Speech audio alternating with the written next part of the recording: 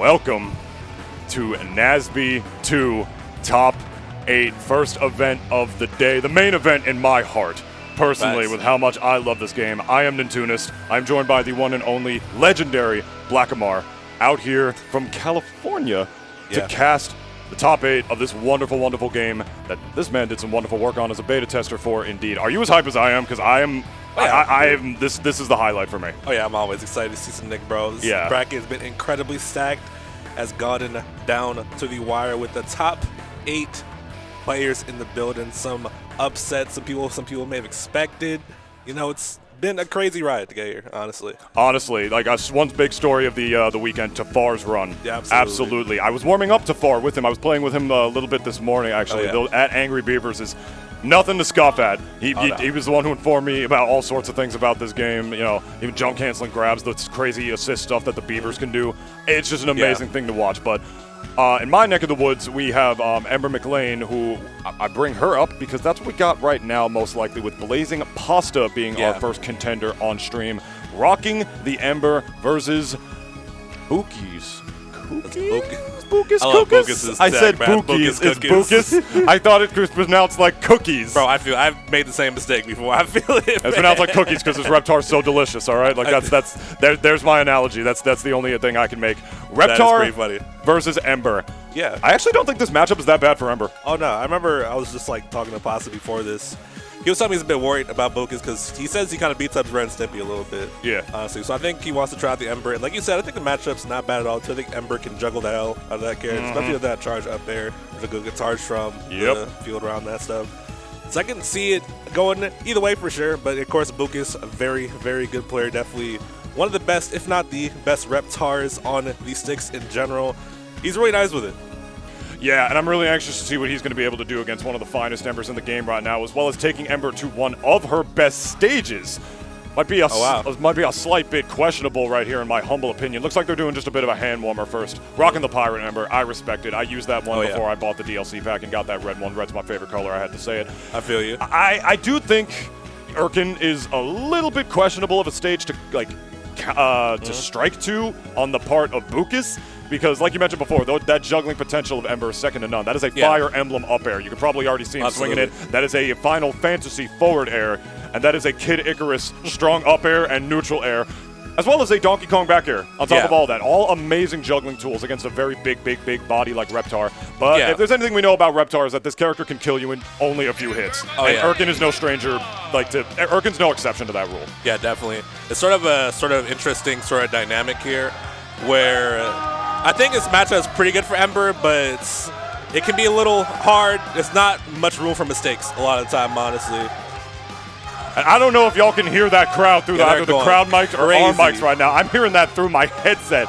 Crowd, Blazing Pasta, East Coast, I believe still residing in Philadelphia, if I'm not mistaken, or Pennsylvania. I'm not sure if he moved, but that is where he was originally from. Yeah. So you know East Coast out here going crazy for the boy. We got it. The first match of top 8 of Luminosity makes big moves. NASB 2, let's get it.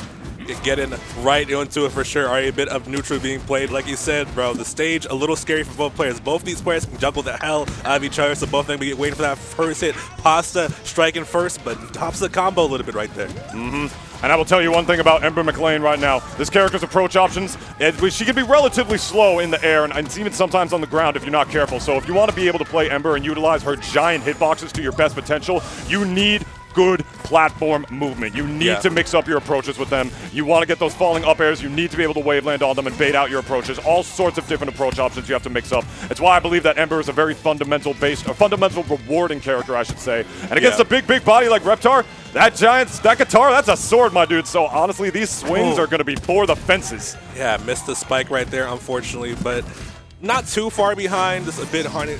I like the down B attempt right there. Try to hit him with it. The charge up, you see right there, pretty safe move right there. Very good move. That'll be just a crucial tool to this matchup in general right now.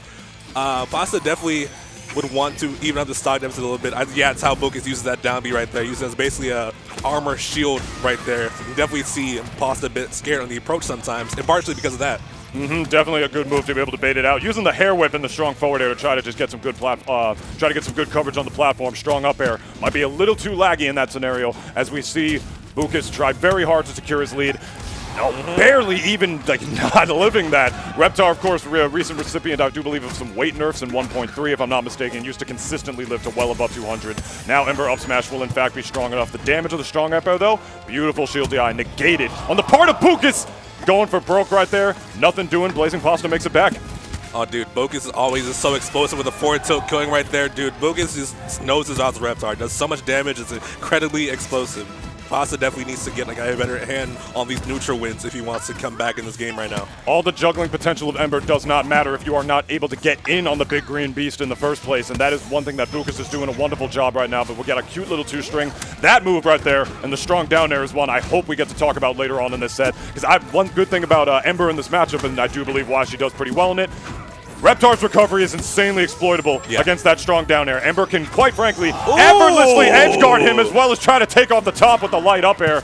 But Bucus doing a wonderful job at making sure he's never really in that position in the first place, taking as much insurance as he can on this second stock. Oh my god! Oh my god! The down B to get the stun right there is Pasta. He's so smart with it, bro. As we said before, Pasta is very nice with the neutral, very nice with the reads. And just like that, that's the kind of stuff he needs. He's gearing up, sort of reading Bucus now. I can definitely see him sort of just adapting to what he's throwing at him. And the big body of Reptar too. Going for the down B there to stun him first was so smart. So many other Ember players would have just wave dashed onto the platform right there. They would have up strong, which actually can be easily SDIable, even for a big body like Reptar to get out of. He wanted to secure that kill by stunning him with the down strong instead. Very smart. Love the reset with the down air, baby. Light down air really has its usage as both an out of shield and combo move. Yo, you're done. Get out of here. Stun. The scramble down B getting the... We're singing out here. We're singing out here. Jigglypuff rest, baby. I mean, Jigglypuff sing, baby, I should say. Stuns you just like that. My goodness. Dude, his usage of that's so smart. I've never seen Ember use that like that. Honestly, that was so sick. Up airs, the A's in the background for the crowd. They're going crazy for the boy Blazing Pasta. 53% extra credit on the board on the side of Pasta, but he gets the stomp. Even up the stock count, last stock in this game one. Game one already, and he is making the crowd remember his Ember. It's just like she wanted from way back in the day. But this Reptar, unless he has anything to say about it, getting a reset with the down air over and over again. Burst option in the up B to try to break out of that combo. Beautiful stuff. Little inconsistent, easy to SDI out of for some characters, I should say, if you don't space it properly. But if you do, a big body like Reptar might be a little hard. That's going to be a forward air, only getting the weak hit, so not being able to get the exploitable spike on Reptar with that giant forward air. But we got those juggles on deck. We going for the up B? No. Good DI on the part of Bucus to make sure he's not in position. I go for the neutral beat to try to base something. Now Bucus trying to get the charge there. Pasta not biting though, staying alive. 131% on Bucus. There's an up throw. He has the cheer up B, so has an option. I like going low from Bucus. Notice that he tried to go for the charge. There, a 4, and the down B stun, uses the burst. One more lease on life for Kukas in this game. There's a forward throw, good DI, not quite dying yet. There's a charge there, and like you said earlier, the charge there being the biggest difference maker at the end right there. Pasta taking game one. That's ranked every day of the week, baby. You know you're going to be exploiting that horrible Reptar recovery effortlessly with that strong down air in and of itself. How many characters can you say have that sort of strong projectile that kills and consistently kills a big body like Reptar, heaviest character in the game, from a safe distance on top of that? I'm telling you, man, say whatever you will about Ember. He's making the crowd remember it. This matchup, despite even the polar opposite sides, I should say, of the tier list, Reptar being a very meta-relevant character, I should say, Blazing Pasta out here making the case for Ember, and as an Ember main, I love to see it myself. I'm telling y'all, this character does have sauce. Don't sleep on her. Oh, definitely, for sure. You can see it right there. Get a read heavy player like Pasta benefits from these big hitboxes that lead to these big combos. A Reptar right here, but Bucus fighting back. I'm not too surprised to see the stage go back. I was a little skeptical in the beginning, but yeah, Bucus definitely fighting back in a very big way, honestly. Oh, the forward air? There he gets the spike, but use the EX to come back. And if he got his cheer out right there in time, that actually would have been a dead Reptar. Yeah. One forward air is all it takes. If you get Reptar low enough, that recovery is insanely exploitable for a character with the edge guarding tools that Ember has. Almost definitely. Going high right there, dodging the down B situation. I like that. Use a charge there, making him go low, but it's not quite catching him on the way. Book is coming back swinging. All right, resetting again. Taking back to Urkin, I just noticed. You know, which I think is relatively, for lack of a better term, a kind of a ballsy pick on the part of Bucus, because those juggles are insane. But Reptar's got good spacing on these platforms as well. Beautiful holding down shield DI to be able to get the roll to avoid the teeter. Yeah, most definitely. And the white forward air killing right there. Okay, Pasta taking the early lead, but Bukas not far behind, trying to get the stock, but smart recovery from Pasta. I feel like he's never went for the same recovery option twice. And there's a confirmed charge up air. One more, give me one more. He tried to go for it right there, but catches him, bro. He's so nice with the lap dropping game. He's got so much damage. The big extension. The up B falls out though. That's what I'm saying, man. If you don't space that perfectly, you're going to be falling out of that. It's, you know, I hate to bring up Smash Brothers again. It's kind of like a Mario up B. You got to do it when you know it's going to hit. Otherwise, you'll just be put in free fall, and down below you go. Big Forza right there. Reptar headbutt, one of the better Forzas again, killing right there. But Pasta, 124% up right now. Definitely in a pretty good spot to take, especially getting that forwarder, keeping them in disadvantage state. The light up air, not quite killing. Reptar, very heavy character, but Bukas struggling to land, using meter, and still getting caught out right there. There's a slime dash up, but the up air does not quite kill. I love that. I love just what I'm saying. How does Reptar get down?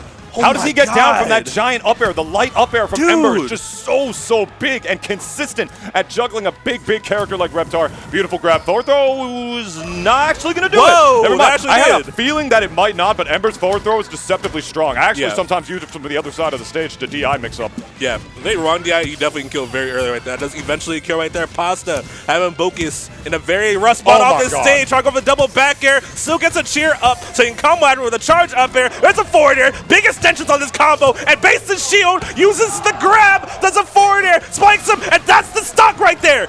Lucas in a rough spot in game 2. In a perfect world, the flowchart of Ember against Reptar and even many other characters in this game is just insane. This is why I'm saying do not sleep on Ember, my man. One up air is all it takes sometime to get that flow going. Does not matter how big Reptar is. It doesn't matter nothing. The strong up air to space in between. And we've been talking about Ember so much. Can we talk about the composure? Oh my God! I should say of Bukas.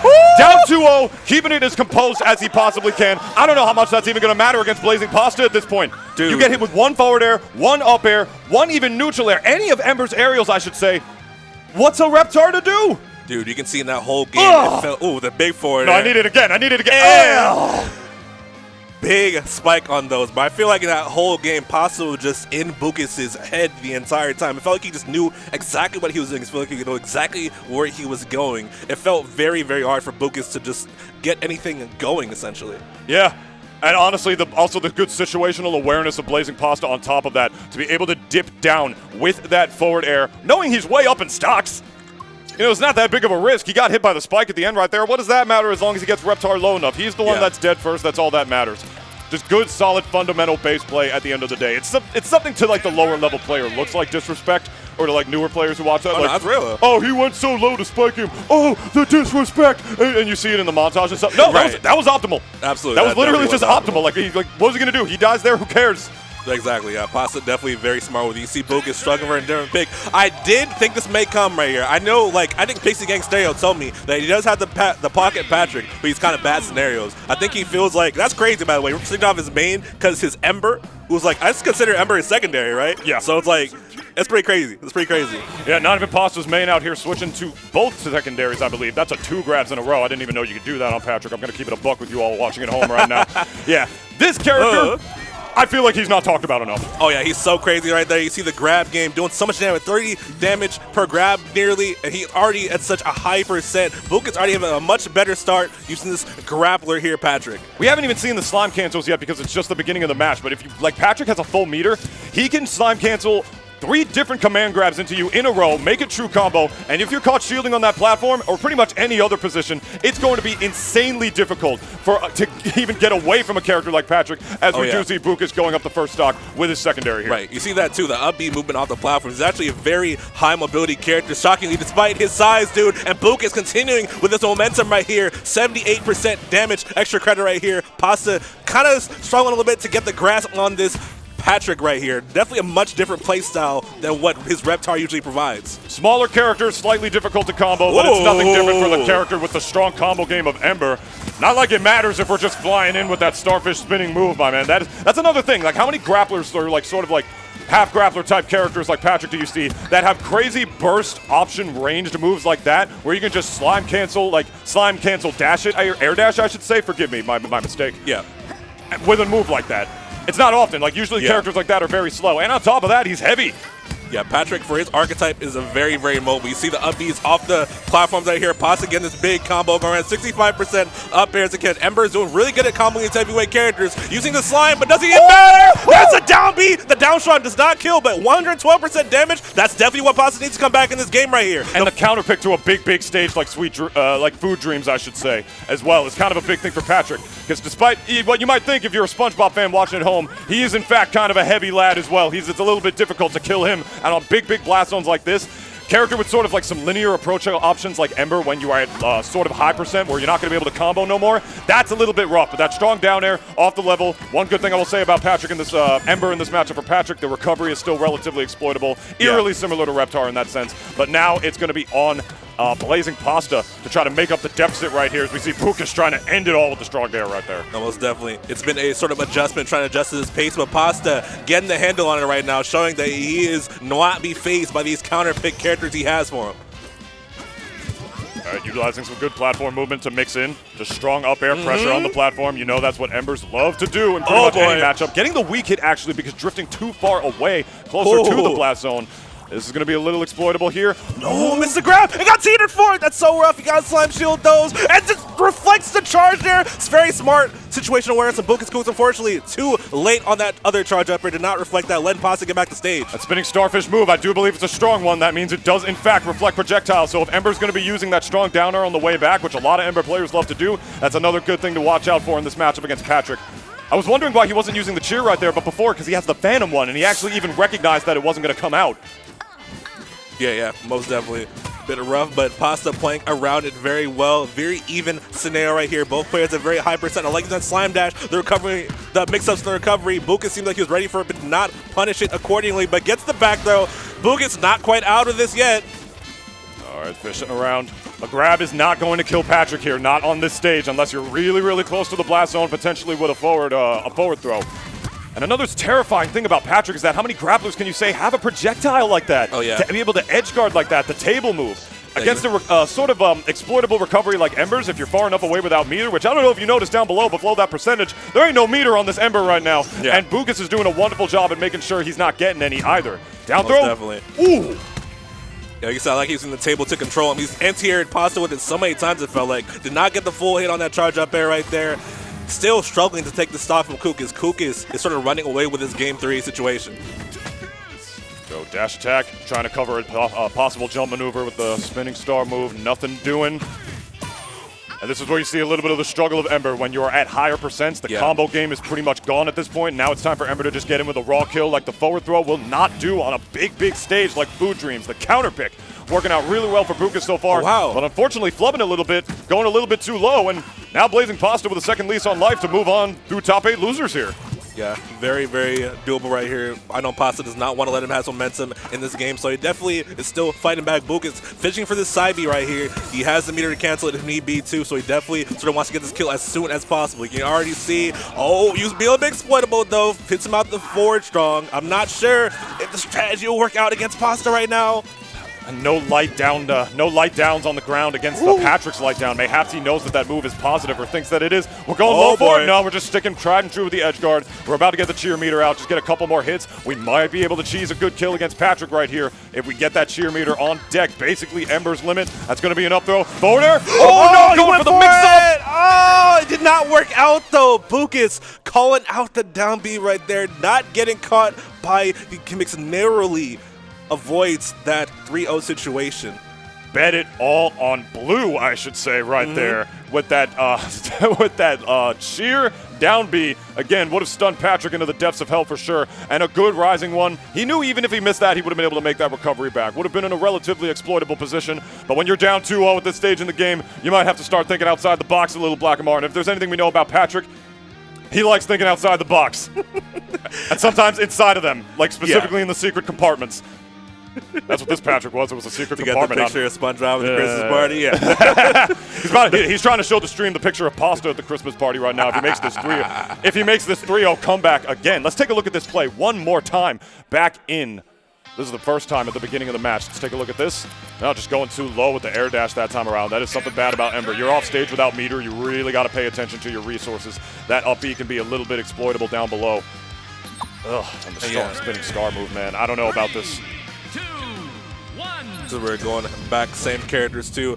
Definitely, again, Pasta definitely is struggling a bit to grasp this sort of new pacing that this character is providing. And what do you think of this stage pick for Pasta here? First of all, I think this is the hypest stage in the game. Oh yeah, this new song is crazy. Both in terms of its atmosphere and the song, it fits the tone of a platform fighter perfectly. Kudos to everybody who made that involved. This stage is interesting because little tidbits about Ember. She can actually slide off the platforms with both her dash attack and her strong up air and cancel them in between the platforms, as well as her light up air if she does it properly enough. So there's that. The juggling potential is really good if you're on top of the platforms, but I gotta say, if you're landing as Ember against the perfectly angled way that Patrick throws the table, if you get caught on those platforms and even off the level like this, that edge guarding can be second to none, assuming you don't air dash off the level, I should say. Those platforms, I think, can be pretty make or break, and those edge guards on the way back in against the strong spinning star move, you really got to watch those on the way back. Embers love to not only use that to edge guard, they like to use it on the way back, but as we all know in this game, strong moves, they kind of reflect projectiles. Embers still counts.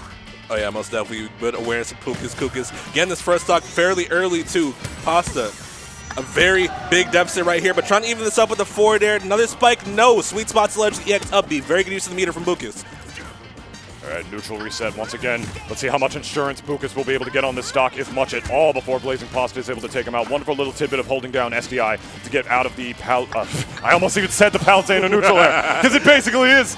Yeah. my forgiveness. Get out of the neutral air right there on the part of Ember. And there you go. I'm going to have to cancel that right there, recognizing the up B would have gone a little too high. He was not going to get the launching hitbox there, Blackamar. But it was a good recognition from that from Pasta right there. But still, off stage against Bukas, still using the armor and the EX up neutral B, stuff out Pasta on the recovery, and Pasta still struggling to edge guard Patrick right here, dude. As you said, very exploitable recovery, but Pasta not catching the mix-ups. I mean, if you want to talk about exploitable recoveries, Patrick's is too, as that forward air is going to take it off the top. Weak hit also takes off the top, as well as the strong hit, of course, spiking. Now we got the juggles. Let's hear those A's coming out from the crowd. Actually mixing it up with a neutral air there, and he's going to eat the stock for it, as a matter of fact. Yeah, a bit harder to combo than Retard, because Patrick is significantly smaller right there. Good miss right there, knocking him off that platform. Getting the confirm off it. There's a roll, but nothing off it. Yep. A little tidbit about Ember, as you all saw right there. It's no reason for me to hold that secret for me, like trying to body kids on ranked. You can, in fact, hold down and shield her jab in between the hits if she hits you with the second hit in between the third one, because the third one is technically a projectile when she gets that little laser out from the guitar string. Exactly, yeah. I mean, unfortunate. Ooh, caught the roll in with a forward air. And get the kill. There's an up strong right there. Nope. Not quite enough. Patrick. This is another good thing about this matchup for Patrick. He's a big, big boy, Blackamar. He lives just as much as Reptar does, if not only a little less. Maybe you want to talk about exploitable recoveries like you did before. I will say Patrick's very much is, even against a character like Ember. So we're going to see that strong down air, reflecting it off the way, but this should be a down tilt or even a forward air instead to kill as well. That move does, in fact, go below the stage. Blazing Pasta knowing that, spamming it at every opportunity. Definitely one of Ember's absolute greatest moves is her light forward air, without a doubt. Definitely make some smash comparisons. Very much like cloud forward air right there. Wait a second! No! Not quite getting hit. He had it! He did. He did. That's so crucial. Oh my god, he almost stole that lead back from the depths of hell, looking at all this lava in the background, but unfortunately Blazing Pasta just not committing, and Bukas getting a second lease on life here even while he has this lead, canceling the up strong right there with the spinning star move once again, and now we got sick platform movement coming out from both these players. The neutral air on Patrick, that's it, off the side, even the light one, that's all he really needs. Beautiful spacing on the part of Bukas, mixing in between. Yep. I don't know, it looks like Bukas, with the way he's playing, we might be going to a game 5. Oh yeah, especially when it comes to these off-stage scenarios too. I feel like Pasta kind of just lacks a little faith in himself. That's what I can see though, going for those big combos, going for these more edge guard scenarios. I'll definitely love to see that for sure, because I think Pasta sort of a little scared to go for it right now. Woo! There's a burst right there to get out of this situation. Not too bad though, makes him use all that meter, so only has one more lease on life on this stock at least. And that perfect shield was so crucial. If he hard shielded that back air right there, that could have easily been a teeter into the stock for sure. It's definitely best to get back to the stage though. Goes low, wow, Patrick floating back to the stage. A little unexpected on both parts, using a reflector. That neutral beat now does do that. Does light up air, even stock scenario. Still very different for Pasta. Take this to a 3-1 fashion, but Bukas fighting back, man. The crowd right here definitely showing some of their preference right now. This is East Coast. They want Pasta to take this for sure. Up in the air, going to mix it with the strong down air platform. Actually making sure that does not get reflected with the neutral one at right below the platform, I should say. It's going to be a mix. Only going for a grab. No dash attack, no confirmation or cancels. Oh, wait a second. Cancels. Oh, wait a second! That's it. grab ledge. Oh, no! Made it back. That's the thing with Patrick, man. That recovery is so exploitable. You got to make sure you go high enough and just drift away. Sometimes it's his only option. Oh, Pasta looks like he might take this right now. There's a forward air. Baited the burst, but didn't punish it. Oh my God, this is almost anybody's game. No meter on the part of Boies as well. One more strong hit. He is not going to be able to burst to get at us in the back air. That does it right there. Pasta taking it over Boies Kukis. 3-1. Amazing, amazing play from Boies getting this far, but is out, unfortunately, at 7th. Pasta moving on in this bracket. You will remember his Ember, ladies and gentlemen, and you will probably be seeing more of it later. My goodness, I'm so happy that that was not only a match I got to commentate, but the first one I did in this block so far. Oh my God, and that's that thing with that forward area, man. It's like, it's one of those moves that not only spikes, but has a weak hit that also kills, which is just makes it just an inherently good move to just hit with at all times. Like in pretty much any situation, it's just like, oh, was forward air good here? Yeah, probably.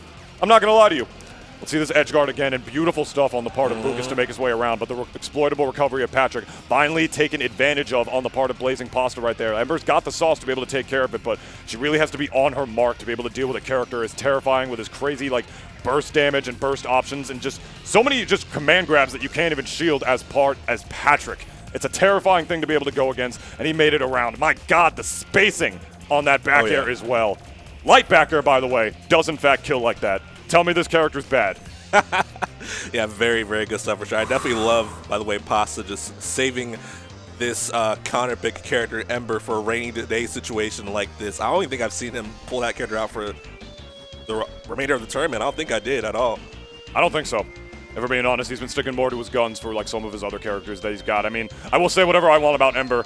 I think this game is quite balanced as far as all things are concerned, but even then, she does have some inconsistencies that hold her back a little bit. Some multi-hit shenanigans, some glitch shenanigans that haven't been patched out yet every now and again, but those hitboxes are huge.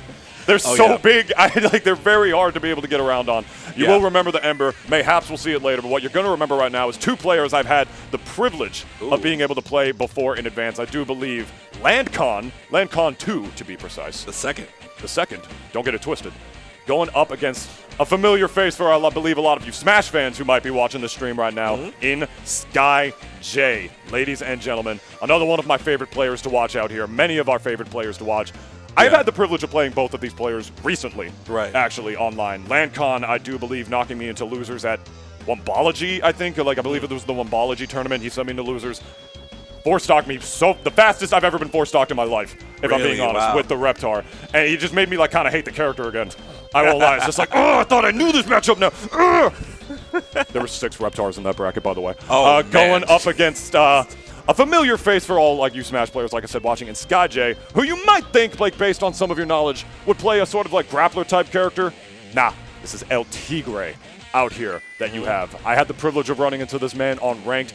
He made me sweat for it, but this is definitely one of the best El Tigres in the game right now, and definitely one of the more aggressive ones, in fact, as he's going to show all of you in just a minute.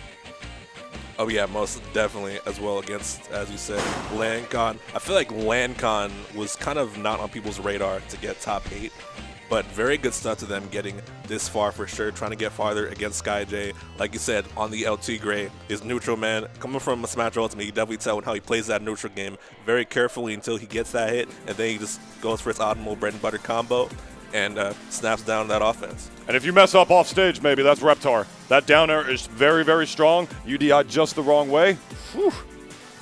I don't know, man. It's a terrifying thing, and it'll show you. El Tigre, though, is a relatively smaller character. Sort of the spacey type of this game. He's got a spacey up tilt. He's got what is basically a type of shine, and that sends you with the perfect combo angle, as well as all sorts of wonky confirms out of forward airs and whatnot. Very fast-paced character. Right.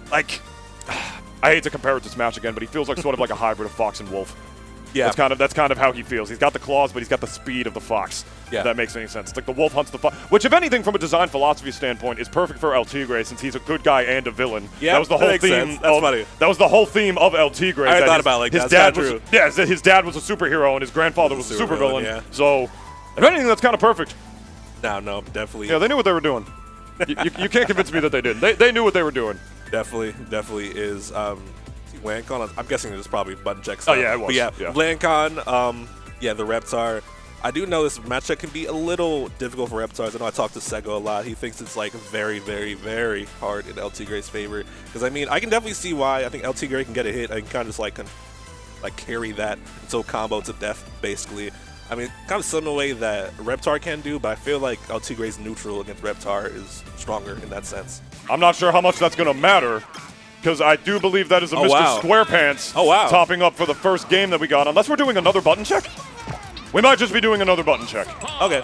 Yeah, it's looking like that's what's going on right now. Yeah, okay. I was gonna say, like, okay, yeah. I've never seen the Lancon SpongeBob. Not have I. I could talk about SpongeBob.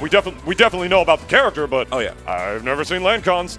And we are looking like we're not going to, hovering over. You already know him. You love him. Reptar once again. Classy Reptar. With the top hat? With the top hat. That's my favorite outfit for Reptar, bro. Oh, he's wearing his hat, too. Oh, that's adorable.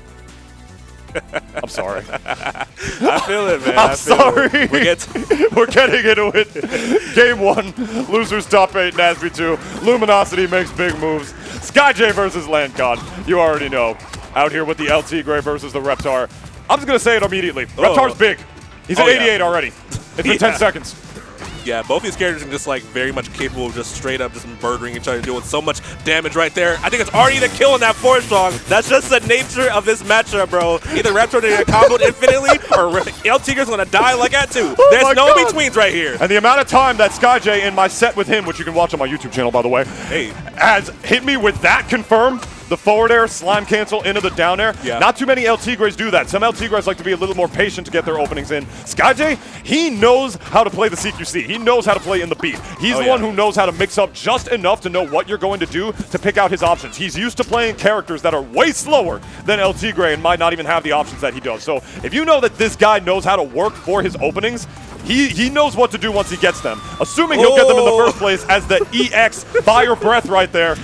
I'll say LT Gray's recovery, not that good. He might die to that a couple of times. So like what you saw right there. Like right now again. The slime fireball, after the visuals disappear, the hitbox still lingers, which is why you saw SkyJ a bit surprised that he got hit by that. I was not paying attention to his player cam. Wait a second. I think the DI mixed up right there, but it's not quite dead yet. Good DI from Lancon. Good down tilt, mixing up right at the ledge. Should be a down air? Yeah, that's it. Clean. Simple. He knew the percent. No reason to go for anything else. No reason to waste meter right there. Oh my God. God. Clean edge guard from SkyJ to be able to slowly but surely try to bring this game back. That down B pressure from Lancon, putting it on SkyJ. There's a couple up airs though. Get him over here with a side B. Has him off stage. Not quite confirmed, but I love getting in his face and shielding, pressuring him to make a move, but the forward tilt will not quite. Oh, it will do it actually. Send him way far off stage, of course. Again, LT Gray being light and a fast faller can be sent at very unfortunate angles with stuff like that. And one fire breath down below at that angle for good measure. Ooh, just trying to go for broke right there, I should say. With the burst and the bite, like right just down below, but unfortunately a little too low to do anything about that. This is actually very doable for SkyJ all of a sudden. Yeah, most definitely. Just that early stock is exactly what SkyJ needed right there. Shines the fireball right back to him. He's still very much even first scenario. It just depends on who gets his first sequence going right now. SkyJ get a hit. Both of them got a hit, but let's see if Lancon gets edgeguard here. Stomping in this ledge. Gets the up air. Very good ledge trap. Misses the charge nair. SkyJ staying alive for a bit longer. Using the burst to get out of that charge nair situation and getting his own hit right here. Oh, this is scary with the slime cancel. Perfect angle on the flash. Dashing back in, up air. He's got to get one really high right there if he wants that to kill. No meter to be able to jump and cancel that into the down air confirmation that he wants in Lancon. Nodding his head, knowing he clutched that on the way back in. SkyJ is a player that very much thrives on having meter off the level. He loves to go for those forward air, down air edge guards. He loves to go for those side B cancel air, edge guards as well. Loves to just cancel moves into another one, getting you close to the blast zone as LT Gray. Kind of like a bit of a lariat type of thing. We're going to see it right here. See, no meter to be able to get it right there, and as a result, just has no choice but to go back to the stage. Lancon, completely aware of that situation. It's like, yeah, he had no meter. He couldn't edge guard me there. I know where he has to go, and I'm going to be there. Exactly. A bit unfortunate spacing on that charge there right there. It could have been a bit higher to get the full thing, but, you know, SkyJ shaking his head a little bit, shrugging it off, I'm sure, going to this next game right here on Erkin. All right, an interesting pick for sure. I mean, platform resets can definitely work for a character like LT Gray. He really doesn't need them to be able to get his bread and butter combos out. He can use them with or without platforms. Like, you take this guy to Erkin or Pariahs, it's not going to matter. He's going to be eating a ton of damage or giving you a ton of damage on you. Although on this stage, I don't know, man. Landings can be a little bit linear on a stage with platforms like this, especially if you're a big body like Reptar. So perhaps the juggling might come into play a little bit more. As a beautiful dash back and back in on the part of SkyJ right there. Beautiful foxtrot dash dancing. That's just fundamentals right there, Black Amar. Yeah, I feel it. And everything that's kind of part of why SkyJ got to pick the stage too. I think very much confident in the platform movement probably, and very much just comfortable on stage. You see baiting out the landing right there, whiff punishing. I know SkyJ is one of the best people at whiff punishing in this game, I feel like, and showing you there. Accordingly, big teeter right there. There's a no, misses the light down air. He held in to make sure if he did get hit by the light down air, he would in fact still be on the stage and be able to tech. And as a result, Lancon still up here doing his thing. Big body, man. That's the percent. He's still going to be living that, especially against a character whose kill options are a little bit, you know, sometimes reliant on slime or like high up in the blast zone platform movement with the up Bs like El Tigre can be for sure. As this trade actually going to kill Reptar. How often do you see Reptar die from trades like that? Like rarely ever right there. Right? It's like he's the big body. He's the one who's not supposed to be dying to those, but he does. Nice back air. That should be not a down air. Actually going back to the platform, recognizing he's a little too low. Doesn't want to commit because LTK's recovery, not the best distance-wise. Not quite for sure. I'll let being careful with SkyJ. No need to take too many rests too. You're still up in stock despite getting the back there right there. So 74% on Lancon, but don't get too comfortable against Reptar. Of course, as you saw last game, Reptar can do massive amounts of damage if you let him. All right, you have to utilize the slime enhanced up B to make it back, but all it wound up doing was burning a meter as that edge guard on the part of SkyJ continued, utilizing the reflector right there to be able to get that damage in. Rapid kick, easy shield grab right there on the part of Lancon. Not able to get too much damage off of it. The platform movement, I should say, of SkyJ really being pretty much second to none right here. Making it very difficult for a big body like Lancon to be able to get in and do anything. I will say, you know, another benefit of this matchup, Tigre's tiny. Yeah. A little bit hard to hit from time to time. Yeah, most definitely. Stomps on him, get him off the stage right there. Like you said earlier, I like the shines from SkyJ. Not letting him get the projectile game started. I love keeping the fireball game in check. Keeping the neutral control is SkyJ, but does lose his stock, is losing the percent deficit right now. The up strong on the top platform. He's so close to death, and the up B into the up strong. We'll take it. That was all patience. Every single bit of that kill was earned. You saw him just stand there, recognizing this guy's being the aggressor. He controls neutral. If I stand here for a second while we're at even stocks, as unfortunately that up B is not going to make it back, I'm just going to up tilt him, get him exactly where I want towards that top blast zone. This is another reason why Reptar, despite being, you know, combo food, he actually does like Erkin as well. He's got some setups on this stage, and he's got some big hitboxes to deliver. Difficult to be able to get around as the slime cancel grab, unfortunately, not working out for him at this stage in the game. But this is still absolutely anybody's game. Let's see if this counter pick winds up working out for Lancon in the long run. But he's getting juggled to high hell right now, Black Amar. Oh, he definitely is right there. Struggling to get back to stage against SkyJ. Very good ledge trapping. Calling out the air dodge right there accordingly and comboing him to death. SkyJ answering right back in this game too. Every day of the week, I told you, forward air, slime cancel, down air. You're going to be seeing that a lot in this set so far. That's his favorite kill confirm.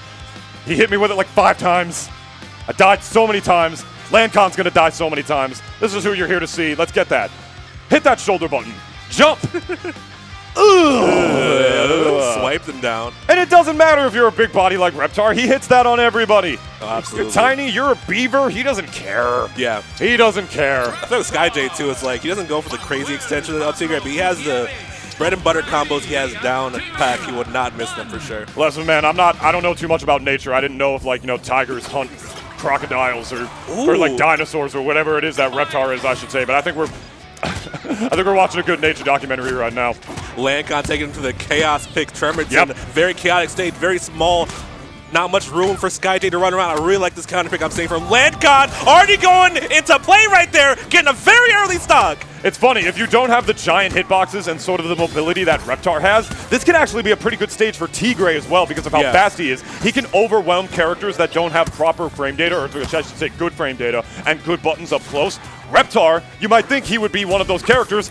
He is what I like to call the exception that proves the rule. You know, his hitboxes are so huge, and he kills you in so little hits. It doesn't matter. A tiny stage like Tremerton, the smallest, I believe, of the current legal stage list.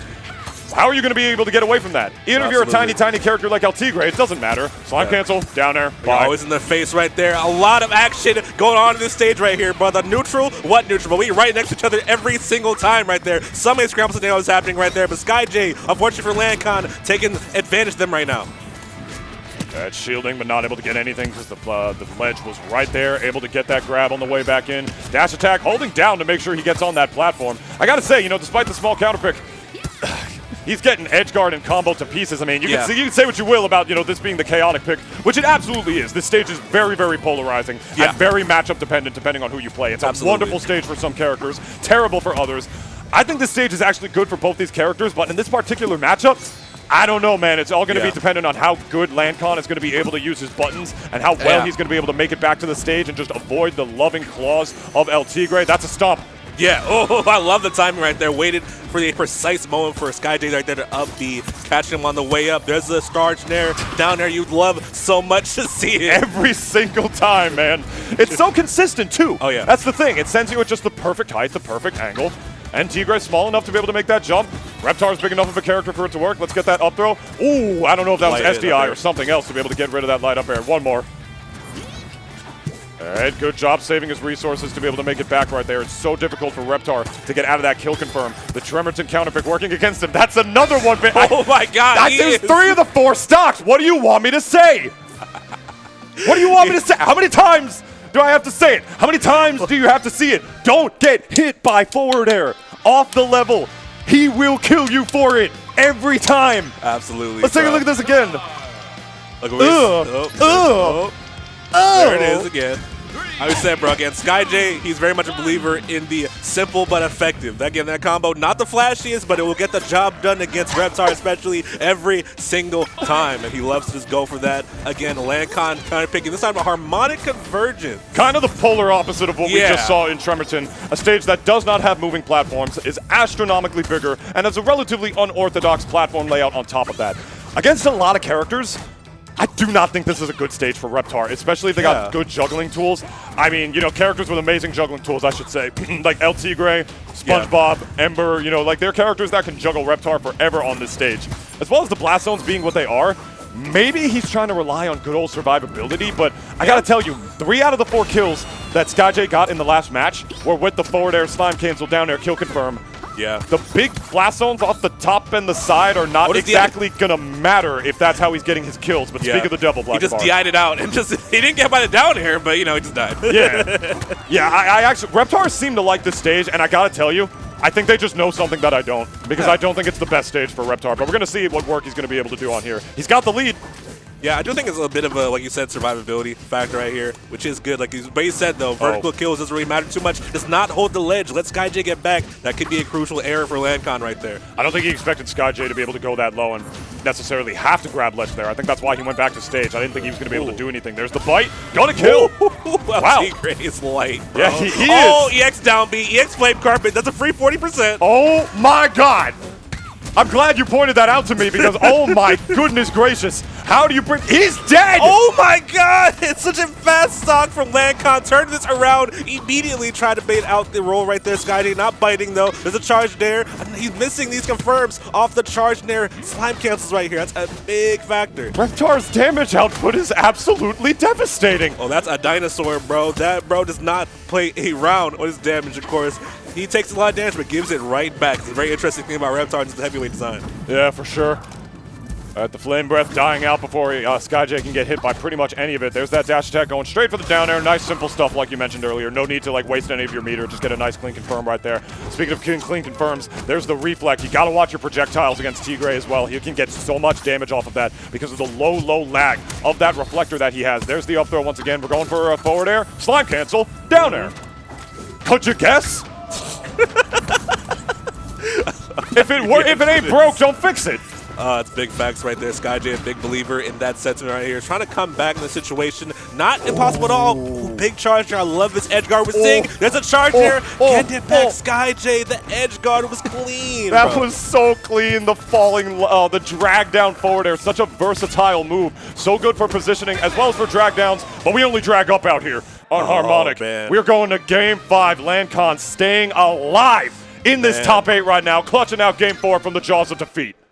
Man, that's actually a very big surprise for a lot of people, too. I'm very sure they did not see Lancon potentially taking SkyJ, a very, very favorable person to potentially take this whole bracket to a Game 5 scenario.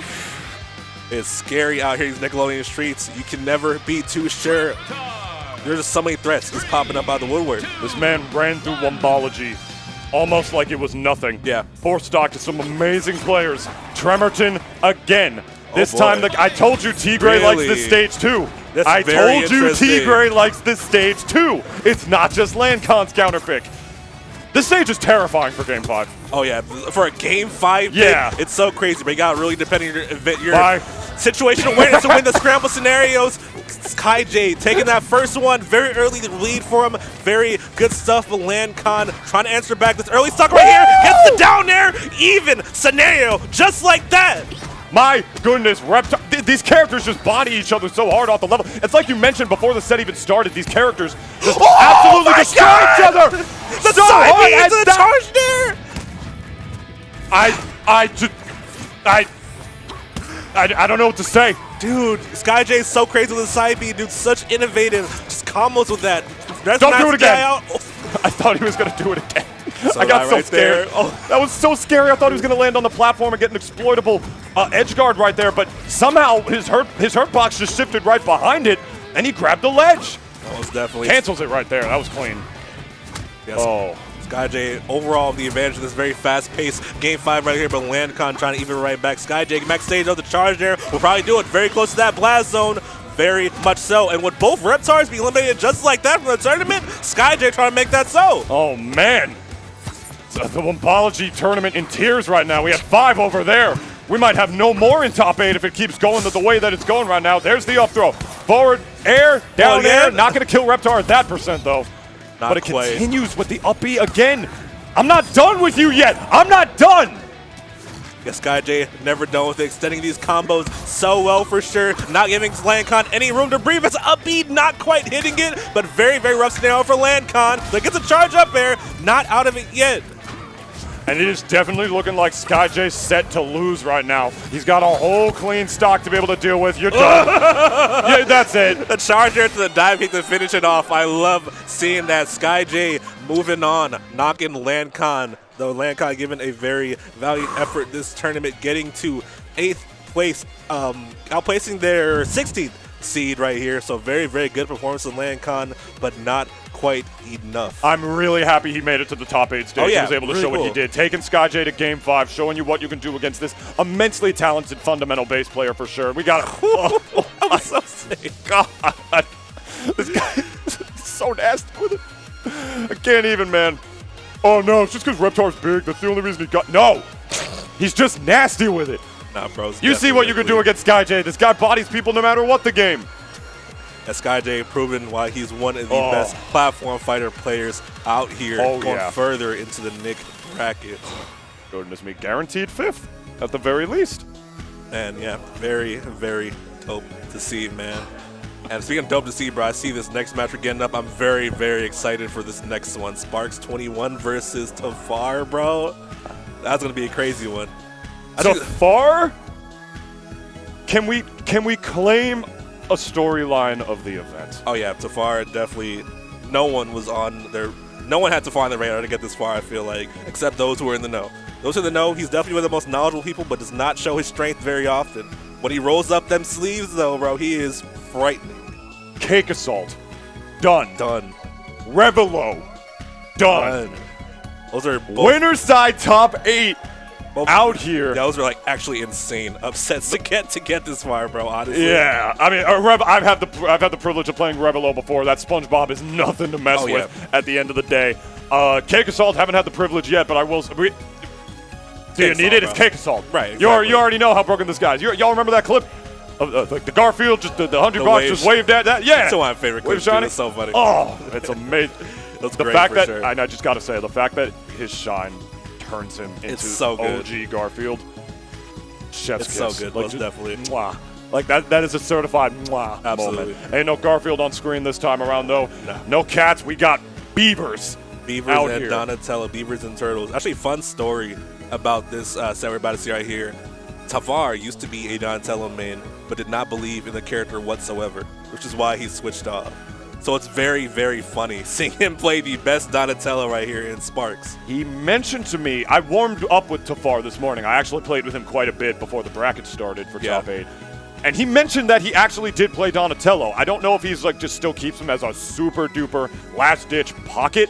Probably. Or if what you're telling me, I mean, you would probably know more than me. Oh, yeah, he definitely. If you're telling me, like, nah, just the character sucks, I don't believe in him. Yeah, he didn't have faith in the character at all, so which is why he switched to Beavers. Of course, he's doing it in major work with Beavers. I talked to him a lot. He actually has so much faith in the Beavers. He could potentially be like a top 1 character, potentially, very much so. Beavers are underrated. Oh, yeah. There's a swarm of them on ranked.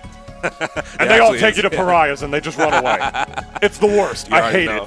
But I gotta say, you know, even before we get into the set, the angry Beavers, as frustrating as they can be for some to fight because of how good the character is, you know, Daggett with his buttons, Norbert with his range, especially, I gotta say, they are probably some of my absolute, like, favorite and I think one of the coolest designed platform fighter characters I have ever seen in any platform fighter ever. Yeah, in other platform fighters, sure, we've had, like, the 2-in-1 character, the kind that can switch between them, but not the ones with assists. Assists that you can not only have multiple assists, but cancel to bait and switch to the other Beaver. It opens up so many different avenues for gameplay with the way this character does it. I think we might just be getting a hand warmer here as we go to rooftop between these two players, unless we're not. Nope. We're getting right into it. No, we're getting right into it. Yeah. Again, the Donnie versus the Beavers right here. A lot of range on Donatello, so probably have to rely a lot on keeping Tfar at bay because Tfar, when he gets that hit, he will take that hit as far as it goes right now. Already getting a very high damage advantage right now on Sparks. Trying to take this early stock, but has a smoke ball on stage. Very good stuff from Sparks having that available. Yeah, and I asked Tfar before the bracket, actually, because I noticed so many Beaver players that I've played, they typically stick with Daggett for like most of the time because Norbert's assists are insane for edge guarding. They're insane for mid-combo potential with the laser, mashed potatoes and then laser respectively. So I asked him, like, what necessarily is the purpose of Norbert? I see so many more people focus on Daggett. And he says it with Norbert, it's all about the range. He's got range. He's got good kill confirm, sort of like a Diddy Kong-esque up smash as well. Yeah. Like, the way he's supposed to sort of be the one that sort of cleans up stocks, as his assists are still really good. Probably not as good as Daggett's with when he has Norbert out as his secondary, I should say. But Norbert still has his purpose, and against a character with a big, long staff like Donatello, we might be seeing a bit more Norbert in the set that meets the eye. Oh my God! Big confirmed Sparks. Getting back to the X up, he went so far. Sparks wasn't ready to deal with it, but still continuing this edge guard right here. Baits out the up B, forward air. Very dangerous situation. The up B will eventually strike. Tfar getting back to the stage. Hey, there's the New Year laser coming in, forced to either block or go up to the platform. Then it's just all about positioning with Daggett. Slime cancel doesn't matter. I got that cannonball edge guard, baby. Norbert coming in clutch for his boy again. That's all it takes, man. Norbert as the assist Beaver is so amazing at stage positioning with the mashed potatoes and the laser. And Daggett just combined with that with his raw speed and the fact that he's got that cannonball kill power, who knows, man. And Donatello is also very tall. Like, can we mention that as well? He's kind of combo food as well, forced to use the slime to be able to make it back. Yeah, most definitely. Very, very good stuff from both these players right here. Neutral scenario, both at even stock count. Sparks, the big tech shapes the charge up air. That's a Sephiroth up air right there. Nearly kills him off the side, pressuring him with that ball right there, making him fade back a little bit. Tfar, very nice with the recoveries. Makes it back either way, but the Sky Strike, you gotta respect the out shield option. One of the best out of shield options in the game, potentially. My goodness, it's an amazing thing watching this. Donatello's stall might be combo food for the Beavers, but that don't matter if he's got those sort of snake-type level kill confirms on top of it. Control, stage positioning, Donatello's definitely got that in spades, as well as those close-up combos. There you go, throwing the ball out, trying to use that as sort of like an assist on the way back in of his own, just kicking the hitbox on the way back in, nothing doing. Beavers able to get that small hurt box in and around, maneuvering their way around it, even on a small stage, like Rooftop Rumble to start out the set right now. Crazy thing. There's the go, Happy New Year laser. Like, tell me about that interaction. I love how you use that. The pressure sequence, the jab into that, but Tfar saying, I do not care, I'll still get this kill confirmed off the top. Spark narrowly taking game one. Is a very, very action-packed game one with a lot of very scramble-heavy scenarios, both very offensive players. I'm sure you noticed for sure, so a lot of Sparks flying. I had the privilege of playing Tfar this morning. Those, I gotta tell you, my head was feeling kind of warm. I think I got Beaver fever. You know, I had COVID like a month ago, so I ain't that worried about catching it at this event, man. That's the one we all need to get vaccinated for. That's the thing all the players in this bracket need to get vaccinated for. What are the symptoms for Beaver fever? Getting strong forward aired a lot. Sudden spinning of the dome by getting like spun around by a tornado constantly. Feelings of nausea, and just general dread. Just general dread, a little bit of nausea, delusion, you know. Like, let's write that down on WebMD right there to get that. I wish you could publicly edit that, to be honest. I would make a page for Beaver Fever. I really would. I'll just make it all nasty. I'm going to do that if I can. That'll be if so Wikipedia funny. will do that, like on maybe the Nick Wiki, like Beaver Fever. Stay safe out here. I'll make a PSA on my YouTube channel. That's Tfar trying to make sure he catches right there. I like the counter pick, by the way, going to Technodrome. One of Beaver's better stages right there. A lot of stage control offered by Match Potatoes, as you saw right there, being one of the advantages he offers. Yeah, and also the really big open space, I should say, of Technodrome as well on top of that. Another TMNT stage, actually, ironically enough. Yeah. Is that up strong? Not going to take the stock. Good burst, saving it for when he needed it. The big open space of this stage, I want to say, would normally benefit a character like Donatello more with the way he controls space, especially with the ball, like the little hacky sack. Forgive me, I don't remember what it's called. Electro Grenade. Electro Grenade, thank you so much. Yeah, big open space like this stage. Normally I feel like would be amazing at juggling characters, but the Beavers out here have some of the pretty much greatest overall movement in this game with how quick Daggett is, on top of the fact that his hurt box is very, very small. So I feel like it's kind of negligible, which is part of the reason why I feel like Tfar decided to take Sparks to this stage. Definitely. You see, bro, the match players again covering so much of this stage 2 for sure, bro. Very good scenario right there. Forward strong off the platform. He said the Sparks, he's so good at just keeping Tfar in disadvantage. Whenever he gets a hit, it feels like it gets so much hits right there. Misses a charge up, and it probably would have been stocked off a hit. And there you go, throwing the grenade out there for a little bit of coverage while just holding back onto the ledge. Light up, not going to do it. It didn't slime cancel that right there. Unfortunate. Nope. Yes, really, I got to say, he's making this Beaver use a lot of their bursts right now. For someone who doesn't believe in Donatello, he's doing a pretty good job at holding and maintaining these leads. But as I say that, just able to get a barely narrow lead of his own. Jumping, that's pretty much his only option, and teleporting right towards back to the grenade. Another very amazing tool that Donatello has. Able to just save his bacon when he needs it. I feel like this character does sort of similar things that Beaver does, but he does the assists like with himself. Like without a second character. Like with a neutral B. Yeah, just the teleport and like, you know, the electro grenade. Just got to do it on his own. Kind of makes sense that Tfar used to play this character himself and switch to one with like assist built into him. You know what I mean? Yeah. Eerily similar, right? Yeah, most definitely right here though. Even scenario, both sides again, both very back and forth scenarios. I love how Sparks, by the way, not being too phased by the infamous Tfar pressure, man. Up B, wow, that killed? Oh, what? You would put my money on that. I would have been out $5 right now. I'd be like, that's not gonna kill. Oh, definitely not right there. Well, Sparks is so clean with this Donatello gameplay right now. It's hard for Tfar to get a grasp. Get the charge up there, though. Still another last stop scenario. Both these players going down to the wire at both of these games. There we go. Light up in the air. Getting that reset again, switching to the other side with that light back air once again. Bursting option out of it with the slime cancel, I should say. And reversing again. Still looking like anybody's game unless we get the up strong right here. No. Beautiful job saving his jump. Exactly for when he needed it in Sparks. We're going to get a teleport on the way back. Yes, we are. Oh, beats it out! From a mile away. Beats it out! Tfar ready to respond to that on the board right now. I mean, he saved it for when he needed it. He threw it out. But he had all the time in the world to react. I mean, you know he's going to be ready for that. Absolutely. Like, he had to have known. Yo, I'm good. Skadoosh. He knew. He just knew right there. Flex on him with that big up strong. I don't know if Beaver Fever infects turtles. But, like, I don't know if we got to call a veterinarian right now. But, like, we're getting a little sick right now. We're in game number 3 out of 5, potentially, I should say. Yeah. Beavers out here still rocking against the Donatello. I did not see the stage counter pick. It's Miracle City, baby. Huh? You already know. I can see that. Probably wants a lot of it's really cool. Probably wants a lot of control on these platforms. Probably the idea behind it. I can see it. Yeah, I feel like Donatello is a little better at juggling on a stage like this than Angry Beavers. Yeah. I should say. Ooh, big not hair. by too much because of the way that Daggett moves and the way his combos work, but the height of the platform, the way the stick. Oh, and my God, he's crazy! And did you see him throw the sign up?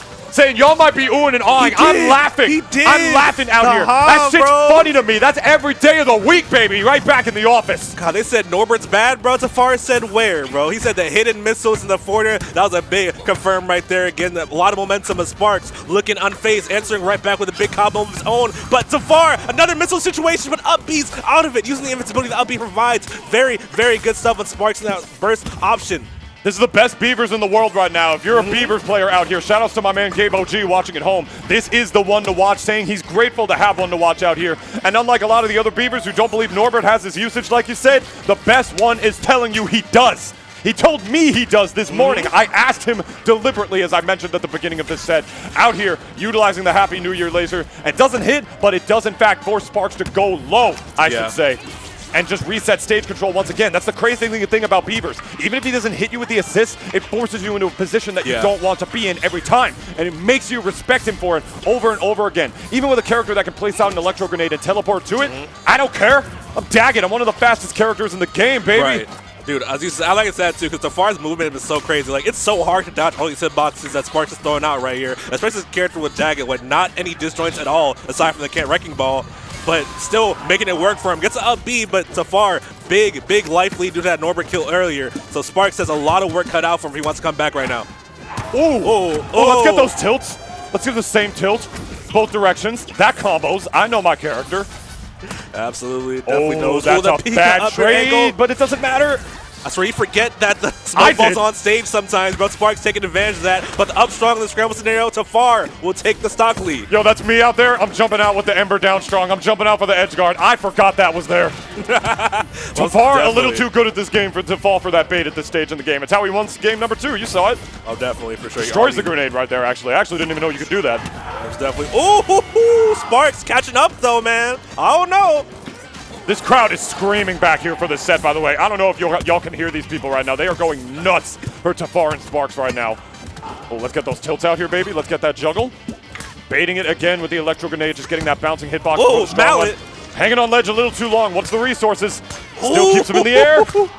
Jab block. Yo, I can't, man. I'm getting too hyped. Almost definitely using the forwarder, challenging Donatello's rangeable with the forwarder with Sparks. Coming out the neutral win right there. Big slide dash. Commits to a big edge grab against reversal for his trouble with that big hair.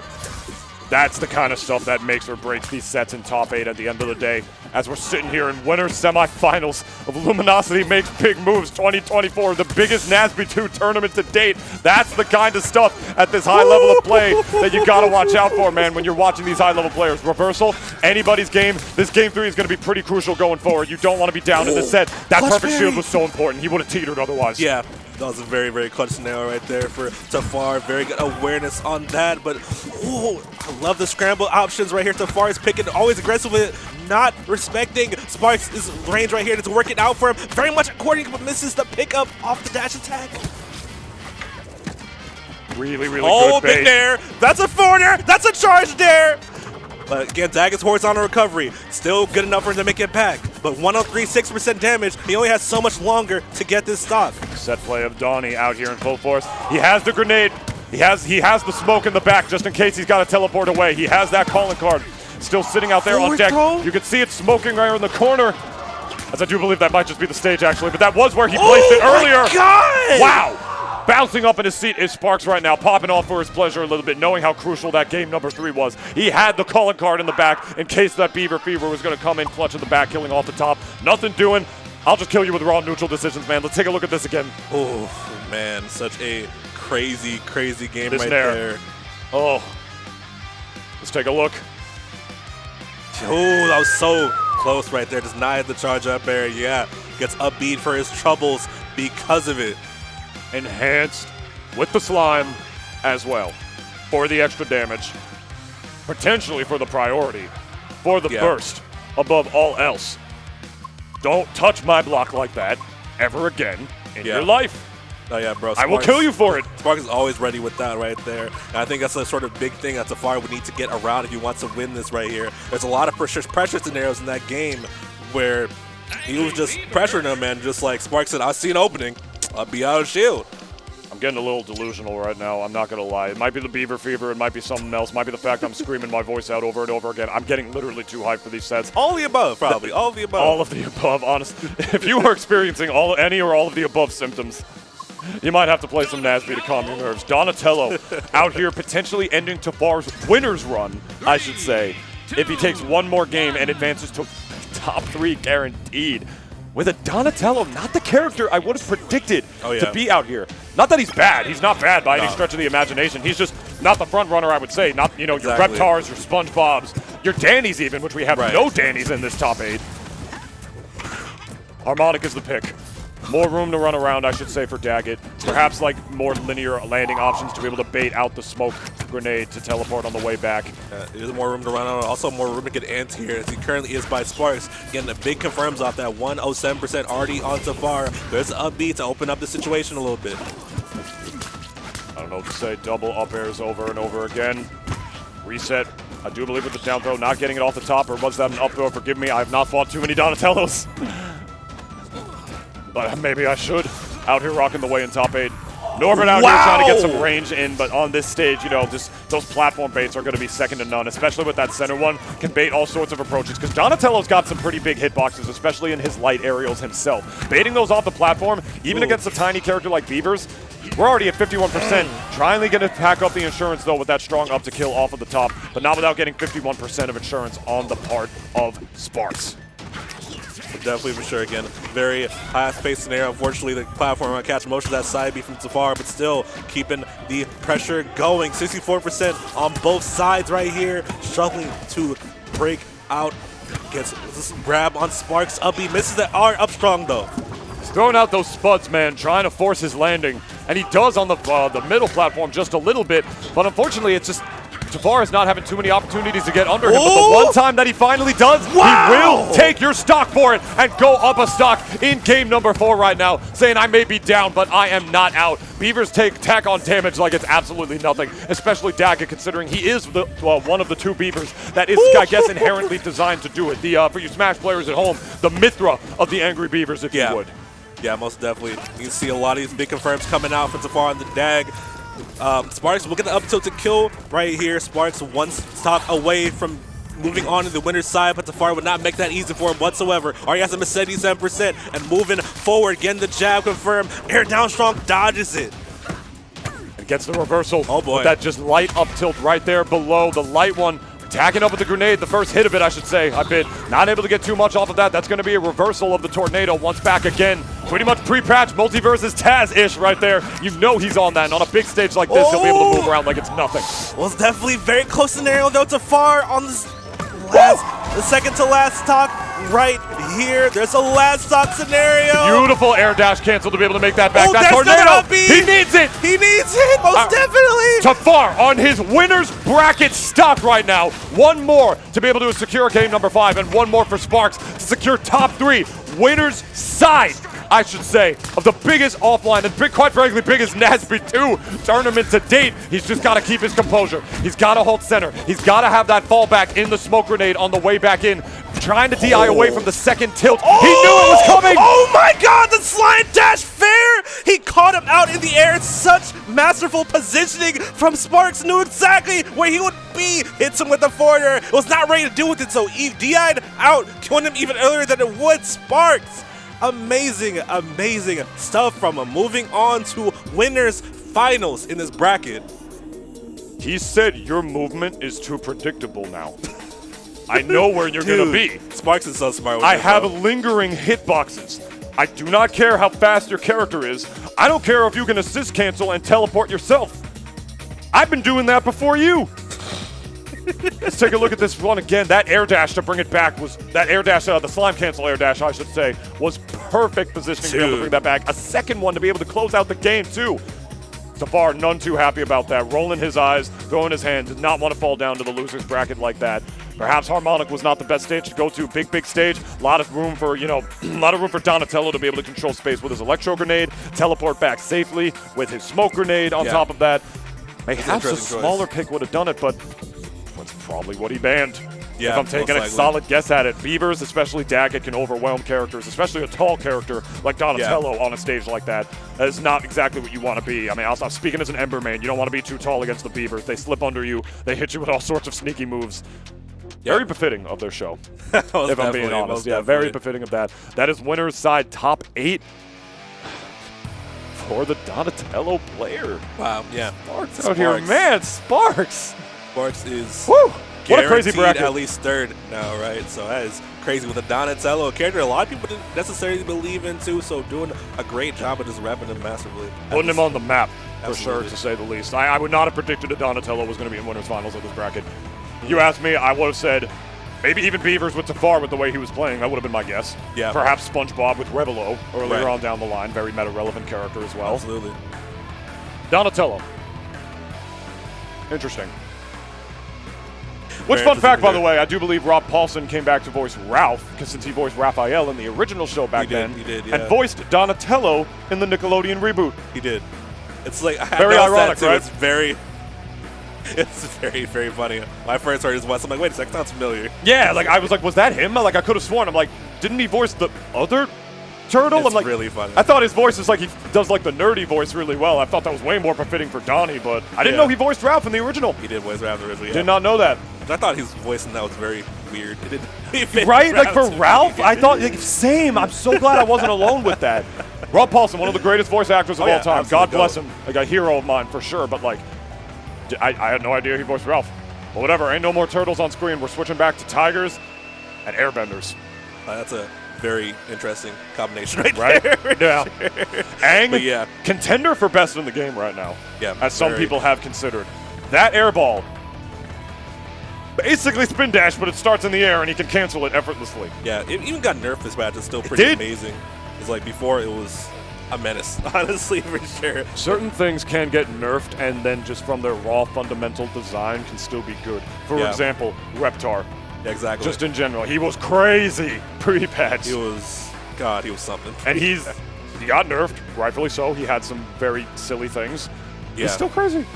Danny Definitely. as well, another one. Yeah. Because you know what Danny does? He just gets you by the ledge. He's like, you want to see how hard I can cry?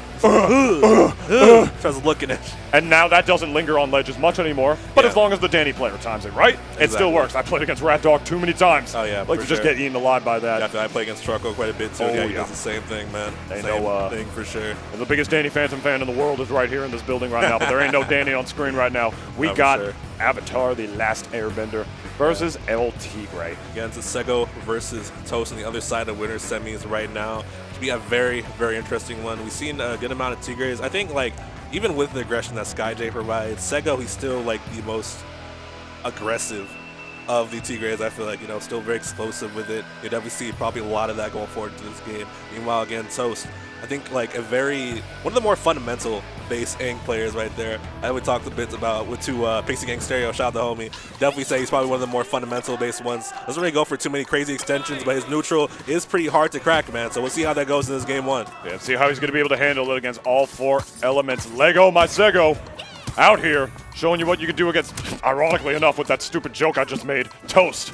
I didn't even realize that. That's pretty funny. I didn't notice that either. Y'all should never let me on the mic ever again.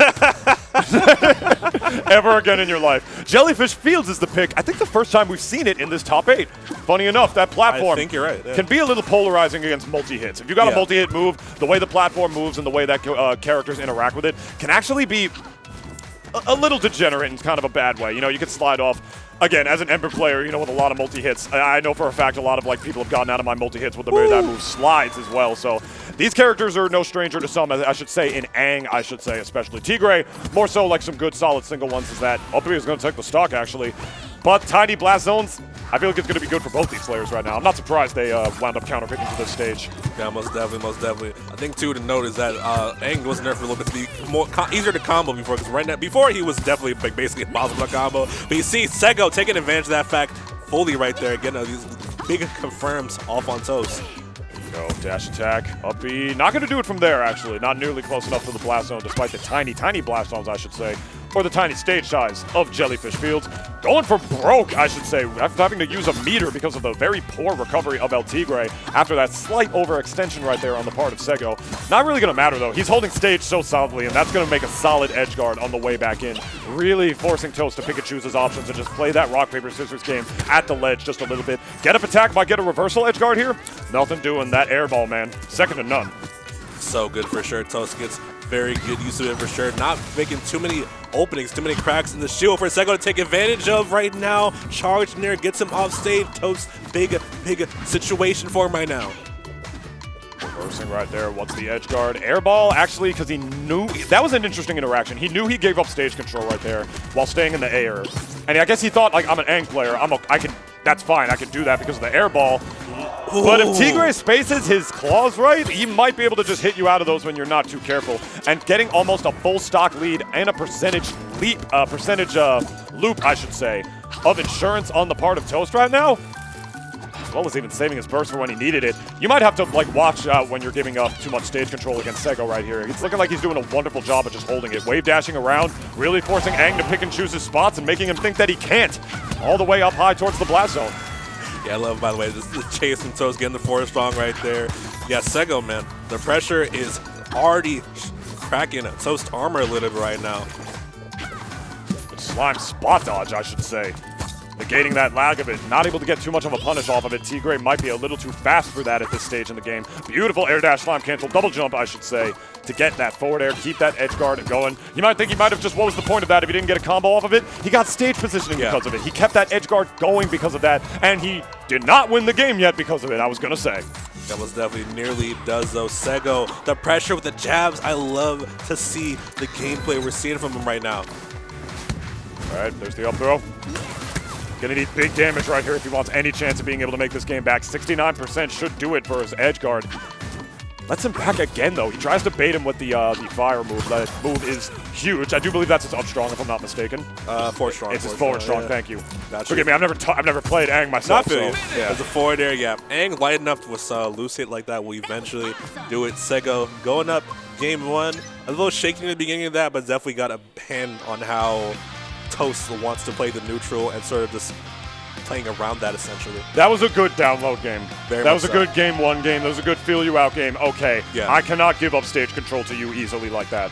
El Tigre is way too fast. Yeah. His hitboxes are way too quick. His moves are too clean. His That's sombrero is too sick. Absolutely. His swag too different. Dude, that's from Puma Loco, bro. Puma Loco. That's Puma. Nah, but ay, muy bonito, sí. Now that we have matchup is interesting. It's okay, I'm Cuban. Yeah.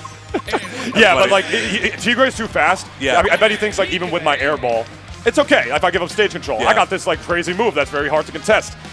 Tigre is too fast for that at this stage in the game, and his hitboxes are too fast as well. Almost definitely. He gets space around like that through the platforms. You can't be giving up stage control Like, against it's Tigre interesting like that. because Aang is really a character that's like used to being able to control the neutral more than most characters. Oh, we getting prize. Speaking of controlling it, you want to talk about polarizing counterpicks. We got some sets on Tremerton before. How about the polar opposite of Tremerton? Oh, yeah. See a big, spacious FD right there to stretch your legs on, get these combos going. I think this is definitely one of Aang's better stages, so I can see it, but I also know Tigre is definitely like the stage, too. They do. You know, Tigre is one of those characters that really does not need platforms to combo, and also does not need platforms to combo you off of the level. Right. To be able to get you in that position. It's not like your typical like swordy type characters, or maybe your SpongeBobs, your Embers that like thrive off platform resets. Tigre does not need that. Aang is a little bit of a loose cannon case where he kind of doesn't need it too much either, but it's going to be a matter on how he controls space. And against Tigre, you're definitely going to have to watch how you do that. So this is an interesting counterpick. I feel like, you know, Tigre wasn't really needing or utilizing the platforms too much. He got his final kill off of it in the first game, but I feel like that's not why Sego won the first game, if I'm being honest. It was just really the fact that, like, you know, Toast, I felt like, kept giving up stage control and thinking the airball was going to be able to maneuver his way around it. So this stage, I feel like, might be more of the same if he's not careful, but he's making me eat my words. He's got the lead right now, and he's comboing the absolute bejesus out of Sego. Yeah, when Toast gets the advantage, bro, he's definitely pushing it as far as he can, juggling him, making it hard as possible for Sego to get back, but I love the dash back right there, and then getting the neutral win right there is Sego getting a big confirm off it, the tech chase too. He doesn't need the platforms to combo you, man. I love like adjusting his combo game too. He sees different combos he's going for rather than different stages without platforms. The wolf hunts the fox, baby. There you go, that forward strong. Jeez, that went so far. Right, it's definitely some interesting blast zones to say the least. Center stage, not going to kill even a character as light as El Tigre, which I know is why you mentioned that he even went that far to begin with. Yeah. Survival DI, I guess when you play that light of a character, you definitely work on your survival DI lock. You're like, I'm going to be dying a lot. I have to see what I can do to really negate that. It's not like your Reptars where it's just like, yeah, I'll just live to 200. Hey, up strong and big combo confirmed. That's definitely what Toast wants to see when he picks this stage right here. Dash back, baits the grab.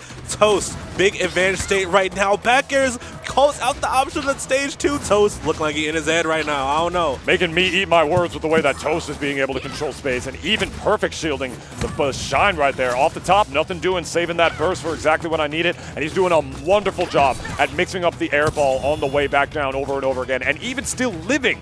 No need for even to get burst on that side right there. Mixing it up on the way back in, but beautiful patience on the part of Spargo to just jump up with that light forward air to just mix his way back in on top of it, but not without tacking on 94% of insurance on the part of Toast right now. He is playing clean right now. I love that slime cancel into the water ball off the top. That's all 4 elements, baby. Okay, absolutely. He's really making me eat my words. I'm starting to understand why he went to Pariahs now. Yeah, Aang's advantage state on this stage is just so crazy. You already see it right there. He's making these hits count so much, but again, so is Sego with this big combo right here. That's up B to extend it, 82% on him. Reversing once again, man. I'm making me eat my words once again. The fast movement of L2 Tigre. You think he'll be able to negate it against the Avatar himself, but nothing doing, man. Holding space. What's his option from the ledge? Really holding in to make sure he does not teeter right there. I guess he would have gotten the stock either way if he did it, but really good awareness, or situational awareness, I should say, on the part of Sego, recognizing how I can hit him and where he's going to go once I do in this scenario right now. He's got his heads in 2 places at once right now, and it's looking like he might have it in 3. And speaking of 3, we got 3 forward airs to get him off the level and taking back this lead out of nowhere against Toast. Is he going to go up 2-0 against him? He might, man. He's making it very close for Toast right now. Big advantage day for Toast here, trying to steal this out as soon as possible. We do not want Sego to get the advantage back, but he definitely does. Another 3 forward airs, and there's a confirm into the charge up air. Sego popping off his seat a little bit right there, taking that game 2 as well. Popping off for his pleasure. Oh my God, I can't even say what he just said. I read his lips right there. Popping off for his pleasure. My boy right now out here with the Tigre. This is crazy. I don't even, I can't say it. A ballsy ass motherfucker is what we want with what we're saying out here. That's what he is. That's what he said. Bald ass motherfucker. Bald ass motherfucker. Bald ass? That's what he said? Bald ass oh, I thought you said ballsy because of the move. Forgive me, my processing speed is a little slow. That's funnier. I like that a little bit better. Trust me. No. I say the same thing against every Aang player I play on ranked. I hate this. He's, like you mentioned, his advantage state is crazy. It's so good. So many of them take you to a big stage like this where it all continues of them to be do crazy. right there. Toast on exactly why that 0 to death to start the game off. Oh, that's motherfucker. I really wish I heard that properly the first time. Ironically, I'm very bad at reading lips. But anyway. I trusted your ability. Thank you. God. Oh, man. He's juggling him right now so hard for Tego to even land right now. Oh, up in top, but the burst actually going to make a trade right there. That was a crazy interaction. Off the top is where most of these stocks I feel have been taken. You know, we're not seeing none of those Sky J confirms. No forward airs into slime cancel down airs. Not exactly Sego's play style. He doesn't like to go for that. He likes to hold center. He likes to keep that stuff safe and know if I play safe enough, then I can force my aggression. Yeah, most definitely. When he gets a hit, though, he definitely goes for the crazier extensions for sure, as you see right there, but missed it and lost the stock because of it. Trailing behind pretty hard in this game. There you go, forward air, light forward air, actually going to save his jump right there. That was crucial. If he did not have his jump right there, I don't know if he would have died, but he did very well have eaten a lot of damage. And speaking of eating damage, off goes Toast right there, eating the down strong off the level, basically like a damn wolf with a down smash. My goodness. Sego my ego. Toast is out here trying his best right now, but he's not letting go of it. No Legos out here. Oh, definitely, bro. If you get the lead on Sego, you're never safe until it is over, bro. Again, bro is so explosive with it. Toast will want to end this as smoothly as possible. The down B trying to get the edge guard. Sego sneaks past, but not quite enough to sneak past the hitboxes right there. Last stock for Sego. And this is definitely looking like Toast game to lose out of nowhere, man. He heard what he said. He's mad. He's mad. I would be mad, too. I'm not going to lie. Like, what do you mean, bald? And he's young, too, so that's the crazy part. Yeah. Got the arrow, though. That's the symbol of the Avatar, baby. We're out here, and Toast showing you why he's one of the best ones out here to do it. That was a sick bait with that aerial right there. Just dash dance back and forth. That's just raw fundamentals. We might be going to a game number 4 with the way that this is going. He's going to hold ledge, force the Tigre back down below. Does not wind up holding it. Gets back on stage trying to force the strong forward. There's the mix with that aerial right there. I love it. Man, Aang is just... This character's crazy, man. He's got so many different moves and so many different elements. I get confused as an old man. I'm not going to lie. I feel, yeah. Now, Toast answering back right here. Not letting him get the 3-0 right here, bro. Toast kind of tapping in a little bit of Avatar state right there. Playing so much better neutral, I feel like, in that game, bro. I feel like he was just barely getting hit in general a lot of the time. Not the Avatar state. He's out of the Avatar state, bro. Not again. Not again. Beautiful stuff. Showing you why Aang is contender for best in the game right now. Yeah. There are some players, a lot of high-level players who believe that. Some who do not. It's still up in the air for sure, but what I do know is not up in the air is that this is the hypest stage in the game. I'll say it every time we land here. The music. It's Tigre's home stage, by It the is way, his home too. stage. Fun fact, when I played SkyJ on Ranked the one time, took me to the stage for game number 1. He is a fan. I think he is a fan of El Tigre as well. That's why he took me here. Most definitely, man. Oh, nearly off the top, dude. Sego energized by this song in the stage. I'll be honest with you, He switched outfits too. He switched to the. Oh, he got the cape on? Yeah, That's he facts. switched to the Bandito. He switched to the Bandito one, I think. Yeah, it's facts. This is actually my favorite El Tigre skin, by the way. I love the cape. The cape is honestly pretty sick. Most definitely back air. Lands the back air. Did man. you see the way he reeled in his seat? Yeah, I Oh, definitely he's feeling did. himself. Oh, you know, when Sego is feeling himself, you are going to be scared because he will not relent whatsoever. So much damage. Let's all be off the top. And the cancel that. Sego in a different spot right now, bro. Let go, my Sego. I don't eat toast for breakfast. Oh my Never God. toast, bro. Only waffles. You know what I'm saying, man? Oh my God, the jab Oh my mix up. God! Sego! He's going crazy, man! He tried to dare him, trying to wrap off that song immediately. Okay. Y'all, my voice is already shot, but that I wasn't gonna be able to talk for like 3 days if you landed that confirmed. Oh, absolutely, bro. Sego, so much energy on bro's a firecracker right now, going off. So's trying to stop the explosion. The stage is powering him up so hard. You see him already more than lapped in percents right now, going for vertical uppies off the stage. Oh yeah, bro, does not care. He's dead. He is in his own world, bro. He's playing a single-player game. He played an MMO. It's not a fighting game. What are you talking about? Yo, wrap it up. It's going crazy Yo, right you now. see these are all El Tigre's boys and girls in the back. The senors and senoritas. Those are his units for the RTS. Oh, wait, early robbery with that forward air right there. If he can finish his edge guard, yep, hold the ledge, roll on right there.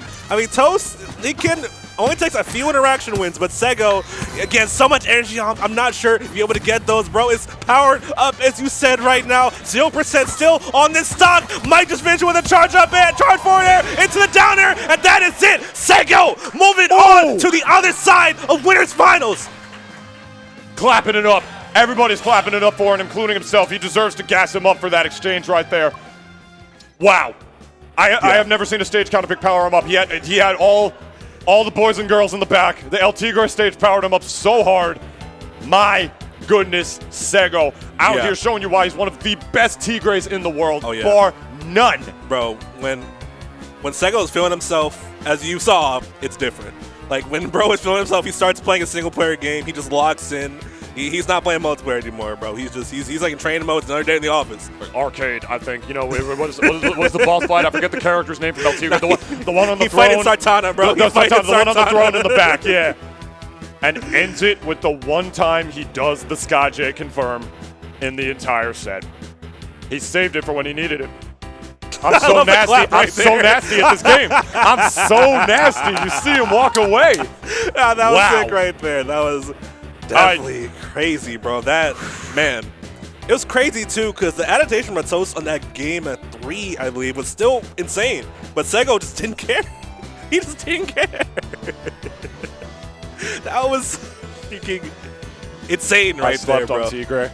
I didn't run into too many unranked myself, and the ones I would, it'd be a different story. I was like, I don't know, I think this character might be a little overrated.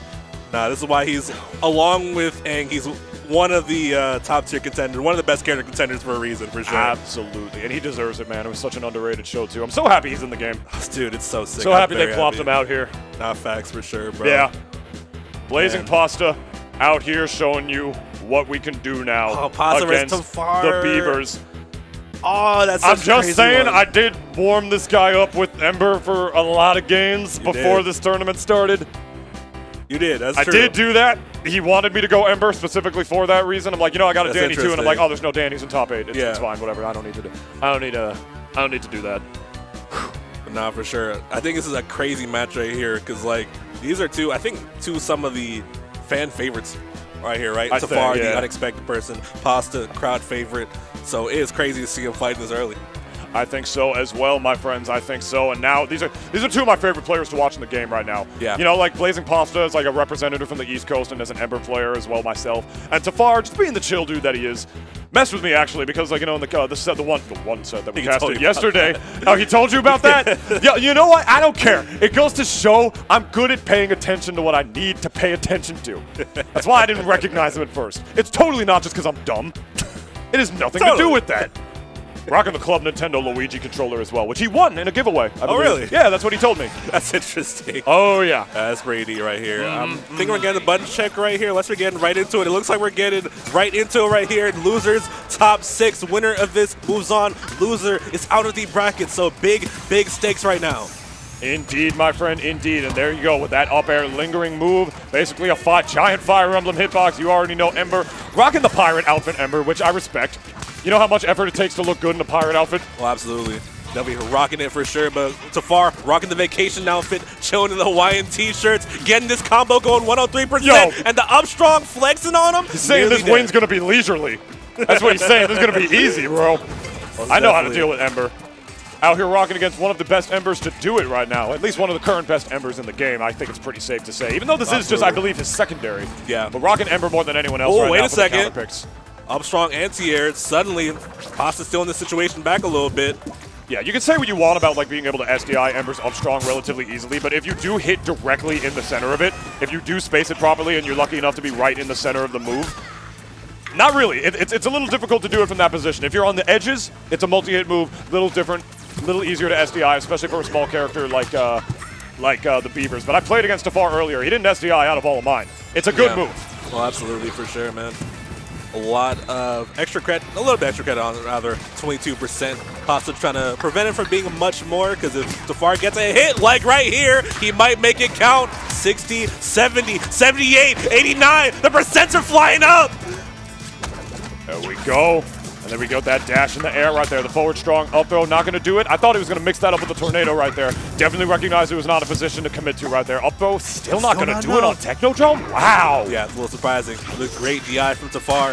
Up, staying alive right there at 166%. The up B slime cancel, still not dying. The slime cancel knockback reduction coming in clutch for Tfar right there. Yeah, not from that position. You don't want to necessarily be slime canceling that move unless you absolutely have to, close enough to the blast zone where it's virtually guaranteed to kill. 100%. Otherwise, you might just be wasting a little bit of your meter down below for sure. Definitely a little bit of Ember 101 right there for you all. I love that. Not enough Ember players do that. Not enough Ember players jab one into grab. It's actually very good. It's very good, especially considering the fact that sometimes at low percents, you actually can shield Ember's grab in between the second and third hits because the third one is technically a projectile. So it's a really, really good mix-up at low percents, especially to be able to just get a lot of extra damage on the part of Ember MkLeo out here. I like that mix-up for sure, but yeah, 170% damage, so much you can do right here. Tfar bringing out the pink beaver right there, boxing gloves on Norbert right there, chainsaw chop. Woo! Kicking up for a big confirm. That's a pretty good assist right there. Yeah, Dagon's got some pretty good ones as well, man. This is what I'm telling you. And Tfar, the best Beavers player in the world, I think it's pretty safe to say at this point. He's telling y'all not to sleep on Norbert. He's telling you don't do it. Tried to hit him with the hair. That hair flip, by the way, is such a good strong. Look how much range and power it has. Honestly, that move, I thought I was talking about that move even with him before. That Ember's forward strong was, I think it was actually her worst move, but I was told it's actually a very underrated one for sure. I see the way that these other Ember players are out here using it. Showing you what you can do, my man. I learned so much from the other Ember players. It's always a pleasure playing against them. Most definitely a pleasure watching this gameplay as well. One more? No slime. No slime for the cancel for the air dash. Quite, he's not able to get up there. Yeah, Pasta struggling to get back in this game. Tfar has him at last stock. So much momentum on his side. I love how Tfar actually expected the jab one into grab right there and mass grab on his own to make sure the grab's actually traded. Yeah. Definitely. Very smart, what's the word I'm looking for? Not situational awareness, but conditioning, I should say. Definitely. There we go. B, that should kill off the side if I want to say. Yes, it does. It's going to fall to his death, but it doesn't even matter right there. Tfar smiling, cheesing a little bit, taking that first game. Yo, come on, man. Come on. I don't know if the Ember's going to be going away after that game number 1. That was a solid W. Might have been a little bit of a message on the part of Tfar right here. Yeah, so got a little bit of Ember practice, I wonder from who, but definitely going to play right there. I don't know who either, man. Just some crappy one unranked. He wasn't in top 16. That's true. Which would have been a conflict of interest because I had to cast top 16 anyway. So I would have had to DQ. but I didn't because I got bodied, and it's okay. We love to see. Oh yeah, I knew it was going away. That makes sense. Yeah. I knew the Ember was going away. Yeah, Tfar, you knew that. I got double characters too. I got double characters too. Look at that. They're on each other's backs. It's a 2v2, bro. It's like they're playing leapfrog. We got doubles out here. Who said we didn't run doubles for Nasby? That's funny. Running it right now. Ren and Stimpy, a character that, you know, originally I believed was a shell of his former self when it came to Nasby 1. Yeah. I played against a couple ones on ranked. I've watched Blazing Pasta. I still think this character is good. I still think he's got some sauce in him, to be honest. I mean, I don't understand why people say he's bad. He controls space really well with the logs. But I will say reversing and getting those, I should say, reflecting hitbox, reflecting projectiles, reflecting the log with the strong moves, that definitely does hurt a character like Ren and Stimpy a bit, but he's got additional moves because of side Bs and the addition of side Bs in this game, right? Which gives him all sorts of new recovery options as well with that hot dog card. Yeah, most definitely. Yeah, I feel you. It's a very underrated character at first, but again, a lot of these normals that he has kind of benefits the sort of neutral, heavy playstyle that Blazing Pasta plays. Actually, I like the stage pick now I think about it too, because I know the log can cover a lot of vertical distance that's comes with this platform layout on the stage. Yeah, it can really negate a lot of Daggett's really fast-paced movement. Might say, yeah, I'll give you a lot of space to run around. That's sometimes better against Daggett. On like smaller stages, especially if he's like your size or if he's a little bigger than you, which is most characters in this game considering how small he is, a smaller stage can be very difficult to fight Daggett on because of how quickly how insane his combo game is, how quick his burst range options are, and the fact that he has a whole second character to be able to do assists on you with. That also helps a little bit. So I really agree with you completely as far as this pick being good for Ren and Stimpy in this pick. Yeah, definitely a good counter for sure. But Tfar being relatively good on space, putting the pressure on right there. But Pasta, though, I love the situational awareness, not biting on that pressure scenario right there that he was got put in. Slime canceling the jab to be able to get that edge guard confirmation. Reversing the situation, though, finally, is Tfar. Still holding on to this lead, being forced to jump high against the log, actually. You know what? That's an interesting interaction. Like you mentioned earlier about how, like, the specific height and very strange, unorthodox platform layout of harmonic convergence will be really good for, you know, the strange, unorthodox, you know, like, bouncing projectile that is logs. Right. No, it's very good on the stage for sure. Tfar, the match play interrupted the kill confirm a little bit right there, unfortunately. Ooh, Pasta trying to take an early kill with these back airs. Little scramble. Pasta comes out on top of it. Big smack in the face to continue the combo. 74% on the board. There's a charge there. Oh, man. Pasta's kind of cooking right now. Hold on. Crowd's going absolutely crazy for their hometown hero right now. In the counter pick, Ren and Stimpy doing what Ember could not on the stage. The log. Saving himself on the way back in. That's going to be a stock, though. Good reversal on the part of Tfar right there. Oh, this is good insurance, though. Really good mashed potatoes. Not able to get too much off of it because he doesn't commit with the the light up airs. Unfortunately, not believing in it right there, but he's still getting a lot of clean damage on it. Already tacked up to 69%. Still absolutely anybody's game, Black and Mark. Oh yeah, Tfar definitely looking like he'll come back in this scenario right here. EX Glizzy Mobile coming back to the stage. I love that for sure. Yo, and no Bev anywhere in sight. We are in New York. Oh my goodness, we are out here in New York City, ladies and gentlemen. Oh! Big baiting. I don't know. That's not what it was, but it honestly, with the way that animation looked, it looked like he extended the hitbox through Norbert. I think he did, yeah. Did it actually? Yeah. Oh, I thought that's just what it looked like. That's crazy. Wow. Okay, out here showing you why this is one of the best Ren and Stimpy players to do it right now. He's been playing Ren and Stimpy since before, you know, before Nasby 2 was even a thing, and solidifying game number 2 with a really solid counter pick on the part of Blazing Pasta. Going to another game number 3. I can't. These sets have been so fire. They've been going to game 4s and game 5s, and they've been going back and forth. We've got our 1-1s. Thank y'all so much for having me here. Oh, absolutely, bro. I'm so privileged to be able to have this opportunity to cast this. Not the time for me to say it since we're in the middle of the set, I know, but still. No, of course, bro. It's a pleasure. I can't help it. I'm sorry. It's a pleasure, bro. I feel it, man. I feel it's definitely a great here being Luminosity makes moves.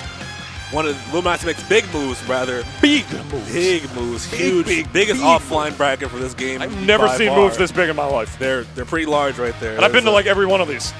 Oh yeah, man. You think of a move, it's bigger than that. I can't. What's a big move? Ember's up strong. Bigger than that. What's another really bad? Norbert's laser. Bigger than that. God, what's another really big one? It don't even matter what you're going to say. It's going to be bigger than that because these moves are astronomical. I was actually trying to. I was going through the whole roster in my head.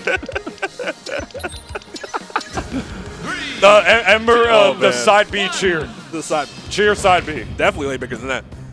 I guess, yeah. That move's actually not that big now that I think about it. It just looks big because of the treble clef it creates. Ain't no Ember on screen right now. Only Ember stage, I should say.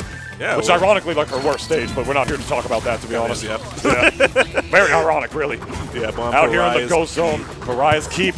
Yeah, I can definitely see this being for Tfar's Bedford right here. Again, very comfortable with the combo game on stage. I can definitely see the advantage state being pushed a lot farther as we say it right now. Glizzy Car flying out. No! Reverse edge guard. No, barely gets back. See, that's what happens when you don't have a Bev, kids. No Bev makes it into... I'm not even know what to say about that right there. But for sure, either way, back air to off. Stimpy's technically black. You know, he's got hair. He's a dog. He's not bald. I was going to say he's bald, too. It doesn't matter. This is an interesting pick, though, on the part of Beavers, as the Cannonball barely not going to take the stock, actually. Edge guarding might be the name of the game on this stage. Mashed potatoes going to be insane on this stage. Yeah. Norbert and Daggett don't exactly need platforms to be able to get their combos. They help, but the laser, the Happy New Year laser assist with Daggett, the way he moves around the stage, going to be huge. Yeah, the only thing I could possibly think of that would be good is no platforms. Log might be good at controlling space, but I don't know, man. On this stage, though, the platform height not being able to interrupt it, I think Daggett might just run away with it on a stage like this. Unless Blasta plays a really grounded neutral. Oh my god, so much damage. 100% coming out of nowhere. He was just at basically 0. And the back throw might do it, not quite, but very rough snail for Tfar. Oh, I'm dodging some mashed potatoes too, man. Pasta playing clean. There's the back air, dead. Nice. All right, good way to control space. I think Daggett can run away with it on this stage, but if Pasta knows how to control space and knows how to control it well, I think he can make even the Beavers' approaches a little bit linear with that log. It's scary, though, because of that forward strong on the part of Daggett. You know, that's a strong move. It does reflect projectiles, and it's basically a pseudo-dragon kick. Right. So that's a very terrifying move to deal with in the air if you're not careful. Assuming he gets there in the first place, the up B, not going to do it. Get up attack, not making Norbert teeter on the back end right there. He is down and he's behind. Tries to actually reflect the EX log right there, the slime enhanced one. The Spirit of Powdered Toast, man, not doing it yet. Oh, God. Big missiles. Get up attack, catching Tfar off guard. Ooh, fade back for the grab. Okay. Nice. Good presence of mind from Tfar right there, but the back air will nearly do it.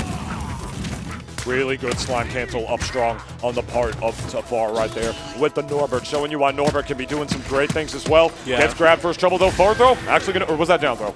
I don't know. That was forward throw. Thank you. I figured it was. Just had to be sure. I've never played Ren and Stimpy once in my life. I do like, by the way, Tfar sticking with Norbert here. A fact about, ooh, the down air. Hold on. Range. Hold on. This is the reason. Wait a second. Oh, yeah, the range for sure. A lot of, despite Recipe's arrows being big, most of them are not disjointed. So having the golf club definitely helps out in the neutral, but Pasta saying it doesn't matter and just taking the game regardless. Pasta of game number 3, the Ren and Stimpy.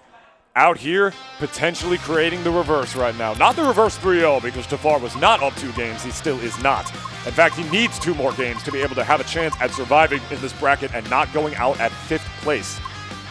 Which, after making the upsets that he did, I can understand not wanting to go out like that. Most definitely, But Pasta, if there's any player in this building to go out against, this is one of the finest Nasby players in the game. It's tough because, like, Pasta is just a wall of just good neutral right there, right? For an aggressive player like Tfar, it's so hard if you can't break through the wall of hitboxes that Pasta is always providing for you to get past. It can be very tough. And Miracle City is the pick once again. I like this. Bigger stage. Perhaps Daggett will still have that room to run around like he would on Pariahs.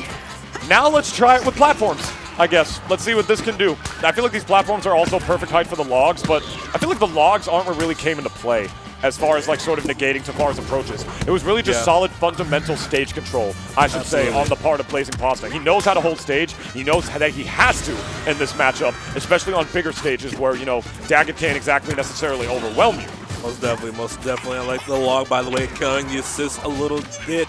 I love the dashbacks, bro. He's so cognizant of those aerial approaches. The log to extend the pressure and tech chains right there was very sick on the part of Pasta. He definitely needs to get this KO soon if he does not want Mr. Beaver Fever himself to extend his lead. Yeah, we talk about turtles. It's looking like the beaver fever, looking like dogs are immune, just like COVID, baby. The way that he is playing right now, my goodness, no vaccine needed for the puppers. Ren and Stimpy out here doing what they can do. But as I say that, the lead, losing the stock, but it's still in the favor of the Beavers right now. Tfar might be down, but he is not out, ladies and gentlemen. Absolutely not. You definitely tell he does not want to go out right now. He's playing a big kick right there, 93%. He's kicking right on the up B, should be enough to KO. No, the burst keeping him alive, but the mallet strike, not quite enough to get the kill. Terrifying interaction if he didn't wind up spacing the tornado properly in that position. You saw him get him out of the glizzy with the forward air right there. Nothing doing though. He's able to burst that shit on the way back. Ooh, very scary scenario. Kills Daggett very light, so those off-stage scenario situations, very scary for Tfar, man. He can definitely die quite early if he does not take this stock very soon. Trade with the assist. Can he get the edge guard? Up B, does not get the finishing hit. Wonderful SDI perhaps, or just not getting all the hits because he needed to space it to make sure he went back to the ledge, lest he eat a big hitbox of Ren and Stimpy. There you go, there's that nair off the top. Doing it. Even with the light ones out here, man. Looking like he's doing a really good job holding his own right here. Beautiful DI towards the platform to ensure we couldn't get a reset off of that back air. And speaking of back airs, got another one of his own in Blazing Pasta, doing a good job at making sure this game is even right now, saying I want to go to top 4 and make sure I'm guaranteed all the way and keep this loser's run going. Starting top 8 from the loser side, I should say as well, man. Blazing Pasta out here showing you the work. Yeah, I love also Pasta being able to destroy the Norbert assist whenever he can to make these cooldowns last a bit longer. Good, very situational matchup. Just knowledge from Pasta in that regard, man. But very close scenario, both even stocks, even percents. Of course, Pasta playing the heavier character, but still very much could go in Tfar's favor. Forces the burst out with that charge there. A lot of meter on Tfar's side. I want to see what he can do with it, man. He's saving it for the hammer every time. He knows that those are the situations that Tfar is going to be looking for. He knows those are the situations that sometimes without burst, he can't even get out of. So that's why he's saving that meter for it again, because he notices he doesn't even really need to use it right now to control space with the log. Just one log seems to be all it takes, trying to jump up off the ledge to get that edge guard. Nothing doing, as it's going to send Tfar way too high for the slow speed of Ren and Stimpy to be able to take on from on high right there. Dead even game as the up throw, not going to do it off the top right there. Miracle City's blast zone's relatively large. Second one, oh, actually bursting out with the grab and then the up strong. Most definitely. Tfar look like he'd still be in this though, but definitely would want to steal this out very fast. The log, of course, demanding so much respect on the side of Tfar. Does not want to get hit at all. Big opening for him right there. 34% on the board and still going. Still gets the jab off of that, but this throw will probably do it. Last stock scenario on both sides. A lot of meter on both sides as well. A lot of CAD to be spent. Probably see a couple of bursts coming out or slime cancel or something. All this meter out here, I can't even tell you what's going to happen, man. It's all going to be dependent on the meter usage. That's the thing that makes Nickelodeon All-Star Brawl 2 the deep game that it is. Nasby 2, the deep game that it is, ladies and gentlemen. Let's keep going. Oh my God! Big Silver! Hit him with this gun! Charging at him! No! It ain't gonna fire! Toss it at his head! Bop on that Inga bro! And that will be the stock right there! And very smart stuff too, because you can't burst the supers! Very good situational awareness with Tfar right there, bro! Nitunis is looking shocked right next to me, and so am I, honestly! That was the last goddamn thing I thought he was gonna do. I thought he was gonna use burst. I thought he was gonna enhance the hammer. The super, bro. He went for his the super. Fun fact, that is before that, he hit me with the super when me and him were warming up in friendlies, and that was the first time I've ever seen Angry Beavers use their super, literally ever. Look what I got. Look what I got down here. I got, yo, Papa's got a new toy. Got that thing on him right there, bro. Oh, the hair flip. Oh, you love to see it. Oh. Look at that. Look at that cheeky grin of that motherfucker, bro. Not so fast, Tfar. Holy that was crazy. Shit. That shit was crazy as hell. Yo, this shit don't work. Ah. That's a funny reference, by the way, because I like that show a little bit. It might be a little before my time. I was like 97, I think, that show came out. I don't remember, 99? 99, I think it was. Yo, what? Hey, yo, and the kiss, oh my God. I'm blushing a little bit. The crowd and the blessings. Woo! Hey! Oh, man. Don't you love the super? That was for you at home, ladies and gentlemen. Oh, The wonderful work of Devin behind production. Literally the greatest to ever do it, and I will die on that hill. Even the announcer's confused. Did you hear that shit? He didn't expect that super. He was like, Angry Beavers? That was crazy right there. What the hell was that? Crazy way to get us to our game 5 on tech. On Tremerton. I gotta take the mic off. I gotta take the mic off. Oh, we got to scramble scenarios, bro. Yo, I can't do it. I can't do it. I can't do it. Not on this polarizing ass stage. I'm sorry. I need to calm down. Okay, bro, so am I, bro. I'm not gonna lie. Cause it's looking crazy right now. Tfar trying to take the momentum to that, bro. Using the X-Glizzy to get back to the stage on the other side, but so much damage on the side of Pasta right now. And that up B, not as talented, I should say, or as proficient as Daggett, but for sure it definitely has a strong singular hitbox. As we are going to get not Beaver Fever up to the blast zone instead. Good SD all the way back down. Good catch. Good catch. Your hair! Yes, sir. I love Norbert's voice in this game. It's hilarious. And also kind of epic sounding. I like it. Very much so. Like when he switches, he goes, my turn. Like, come on, that's badass. For sure. I love it. The North voice actor's fire for sure. Yeah, honestly. Pasta, even in the stock count right there, not going too far again, bro. These scramble scenarios, the platform's moving. A lot of stuff happening on this stage for sure. Big parry, big opportunity to punish on Tfar's side. There you go. There's a good grab. Set it up. Talking right back up to the top. And we do have the battlefield layout of Tremerton, of the Erkin, I should say. Forgive me. On Tremerton right here, this stage does have moving platforms. It's a reason some people like it and some people don't.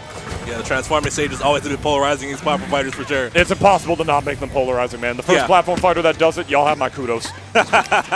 Most definitely right there. Tfar trying to get this edge guard. That nair lasted ages right there, the lingering hitbox, and he's dead. Tfar looking like he might move on top of Pasta, but do not count your eggs before they hatch. I think Rolf Eddie said that or something like that because it's very important to keep in mind. Oh, here we go. But that bridge is falling. Well, it's definitely right there, that bro. crossover game doesn't exist yet. It should. Not yet. Not yet. Nick Cross, Cartoon Orca would go crazy, by the the way. Nick versus CN would go crazy. Hey, yo, CN, Nick, if you're listening, hey, what's up? I'll give you that one for free. If that merger goes through, you know, bridges to cross when we come to him. Most definitely right there now, but Tfar having a big light feed right there. Ooh, the switch too. Did not see it coming at all for sure. I like the mix-ups going between both these Beavers, man. Up being the stage row. The mix-ups are crazy. He's already almost lapping him in percent, and the fact that he might take this whole set off of getting that game off a damn super is too hype for me to not yell about. Ladies and gentlemen, it's been a pleasure with these sets. Let's see how this goes. The hammer. Big mallet. That's crazy because he actually was just saving his burst in the last game for the hammer every time. And I think he recognized that Tfar was probably going to start catching on to that. Yeah. And then I had to start saving my burst for other for situations. Sure. Like, I'm just going to get this Glizzy out here and enhance it to make sure I can get back to the stage. Absolutely. 173% Tfar. Just one big hit away. The back air sends him back towards him with the nature of that move. Ooh, caught the roll with the down tilt. Wait a minute. Don't count Pasta out of this yet. Don't count Pasta out of this yet. If he gets this lead, there's a log. Platform going to go up high. Yes, he is. He's going to have to retreat to it. He had that option beforehand, getting one single hit jab, not mixing up the grab until now, and saving his burst for it, knowing he was not going to be able to get away from him. I got to say, Pasta's playing really well and adapting really well to the stage because he's going to get grabbed a lot more because it's harder to avoid the Angry Beavers, especially Daggett on a stage this small. He knows he's going to get grabbed and instead isn't going to get hit by too many hammers. That's what he's saving his burst for, Black.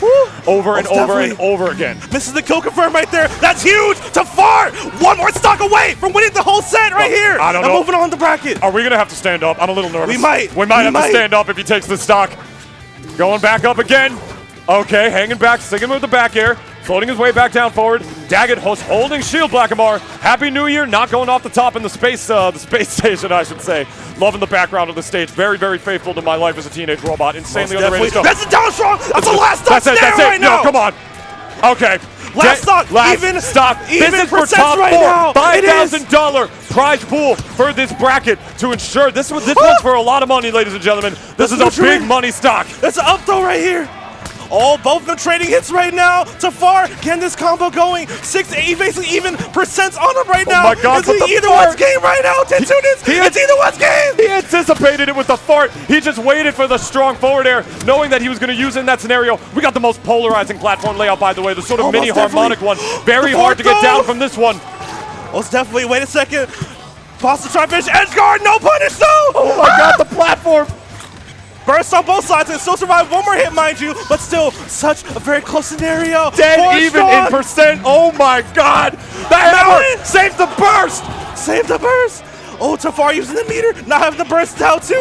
Now that he's used it, very big thing to keep him managed up. He doesn't have the burst, he's off stage! Stuck on the top platform, able to do two strong forwards on the way in. Does not commit with the uppie on the way back in. Recognized he was too far. And it kills out the side! It kills out the side! Yo! No! Pasta barely taking the set over! Burst right there! Pasta barely moving on over Tfar! And it is crazy scenario right now! The moves are huge! The moves astronomically big! The moves are actually insane, bro! What was that? What was that, bro? That was actually crazy, bro!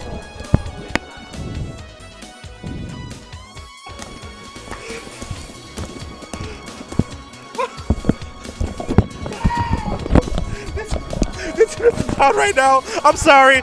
He doesn't seem about shaking the shit out of him right now. But how can he not, bro? That set was actually fucking crazy on both sides of it. Pasta and Tfar making a crazy show right now. I'm sorry, by the way. The camera did not see. I was shaking the shit out of Tunis on the side.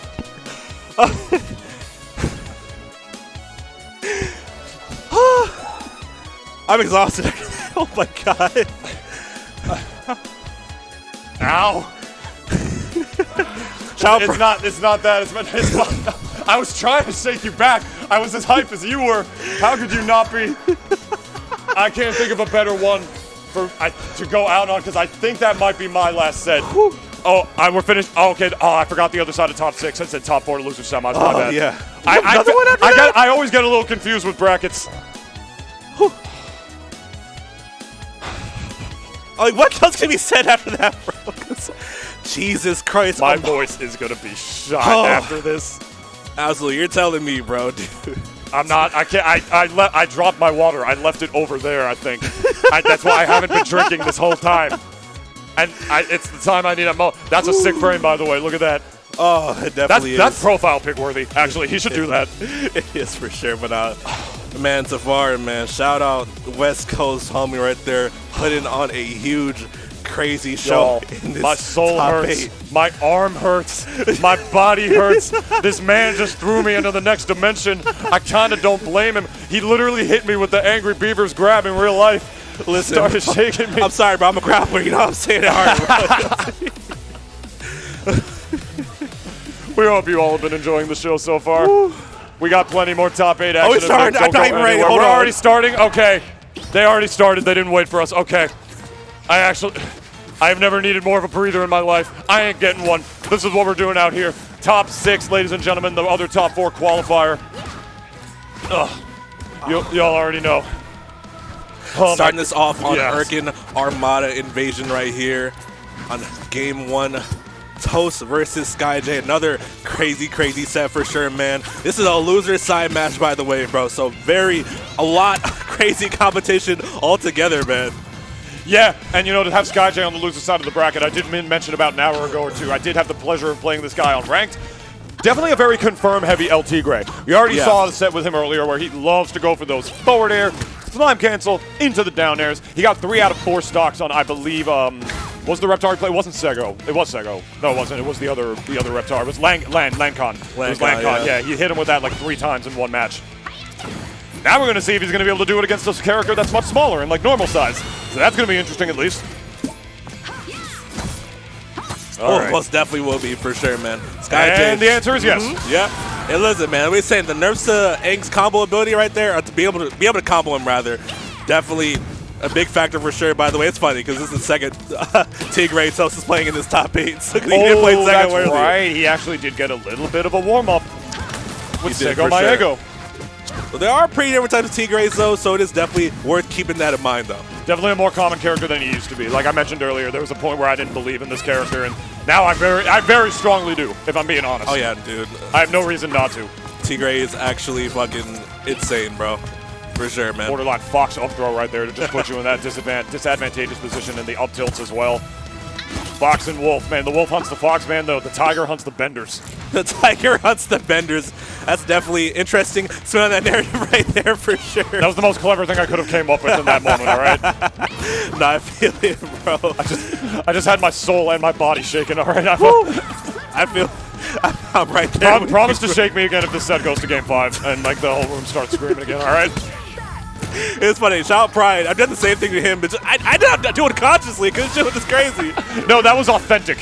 That was authentic, to say the least. Woo, oh, man. Hype you can only get here at Luminosity Makes Big Moves, the biggest Nickelodeon All-Star Brawl 2 tournament of the year so far. And frankly, of the game so far. If we're being frank, yeah. Man. Out here doing it. There's the dash attack into that forward air. Going to eat a clean shine on top of that. Sends it the perfect angle for follow-ups. El Tigre is absolutely no stranger to that, as well as SkyJ is no stranger to saving that meter for when he needs it. That was not the scenario, nor the percent, to be able to use it to enhance. And he knows he doesn't have to, right? He knows that El Tigre really doesn't even need meter to, you know, build percent. He's got his forward airs, he's got his up airs into shines. He gains percent very easily without it, and that's why he always saves his meter for that forward air down air confirm. Every time, he always saves it for that. Or if he needs to burst or like save his recovery, that's typically what he uses it for. It's just really SkyJ is, compared to the other Tigres, like watching Sego, is a true testament to the expression of this game. Like the expression that meter adds to it over and over, and the expression that Toast is going to have for winning game number 1. Yeah, Toast will game 1. Oh, there's running right back. You have to let go of Yo, I'm impatient. No, we're running it right back, I'm impatient. We're running it right back. This is a good stage. I mean, this is a good stage for Tigre. He can juggle definitely. on it. He combos on it. Tigre doesn't need platforms to combo necessarily, but, you know, Pariah's, I don't know, like Aang's advantage state might be a little too difficult for like a sort of confirm-heavy El Tigre to deal with as opposed to like a neutral-based one. Yeah. Ooh, the confirm at the top platform, bro. Very good awareness right there, getting that from SkyJ. Ooh, big needles. Dragging down to the near the bottom blast zone. Be a rough spot to come back from. Does not get the edge guard. No meter. Not going for it. He'll still do the forward air off the level, I guess, you know, because it's a really good drag down and combo move. But at the same time, I mean, I guess you just have no choice but to go back. Really good slime cancel air dash to be able to get that off strong. Very nice.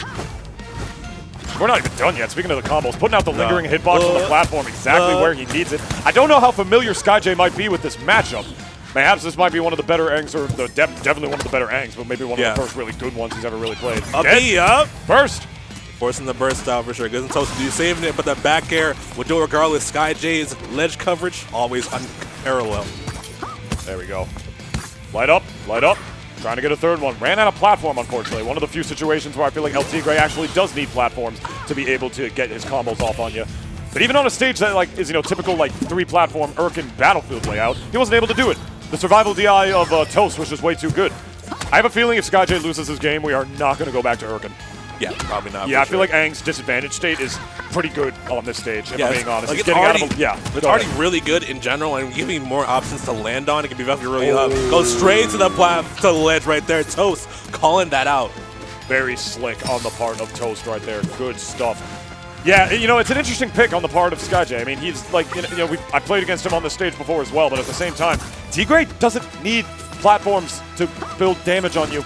He doesn't need platforms to get his kill confirms on you. Not saying he's better without them. He's good with them and he's good without them. Like that's a good thing about El Tigre being the very well-rounded, versatile character that he is.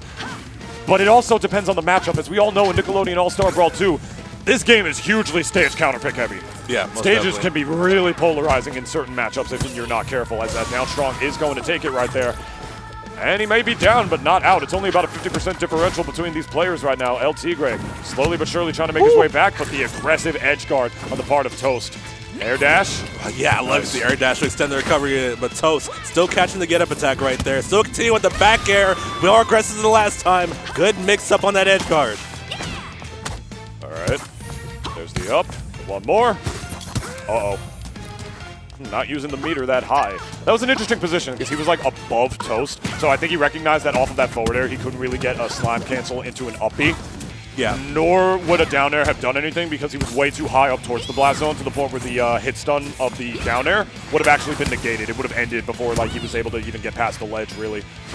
Or maybe a little bit past the ledge. You know what I'm saying? It was just an awkward position to cancel slime, and really good on SkyJ being aware not to do it in that position. So definitely. Speaking of canceling slime, Toast. So nice, so consistent with these confirms, so consistent with this neutral as well. SkyJ looking a little lost for the first time, and again, running it right back. I don't know about that. I don't know about man. that. I'm like, stop it. Get some help. Yeah, the stage counter pick meta is super relevant. As we say that, though, big charge off the side. Not quite killing, though. That was a lot of hits to only do 35. Right. I got to keep it a buck with you. Like, I expected that to do way more damage. Nah, same here. That charger having a million hits is just mostly that. Yeah. Up B. Uh-oh. I'm missing the charge up here, though. I'm probably going to kill, too. This guy getting a bit of a better start right here. Trying to whip punish though, but Toast fading back. Of course, Aang being a bit floaty right there, so fade back to go a bit farther. Back air. Back throw again. Big needle. No, Toast! Killed off the side. Probably ran out of jumps. Of course, Aang's had 3 jumps, so they often think they have more jumps than they do. I guess Aang was already vaccinated for beaver fever. Okay. not the tiger. I'm sorry. Not the tiger one. Like, I don't need those needles, I guess. That's funny. That joke was, that was the worst joke I told all night. Or I told all day. It was funny because it was bad. That's one of those. Thank you. There's the forward air. Evening out the game immediately after that SD is Toast out here. Up the top, though. Yeah. Oh, man, right there. SkyJ coming back alive right now in this game. Timing on that is tighter than it might appear. Oh, yeah. Honestly, as well. Like, Tigre's got some pretty... It's like the forward air, down air confirmed. That one's easy enough to land with, like, just a little bit of labbing. But the up B one? Yeah. It's quick. It's quick. Sure. That's not an easy one. That's good shield grab. Toast to the up throw right there. Trying to extend this combo. Big dive kick. Aggressive landing right there. Toast not expecting it. All right. To the back air strong. Still utilizing these platforms a lot better than the Tigre, unfortunately, can right now. Aang's disadvantage state on this stage, like I mentioned, it's kind of like the Avatar state. You know, your platforms can make your landing a little bit linear, but you're playing against the guy who can make those landings linear. Not that it matters if you're going to play the whole damn game off the level. Beautiful resource management and meter management in the burst right there. Toast surviving the one time SkyJ decided to drag him to the side blast zone with that forward air. Yeah, up B straightforward is crazy right there for sure. SkyJ still getting that stock off the up air. Making me eat my words about this counter pick again as well. SkyJ up 2 stocks to 1 right now. It's looking pretty good right now, honestly. Toast getting the back air though. Not one to be counted out. Whoop. And one more. Ooh, actually no. Really good wake up option in the air right there. Really good combo breaker, I should say. Yeah, try going for the side B right there. Did not quite get a little bit of shield pressure. Toast getting out of that situation though, getting out of that jam, getting 67% on the board. That was a certified I respect the neutral moment. Yeah, absolutely. Ooh, misplay Like, into the combo. like their inputs into each other. Oh! Ooh, sour spot and up air. That's tough. That move can kill, by the way. Light up air. I've died to it before. We've all died to it before. Oh, and even on a stage like Erkin with the blast zones being what they are, off that top platform, it's very terrifying. Slime canceling to try to get it confirmed. A little bit of spaghetti off both those players right there. Neither of them. I feel like someone should have gotten hit there and no one did. Yeah, I'm surprised no one did on that, honestly, either. Yeah. All right, good platform movement on the part of SkyJ. Resetting neutral. We'll punish the unsaved needles right there. Dash tag up strong. That should do it. Yup. SkyJ answering back 1-2. SkyJ just trying to run it back again. I think Toast said no. Yeah, he definitely said no. And where, oh where, does Aang take Tigre? That's a good question. I'm not too sure, honestly. I mean, we've seen...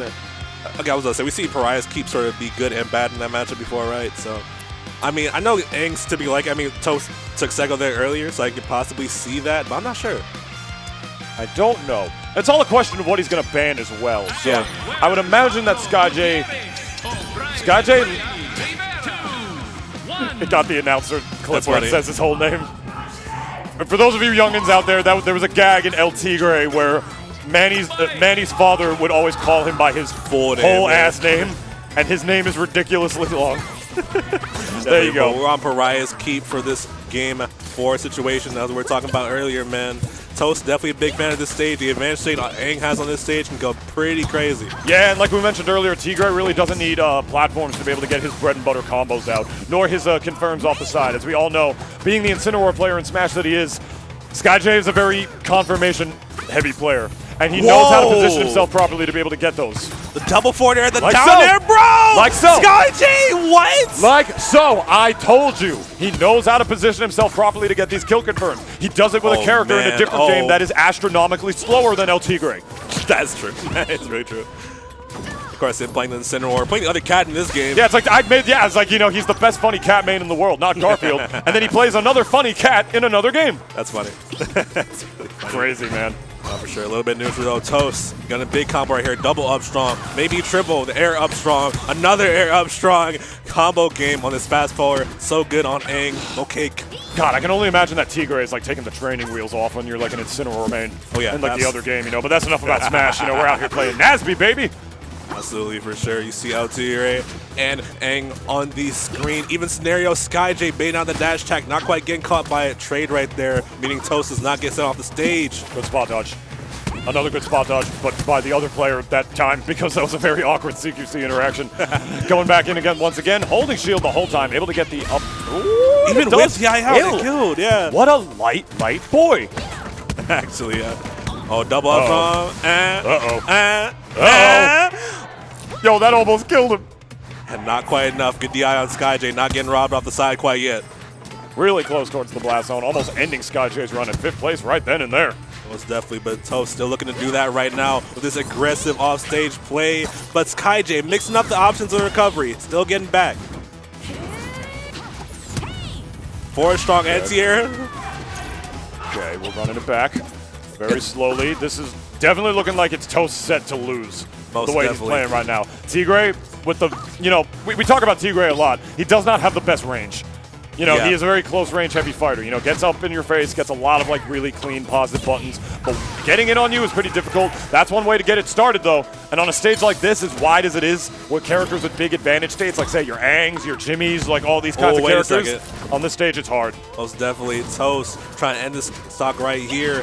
Upbeat, narrowly getting back. SkyJ living to see another day in his tournament right now. But for how much longer can he fend off Toast? A cute little two-piece is all he's going to be able to get right there. You're going to need more damage than that if you're going to want to bring this game back from the depths of hell. There's the up strong talking back up again, 83%. This is definitely looking like Toast's game to lose. Aang is no stranger to controlling space, and on a big stage like this against the tiny ranged El Tigre, could very well spell disaster. Charging it, gets the slime cancel at the end there, but unfortunately is only able to get a little bit of stage control off of it. SkyJ resetting once again, not slime canceling there because he runs out, but doing it right there does not commit because he was way too high a percent. He might have gotten a little scared, Blackamar. Yeah, definitely did right there. You can tell that may come back to bite him right there. Upbeat, not quite hitting. Oh, he's shielding a lot. Yeah, this is where Bad Nasby comes in, but that uppy gonna do it. SkyJ has a chance. The SkyJ does have a chance to even for sure, but the 4-strong Toast will cut that chance right at the throat right there. Moving on to the top 4. SkyJ out at 5th. What a run from SkyJ, though. I've had the pleasure of playing him plenty of times myself, or like I had the pleasure of playing him on ranked myself. I saw what he could do firsthand. It's amazing and difficult to be able to play multiple platform fighters at such a high level at the same time. And on a stage like this, I'm just full stop. He should have banned it. I'm sorry, Parais. It's just too polarizing of a stage. That's where he messed up. Really he should have banned it. I'm really surprised he didn't ban it, bro. And he went to Ergens the same time over and over again. Maybe he's just like, I don't care none about those stage counter picks. I mean, yeah, some people kind of do that right there, man, but he did kind of come back to bite SkyJ a little bit right there. Unfortunately for him, the 4-strong catching the anti-air right there. Yeah. Toast. Good play from him all around, man. I like the neutral presence as well as just the advantage extension, especially on Pariah's keep right there. It was very good from him. Yeah.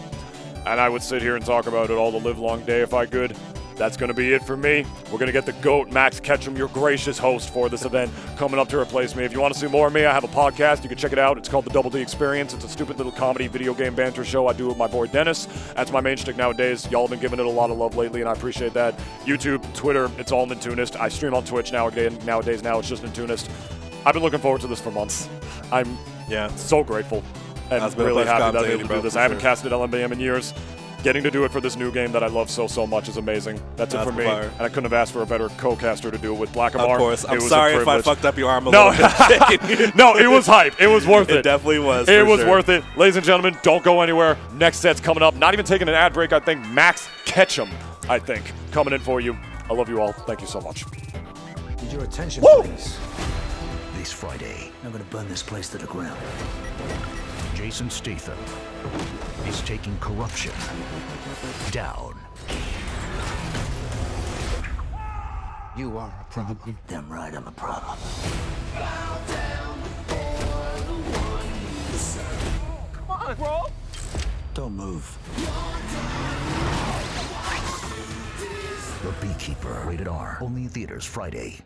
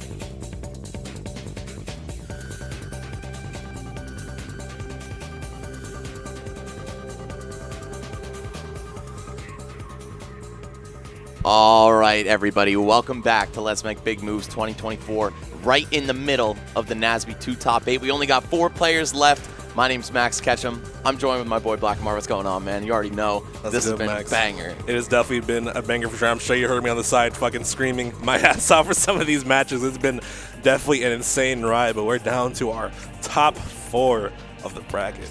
And we have an all rivals of Aether winners finals right here. It's going to be crazy. Sparks 21 versus Sego. 2 absolute legends in their own game. Yeah. Sego with a lot of history in the first NASB, but they clearly can translate those skills into other territory. Oh, definitely, yeah. It's crazy. I definitely see these two like grinding a lot to prepare for this event. They both live in the same state. They're also very good friends as well.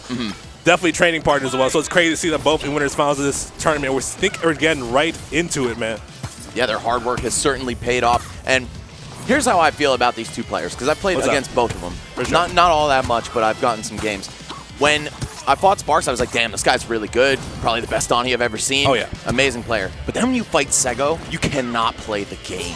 I still feel Yeah, like they're, absolutely. despite them both being the furthest players in the winners bracket, there is kind of a little bit of a disparity, and I think Sego's the favorite to take it, but we'll see. Sparks might be able to pull off a miracle and make it happen. Yeah, I was saying, bro, when Sego feels himself, he starts playing a single-player game right there. Yeah. And definitely it'll be a very uphill battle for Sparks to sort of get around that a little bit. Definitely the player who risks it all, Yeah. right? Sego will go for the craziest things, dump all of his meter, sometimes even kill himself in the process of trying to kill you.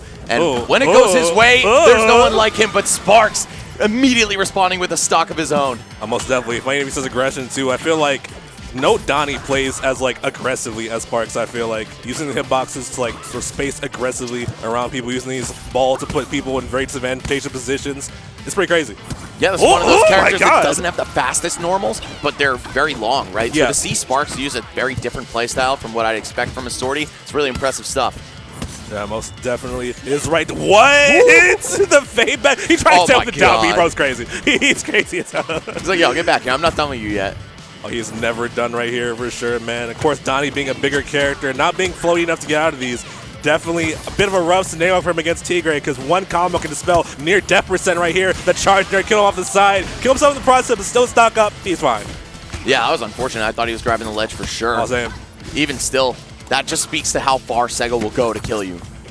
Yeah, bro, he will not stop until he draws blood with those claws right there. The down there, getting the spike, not quite enough to KO.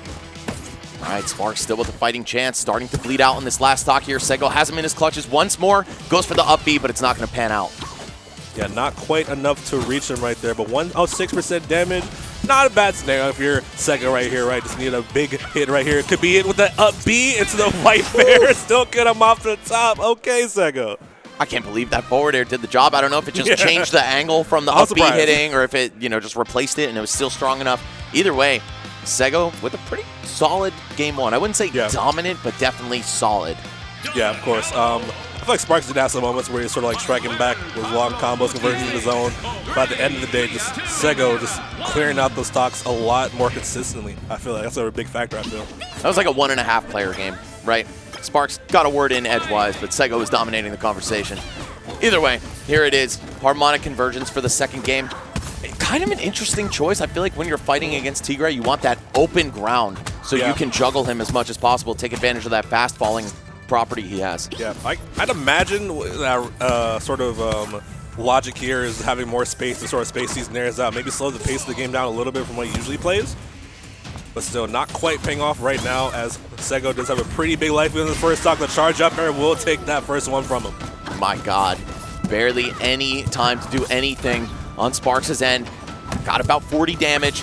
Gets a hit, but can't make anything out of it here. And that's, I think, the difference, that Sego can string anything into anything.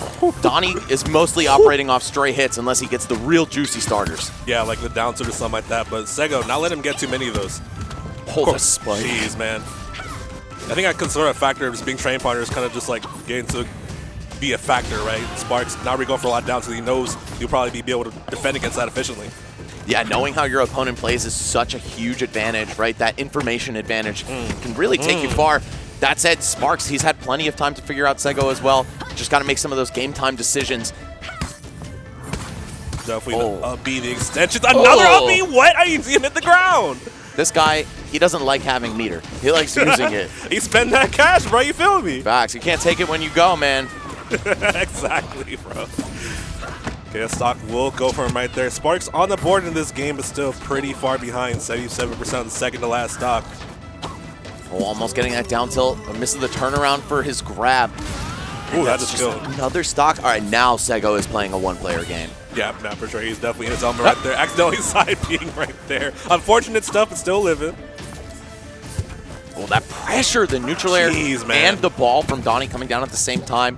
He's stuck at the ledge now, but Spot Dodger's going to break him free. Okay, still a fighting chance here from Sparks if he can. Oh, that's tough. That's super tough right there. Accidentally air dodge under the stage. That's rough. Yeah, the angle of the underside of Harmonic, it's pretty brutal, pretty unforgiving. Most definitely. Looks like we're running it right backstage-wise. Sparks said, nah, this stage is fine for sure. But Sego, the verge of making us a quick 3-0 winners finals, that'd be kind of crazy. Yeah, you can't help but imagine Pariah's keep his band Yeah, in this set from Sego, right? I don't know what other options would really work out in Sparks' favor, but Oh, Lord. so far, Oh my God, a triple, and it's just dead. 0 to depth to start that off too. Sego, relent. this is probably going to be the fastest set of the top 8, man. I'm not going to lie. Sego, when he's comfortable, when he knows what you're going to do, has a feel for your habits, basically unstoppable. Yeah, absolutely. And just looking really unstoppable right here, bro. Again, sometimes Spark gets a hit, but again, the difference is how far Sego takes it, as you were saying right now, bro. That's another charge in there, 84% edge guard scenario. Gets back. Well, the down tilt, nothing off of it, but still Sego with another chance. Goes for the dive kick. Doesn't even have to trade stocks with a little bit of meter in play. Oh, man, most definitely Sparks fighting back a little bit. Okay, it's a big combo, the first big one of this game, but does not get the finisher. Oh, and there it is again, the underside of Harmonic. Yeah. Just so tough to work around sometimes. You got to be very precise with where you air dodge. The awareness from Sega, by the way, destroyed the smoke bomb before Sparks had come back right there. Good stuff. Yeah, that's something you always have to keep your mind, or keep on your mind when you're fighting against Donatello. Just gives him that free escape, whether it's from off stage or out of a combo. But it doesn't look like there's any escape from Sego. Jeez. This might be it, depending on how he chooses to finish this. No, the edge guard not going to go through. Not going to go through, but still very advantageous positions near the verge of a 4 stock to end this man. That's crazy. Oh, looking for these angled command grabs as well. Oh my God. What was he going for up there? That was looking crazy. Sego's like, I don't care about the 4 stock. I just want to finish it in style. Absolutely. That's up strong. See an upbeat chase? No. Tries to spike the ball into Sego. Not enough, not even close to enough. 3 very healthy stocks left. And Sego is your first grand finalist here at Let's Make Big Moves. Man, very convincingly too. As we were saying, bro, that's his comfort zone, bro. Playing the one-player game against like one of these slower characters too that Seeker can kind of run over if Donatello doesn't get the spacing game started a bit too. And that's exactly what we just saw right there, right? Yeah, that was just ridiculous, man. The whole set took, what, 6 minutes maybe, including the time between games? Yeah, actually, though. The recording's just under 8 minutes, we just been informed, which is actually crazy, man. Wow, yeah. Sego, man, definitely the most impressive player in the building this weekend, and he's got the clips to prove exactly why. The down tilt into strong up air to close things out. Man, it just looks like business as usual for him. Literally, bro. It's just like another a session in the lab a little bit. What did you say, Devin? Yeah. Yeah. Yeah, just Another day at the office. I heard Wow. Sego on the back saying he doesn't do that with hits all the time. That's funny as hell. Well, that was a good way to welcome me onto the mic, huh? Just warm me up with a quick one. Less than 8 minutes, including time between games, dude. That's really crazy. And again, Sparks, again, no slouch, obviously, getting the winners finals and to make quick work other person winners finals like that, that's a statement. That's a huge statement right there. Yeah, and you know what that statement is? I'm going to win this tournament. Yeah, I mean, he's the #1 seed for a reason, man. He's definitely the 1-2 beat right now. We have 2 people coming up, though, that may be able to challenge him in losers semis, I believe, coming up. Blazing Pasta versus Toast is the set we're getting warmed up to. So top 4 at this tournament, 2 representatives from the Rivals community, two representatives from the Ultimate community, That's Pasta interesting. and Toast on the loser side. As you just said, Pasta, a very accomplished Peach and Nest player in Smash 4 and Ultimate. Absolutely. Toast, a former Let's Make Big Moves top 8 finalist, That is actually. true. That is true. I forgot about that. With his young Link, yeah, I believe that was 2022 that he made it. So, Yeah. I mean, these guys are decorated champions, Oh, yeah. and they're just going to add another one to the list today. No matter how they finish here, third or fourth or anything higher, you got to feel pretty good about that. Yeah, most definitely. It's so funny too. It didn't click with me that Toast plays this game the same one, Ultimate, until like I got told like, oh yeah, he's good at that one game, right? He is pretty damn good. Nah, it definitely goes to show, right? I think the young Link fundamentals kind of come into a play at Aang a little bit. It's a very mobile character with good projectile and needles like that. I can see the conversion for that. Yeah, for sure. I think the thing that threw me off most is that Aang is a floatier character. Young Link is one of the fastest fallers in Ultimate, a very That's true. fast, aggressive character despite having all those projectiles. But there is some connective tissue. There's a bit, yeah. They're right there. You know, Blazing Pasta, man.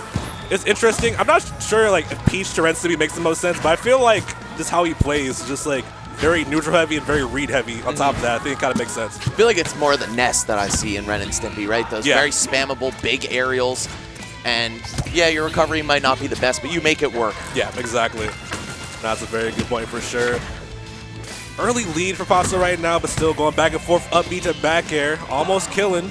Edge pressure, man, bro. That's such a big strength. Even for Nasby1 and Ultimate right there, he's so good at edge guarding and ledge trapping, bro. Yeah, Pasta is just a very polished player overall, and I think he excels as the set goes on. The more more time he has to figure out how you play, the better his performance will be. I definitely want to adapt on the fly for sure. Toast has to cut out from him. He wants to win this right now. Still trying to steal out this stock. EX Glizzy coming out, gets back to stage. Yeah, that is such a good tool out of disadvantage, man. Very difficult to challenge, a lot of mobility on it. And I think that's kind of the theme of Ren and Stimpy in general, right? They are just not easy to bully. Yeah, most definitely. Man, the up B air up strong, not quite getting it because Pasta is playing a very floaty character. The up throw confirms will not be the same on Toast, so that's a very good thing to keep in mind. Yeah, same for both of them, really. Yeah, that's true. Okay, Pasta finally dropping that first stock. Gonna open him up with the dash attack, gets the platform tech chase, and the damage keeps on rolling. Looking pretty good in this game one here. That's interesting. Pasta doesn't get the big combos, he gets the big openings for sure. The juggles just go on for so long. Okay, getting back with the air ball. Another great tool out of disadvantage. These characters have some connective tissue of their own, for sure. Definitely. Impossible to combo, difficult to edge guard, well, especially Aang. I'm glad they made him easier to combo in like this patch though. Definitely goes to very relevant change for sure. Yeah, definitely. All right, we're going to see the up air into strong up air combo here from Toast. Just got to cash out with these two pieces. That's the best you can ask for in most of the floaty matchups. Yeah, most definitely is 65%. EX Log coming out. Pasta try to extend his lead. All right, Toast going for the vertical combos here. Yeah, of course, the up B slime cancel strong up air. Definitely one of Aang's calling cards. Yeah. I feel like it really seems like Toast is not used to comboing this character. Right, they're very weird. Heavy and floaty, kind of like a Melee Samus, right? Yeah, absolutely. And you see even top players to this day in Melee struggle to combo her. That most definitely is a big factor for sure, especially with Aang, bro, because he has one of the best punch games in the game. Some of the character that kind of mitigates that. It's kind of an interesting sort of dynamic. Yeah, I think both characters are feeling that pain of only getting straight hits for the most part.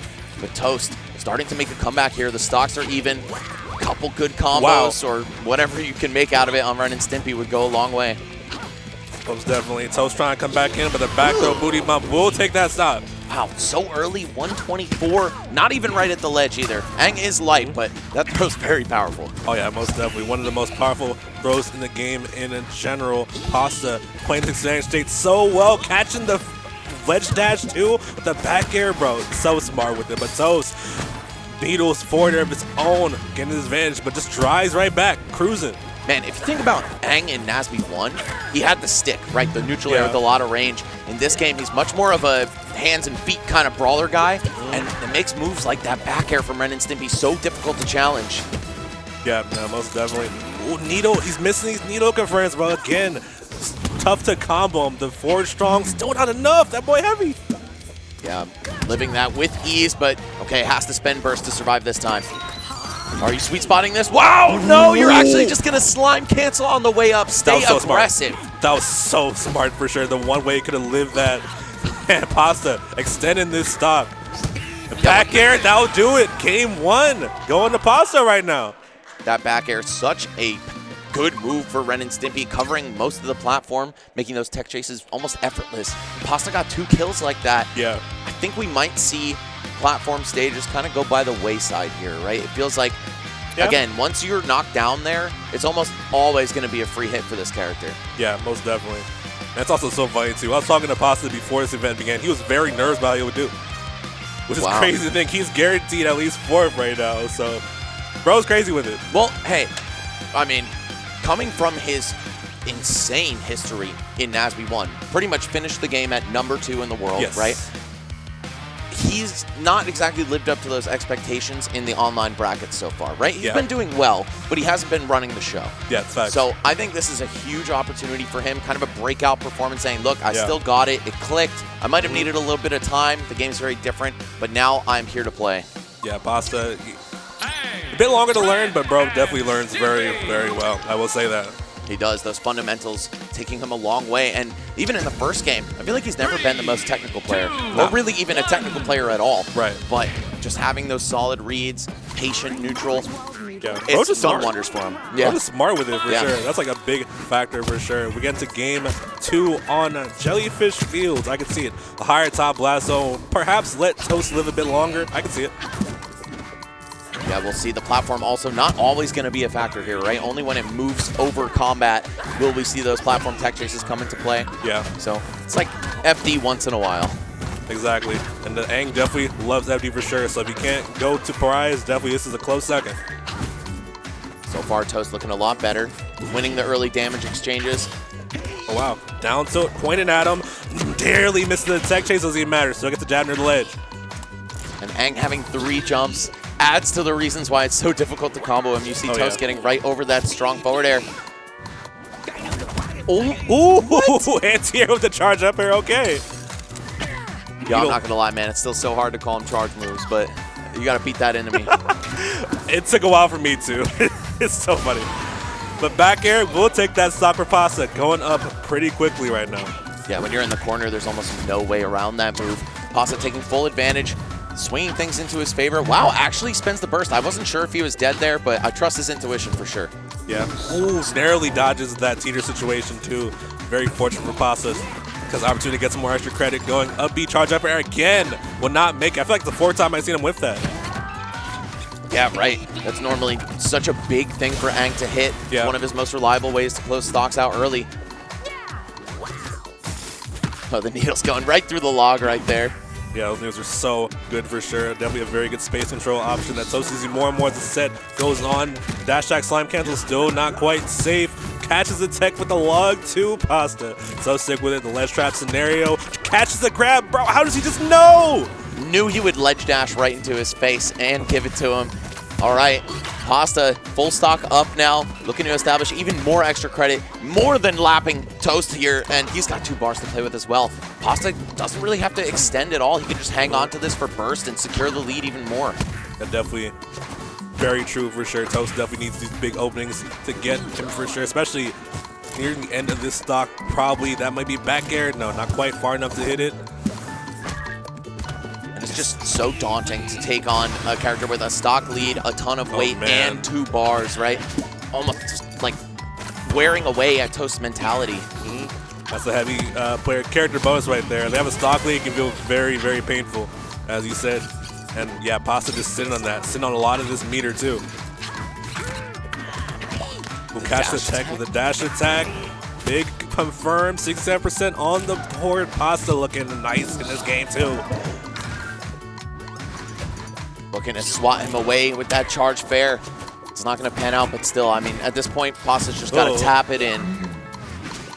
That's definitely I was not ready for that. Man, another reason, there are like infinite reasons why fighting Ren and Stimpy with the lead is so annoying, but when you try to edge guard them, the Glizzy is just so good at disrupting things, right? Like, you're going to trade with it, take so much damage over time, and it just feels like you're running into a wall. Yeah, that was so good. Oh, 4-2 almost combos into the kill right there, too. The back air, too long on that ledge. Pasta sniffing that out, going up 2-0.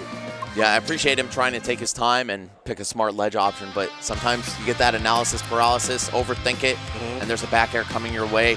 The fact that it hits that low is crazy, too. That move just does it all, man. Nah, bro, he definitely dropped Stimpy low right there. Yeah, facts.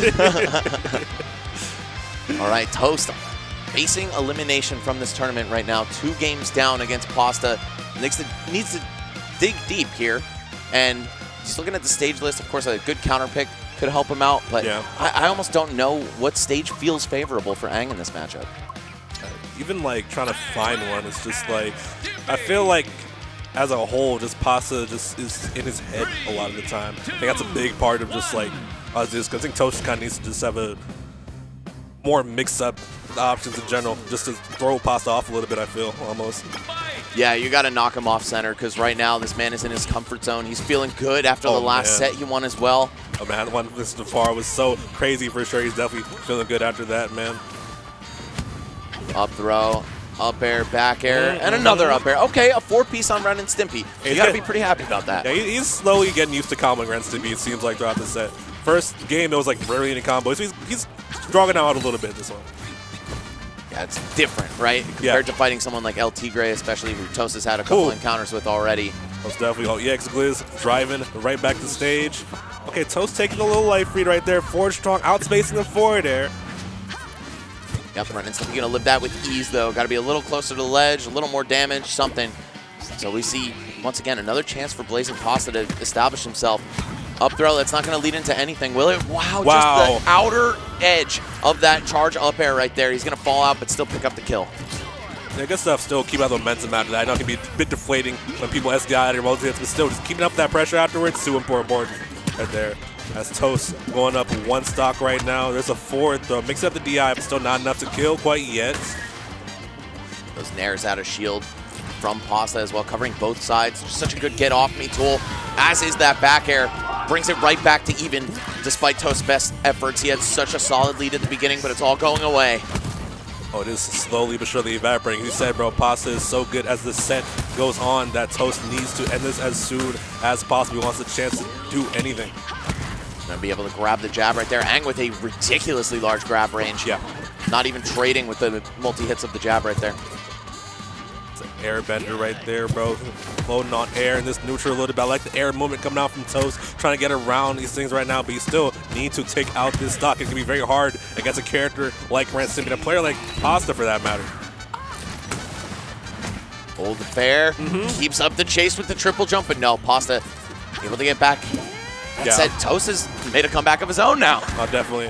I do like that he's staying composed with it, especially in these facing these like hard-to-kill scenarios. He's still keeping the pressure as much as he possibly can, but Pasta doing a good job is fighting back. The forward, though, not quite enough. Even on bad DI, still barely lives. Spacing with these back airs yet again. The forward tilt puts him on the platform, and man, if you get knocked down on a platform, Pasta's going to kill you.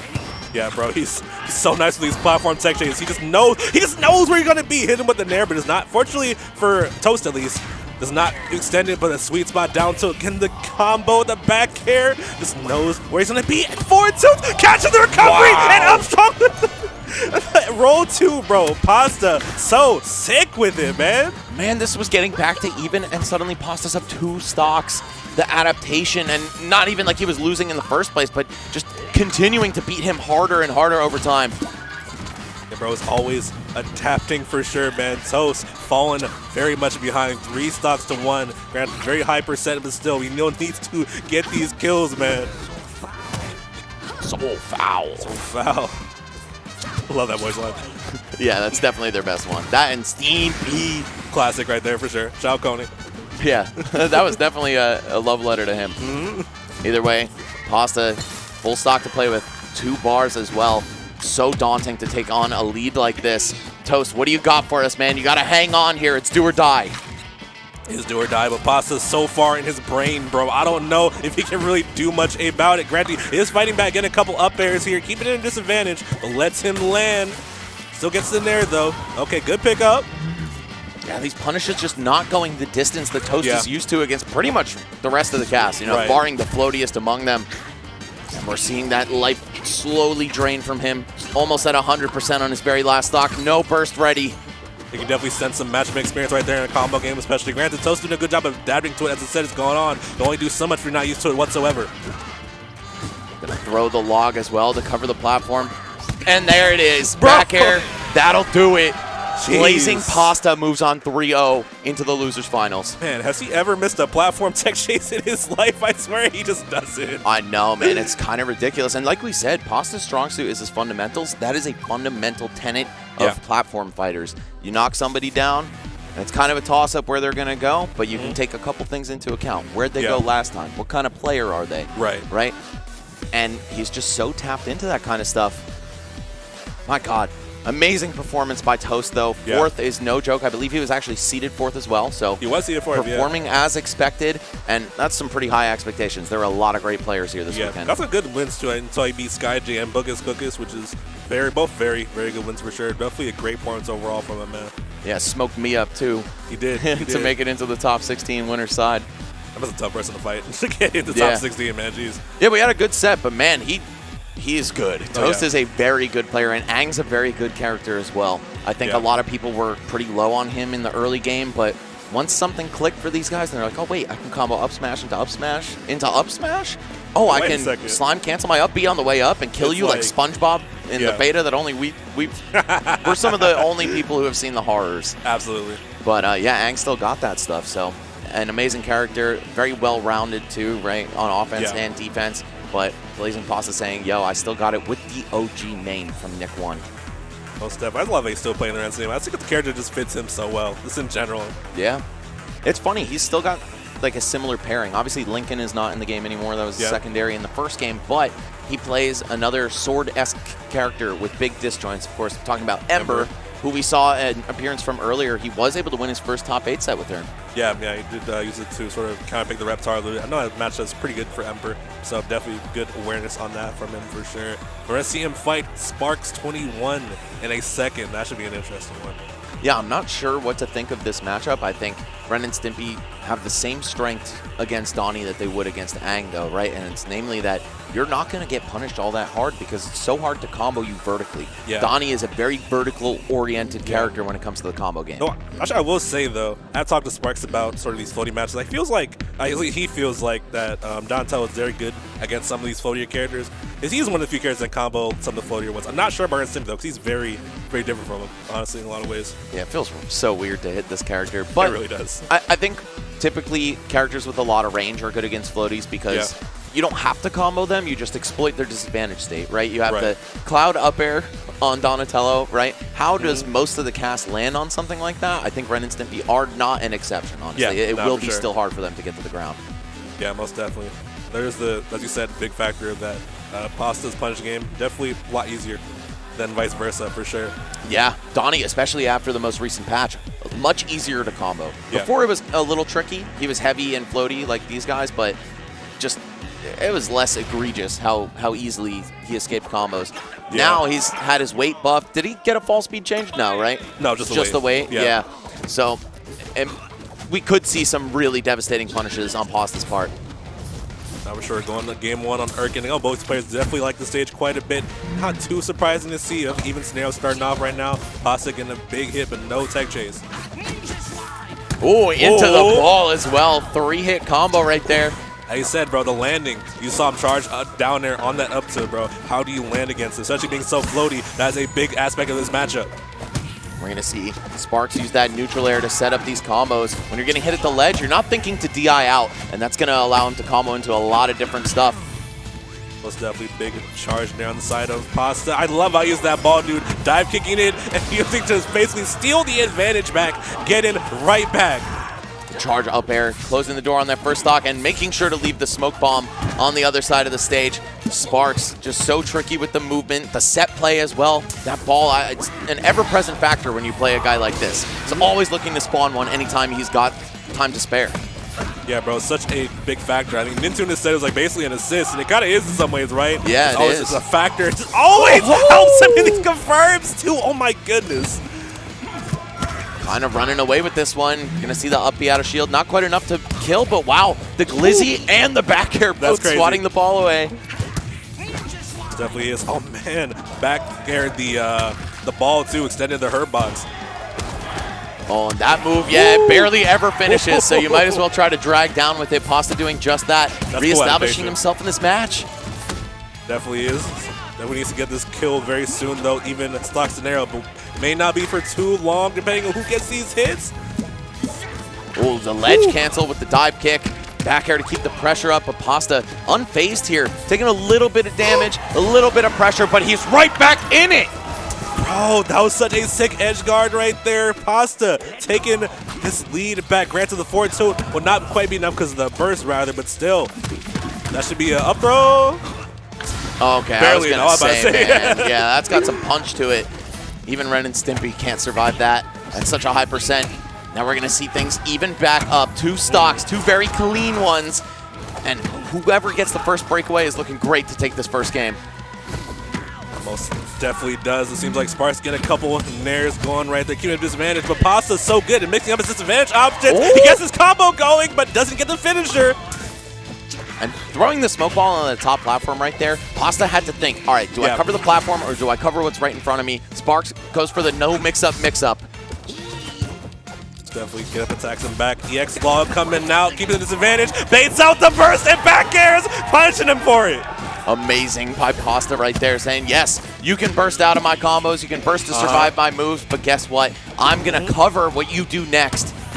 Yeah, definitely very, very smart stuff for sure. Salute on that up throw right there. Pasta trying to finish this as soon as possible. Sparks, good pickup off the charge there, though. Okay, even stock scenario on this game 1. A little bit of work to do for Sparks to even this one back up, but Pasta staying solid.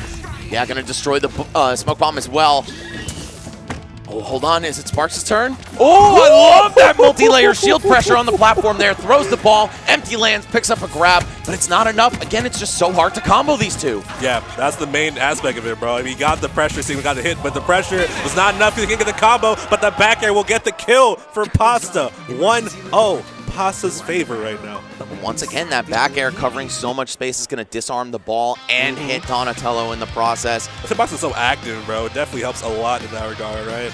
Right, and just such a wide arc. It almost starts at like 12 o'clock above him, maybe 1, you know, but still, look at the point of impact. Run that back, Devin. Run that back to right when he hits the ball with back air.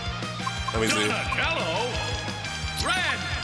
Look at how early that hit underneath him. Like the streaks are just coming out on top, but it reflected from underneath That's Ren. crazy. That is really crazy. That's a good-ass move, man. Absolutely, man. Looks like here this means we get into Miracle City Volcano for this game 2. I can feel it, man. Probably a lot of platform coverage that Sparks wants to go for. Right, but we've seen Pasta excels in that platform tech chase category, so maybe Sparks is just a little more creative and crafty when it comes to mixing up his options than Toast was. Only time will tell, but so far Pasta's looking pretty good here. Oh my God! Wall of pain, baby! Bro, if you don't, if Dying doesn't get the smoke ball on stage, right, it's very vulnerable. Pasta noticing that, snapping down like a shark, taking that first stock in a convincing fashion. Already has near the ledge right now. No Air 4 strong! Almost getting the 6th kill right here. Back air, still keeping him off stage, and that's just a stock once more. Pasta, big lead to start the second game off. And it only takes 1 game for him to adapt. Don't give this guy the time of day. He will figure you out. He will pick you apart. He definitely will for sure, man. So the fastest adaptations on his side of the country here, man. Pasta, so nice with it for sure. Sparks, again, a great player for sure, but still struggling against this mental hurdle that is Pasta. Able to bust out of a bad spot with the counter snipe there. Okay, yes, setting up some edge guards. Oh, wow, very unfortunate. Yeah. It could be a stock that Sparks needs, though, because definitely start momentum off of this. Keeps him in neutral. I like the ball, too, making it hard and harder for Pasta to approach him. Oh my God, and Pasta's just so hard to hit. It might look like there's an opening, but it's always just an illusion. He'll punish you right afterward as well. Okay, Sparks, hold on. Hold on, yeah. Has to spend a bar to make himself safe right there. He's got the smoke bomb as an insurance policy in case Pasta gets him off stage. I love the delay on that down tilt, too, right there. I for sure love the mix-up, for sure. But again, as you said, didn't lead to much. Punish the dash attack, too. It's looking very good if you're Pasta right now. Yeah, a lot of room to play with here. Full stock up. Character that's very heavy, probably not in much danger of dying. I'm actually straight up lying to you guys. The sweet spot up B, that's just hard. That is hard. It's very powerful, yeah. It's definitely charge up air. Dude, again, knowing how to hit that effectively, that's how you know, bro. It's nice with it. Right, that was maybe the 4th time I've ever seen that move hit to completion. And if anyone's going to do it, it's Pasta. He's got such a good read on how to play this character. I love the counter all the way back down. He didn't use that much at all, but still keeps in the back pocket in case situations like that. Yeah, both characters' counters coming into play a bit in this game. Back hit of Nair, though, going to pop him up. Charge up air. Now, Sparks, what's the edge guard going to be? Absolutely nothing. Well, yeah, just gets right back to it, man. Definitely needs to get this stock as soon as possible, but I don't know if Sparks can get these. Sort of scramble a bit, try to get the down tilt. Wake up, up B will take it. Can get stock off it is the question. The very crucial one right there. Good down tilt coverage right there, but still no dice, and just rides back to stage, right and dirty, saying, I don't care about your edge guards. The Blizzard of Oz himself, blazing Pasta. Again, it just feels impossible to edge guard him, to keep him in a bad spot. Absolutely. Not only is the recovery option so good at this character, but he's just so smart and just mixing him up too, man. And jumping off early that time too, throwing off his coverage, unfortunately falls off the stage and gets killed because of it. Great pickup there from Sparks, though, recognizing, okay, I only hit the sour spot of my up B. There's only one way I'm going to finish a stock, and it involves spending a meter. Might come back to bite him if he's not able to attain a burst by the time he's at kill percent, which he already is. Ooh, narrowly misses the back air too, but catches the teleport. Tried to predict the roll right there. Air Force strong, nearly killing. Oh, that's it. Oh, man. Oh, how do you get off the ledge in the face of such a large move, man? It'll cover jump. It'll cover any kind of get-up option right at the ledge. And then if you roll, well, guess what? That takes a while. Yeah. And that move's very low lag once you They're running right back. They're running right back. No hesitation. All right, Sparks saying, Donnie got me this far. I have no reason to switch characters, and I don't blame the stage for what happened last game. Yeah, most definitely. Just kind of just a little out of control from Sparks a bit. Pasta toned it up a bit. May Sparks has to definitely adapt to if he wants to win this as well. Dives off the stage. Edge guard opportunity, no. Delays the up B. I love charging that. Oh, love that. The wave land onto the platform. Pasta's scared, staying in his shield. It's going to open him up for a grab. Okay, Sparks starting to come alive a little bit here. Down throw into, again, absolutely nothing. This character is not comboable. Yeah, the heavy floating combination definitely very rough for sure. Good parry on that though. Punish him with the forward throw, but no breaks. He's flying to the hot dog. Getting the big combo right there. Unfortunately, does not finish the charge up air that time. Oh, snipe. Looking to once again send the ball into the glizzy. You know what? I'm gonna stop talking. Anyway, has to burn a bar out of the up B, otherwise he might have died. And oh wow, missed the angle on hitting the ball right there. That could have continued the edge guard. Now it's Pasta turning the tables, goes up yet again, the first stock of the game. Most definitely, man. The advantage already on his side, the momentum already on his side too. Sparks needs to finish his edge guard too if he wants to stay alive in this game. Back throw, not quite enough to do it, but the charge up air will get stuck, baiting out the side B. Yeah, cleanly outranges that, right? That's pretty much the only way to challenge Glizzy safely is with these super long moves. Yeah, most definitely. Donnie being a character that's perfect for doing so, but at the same time, Oh, Pasta you're does not care when he's off stage without the smoke ball. And another quick stock. Man, it's crazy the disparity in Donnie's recovery. It goes from extremely mediocre to infinite, depending on whether or not that smoke ball is out. So let's see. Sparks, come on, man. I need to see something great. Your life is on the line here. You fought so hard to make it to the top three, but it's all falling apart. No burst can save you from a ledge hog, by the way. Yeah, that's so tough. Good stuff to Pasta being aware of the smoke ball, getting it before he has a chance to even teleport to it. Sparks gets get this kill, though. All right, it's do or die. One stock remaining in your tournament run, Sparks. What are you made of? I'll just see what he is. Pasta trying to make him into turtle soup right now, but Sparks, hold on. Ball staying alive. The big combo, charge there. Okay, Ren and Stimpy don't snap on their up B. Pasta electing not to spend the meter. Maybe he wants to save it for a potential burst on his last stock. Now the kill's going up. Not quite enough to do it. Not the sweet spot. Sparks getting everything set up in the corner right there. Love that. Backs up from the ledge. Picks up a grab. but you're going to need a little more than that to finish this character off. Especially when he can just fly over the stage just like that. Ninja slide though, burst option. Sparks still staying alive right there. It is dead even, folks. This looked absolutely Jover for Sparks, but he's firing back. Other adaptations coming out for sure, but the tongue picks up the big combo for Pasta, mixes the tech chase. So I love Sparks mixing up his tech options to not get caught by his tech chase and Pasta. All right, that forward air, a move that honestly rivals the range of some of Donnie's buttons. Yeah, oh, wait a second. Sparks with a chance. Oh, misses the tech chase, wait a second, still picking it back up with the balls, pause.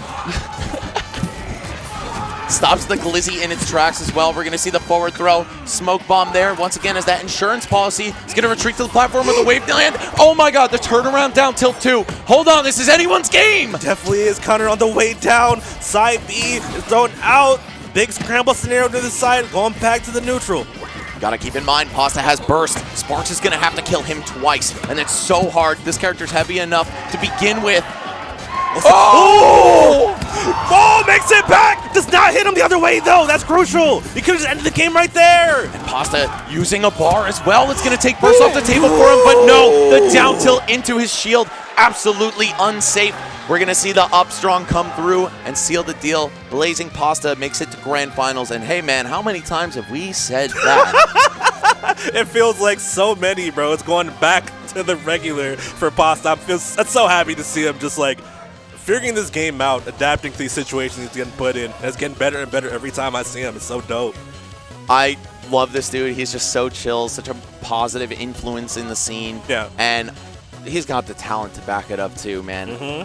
We, again, just saw him finish the NASB 1 gauntlet as the second best player. You know, grand finalist at the Hidden Temple, grand finalist at Genesis, and so many more online tournaments of big consequence, right? But things started off shaky for him in NASB 2. Now it seems like that is a thing of the past. Yeah, he's been playing so well today. Playing on top of his game, so many good wins, and wants to take it all the way, get into grand finals, beating Sego. That should be a fun one. And you know what? He hasn't had a shot at him yet. Pasta Right, went to actually. losers pretty early in the tournament, qualified for top 8 on the loser's side, but he's been making a run. He's got all the momentum behind him. Sego, I mean, he's been playing hot. We've come to expect definitely that. One of the absolute best in the business for this game right now. But Pasta saying, hey, something's different this weekend. Most definitely, man. Just so good. This is what else can you say? Just so good with it, dude. Yeah, and in a very different way from someone like Sego, right? Yes. Who, don't get me wrong, has amazing fundamentals. He would not make it this far on tech skill alone, but he's a very polished, fast APM player, right? He's playing LT Gray, which obviously, if you're good at that kind of stuff, this is the character you want to invest your time into. Pasta, on the other hand, you know, coming from a background with Ultimate and Smash 4, these less technically demanding games, I think Ren and Stimpy is a perfect fit for him because you just need to out-tank your opponent. Keep living those hits, kill them early, make the solid reads, but there's not really like a high tech ceiling for them. Yeah, most definitely. And then we see this match being sort of a battle of the pacing, right? Between the very fast-paced sort of style that Sego wants to play and the more heavy neutral focus that Pasta wants, for sure. So it's definitely going to be the neutral going to be a very big deciding factor in the set. Oh, it all comes down to this, Blackamar. $5,000 pot bonus. 120-ish entrants in the bracket. Some of the best in the world making it out here to New York City this weekend to contend for the trophy. And it's only these two who have a shot at it now. All comes down to this in our grand final set. Started on Technodrome. Of course, Sego sitting pretty in that winner's side. Starting this combo off a little bit. Again, as we said, though, Ren Stimpy, a character that can be combo 2-1. That includes by LT Gray. So that's a factor to keep in mind.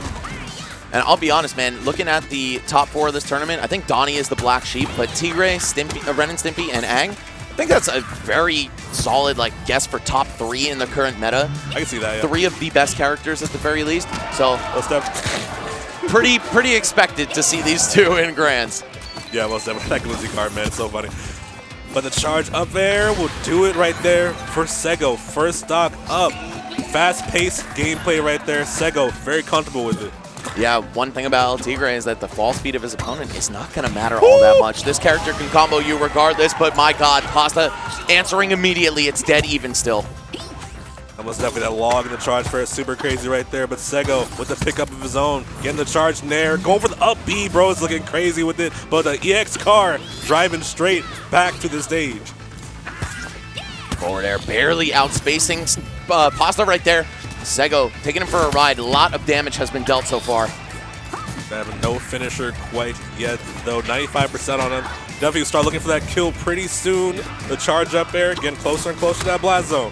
I love that Sego made sure to get as much charge as he possibly could. Knowing this character's so heavy, they're going to hang on if you don't optimize every little part of your combo. Most definitely. I love seeing the log, by the way. These anti-airs and getting the confirms off him. Gets not much off that drag down the charge up air, but gets right back into it. The knockdown with the light in air, and then the tech chase to hit the tech in place with charge forward air.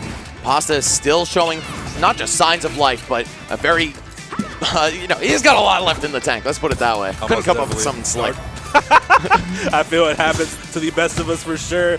Side B gets back to the stage. Sego still off the stage. Could be a reverse edge guard opportunity for Pasta, but no, just snaps right to ledge X up B. No tech, which means that Sego continues this combo. Wow, sending the glizzy right back at him. He said, no thanks, I don't eat pork. That's actually true. That's funny. Big charge forward there, running off. The charge up there, calling out the disadvantage option. Sego looking nice. Yeah, at the start of things, it looked like Pasta was able to keep it close. Sego starting to run away with this one. Stuck at the ledge. Whoa, betting it all. And this is Sego's downfall sometimes. His own greed, his own desire for swag. It's not going to cost him there, though. Fortunately not. He's still living 2 stocks to 1. Charge fair again with that doage. Not quite good DI, but still rough scenario for Pasta. Gets back to stage, though. Fights back. Catches the tech. No wonder this guy's so good at platform tech chases. This character hits in every direction. That's true. The Nair killing. Okay.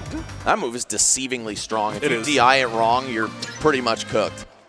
For sure, a good example of that right there. Sego going up 1-0, especially on the winner's side, a very, very big aspect. As you said, though, the longer these sets go on, the better Pasta tends to do. So, I mean, if he can just stay alive a bit longer and still go back and forth with him a bit more in these coming games, he could go either way, honestly.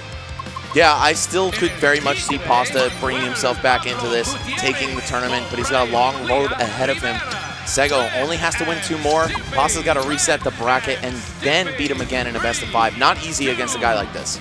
No, definitely not for sure. And Sego's still right there chilling. You see him smile a little bit right there. He's still fine and ready going to this game 2 on harmonic convergence.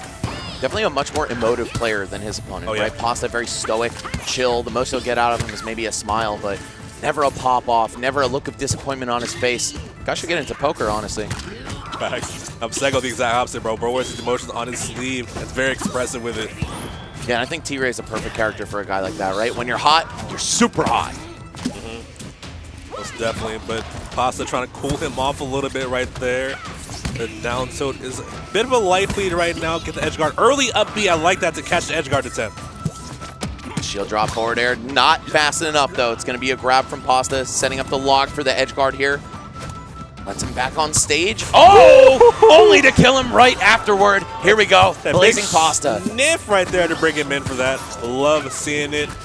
Getting in the stock lead right now, but Sego under phase, still going in on him, still trying to take this stock. Still heavy character plus the burst left, still a good combination. Ooh. Unfortunately, Sego too deep. Like you said, the green can be his downfall, and it was right there. Was he too low, or was the ledge hog still going? The ledge hog was still going. Tell, yeah. Yeah, when he rolled, he still... Yeah, of course. It just like looked uncomfortably long. T-Gray does hover there for a second, which can sometimes save him from that. Yeah. But Pasta with great timing. Most definitely. Okay, Sego trying to get a combo going, but misses that up air. Unfortunately, big parry for Pasta. Can't get the early edge guard. You can definitely see he wants it. There's a back air continuing the combo, but Sego answering back in the scramble. Oh. Ooh, light up air. Yeah, I love the thought there, right? Try to catch him at the very end of that knockback trajectory from the up B, but just not enough to do it, and he hit the sour spot. That EX lock put in mad work. Gotta hit him like 3 times. Very hard to interrupt that move for sure. Now, Pasta looking much better in this game. Again, when you let him adapt to you, it could be worlds apart from game 1 to game 2. Absolutely. The down air calls it the misfoot tech chase. Up B misses. Again, the weight of Ren and Stimpy, the floatiness rather, coming into play. Yeah, normally T-Gray gets an up throw. That up B is pretty much guaranteed. But you gotta adjust the combos. You have to optimize in a different way.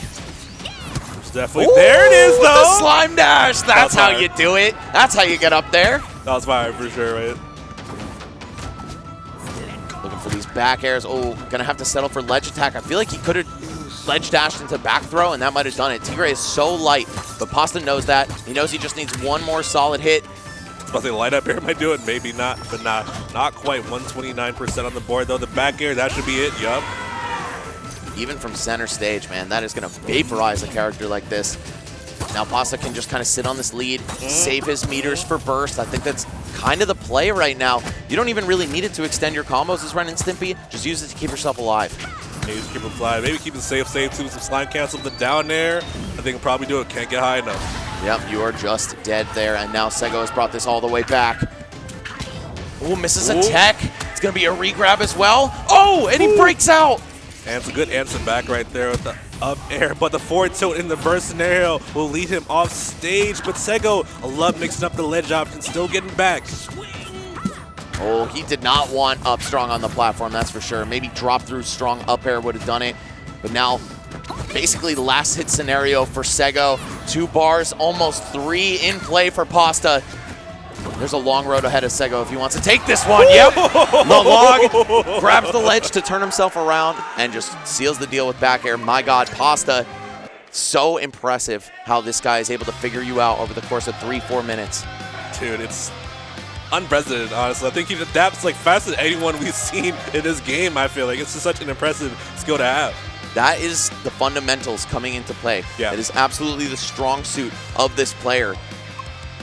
Oh, definitely is for sure. Very comfortable adapting to these situations.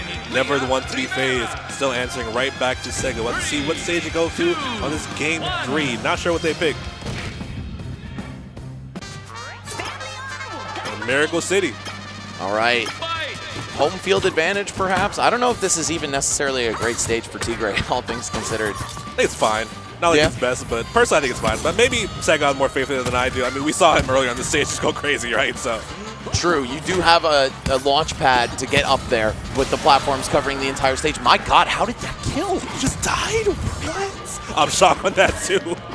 Yeah. Wow. I mean, Ren and Stimpy, very heavy characters. So Sego, knowing his percents like that, got to give it up. Yeah, that lower ceiling, man, definitely came into play right there to help him. Oh, the empty landing into the grab. Just going to get an up throw, back air, forward air afterward. Okay, and he keeps it going. Beautiful reset with the dash dance. Most definitely. Let's see the neutral coming into play more and more with Sego adapting to Pasta's adaptation, rather. But it knocks him off stage, misses the neutral B. I like going straight to the ledge with the up B. Oh, and the slime dash into up air. Oh my God, So where are you going? He's like, all right, that was cute. You got your game, but back to business for me. Oh my God. Oh.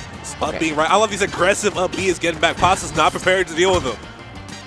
Yeah, that's one unique thing for Tigray. He travels so fast. That up B has a pretty big hitbox when he comes out of it, and it can be a little difficult to keep him in a bad spot because of that. Definitely can be for sure. Misses the follow-up. That opens the door for Sego to do so much of this combo. Cyrus on the up air, but still catches him right as he falls. Wow, auto cancel on the strong down air right there. Beautiful stuff from Pasta, but you're going to need more than that to put yourself back in this one. Better DI on the up B this time around. Definitely the charge in there. Not quite enough to do it. Oh, love that. The ledge cancel on the dive kick. Whew.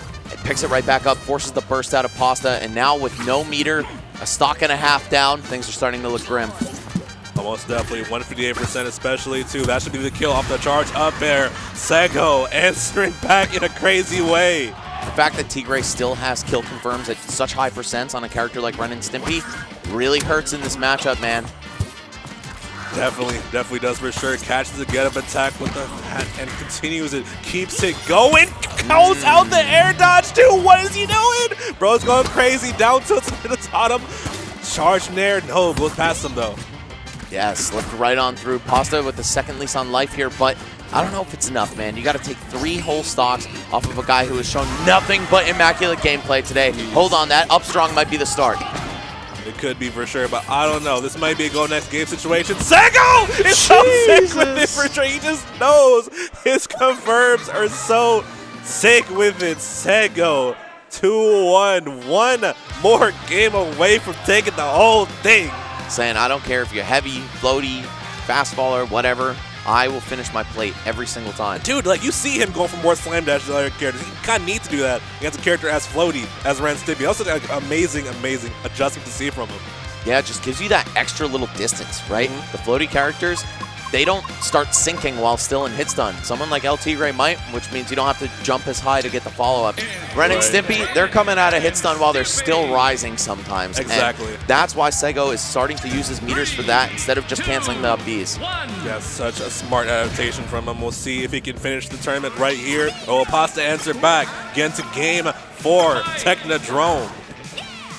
All right, things are looking pretty rough after that third game, but Pasta, we've said it so many times, this guy can adapt, he can figure it out. Sego might be too big of a mountain to climb though.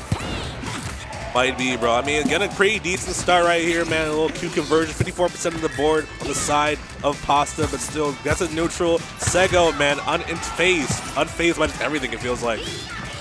Well, like the landing spacing there from Pasta, right? He just wanted to back up a little bit, but Sego very deliberate in the buttons he's pressing to maintain advantage. Not going to overextend at all, and that's death, actually. Hold on. Okay, Blazing Pasta. Good start here, but we're going to need a good finish if we want to see the tournament keep going. Most definitely. I like using the meter right there, prevent the edge guard situation entirely, but Sego answering back with this Nair. The pressure on this platform is so real, but Pasta managed to get out of it. Yeah, using his range to his advantage. That forward air, that back air cleanly outranges anything Tigre wants to do. Oh, but the kill confirms are just always valid for this guy. Most definitely, they're always there, and Sego always knows them for certainly. Yeah, once again, that's a huge strength for Ren and Stimpy in other matchups. You're going to outlive your opponent. They're not going to be able to combo you into a kill. They have to somehow land a stray hit on a very heavy character. But Tigre, he's got the tools to get it done out of these safe placement hits like the down tilt. Most definitely, for sure. But Pasta, good advanced state situation right now, baiting out these options out of disadvantage, except that up B, that's a very crucial swing of momentum. Yeah, that hits so far through the ledge, by the way. Absolutely ridiculous hitbox on Tigre's up B. Oh my god. Oh, what? Tower I think spot. it saved him, maybe. Yeah. Nah, they probably, I don't know if they died. Oh, too far down, too far down. Sego getting a little greedy right there. May leave room for Pasta to come back. That is his greatest downfall, his own greed. But hold on, up throw to up B. Not the greatest DI from Pasta on the combo setup right there. He's going to pay for it with his life. And now Sego with the chance. Already seizes the lead back by 1%. Pasta gets it back by 1%, but now it's a clean break for Sego. 66% right there, keeping this advantage like a charge there in the mix-up. Getting right back, punishing that. Makes him use the meter too.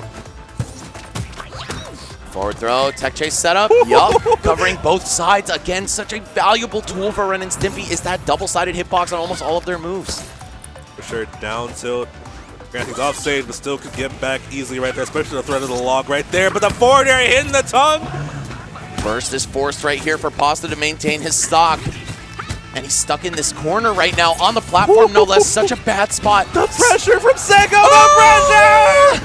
The pressure is so insane. Pasta on his potentially last song of the tournament. We may end it very soon, especially without Sego. Is comboing Pasta right now near the top of that top blast zone. Nearly 70 damage off one hit. But hold on, Sego, his stock is a little bit bloodied up right now. If Pasta can land something like a back air, yes, especially with DI like that, we're going to look at an even game, at least in terms of stocks. Hold on! Oh, the charge up air! He's nearly dead right there. This is Pasta's one chance to remain in the tournament. But Sego get down strong, and that is it! Sego is your Let's Make Big Moves Nasby 2 champion! Wow, what an incredible performance from top to bottom. Never tasting the loser's bracket, not even for a second. Ooh. Just a dominant run through everybody. I mean, the winner's finals was a blindingly fast 3-0. Grands, after Pasta had all that momentum coming in after a crazy loser's run, Sego said, no, I'm going to shut that right down. Absolutely, bro. Looking at his record, bro, 2-1 Lancon, 2-1 Pasta in winner's quarters before this. 3-1 on Toast, 3-0 on Sparks, and 3-1 on the run back against Pasta. That is so insane, dude. He is crazy with it. My God, man. Just a legendary performance, a very well-deserved win. Oh, yeah. And just everyone who made it into this top 8 had some kind of heroic tale to tell. about their bracket. I mean, Yeah. Tfar taking out Cake Assault, gatekeeping him from the winner's side of And top Revelo. 8. Revelo as well. Yeah, 2 incredible players. I just got to give it up to everyone, man. I also have to get off this mic, run down to the stage, and do the award ceremony for these guys. But Blackamar, it was a pleasure as always, man. It's always You a are pleasure, amazing bro. at what you do. Thank you for coming through. I'll just be talking, bro. You know me. Hey, guys, we're going to throw it to like a 15-second break. I'm going to just run down. I'll see y'all in a bit. All right, Max. But again, I hope y'all enjoyed this Nick action as much as I did. Seeing Sego's very, very dominant performance throughout this whole bracket. He's been very, very just amazing with it. And not to discredit Pasta, because Pasta's losers run he's made has been very crazy, bro. 2-1 on Abs, 3-1 on Bookie's Cookies, 3-2 on Tfar, 3-0 on Toast, and 3-0 on Sparks is a very, very crazy combination. We see all the Nasby homies down there congratulating Sego for a job well done. The Nasby 2 champion of this event, bro, definitely went crazy for sure, man. Yeah, such crazy stuff. Definitely big shout out to the Nasby scene coming out in a big way for this event. 118 people. That's very, very, very good for sure. We have more and more Nick 2 events coming to you very, very soon, man. We got Genesis coming up, I believe, next month. We got Combo Breaker over in May. We got plenty of online events every single week. So still, this game is very much alive and well, no matter what you may think. Yeah, Mr. Krabs, my boy Krabs coming through next month, bro. February. It's going to be a crazy time for Nickelodeon All-Star Brawl 2, and I hope you guys are ready for all the amazing action we have. If this is any indicator, bro, you saw this amazing top 8. You saw these amazing games, these amazing players at this game. It's just so many more stories to tell. This game, incredibly fun stuff for sure. Incredibly amazing play all around, bro. Shout out to Nasby scene. Shout out to Sanji right there. You see in the glasses. That's the homie for sure. And just, man, we're just out here. Man, that's a all right. What an amazing top 8 for Nasby 2, man. Before we wrap up the show and move on into the ultimate final bracket, just want to call all of our top 8 players to the stage, recognize your achievements. So, we'll start with 7th place, Bukus Kukus.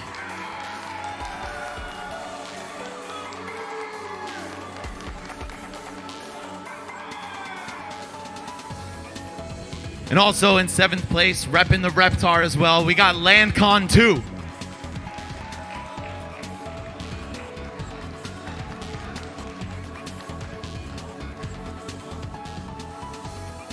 In 5th place, the man with the Beaver Fever, my boy Tfar.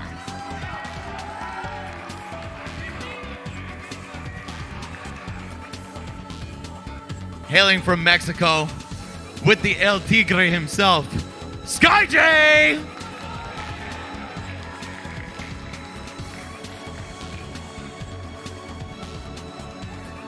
All right, well, let's move it over here because there's not enough room on the stage.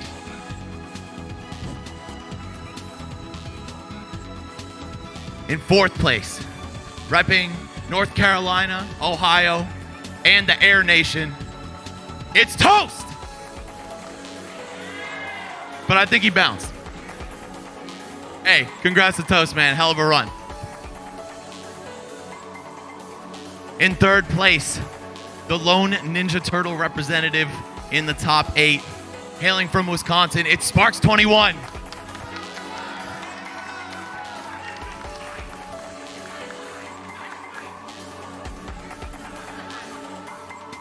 And our 2nd place finisher, a very recognizable face to fans of Ultimate, to fans of Nasby 1. I'm gonna call up Blazing Pasta.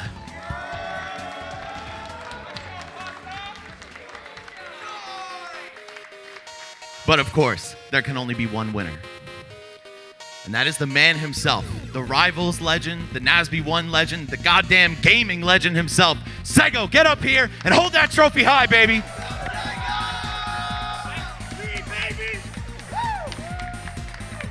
All right, guys, congratulations to all of you. You put on a hell of a show. You made this game look amazing. Thank you so much for coming. We'll see you next year, and get ready for Ultimate Top 128.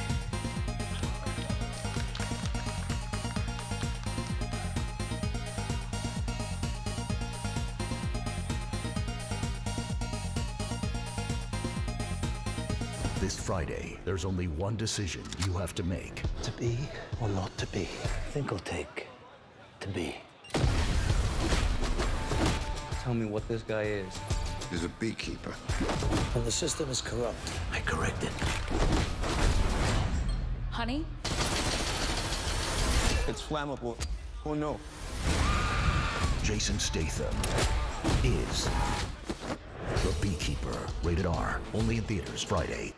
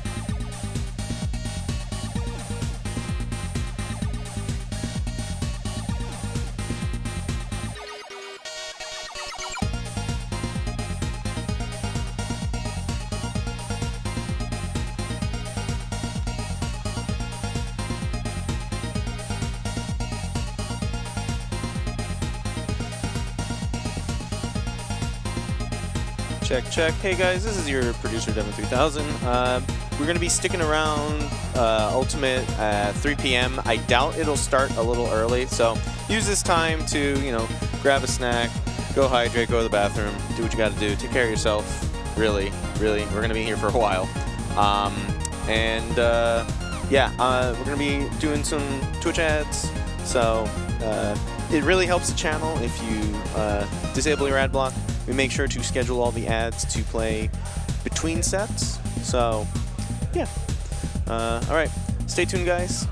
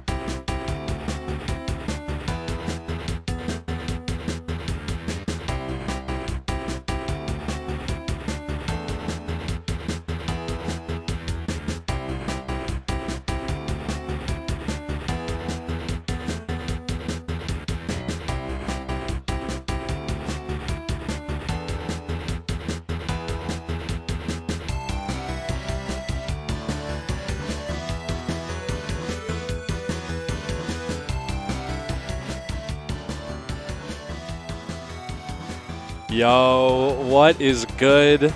Thank you so much for joining us here today. My name is Fang, joined here by the lovely Amalgamation. We are here to bring you top 128 here at Luminosity Makes Big Moves, the tournament that will basically set the precedent for how Smash is going to go for the rest of the year. Yeah, this is always how we ring in the new year. And thank you so much for joining us. Gamer boys, gamer girls, gamers, everything in between. We are in the heart of New York with it. The competition has been crazy. These pools have been so deadly. So many random upsets. I mean, you've seen a lot of people talking about the DeBuzz one for a number of reasons, but that set also was just crazy. That Spritzy kid is sick. That's crazy. I've seen like just the gradual rise, and you know those names you see in the bracket at random here and there. Like Deku Raw 93. It's just like gradually you see it getting a little further. You don't pay too much attention to the path, but eventually you kind of have to. And we're seeing a lot of those names. A lot of people on the come up in this top 128. Things are looking incredibly exciting.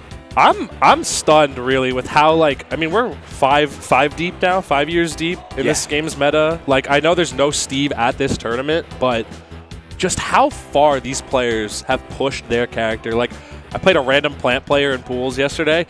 That dude was doing stuff I had never seen before. The plant player ever. is deadly. That's that kid was crazy. He was like hiding in the poison cloud, and like there was a different thing popping out of it every. And I'm like, the amount that people have pushed their characters, the amount of love they poured into it, that's gonna really come to a bubble here. I think honestly at this point. So I'm super gassed up and jazzed to see what we're gonna see. I'm a little bit of a nerd, you know, glasses push up, so I cannot wait to break down these matchups with you, Dre. It's going to be such a blast. It's going to be a wonderful time. What are you excited to see, honestly, within this top 128? Like, any favorites? A lot of killer names in here. I mean, you got your classics, Leo, Spargo, Sonics. I'm excited for some of the people that I had seen in my pool, Marval. Palu player, local. That kid has got some nasty neutral, yo. And he's got a great Lucario as well. That's pretty sick. Yeah, we had a nasty set in pools, and that kid just kept going through losers. Very, very nasty run. Just a lot of the local talent as well. You have people like Carflow, people like VV, who have made it out, and we know these are tried and true talent. We've seen them around for years and years on the come up, but now, you know, this is kind of New York. Tri-State in general, this is our grand stage. And so everyone really, really comes out with the full fire, and it's going to be really interesting to see how it plays out. And you walk into the Devil's Den when you come into this region, honestly. Like, there are so many hidden killers that don't go to locals in this region that'll just pop out because this is the big one. This is the huge tournament. So you'll see all these Wi-Fi kids just coming out the woodwork, and they're nasty. They've been, they finished their math homework. They hop on the Switch. They're ready to go. They've been on Smash Bros. Yeah, they're going crazy right now, bro. I remember what it's like. You know, it's so interesting to see. And you know, some people talk about how some of the kids are losing the fire and stuff. People are doing it for the right reasons. I'm definitely guilty of this myself. I've said this. I don't got that dog in me anymore. You come out, sometimes you come out, you play these kids, and you see the ferocity, the hours and hours and hours of effort, and it's really inspirational, honestly. What do they call them? Neaters in New York? Neaters, they need it. Need the W. I need it more than air. I was saying that going in. Oh, man. Yeah. This is going to be really exciting. It's looking like got heads possibly coming up there. I do see it.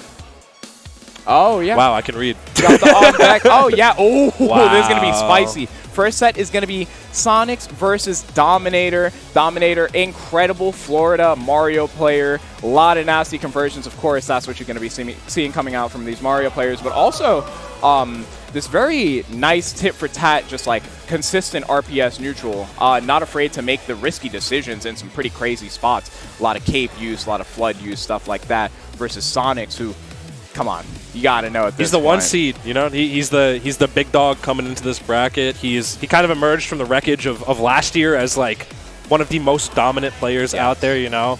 Yeah. It is so crazy the amount of talent going down, you know, in the southern parts of North America. Like, it is insane how much, like, how bad they want it. I mean, Sonics has been on the grind. I mean, you got all the memes out there like up a stock, you know the vibes. Dude is always in the grind courts. Like, he wants the success badly. Yeah, I mean, at the end of the day, only thing that matters is that victory screen. People could talk as much as they want. When you walk away at the top, you are standing upon a pile of skulls and no one can deny you anymore. You can't chirp at that. You cannot chirp at that. Really, really steps into that. I mean, just not afraid to do what's necessary. Sometimes a little bit to his detriment. Sometimes falls back on it a little bit. But he's a clocker inner for sure. He puts the tie on, he punches in for the 9 to 5. He's ready to go, bro. Yeah, very Nanami coded. Oh man, I'm so hyped to see it. It's been a year for me since I have been able to in person view any of these players. So seeing where they were, I mean, I believe at last year's LMBM, Sonics was also just making a lot happen there too as well. So that a year was later, during the rise of Sonics, yeah, and so it only gets harder as you move up too. Like, you know how in a lot of ranked games they say it's so much more difficult to make it from like the second highest rank to the highest rank, as opposed to anywhere below that. Like at this point, it is all about those levels. Yep. There's levels to this game as well. Top 128 too, in such an explosive game, and against such an explosive character like Mario, I'm very curious to see how much Sonic's matchup experience is going to shine here.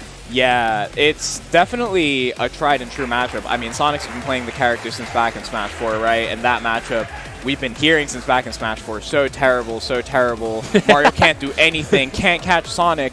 But we've also seen time and time again, if you put yourself in the right places with Mario, make the right callouts, it does not matter who you're fighting. You just got to know your task routes, put them in the dirt, and run it from there. Gotta go for those gold splits. Yeah, gotta get the gold split, speedrunner, baby. Yeah. And so I'm interested in seeing if Dominator is just able to keep up with Sonics in neutral, because Sonics is just such a breakneck player. Whether it's defensive play or offensive play, what makes Sonic so threatening is that instant decision making and that confidence in each decision, just to follow through. No, I know you're not going to check me for the spin dash. I know you're never going to check me for this homing attack, so I'm swinging it. And again, those are these things that'll come back to bite you at moments, but Sonics just kind of keeps going with it. Everything is a part of the learning process. Every success, every loss is a part of the learning process. He's so steeled as a player too. Like, I have never seen a player so like zen, both in-game and out. You rarely see him pop off. You rarely see anything but relief on his face after taking an entire tournament. Like, this guy is just calm, cold, collected. You can see it in his gameplay as well, like you said, with that confidence. Like, he is just so sure of himself in every single instance. And I think that's just a testament to the amount of time he's put in. Yes, the amount of experience he has under his belt. He's been playing since, I believe, Smash 4. So he's a vet. He's been in the trenches. He's been at the top. He's seen it all. So it's going to be very, very curious to see how someone like Dominator is going to kind of come at the king. Because if you come at the king, you best not miss, bro. Best not miss, baby. Yeah, and Dominator, of course, not to glaze too hard on Sonics, Dominator's been on the come up. Like, so many of these Ultimate players are ridiculous. I mean, just young kids who have been around for 2, maybe 3 years, just instantly picking things up like nothing, picking up these neutral concepts, picking up even some of the ones with, like, more lackluster neutral. You get hit by these kids, you don't know where we're going. These are routes that no one's ever done before, and I feel like everyone's kind of got their own little unique twist on their character. Once you get to this point, you know, the point of top 128 in a major, right? You have that flair for sure that comes out. And I mean, we've seen it with so many Marios this year, like Skinny the Pooh, even Karama, who has been so dominant. Like, the amount of expression you can have with Mario's movement and combo trees, like, it's ridiculous how far you can push this character who's kind of like the Ryu of this game. Yeah. You know? His punish game definitely isn't Ryu-esque, but in terms of his kit, he's so simple at a glance that you really have an entire blank canvas in front of you as to what you can potentially get yourself into. Yes. I've seen Mario starting combos with just throwing themselves into their opponent using down air and neutral. And that's back in my day, you saw down throw, some up tilts, you know? Maybe like, you know, a little bit of dash dance with it. But yeah, no, these kids are just flying at you now. I mean, there are Marios starting with fair into the ground these days, right? Looking for like fair F smash. And it's like, you know that's not safe on block, literally, right? You know, but they'll take the risk because if they win out on that gamble, what's that lead, you know? You're now getting two-tapped at 55 for death. That's the meta, bro. That's where we're at right now. Yeah, and the momentum begins to get so crazy. I mean, we talk about composure at a top level all the time. This is not an easy game to remain composed in. Some of these interactions get so goofy sometimes. You get deleted. And then you just get deleted. The scramble looks like nothing made sense at all, and the characters shift away from each other at random. A cross-up happens that makes no sense. I call it Schrodinger's cross-up. Yeah, real. You're going to cross them up, but you're not going to cross them up. Only God decides, truly. I mean, mental wins out every battle. You know, you could be the worst player with the worst tech skill or the best player with the best tech skill. Or, you know, it's composure at the end of the day. If you are getting flustered at any point. This tournament also, this entire 128 bracket, all best of 5. Yep. So you are going to need to lock in. You can't tweak, bro. You cannot tweak. Unless you're tweaked. Then Unless you you're tweaked, right?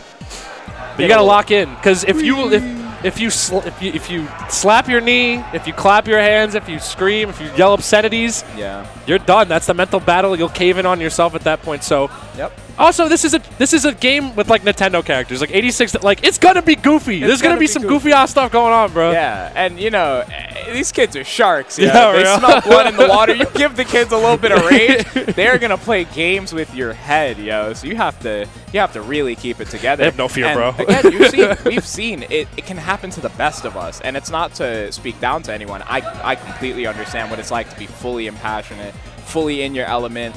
Try to get it, you fail to get it, and it's upsetting. But regardless, like that's a big part of the journey as well, right? That's competition, you have man. to be able to eat those. You got to be able to eat those punches. And then we've seen a lot of players in this bracket who have ate those punches throughout their entire career. This is a game that is you're constantly getting checked by the next thing that's coming. It's constantly evolving.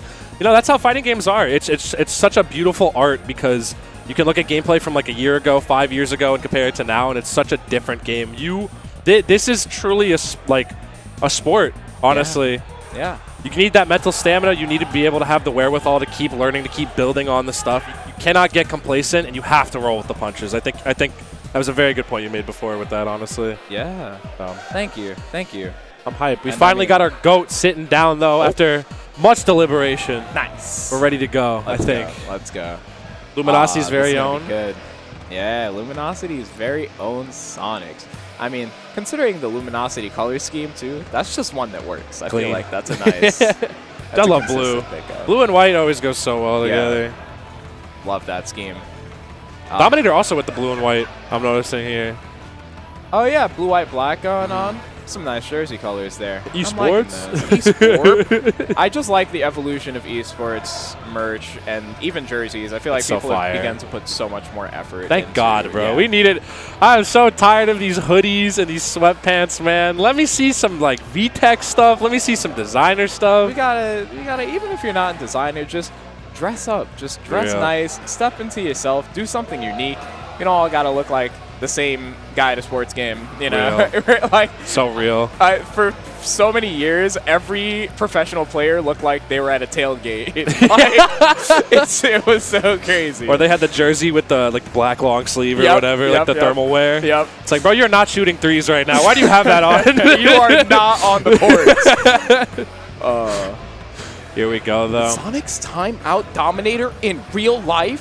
Find out next time. Not clickbait. Gone wrong.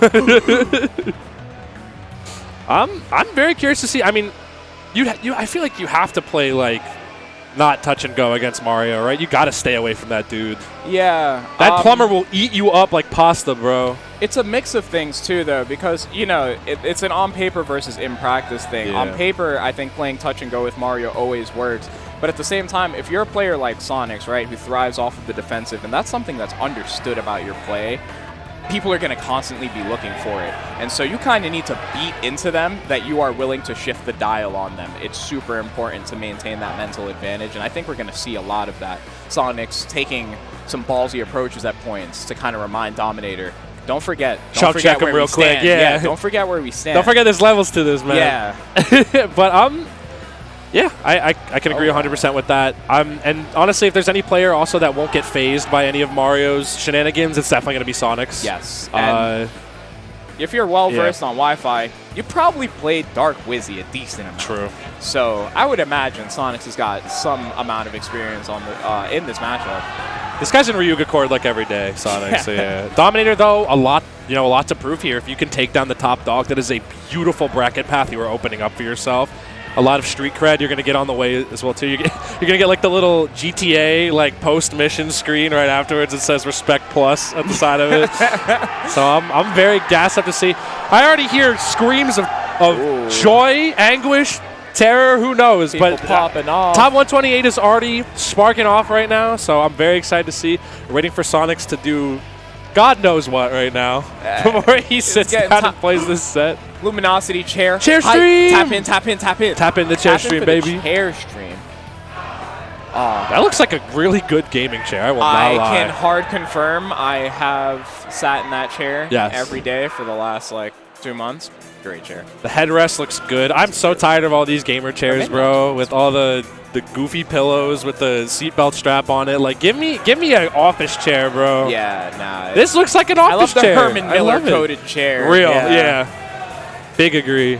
Everyone's got different back stuff, too, so you never know. Everyone, like, if you are comfortable in a gamer chair and it feels like it works for your back and your doctors tell you you're good, rock it. But I feel You're not like sitting like the letter C or a shrimp. Yeah. I feel like everyone has to, you got to go through a bunch of different chairs, and a lot of people will sit in like only plastic chairs or only like some simple like.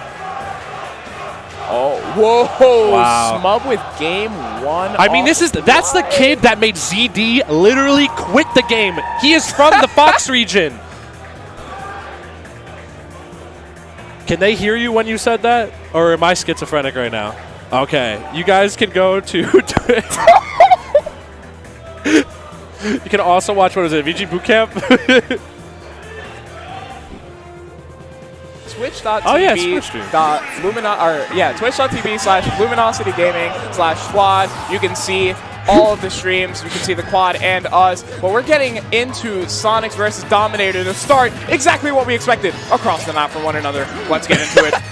I'm always very curious to see why people take Sonic to the stage, because it is the one with the most horizontal space on it. Yes. Out of all the stage list here. So this is exactly where Sonic wants to be. Yeah, so late game Smash Ultimate, we've approached the point that we kind of did late game Smash 4, where you have that tricky secret neutral that everyone likes to say, you want to go here, but a bunch of characters clearly win their matchups there. If you let Steve go to PS2, big mistake. And in a lot of matchups, especially one where you're struggling for speed to run Sonic to the corner, I think a map like PS2 can be really detrimental. But Dominator being really patient, playing through these hits slowly. Sonic gets the spin dash out of the corner, that low profile working out.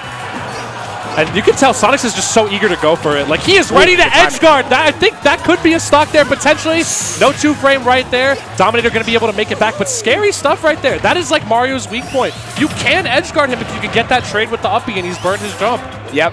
And Dominator really patient and confident in some of these trades. I mean, some of the drift has been so ballsy, just getting back in there for the up air. But at times, I think that might be a little bit detrimental. Eats a spin dash up air, classic combo. That move beat Fireball. That was crazy. Yeah. That is one of those goofy interactions that you have to be able to see coming once it's happened to you one time and not moan and groan about it. Yep. It's a little bit hard to fall back on low damage projectiles versus Sonic, because with enough charge on that spin dash, it is going to go through. And spin charge as well, I believe, starts at stronger base damage either way. So can also go through those projectiles. And we see Sonic's just, you know, up a stock. Know the vibes. You know the vibes. Know the vibes. You know the vibes. Ooh, big rising up air, but Sonic's up air doesn't work in this game the same way. Here we go, though. Dominator, though, trying to be so careful on the back foot. You can tell he's sort of second-guessing himself every time Sonics gets the first stray hit, because he doesn't want to fall into that momentum. He doesn't want to get carried off stage.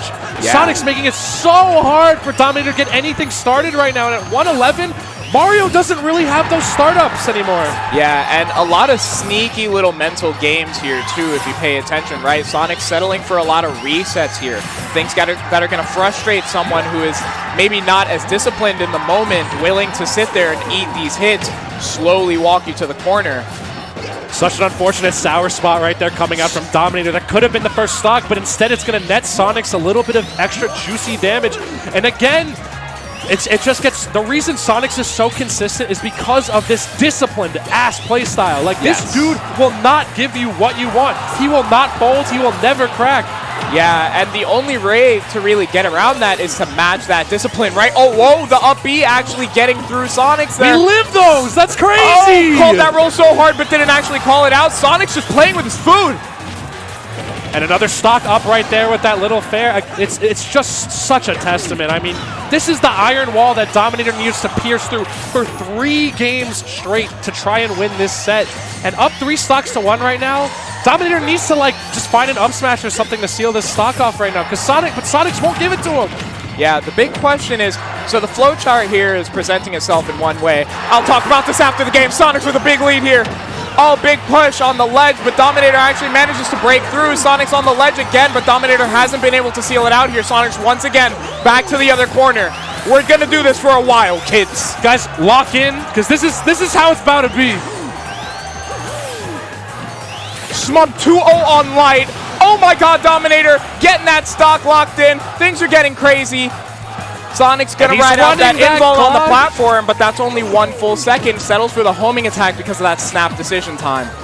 And like, Sonics has just showed his full hand right here, basically. This is the exact game plan we are aiming for. Like you predicted earlier, we are going for the timeout. Yeah. You're gonna run that clock down. You are in an SAT exam now, my friend. You just have to play the clock. That's it. The problem presents itself in an interesting way. Mario Fireball, because of the arc it goes at, and I believe Pikachu deals with this problem in this matchup as well, it gets ducked by Sonic Spin Dash. Yeah. So there's so many moments where you can't settle for a grounded approach, because if you settle for a grounded approach and get your dash checked by Spin Dash, 1, it's frustrating, 2, pretty consistent for Sonic to just let go on reaction to your dash. And if you don't have a good enough dash attack to check that, then you can't really play the grounded game. Dominator falling back on approaching from the air, and Sonic just goes under and to the other corner every time. We're seeing, too, Dominator getting a little bit of damage with these Randy up smashes here and there, and we're starting to see something come to fruition.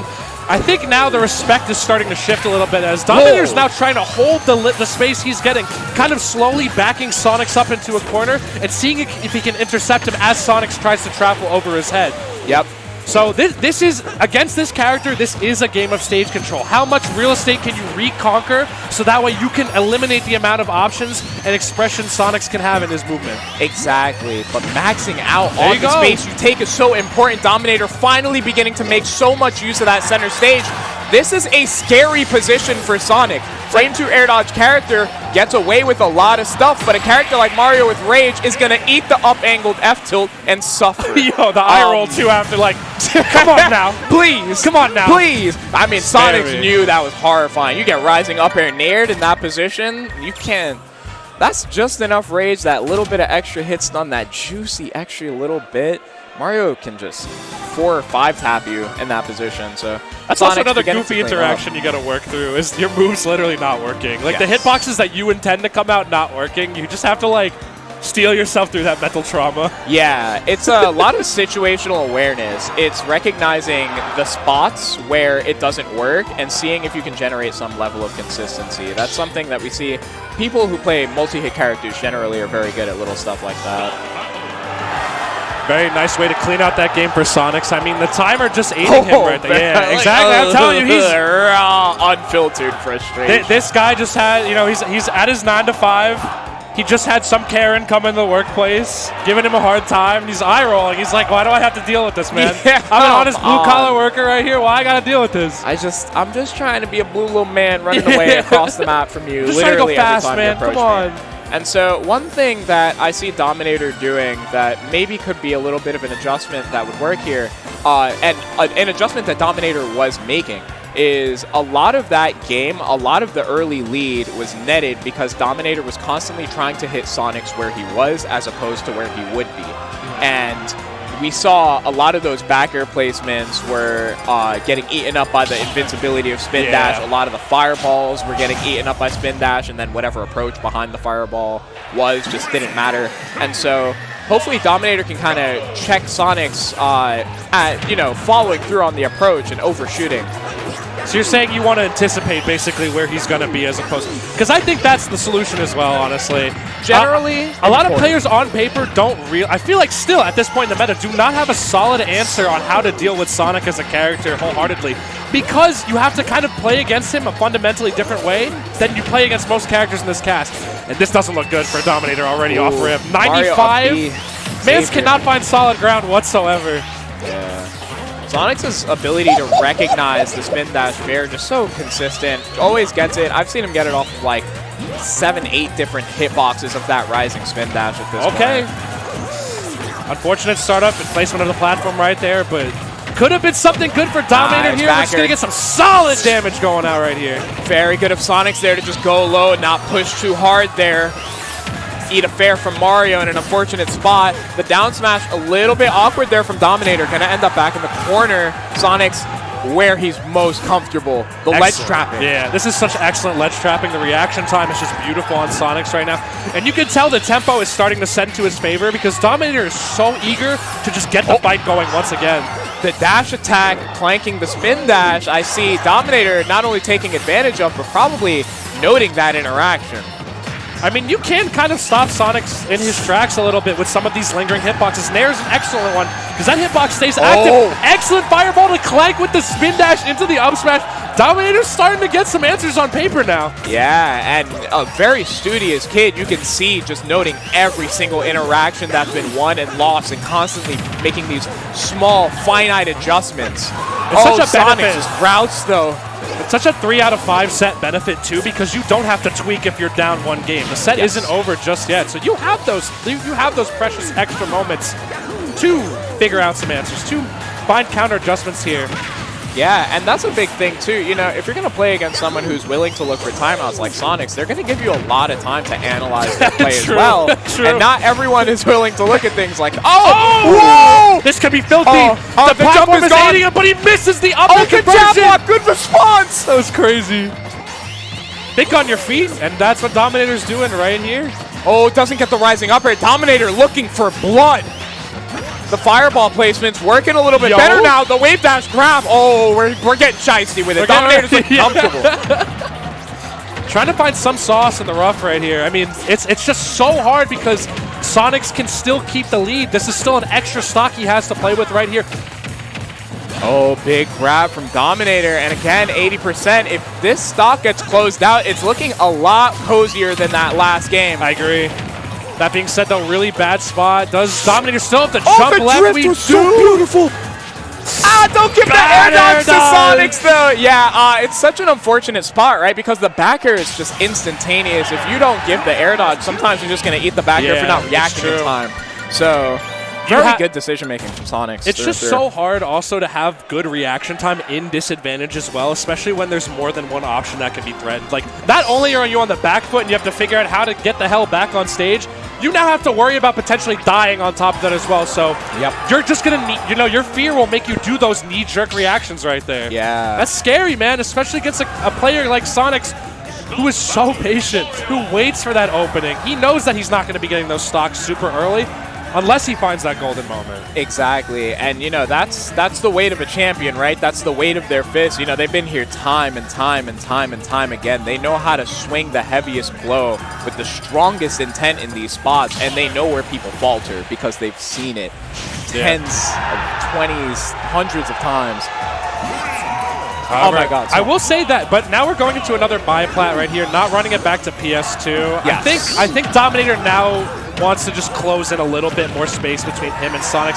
That being said, though, that's a pretty early stock, I'd say. Yeah, that's a whole stock just gone off rip. Sonics has got those, man. Dominator thought he could rest easy, and already such an asset led to Sonics here in this extra stock, and the damage and the blood just keeps piling up, Dre. Yeah, and just the little bits of information, too. I mean, Sonics falling back on checking the fireballs with side B, but then avoiding a straight up air check and getting a 62% damage conversion. Dominator beginning to run it back. Unfortunately, can't solidify the ladder or really get a strong position off these resets. Sonic just constantly getting the reversal. That was some good restraint there, too, to cut the combo off once he realized he couldn't maximize it any further. However, Sonic's unfortunately winning that neutral interaction, and the edge guarding is so prime right now. Yeah, Mario, just such a linear recovery, right? It can be hard sometimes, especially versus a character with so many different ways to place themselves. Oh my God, and these strings, too, into these back airs. I need to see that. I need to know the back air percentage for Sonic's right here. Oh, this could be the whole game right here, too. Oh, down Sonic's just playing around at this point, but fully comfortable. 2 stocks up. Dominator just struggling to really find anything at this point. This is the Sonic's most Smash players probably envision in their head if they envision Sonic's not timing out a lot. Yeah. And I love to see it personally. This guy knows how to turn up the aggression in the right moments. Yep. And Dominator giving him so much leeway. And again, like you noted, Mario's linear recovery, not doing any favors for him. Excellent up smash to catch the air dodge onto the spring right there. Sonic players have one brain cell. Everyone's going for the spring there. It's so crazy. Spring Dominator with the hard call. Oh, that could be it, though. Very awkward Oh, angle, but a but the second save. release on Oh. low just to take it back away from him. Gimme! Ha! And the slow headphone takeoff, he knows that I just clocked in for another one. Sonic's going to be easily taking that one over Dominator. Getting super comfortable. And I mean, you could tell Sonics was starting to get a little bit frustrated during the comebacks that were happening games. Why am I not 1 and winning 2. faster? Yeah. But I mean, not letting it get to his head or anything, just constantly adjusting properly. The game plan just kind of works versus Mario, right? You find yourself in so many spots where, I mean, I'm sure there are meta adjustments to be seen, but it's so rough. The answer's not clear. Get checked. I think that's the hardest problem a lot of players have with their characters and their kits is there's no clear-cut answer. Yes. Sonic is such a slippery character to try and get anything solid against. Your punish, you have to be ready for your punish game. It's not a matchup where your punish game will come naturally to you because you know you're going to get that interaction. It's something you kind of have to brute force and make happen. Yeah. And that's why so many people hate fighting Sonic because it doesn't. It's not a layup. It's not a gimme. You gotta work your ass off for those conversions. You really do. And the thing is, it's a two-sided issue, right? Because you have the problem of Sonic's speed and the general, like, just snappiness of Sonic's gameplay. It can be really hard to place a hit perfectly against Sonic, generally speaking. But on top of that, you have the frame 2 air dodge and you have spring.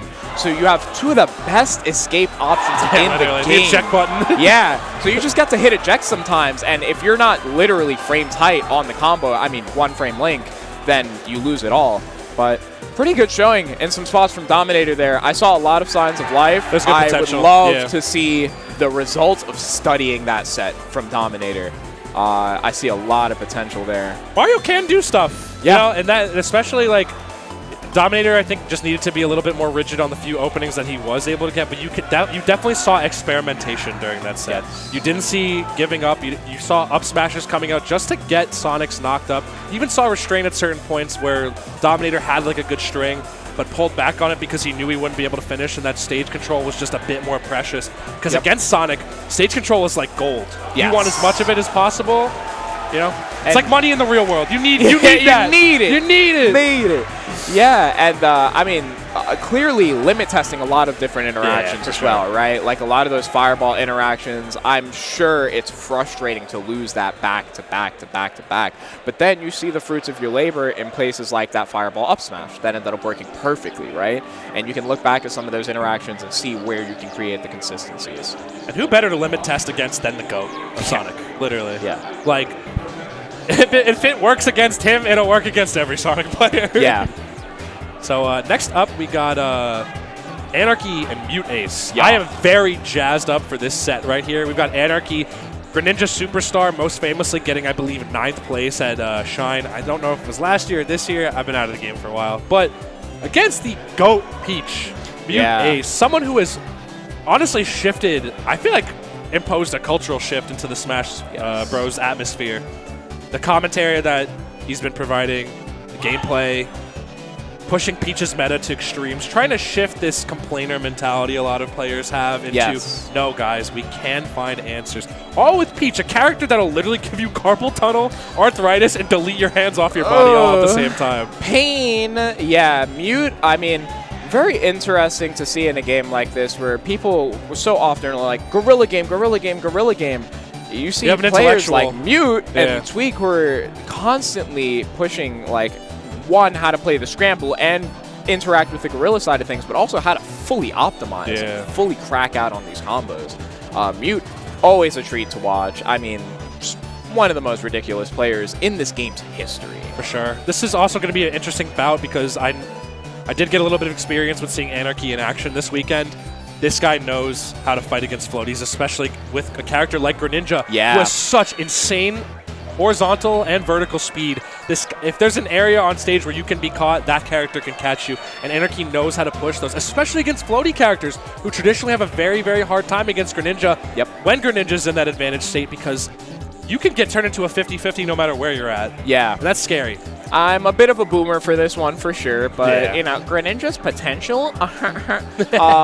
Yeah, no, that character is actually pretty incredible in this game, and there are a lot of for sure. interesting things. Struggles out of shield, which in a game like Smash Ultimate can just be a complete death sentence, Yeah, and sucks. that is a big part of the reason you don't see Greninja as much as I think we would otherwise. But that character kind of doesn't have to exist in shield very often at all. Very slippery, great rolls, great aerial speed, great buttons, can just kind of do the dance. And I've always kind of believed in the late game of this character because there are so many consistent combos and like high level tech. He's reliable as hell Crazy too. skill ceiling. Reliable as all hell on the frame traps as well as the advantage state. You know, you're gonna see someone enter a flow state with this character very frequently because you don't approach Ultimate traditionally when you're piloting Greninja. It just doesn't happen. PS2, a very good stage for Greninja as well. Not so sure how it goes for Peach. I feel like Peach is good pretty much anywhere, but yeah, as long as you know your routes with characters like these, you can make it work anywhere, and placing yourself is always going to be the interesting part. I think it's going to be pretty nice for Peach versus a threatening full hop like Greninja to be able to chill under that PS2 platform. Some nice safe shelter to provide reprieve. And honestly, when you're standing below there with turnip in hand, the Greninja player is going to have to be a little bit scared, but here we see a really good startup for Anarchy right here. Just going to opt to hold ledge right here and kind of try and keep control. Still getting these stray nairs into bears, which is good. This is good damage Anarchy's starting off with. Whoa. And I love the way he's staying grounded to catch these landings from Mudace. That parry was beautiful. A lot of very neat interactions here from Anarchy. Also, not overcommitting to combos that aren't going to work, right? Not overcommitting to these things like, you know, the back air side B. Just kind of noting where Mute is placing himself and running it from there. This is going to provide a lot of difficulty for Mute, too, because Greninja's hurt box is one of the most frustrating to hit. A lot of the times, characters opt to trade with him because that's the only way to really reliably get damage unless the Greninja player really goofs on you. So yeah. I'm curious to see the answers Mute can find. This is also not a conventional character in today's meta, so I don't know how much EXP that Mudace has at the helm despite his many years in the game. Mudace was just terrified. I mean, just so spooked. I get it. And the back air could have come out there, the down air could have come out there, but just letting Anarchy get away with that waveland grab into the up throw KO. And you get grabbed by Greninja, you got some issues on your hands. Yeah, you should not be standing getting grabbed by Greninja is a little crazy. Yeah, that was deep in the brain moment. Mute hopefully able to recover from that, but I mean, Anarchy looking really comfortable right now. Very clean, very clean gameplay we're seeing. And I don't blame him, you know, Mute has taken sort of a defensive stance at the beginning, but that is the one pitfall of Greninja. That recovery doesn't have a really good hitbox. It doesn't have a hitbox on it at all. Yeah. You're almost set when you're positioning it over the ledge if Greninja can't go high. Yeah, you can kind of schmix a little bit with Shadow Sneak and Shurikens, but at the end of the day, once Greninja has to make it to the ledge, things can get really dicey, especially versus a character like Peach who just gets to float there and leave Nair, right? Nice juicy conversion, though, out of Mudace right there to capitalize off that. And already Mute has found the kind of mileage back, already taking a % lead right here. However, going to be looking a little bit more even. That's a huge back area. That back air is strong. And if you're not ready for the DI, you're cooked. You're donezo. Yeah, Anarchy clearly presenting an active threat. I see Mute scared to look for parry in a lot of these spots, clearly nervous about Anarchy's timing. This kid's dialed in right now. It's tough because look at these stray hits and how big kind of Peach is on the disadvantage right here. I mean, Greninja can just chase and chase and chase, and there's really nothing you can do about it in disadvantage. Yeah, things are getting a little dicey. That recovery could have been a big check for Mute. Unfortunately, not it. Things are looking much scarier. Rage down tilt up smash from Greninja is going to kill pretty soon on Peach.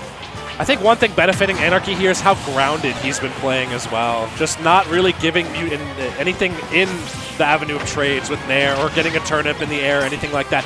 He's waiting for Mute to swing first or at least deploying like a Nair on shield if he's in the closest range possible, so Mute can't really do anything about it. Oh, the corner pressure again. Anarchy just taking their time. This is Mute Ace on Peach, though. We've seen the combo game being super duper reliable. We've got turned up under a platform. Anarchy knows he's got to be careful when it comes to approaching this. That was an excellent up air. Unfortunately, not leading into anything. Yeah, those PS2 platform height's going to mess you up a little bit. I'm sure Anarchy knows what that's like with the up smash, right?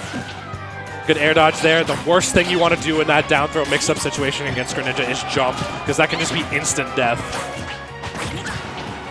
All right, though, Mute knowing that this is kind of out of the reliable percent range for Greninja to do anything except for down tilt fair. Except for down tilt fair. Oof.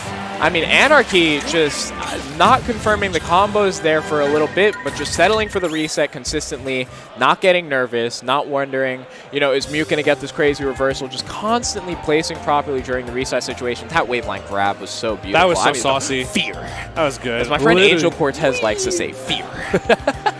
Literally, I mean, Mute, at the beginning of the game, Mute Ace looked paralyzed. Absolutely. Yeah. The amount of threats posed to him at that moment where Anarchy was kind of moving around the shield and just the very little real estate Mute Ace was really able to control. Like, yeah, you have turn up in hand, but when are you going to be able to use that? Especially when you're getting crossed up on your shield 80 million times. Ooh. I mean, that was such a beautiful reverse down tilt right there. Look at that spacing. That was so nice. The placement from Anarchy has been so pristine. I think the thing that aids Anarchy in this is that Greninja does have a flowchart of sorts. Yep. You know, as you get to that percent, what you're looking for more than anything else is just a pop-up. And down tilt, very quick move, very reliable pop-up tool right there. And the move that you're going to most likely be able to hit on Peach is fair in that scenario. Yeah. Makes a lot of sense, but also, like... that roar bear was tight. That could have gone a whole lot further if Mute Ace got a little scared. Yeah. Yeah, it makes a lot of sense that the fair would be the big tool, but Anarchy also just using that pressure to find the grounded interactions he needs, right? I think you're also Nostradamus as well, Dre, because we do see a stage change into small battlefield. Those platform heights are going to be slightly different, and it is going to aid Mute in those up airs with the platform being slightly lower. And I think that's what Mute needs is those low landing up airs, because that's a really consistent knock-up tool to get Peach a lot of good damage. Yeah, and I think Mute honestly might have realized if I had slightly adjusted the combo for PS2, which Mute probably practices on battlefield, small battlefield height more, that was the game, right? That one combo, that one up air that failed. But we're seeing a pretty even start here. Things getting a little bit interesting. Anarchy kind of not able to find as much in this mid-percent as he was last game. Stitch just kind of tossed away, though. This is good for Mute, though, too. With the smaller stage in small battlefields, you will have a little bit of an easier time for Mute to close that real estate. And also, the platforms can cover more of the stage as well for Mute to hide under. So it makes things a bit trickier for Anarchy. Anarchy has a little bit less room to be expressive in this at this point. Yeah, Anarchy with the pristine back air one, but isn't confident, so doesn't follow through off of it. Instead, wins the next interaction. A lot of that from Anarchy, right? Just these consistent recognizations of where the hit actually is, just fully cognizant. Oh, the drag down. I wonder if that could have been down smash or up smash. Very good cognizance from Anarchy there, just not overextending on the combo again and just patiently looking for the next confirm. Also cleaning it up before it gets too messy. You know, with Peach on a stock lead is terrifying, especially in the hands of Mute, because against a character like Greninja with the weight and fall speed, Peach can get a lot of damage off pretty quickly. All right, looking like Anarchy's favor right now. The ledge trapping so deadly. This guy's schmoving. Can't imagine how hard it is for Peach to get off the ledge in this matchup sometimes too. Things like Greninja back or Greninja fair, hard for 9 and 10 characters in the cast, but when you have that slower movement in the air, you can just kind of get checked over and over in that space. These short hop fastballs too out of Anarchy are leaving a lot of like guessing games open for Mute Ace right now, because how do you get off the ledge when these short hops are threatening so much real estate? Yeah. Like, look at these bears. These bears are covering jump on platform, neutral get up, roll. Yep. They are covering everything. It is such a good hitbox. And on top of that, Anarchy patient enough, right, to just know what the common response is and follow that. Also, no fear whatsoever. Like, against a character like Peach, a lot of players will be placing bricks in their pants. But this guy, no. This guy's just waiting. Oh. Wow, the tempo here from Anarchy just seeming difficult for Mute to deal with. I mean, looking for a haymaker up smash. At that point, you got to get desperate. I mean, the lead is slowly falling away from you. Now it's MkLeo being forced into an area of desperation. This is everything Greninja wants. Yeah, exactly. Let that man cook. And Anarchy, I could tell, not worried about who he's playing, right? Just kind of running it.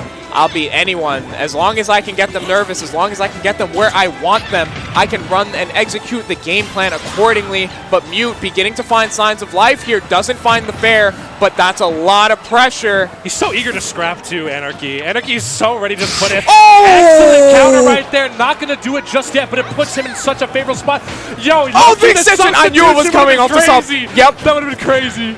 Oh, the down tilt. Fair again. Mute in a bad spot, finally placing that water. Anarchy up 2-0 on Mute Ace right now. On the verge of a huge upset. Like we said before the set started, this on paper looks pretty good for Anarchy, and so rarely do we see things on paper work out in this game where so many variables exist.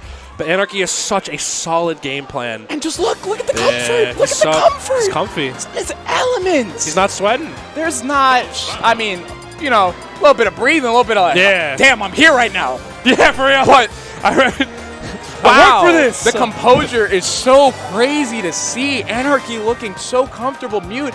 And I mean, we see things like that Hail Mary up smash. You gotta wonder where we're going in this set. Can Mute pull it together? I was going to say, does Mute have the clutch gene? Because I've been out of the game, unfortunately, but I've heard on Twitter, at least, or through clips I've seen, I know that Mute has the clutch gene within them. So very curious to see how this is going to pan out. You know what I think? Mute needs to have the fit that Mute had on Game 1. Dude was looking straight out of Game of Thrones, and he was looking hard. We need that ensemble. We need the king. Oh, looks like we're getting it started here. Sneaky little shadow sneak there. Trying to get that little reversal. Nice. Maybe looking for a little bit too much. Mute is going to sniff that, win the next interaction. This ledge trapping looking really scary. Can't find the next hit. Light Nair off the ledge.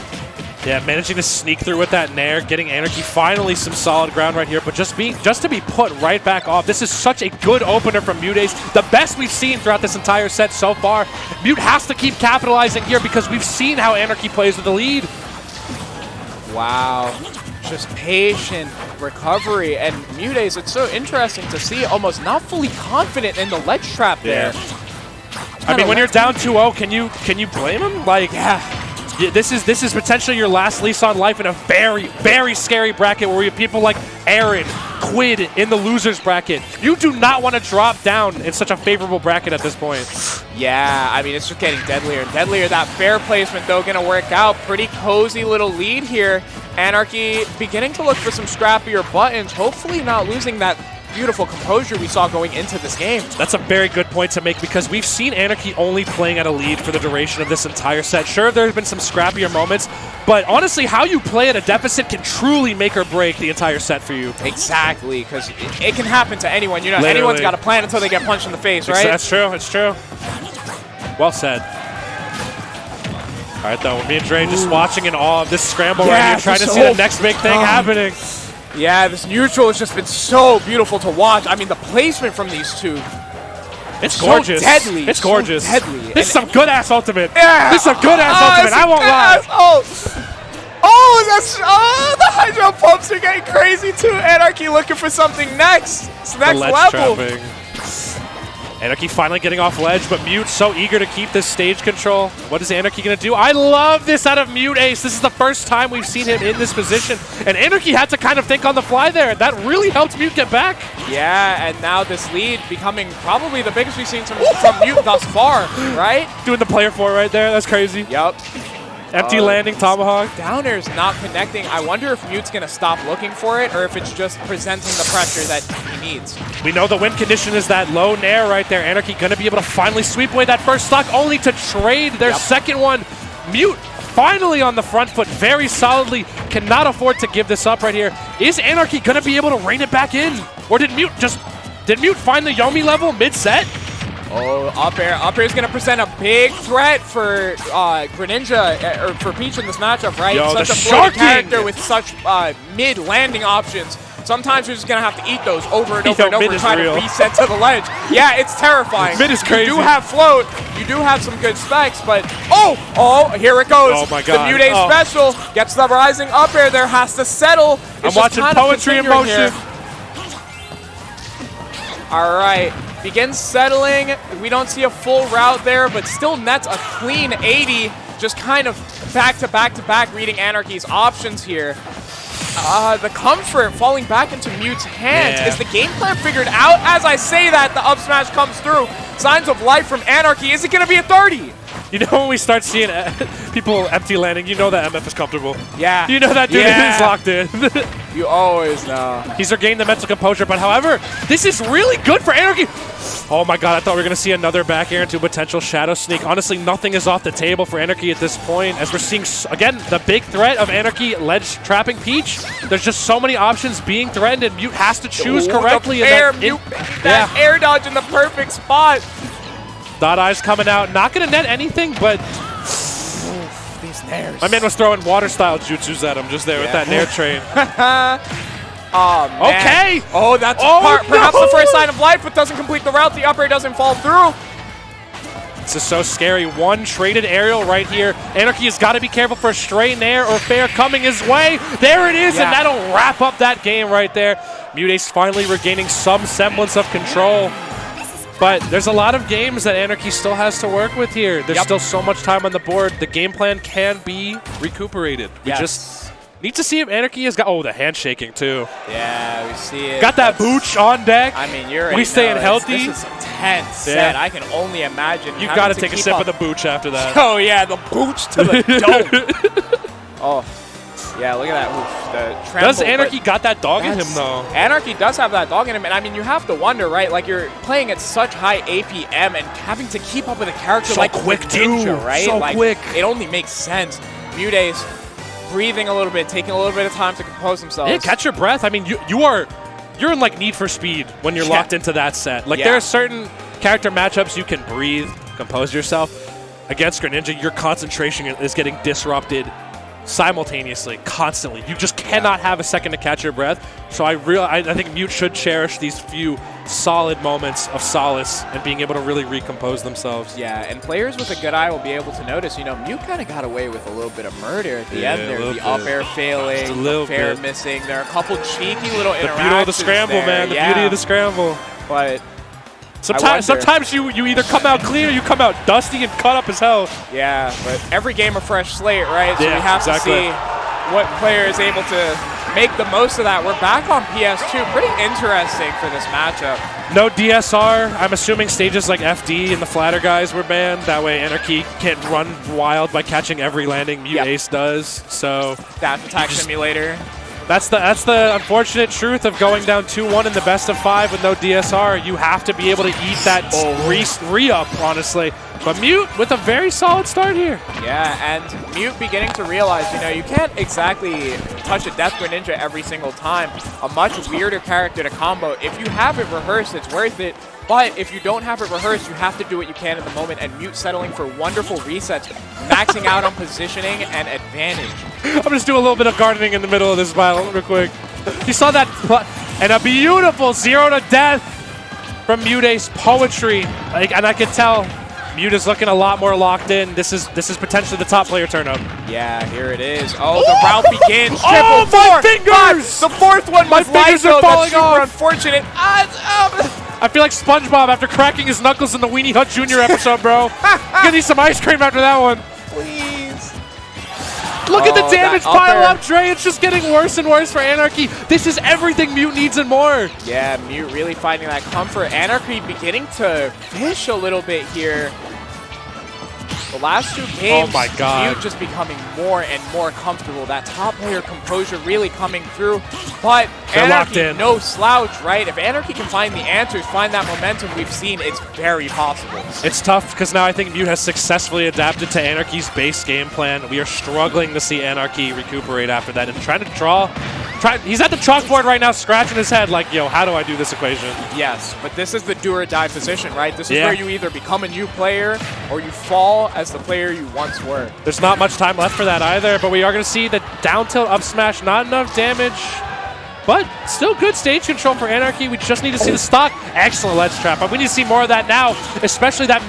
I like that Anarchy took note of that because Mute has definitely been taking a sweet-ass time on that ledge. Hanging out there, right? Yeah, literally. And that's something that you can kind of get away with versus Greninja because you want to try to get through on those timings, make Greninja push the button, and then maybe roll through or get an attack in there. But Mute taking the stock right back. Every sign of life from Anarchy just being ripped away in an instant these last 2 games.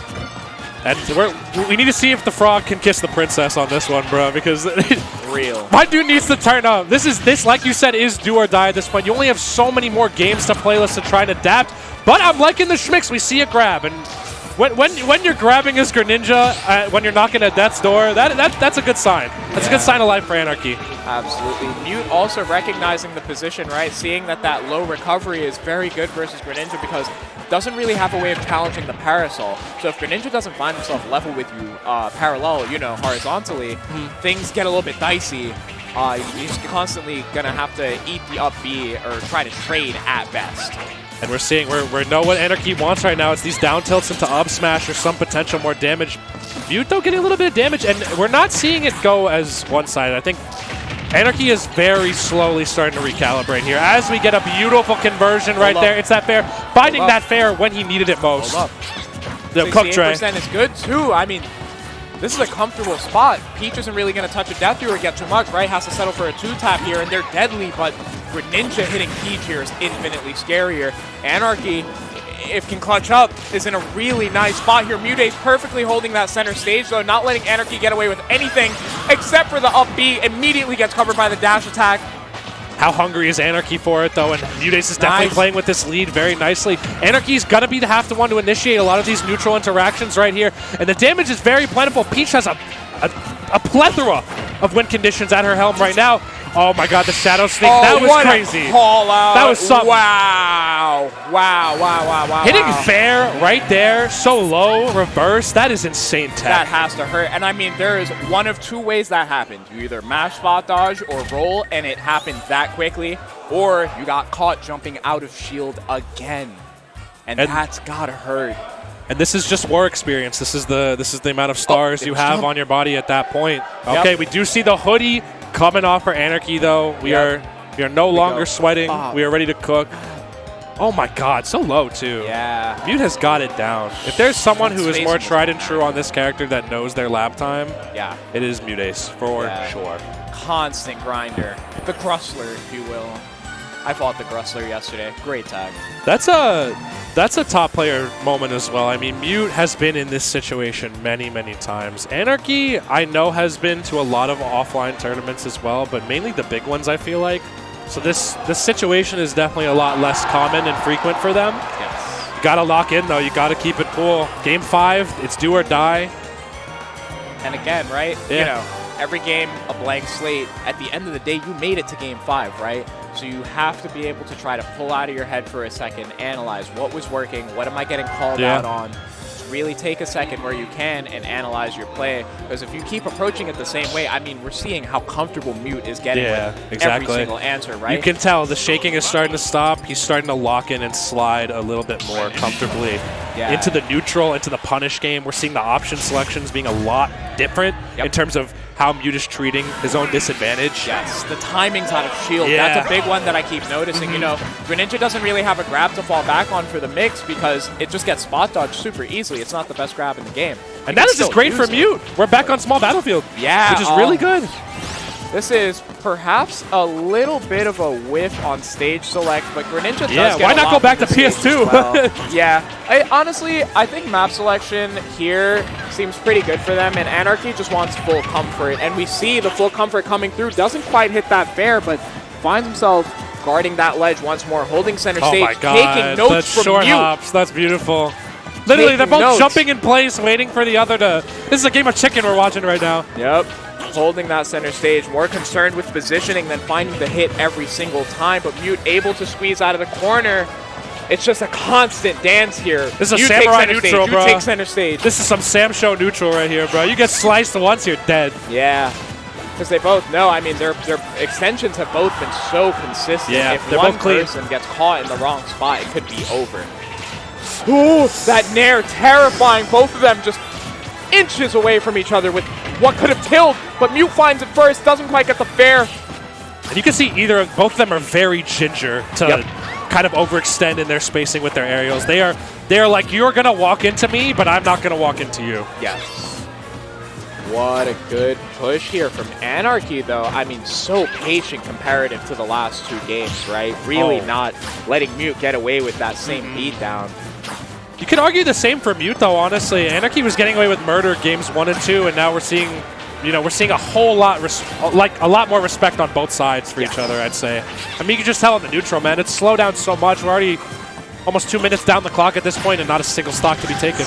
The jump got eaten there. Mute has to be careful. Eats the back air. Oh, you can't fall back on that float. I blinked. Mute wanted to do another high recovery because maybe potentially he thought an up air was going to come out, but not at that spacing, not in the top right corner of the stage when you're off stage. Ooh, that's a big lead for Anarchy, too. Once again, at this nice little comfortable window where Peach cannot touch of death, you have to settle for these 2 taps. Mute is going to have to win a lot of interactions to seal this out here or make a really solid read. Anarchy playing this patient neutral. These light nairs at perfect distance, finds the dash attack. The conversions begin. That's 40. We're also starting to see the shurikens coming out too a little bit, which is an additional mid-range check that Anarchy's putting in there. So you can tell Anarchy is starting to get comfortable with playing a little bit more of a mid-range game plan now that Mute has adapted to the scrapping. Yeah, exactly. And that is what opens up Greninja's dash attack, though. So it gets real scary real fast, where if you try to land in that mid-range too often, you just get double stick dash attack almost a quarter of the stage, it feels like. All right, though, Anarchy being able to slip back on the stage once more. Mute needs this ledge trap, but doesn't get it. Anarchy the grab was a big grab. fish. That's crazy. Grabbing there is crazy at 130 against Peach Nair. You're nutty. Wild. You are nutty for that, but now you're burning your most precious resource, which is your stock lead. This is the same up air. This can get scary. Oh my god. Not catching the landing right there. These two are just barely missing each other on these conversions. Yo, Mute has got to be careful with how, like, they're drifting back, too. Yeah. Anarchy has shown that he's ready to pull the trigger on those edge guards. Yeah. Mute not getting too much off of the parries this game every time. We see it in that last interaction, too, but finally getting a back air out of shield, making a bit of a push to the corner. Finds that same up air on the landing. You have to stop forcing the aerial approach. The counter, though, that's a really bad spot for Peach. You match her horizontally. It's over. Mute the makes Hydro it Pump back, low-key though. helping, the Hydro Pump low-key helping Mute get to a better trajectory for that one. Yep. And now Mute is in the driver's seat. Excellent back air right here, Anarchy's got to be careful because this could really determine the whole game right here, how he gets out of the corner. Regret! Regret! Why'd I push that Hydro Pump? No! But cleans it back up. Oh my god, Mute back in the corner again. Anarchy. Oh my god, pushes the Hydro Pump again. This feels like the last stock. This feels like the last stock. Literally, I think that's the point we're trying to make right here. Is this is huge. You've seen how slowly this goes. Down killed. Downer killed. What is back even once again? Game 5 last stock. This is gonna go miles for either player at this point, and this is just the first round of winners. Big start there, but no follow through on the second up air. Oh my god, Anarchy keeps pushing. Things are getting crazy. And Anarchy is getting so much stray damage on Mute right here. And Anarchy knows how to look for those win cons at this high percent. The grab coming out, the schmicks is so plentiful. Plentiful schmicks for you, fine sir. Nice landing there, good spacing, but Mute again patient, just chases to the corner. Mute needs the God combo right now, literally. Oh, the soft fair doesn't connect the fair, but there's no double jump, calls the air down, but it's too early. I'm tweaking. Oh my god, and just the dance of death going on right here. Both just mashing aerials, looking for their most plentiful hitboxes to potentially just get some sort of straight hit. Stage control is so crucial. Oh my god! And that's gonna be it! Wow! The pop-off is crazy! Wow! Hard-earned set! Oh my god! Oh my god, he's going beast mode. That was so well played. I mean, what a deserved pop-off. That guy hit him with the yippee at the end. That was a working man's upset. Literally. Like, yo, the effort that went into that one was crazy. And I can't even imagine the euphoria Anarchy must feel. I mean, there was such a scramble. That was truly a make or break, and you could tell the tension and nerves were palpable on both sides. But Anarchy coming out of that one wonderfully as Mute now is another demon in this bracket. Put into losers. Yeah. That was insane. That set just gave me life, bro. Yeah, that was a beautiful one. And oh my god, look at when the jump gets taken. Anarchy's reaction time just so consistent. Literally. Just that 1 second, just looks at the pulse. Look at, why? Hey, he jumped. Hey, double jump. Why are you jumping? Why are you doing that? Hey, don't do that. That's the worst thing you can do. That's the worst thing you can do against Greninja. There is because Greninja can up air you there, can back air you there, right? And you have to reset to the corner, but Mute trying to mix perhaps a little bit too hard out of disadvantage. I mean, I think it's just the frustration that just built up. I mean, you saw how tense the neutral was that entire set. You can't help but crack in those moments sometimes, no matter how seasoned you are as a player. All it takes is one interaction for things to go sour. Because you could tell how much respect those two had for each other middle of that set. Bananas, bonkers, well played to Anarchy. Incredibly. Yeah, that was just... We got to calm down for just a moment. Let's quench our thirst a little bit with some advertisements. If we want to, but I want to. I'm going to start off with my favorite slide of this entire turn. We got the Beekeeper. Oh.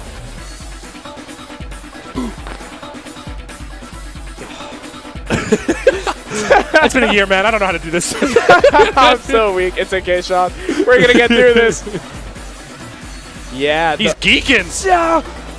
Let's go! Rip that off. Like the immediate recognition too. Yeah. Oh, what a pop off. Yes, just sir. Emphatic. Full soul. That's what we're here for. That's what every single person in this building is here for right now, is that pop off. You have to do it to want to be the best. You have to sit down and know you can beat anyone. It doesn't matter.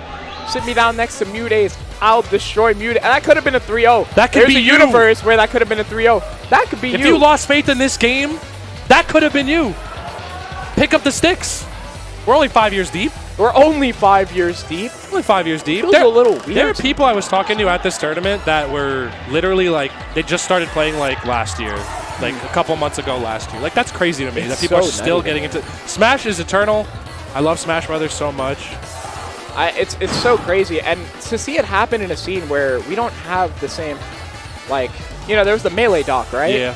Ultimate has just purely been kept alive through the consistent effort of the community. Yeah. But we haven't had like a doc or something in that same capacity. It's just like randomly people popping on like a college tournament, popping on a stream, and it's like, oh, people still play the Smash Brothers game? Yeah.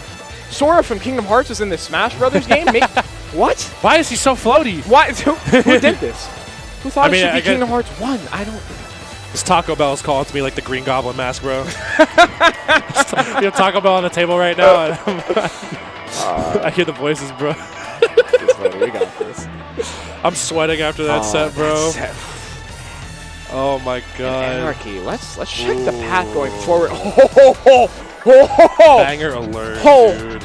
Banger alert. I've waited a whole year to cast this guy again, and I'm not talking about Light. I'm talking about Web JP, the spirit of Smash in my eyes at this time. Many different character arcs. Started off as a goddamn Lucas main. Yeah, Lucas, ZSS, Sheik. Anyone would be like, what are you doing? Why would you ever dedicate time to these characters? But lo and behold, the shining light of Sheik, Web JP coming through the last really like 7-8 months and just showing people, yo, Sheik is not to be trifled with. Do not sleep on this character. That's the grind. Web is such a grinder. He has been on the hustle since like almost, not Ultimate's inception. I think Web hopped on around like quarantine-ish times. But Web has been such a solid, consistent force in Smash since then. Dabbling with like Zero Suit, putting up results with Zero Suit, putting up results with Corrin, putting up results with Lucas, and now Sheik. And I've seen the biggest boon to this player. Some random top 8s here and there, taking Akola to game freaking 5, dude. Are you kidding me? I mean, with Sheik against Steve? Yeah, with Sheik against Steve is crazy. We don't got to talk about that set though. I don't like to think about the way that ended. It hurts my soul. Lo and behold, at the ledge, WebJP being trapped by Light. Gets off though. Oh my god, that slingshot fair was beautiful, and we're going. It's really interesting to see this happening here. I forget where they played last, but I think it was at the pre-local. It was literally at the pre-local for this tournament, actually. Nice. I think these two played in Grands. Light clutched it out. I mean, Light coming off a huge scare against Smub. I heard Smub was up 2-0, but if there's any guy that has the clutch gene embedded into their deoxyribonucleic acid, it is Paris Light Ramirez. That player is insane. Whoa! Whoa! Everything Webb just tried was Mensa. That was crazy. I just reverted to Monkey. That was crazy. What the hell is going on? Webb is the farmer of PogChamps, bro. From the vanish to the, oh my god, that was just incredible coverage. We are eating hella good this Light, block. oh, nice jab block. Light not going to let you get away with those missed techs. You have to check yourself. You have to be on your P's and Q's in a matchup like this. Fox will get there in time. The Vanish, again, not doing it. It can two-frame. Vanish isn't the greatest option there because of what happens after if you miss. But the spatial coverage is solid. Sometimes you have to look for cheeky stuff like that with Sheik. I understand the logic. Now, this is going to be the hardest part, I think, for Webb, is how to close out this stock right here. I mean, against most other characters, I feel like Webb would have a good time, but against a character as agile as Fox, it's so interesting, too, to see at this point in the meta agile characters like this really thriving. Yeah, and Fox, in general, very good in the scramble because of the nature of that agility, right, and these quick buttons, but also Light just very good at recognizing when to play that frustrating, like, I'll tap you with Nair F-tilt jab if I have to get all the damage I need. Because, look, we have 93%. Not too many conversions, really. Just a couple tit for tat. Nice. And, such patience on the advantage, too, there. Chump checking him. That was crazy. Yep. And Webb kind of struggling a little bit here. I mean, you know, Light did come out on top the last set they played. So this is going to be very interesting because with such a fresh set in your mind, Webb now, the biggest question is how can I adapt? And Light is, okay, how can I ensure that I can do that again? Yeah, Webb not looking for down tilt on Fox's recovery for the two-frame. A little surprising. Maybe he just doesn't know. It can be that simple sometimes. I mean, when you're piloting a character like Sheik where you kind of have to do binary in your head every 2 seconds, like... That's low-key a hard thing to ask for in the middle of the set. Good stuff there, but unfortunately not untechable yet. It was soft air. Just catches the ledge get up, though. Sometimes you got to hit him 3 million times. I mean, you know, that Webb knew what he signed up for when he applied for this job, you know? Yeah, 100%. If you're playing Sheik, you have to have the patience, the mental fortitude. Okay, this not too scary, honestly, with Webb's percent, and Fox really doesn't thrive in that scenario. Only a down tilt can catch him. Yeah. But this is kind of where Sheik struggles the most, is in this scramble right here, to be honest. Like, what do you do when Fox is at such a low percentage? And Fox also being a fast faller with the gravity and weight class, like, this is the hard. This could be the hardest question for Webb JP to answer. Yeah, and it's interesting. We see Light getting away with a lot of little cheeky things that are signs of that kind of mental advantage beginning to fester early on. I mean, just look at the patience with the jabs on shield, just kind of taking his time, just kind of watching, poking and prodding at Webb, and then letting Webb pick the Hail Mary, hard punishing the Hail Mary every time. And Light is one of those players, he doesn't want to just beat you, he wants you to be miserable. He's very smug, very like, yeah, you like that? Like, you really have to not get tilted because this is the guy that you're trying to beat. This is the clutch god. This is hype incarnate as a Smash player. Webb, though, to his credit, also hype incarnate, but more of a cold energy coming from him. Yes, it's like a death by 1,000 cuts type of hype versus an explosive, dynamic Michael Bay movie type of hype. You know what I mean? That's so like, fire. Yeah, it's really different where Webb is gonna. Though. There we go. Yeah, Webb is going to find these interactions back to back to back to back, find these wins, and cash out. But Light is also kind of playing that same game, but the difference between what these two characters can do from that position is kind of interesting. I think by nature of having a zone breaker that combos, we see Fox get so much from dash attack in this matchup. Yeah, oh my god. A little bit of leapfrog, the ultimate classic. Yeah. This is some good ass Smash Bros. That's all I gotta say. Yep. Like, let us perfect pivot, please. This is some. Oh my god, dude! In this game, that'd be so cool. Oh, patient responses there from Webb. Unfortunately, getting the rapid jab, maybe not what he was looking for. What a catch on that up air, almost killing off the top right there.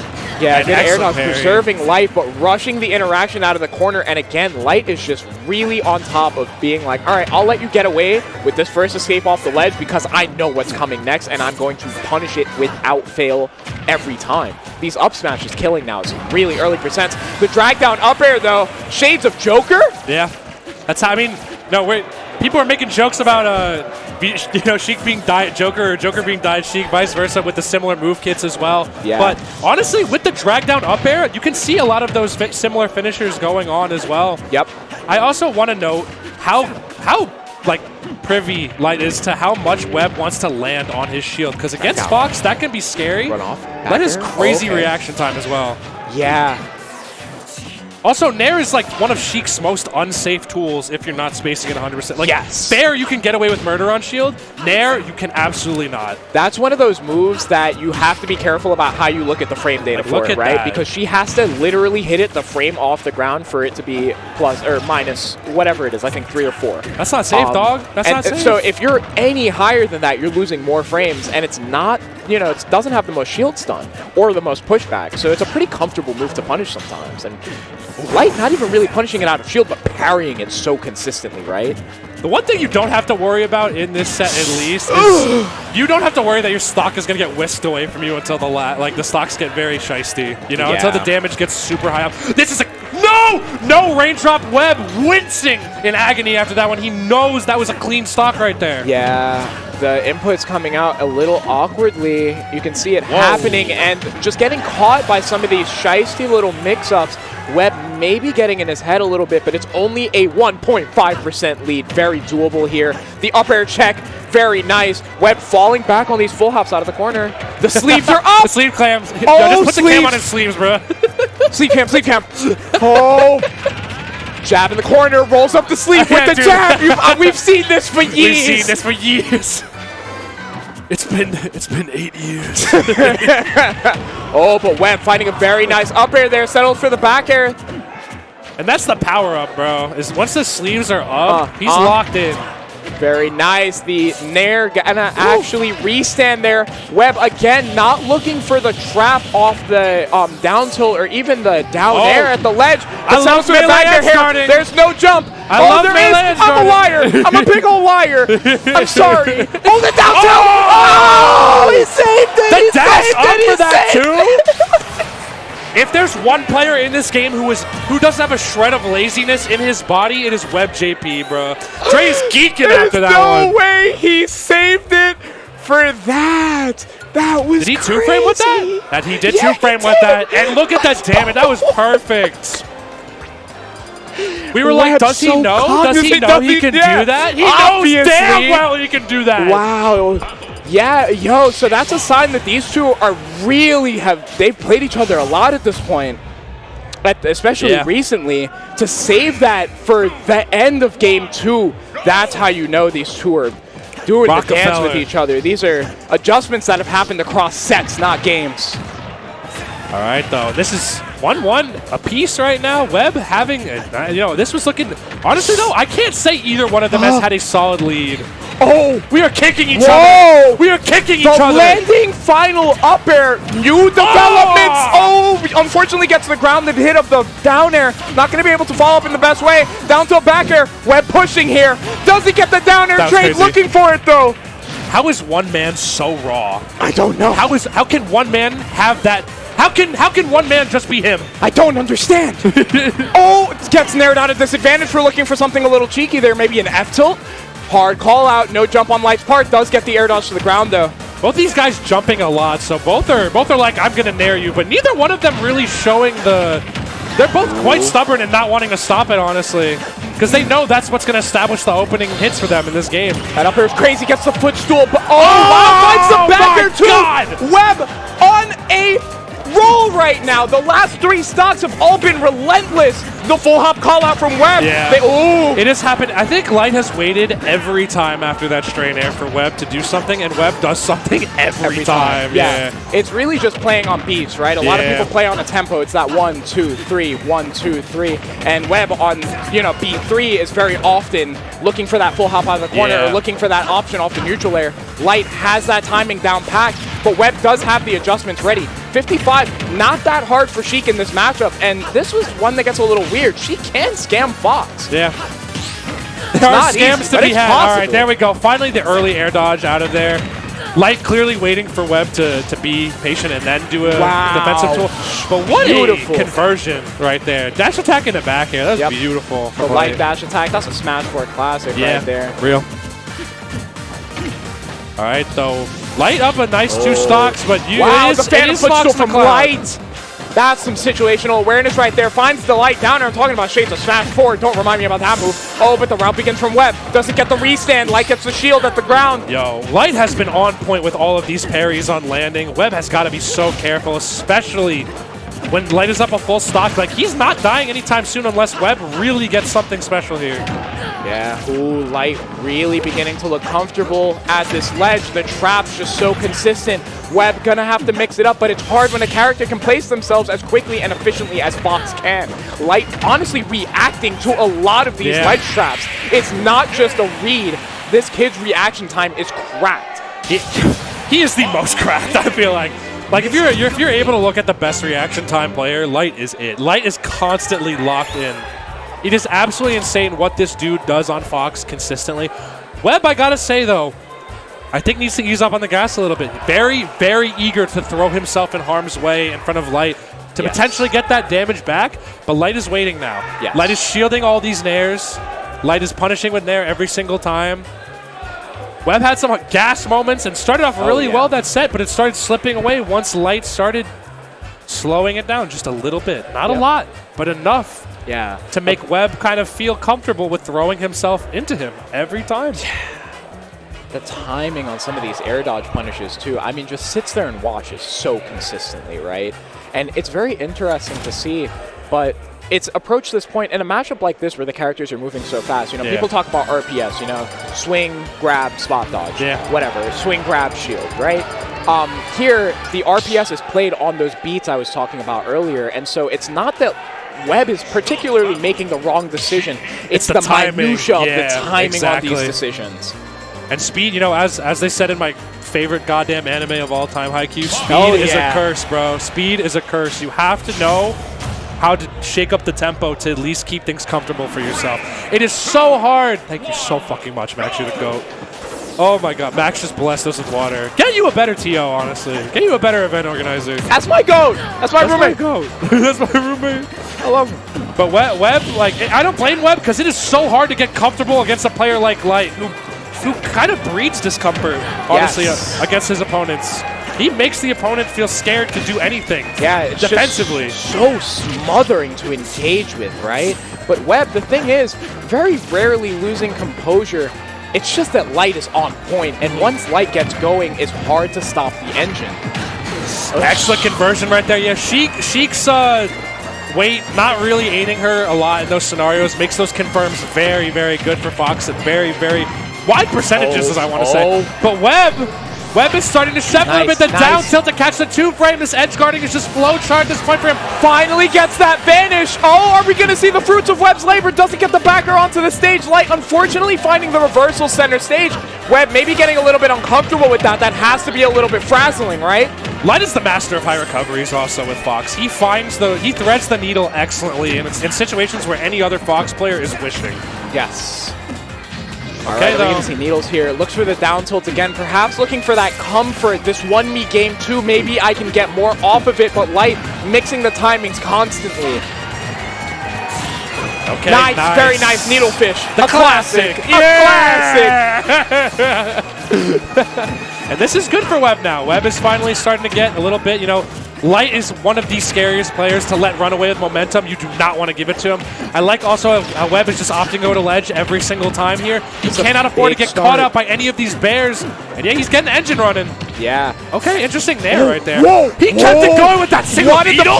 Wanted the pratfall, but didn't get it. Light, unfortunately, making it off the platform. Does get the backer trade, looks for the bouncing fist, doesn't quite get it. Nair off the ledge. Reversal immediately is Light going to capitalize here. Bro wanted the whole buffet, yeah. Patient. Such good patience. You cannot shield grab that back air. It is safe on your shield, sir. Excellent patience on Webb in the corner right here. Getting out, but now gotta be really careful because this is looking mighty ripe for Nair up smash. Oh yeah, this is that butter percent for Fox. I mean, not even Nair up smash. Oh, any type of mix. Oh, looks for the Dion cross up, does it twice, but Light knows. Light already has been there. Not gonna fall for the vanish trap pulled in a little bit by the grenade. Oh my god. Verizon 5G, this man has coverage. This man has coverage. This man has coverage. Verizon, baby. He's got 5 bars right now. That ain't no Metro PCS. That ain't no Mint Mobile. The run down here, Light the grab out of the corner, so confident just settles for the back throw. I am so comfortable ledge trapping you. I don't need to take all the damage. Again, gets that grounded hit. Super unfortunate for Webb. That's like the third or fourth time that's happened so far. But honestly, Webb is looking so comfortable now more than ever before. Yes. Full stock lead here. Oh my God, and the parry. The He's down in the tilt, driver's seat. recognizes the down tilt for what it is. Doesn't look for the up smash. Back in the corner again, though. They should just keep trading the corner. The vanish. Stop fishing. Stop fishing. No way. Stop. I'm not going to give you the air dodge every time. Reel it back. Reel it Stop. back. Oh my God. And look at that. Webb's still in it. Also, can we get this man's skincare routine? Because he is looking glowing. buttery. Glowing. Bro is Also, looking look at the line. Look at the face. Hold on. I'm sorry. Look at it. No, I feel you. I feel you, Brother Bear. I feel you. Wow. The vanish there. And a lot of people don't know about that vanish, but Sheik actually has this weird little glitch where if she does that vanish, it reads her as being on stage for a frame or two. So Light will get involved when returning to the ledge with that tech. I'm getting emotional, Bo. Everyone's cheering. Like, this is, I feel like there's been so much doom and gloom in Smash lately. Like, I'm just so happy to see people having a fucking great time, man. The fire is still here. I'm so happy you gotta, for it. sometimes so you just happy gotta for it. stoke the embers a little bit. You gotta wait. Sometimes it looks like it's all ash, but there are so many little embers in there just waiting for a little bit more wood to be thrown onto the flame. And we see these fresh players coming out of the mud for everything they can. And we got the cool blue flame versus the hot ball of energy that is Light. Oh yeah. These two are explosive players, man. Like it is scary how much momentum either of these players can pick up, and it is game fucking 5. Like these guys are going off. The nair up Almost gonna smash kill. onto the stage so close. Maybe a little charge would have done it, but not quite. Needlefish not connecting. The vanish will. How many? The coverage. How many? That's the third one in 2 games. Light has to be a little tilted about that interaction. Now, are we going to see it again is the question. Light with the corner advantage. Finally gets checked by a jump off the corner. Nice adaptation on Webb also, being so patient at ledge now. Oh, Like, look at, he's picking these moments excellently right here. Last time it was jump, this time it was drop off, double jump. These little minute adjustments really coming out in favor of Webb JP. Only 28 though, not hard to take back versus Sheik. And this is the situation that Light of all players thrives in the absolute most. Jab He is the clutch player. The plot armor is on his side. Can Webb disrupt and find just a little chink in the plot armor? Oh, good. Just wait for the second beat. There we go, Webb. Finally catching Light for some of these over-aggressive on-shield tendencies. Nair Wars is over. Now we're catching these landings. Now we're on not that type beat. Oh, big packer, up tilt. Yo! Looking for a big catch there. I don't even know what he wants, literally. That Looking was for wrong. the footstool there, but Light gets the jab through. A little bit of distance on that Nair. Going to do you big favors if someone's looking for footstool out of shield. Vanish! Back here! Oh! How is he going to make it back? Vanish again! Oh my god! Wait, whoa! Wait, what was that interaction? Out of the smoke, Light Sheik emerges. actually got 2 frames instead, but the Neil up smash is going to take it. I almost Light just with slammed signs the of goddamn life desk. again. It's not hard to take this back. Webb, but this is Webb Webb's gonna moment. push. The culmination of all the hours of this character. People telling him, what are you doing picking up Sheik? This is all he needs right here. This is your moment, Webb. Are you going to capture it? Bouncing Fist doesn't connect, too much range. Will you Big capture push, this the moment? F-tilt backer, settling for simple conversions, not pushing, not overexerting, just making the most of this moment. The up Look at the range! Oh the my range Simple god! smash is enough to seal it out, and Webb takes it over Moist Moguls, very own Light, and the hero of Tri-State emerges. Bringing it back on home turf, Webb! What are we seeing today? Oh! I do not want to be in loser's bracket. I don't. Oh my god. I don't want to be there right now. Yo, it's a bad day to be someone that was good in 2018. On God. On God. It is a bad weekend to be a 2018 top player. These kids are coming for you next. Remember that rank? Remember that rank you had? Give me that. Oh. Let me snatch that. And Webb, dude, he really dialed in for that last game. You saw the patience throughout every interaction. You saw the creativity and the edge guarding. He did not get lazy a single time, and it forced Light to really second guess a lot of the stuff that he does that works on your favorite top player. I'm going to say it. Yeah. Excellent up smash. The rage was plentiful. Wow, That and just barely. Wow, that could have been a tech. There's a world where that was slightly off. Diamond. The Rockefeller. The Rockefeller. It's out to Jay-Z. The classic. My man, Dynasty. he's an Empire State of Mind, bro. Wow. And Webb looking so satisfied with that W, and I do not blame him. He deserved it. The neutral in that set was just so crazy. And, you know, it's very interesting to see how it did end up kind of coming back around to those beats where Light would be like, okay, yeah, you do want to protect that smile. Look at that. Look at that guy. Good set, sir. Look at that guy. What a warm soul. Plentiful game. What a truly warm soul. Yeah, a lot of it ended up coming down to the beach, right, where Light got nervous trying to chase this lead back, settling for back air up tilt on shield. You know, the back air is the scary part. The up tilt is not. If you're patient with yourself, you just give yourself a second versus some of these fast players, you can let them pick themselves apart, and Webb incredible at doing that. It's absolute insanity on both sides. Well played on both players' ends, but I gotta say, Webb really just, he locked up. Yeah. And like his journey here was not easy. He had to beat the likes of Obese Fart, the Min player, as well as RJ, Juanpi, Jen to get there. All to fight Light, bro. Yeah, that's true. And RJ as well. Crazy. Yeah, those are some crazy Yeah, it was a good win. And now adding Light onto that mantle. And I don't know what place Webb is guaranteed at this point, but probably a good one. I'll tell you that much. Gotta be good. But up next, I am so happy, and I'm praying that we get the matchup that I'm thinking of in my head. We got Luminosity Gaming's very own MkLeo, a man who needs no introduction, against Georgia's Diamond, Omega. Is Georgian. No glasses, too, for this man. He's Contact season? He's looking beautiful, I gotta say. I like the hair. What a handsome young man. Hair is looking great. A lot of people came out like nice and dapper. I mean, you're in New York. You're in the fashion capital of the world, bro. Gotta look good. You gotta come out stunned. MkLeo, he's, you know, he's been around for a hot minute. Yes, we are seeing the matchup I wanted the most. But also, a little bit of a bastard for the hey, you got it.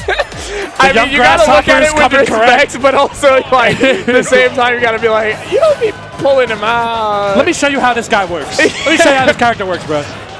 Oh, the back air took the jump. That's unfortunate. I wonder if Leo realized that. Doesn't go for the down gun, so I guess he didn't. Yeah, Omega will be looking for those cheeky down guns, though. You can see the familiarity. It's in the little interactions, right? Upper drag down's not going to work. A little bit of SDI coming out from Omega there. Sorry, the red each other. Yeah. Oh, the footstool guns. Oh my god. Oh my god. Y'all do not know how hard that can be. That's some new stuff. That can be. No. We've been known. We've been known. Now we got two ghosties out here right now. Pretty volatile on either one. My dad's here. Turns out it's bring your father to school day. Don't talk to me or my son ever again. Very nice. Patient Packer coming out there from Omega. Omega looking clean. I gotta say, the movement is so good. I was just going to say no Arsene from Leo, but actually farms a Rebel's guard. Oh, the footstool coming out. I don't know if you guys heard it. A little sneaky, a little sneaky. What fast-paced action we've had this entire top 128 so far, bro. All right, though, both looking for their confirm right here. Looking for the falling fair. Very nice fair back onto the map from Omega, going to seal out that early stock. This can be a bit of a hard spot for Joker where you're having to settle for, you know, light taps. Fortunately, Joker gets to edge guard himself harder than almost any other character in the cast. That downer was crazy. Just settle for the down guns, please. You'll kill. This is like the most in there I've seen Leo go, though. He's smelling blood on these edge guards. He's going for it. He's diving for silver. The wave bounce, little AHA trade, beautiful. Still though, every AHA Omega lands is just helping him more and more. And I gotta say, the movement and mix-ups Omega is having. We're in the new gen. Yeah. This is some new gen Joker. Yeah, this is old school Joker versus new school Joker. This ain't your dad's Joker. To see, but you know, a lot of people say, you know, fundies conquers all, right? So does Omega have the fundies required to make use of all these new techniques, to make use of all this stuff that the Joker player base has found? Or is the OG still just the GOAT?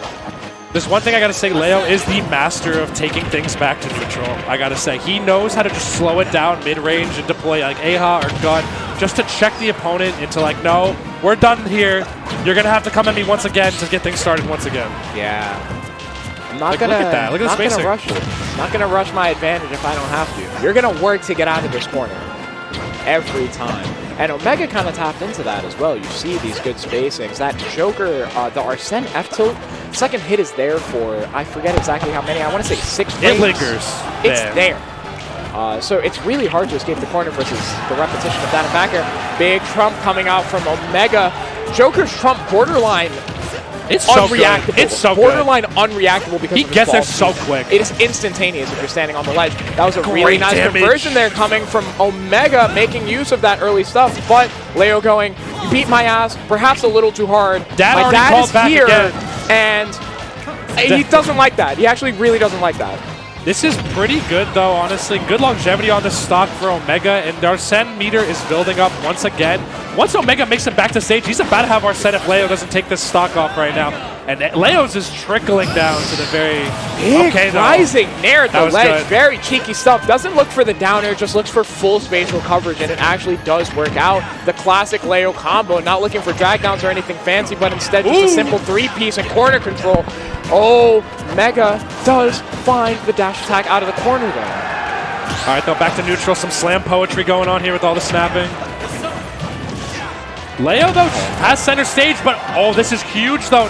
No Arsene just yet on Leo, but that Omega Arsene is looking so good right now, and Leo is looking pretty ripe for a stock being taken right here. Yeah, but easy pickings. Kind of catching on to some of these habits if you really look, right? Some of these shield habits, some of these spot dodge habits, and getting really patient, slightly whiffing some things, but it is still working. But this is Leo, though. You can't just you can't let him play his game. Omega kind of letting him get away with it. The footstool! Whoa, That doesn't... If he caught the direction correctly on the tech roll there, that was game. Not looking for up smash, maybe overcomplicating it a little bit. And now this is so scary for Omega. On ledge against Arsene, and the Arsene F-tilt is going to be enough in the tech. Down angle F-tilt, that move is going to blow you up. Doesn't matter who you are. And the messed up thing is, at that rage, with Arsene, Joker can just follow you with up guns in the Ditto, and you can't do anything. So, just complete nil situation. Again, Leo's clutch gene just really consistent. The reaction to that neutral getup as well, too. Very good to use down angled F-tilt in that situation, because, I mean, like you said, it lingers. Yes. It is such a very reliable tool to catch that option specifically. Omega having shines of brilliance, but Leo is the clutch god for a reason, bro. Yeah. You got to be able to... Oh, no! Does a footstool gun just to be like, you kids aren't the only ones. I hope you know. I hope you know I've been practicing. He's on his porch shaking his face like, you damn kids, I was doing this before you were. Yeah. Hope you know they sent me this. They DM'd me this. That's true. It's got to be very reliable to be the top rep of your character, because you're like, yo, man, I was labbing this out for like 24 hours. You want to use this? Yeah. Doesn't look for the second rep of down guns. I noticed these two not fully pushing at the ledge at times, and I wonder if it's a comfort thing or if it's a knowledge thing. It could be also that they don't want to get reversaled in a situation like that. Both these guys playing very close to the ledge, and they both have very good ledge play. Yes, so. exactly. And Joker has the hitboxes to edge guard effectively as well, so definitely a little bit of care being put. That being said, big up smash whiff right there, and Leo is looking very comfortable with stage control right now. Leo's eagerness to get back to center stage is always so impressive to me. He always knows not to get absorbed into the scramble. He always knows how to just keep things favorable for himself in neutral. This is something you don't see out of a lot of players, I feel like. Yeah. And that's got to be weird to deal with in a matchup like the Joker did, right? Yeah, for sure. It feels like mid-range, everything is a scramble. Exactly. You're always getting hit, whether you're at mid-range, mostly full range. Yeah. This character just has a lot of threats. And Omega trying to force his way back in, but Leo has been so good at ledge. Was that jab 2? It was jab 3. Jab 3, okay. Jab 2. I was like, jab 2 Joker's can't do jab that. doesn't work sometimes. It doesn't work sometimes. It's a very weird move. Settles for the dash attack, knowing that Omega's looking for the jump out of shield. That's a big sign of comfort coming out from Leo, and that's got to be scary as Omega. These little things racking up. Does find the backer. 26 isn't hard. Omega keeping a tit for tat, though. You know, he's really just not trying to let Leo run away with this lead. Yep. All right, go. And he's got good early conversions right here. We're going to be seeing some nice damage. Tried to maybe go for a little bit of an air dodge punish right there. Didn't think they could get another bear going. Omega looking good, though. Arsene in tow. So, oh my god, that was so scary for Leo. Does manage to get out of the corner. Omega could have snapped there, though. Nice Does catch. get caught. I'm surprised that didn't kill. One thing I think that's differentiating these two players right here is Leo's ledge trapping versus Omega. Yes. Leo's looking a lot better. Like, I don't think I've seen a single successful conversion from Omega's ledge trapping here. Yes. And that in a Ditto, that is what will net you a lot of stocks, especially the Joker Ditto. What a weird interaction with that up B right there. Oh, whoa! Leo's presence during that combo is so beautiful. Manages to keep it going. The pressure still. Landing gun, just stay in that corner. Dash attack gonna get onto the next landing gun though. Omega not giving it up so easily. A-hot to the corner. The tick is going to be a lot here. Could just settle it with, back air parries. off the double parry would have been crazy, but unfortunately not quite working out. Now within throw kill percent right here. Omega has a lot of win conditions, I feel like, at the helm right here. Good nair, though, to get the stage control. Honestly, doesn't overcommit. I like that he back aired there still, even though it gave Leo Arsene, because it still gave him stage control. Yep. All right, now Omega in the lead for the first time. Yeah, this is a big spot, right? You have to make the most here. That was a beautiful attempt right there, but unfortunately doesn't get the call. It's a little bit hard to place on the juggle with Joker. You have to be so finite in where you place yourself. So in a matchup with Joker, who lands so easily, it can get really rough, right? This is so good, though. I mean, Yeah, look at how shoot the Omega's gun. taking the double Arsene right now. He's shooting the gun, and every little bit of damage Joker takes, it decreases the Arsene meter even faster. Little bit of time to milk it. We've seen Leo do it before, but the landing gun going to take Arsene away. A lot of pressure in this corner here. Omega's still with a comfortable lead. Yeah. Leo not really able to make much work. Doesn't get the up smash scoop off the ground. Whoa, looking for a gun lock across the stage. Omega getting shiesty with it. A little bit of comfort here. Whoa! No. Just do the jab lock sometimes. I understand though. To be Omega fair, looking you for something gotta different. react to that. Yeah. Because you don't know if that's going to pop them up or pop them down, because you can catch a jump in like less than a second. Yep. You got to really be thanking your stars and guys. Excellent up tilt right there to catch the landing. Tilt, very nice. I think Joker's most slept on move. Yo, look at the water I will cups. actually say, whoa, it's beautiful. Yo. I will say with full confidence, up tilt is Joker's most slept on move. That move is low-key crazy. It's a good landing catcher. It's a good thing to wrap up games. A lot of characters will try to land on Joker because they think the most active move he can do to catch me in this situation is nair. Nah, bro, that if you get caught in that, it scoops. Yeah, and if you think about Joker's bubble, right?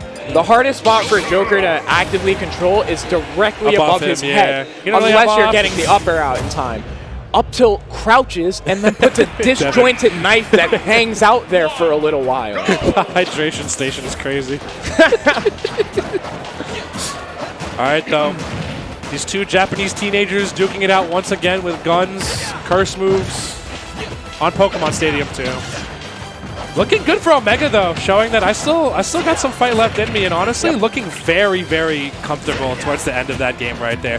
Very, very comfortable with playing the lead, and that's something hopefully Leo can start doing as the set progresses. Yep. And we saw, beginning of that game, we saw Leo making a lot of decisions that seemed like playing with his food a little bit, right? Oh! That would have been raw. Yeah, that would have been insane. Fire. Big push here from... It's so hard to follow these Jokers sometimes. The skins look the same. I'm sorry, guys. Colorblind is beating my ass right now. I wish Arsene was different. I wish Arsene was Arsene was like bright pink or something. Who's dead? They both have the same dad, man. Yeah, they both have this. Ooh, big landing gun there coming out from Omega. A lot of value. What I was saying earlier is that... I love that. That's my favorite thing. Full cross-up down air. It just looks so smash, beautiful every time. Yeah, looking for the up smash. Unfortunately, only gets the third hit of the up air. Yeah, Gotta need get the that scoop fourth that hit. locks them down onto the platform, or else you're not getting that up smash. Just so sad. Ooh, big guns. Important to be patient there for Leo. Just recognize the situation. You are under the platform. You don't have to overcommit. But the full hop gun's approaching from Omega. Big push. And we see there one of the pitfalls, in the Joker dichotomy right here is that he doesn't have a very good out-of-shield game. You cannot really... You're going to have to get slapped on the wrist a lot of the times because you're not going to be able to get that solid punish. And I think Leo knows that, which is why he's playing so scrappy with Omega right now, despite being a kill percent. He knows that Omega really can't find a solid answer out of shield unless he finds something huge. Waiting a little bit too long there, perhaps, or maybe a little bit of hurt box shenanigans. Does finally find that back air in the corner. Omega needs to make a lot happen to bring this back. I'm just sad one of these two players has to take each other out, man. Yeah, it's so I need to see more Whoa, Joker. Big jab All right. block there. Big push from Omega, finds another there.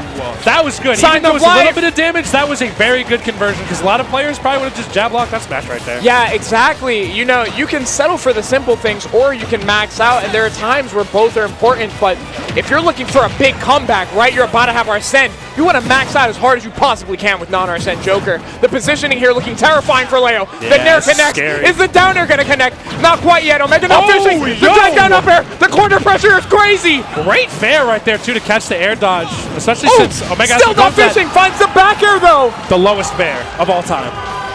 And again, take note, Omega saving that down air, right? Really noting with perfect timing. We are probably going to see it before the end of the set at least once. And Omega been very good with playing with the lead throughout the duration of this entire set so far. Going to opt to keep that healthy mid-range between him and Leo. Kind of baiting Leo in there. He thought he could punish that A-hop, but he couldn't. Excellent drag Settling down. for the down down smash. Yep, got to do that. If the character is crouching under your jab lock or weird things are happening, He switched just up settle. too. Yep. Leo's been going for up smash most of the times when getting that. He immediately just pulled the trigger on down smash. Very good adaptation on his part. On the spot adjustment is beautiful to see. Great cognizance. Another A-Hot trade. So much crazy cursing. looking game. Both dads are here. Oh my god. Oh my god. And What they're is both happening? taking so much residual damage. This is getting scarier by the seconds. Omega! Oh my big god! push from Omega, but possibly SDI up from Leo there. All right, though. This is scary as hell. Does look for the Omega's down air. dad is still Finds here. the back air, and it's going to connect. Omega getting 2-1. Finally cleans it up. Leo. So what I was saying at the beginning of that game, you know, during game 2, we saw Leo playing around a little bit with the food, looking for the footstool, saying, I could do this new tech too, kid. Yeah. You're not anything special. Because Omega is saying like, it puffed my chest out, but Omega's. he's the new kid on the block. I mean, he's been playing Joker for a hot minute, but he has really taken the time to master all the tech. And Joker has not had like a huge hero with a huge solo rep, I should say. Leo's been opting for the Joker finally again. Yes. But these new kids are really just trying to push this character's meta as hard as he can. And Leo, this old dog has got to learn some new tricks if he's going to want to keep up. Because Omega's on the verge of running away and putting another upset on the board and putting Big another upbeat, killer no loser jump, bracket. but Leo only settles for the platform tech chase there. Actually, really interesting. Hold on now. 109 uncontested until that Nair. We have game 4 Leo. Oh, in the building. big push from Leo. Actually, we do. You know, And everyone I call wish it a it mid. wasn't like And everyone might call it dead. provable. I wish it wasn't like proven. Yeah. Statistically, the game 5. They made a whole ass video on that. That's so crazy. Oh yeah, again we see it's hard to juggle sometimes in this matchup though. It's just because the hitbox is so small. Joker is so skinny. Yes. Can't hit him that easily. But still, Leo turning a different tempo right now. He is applying the gas right now.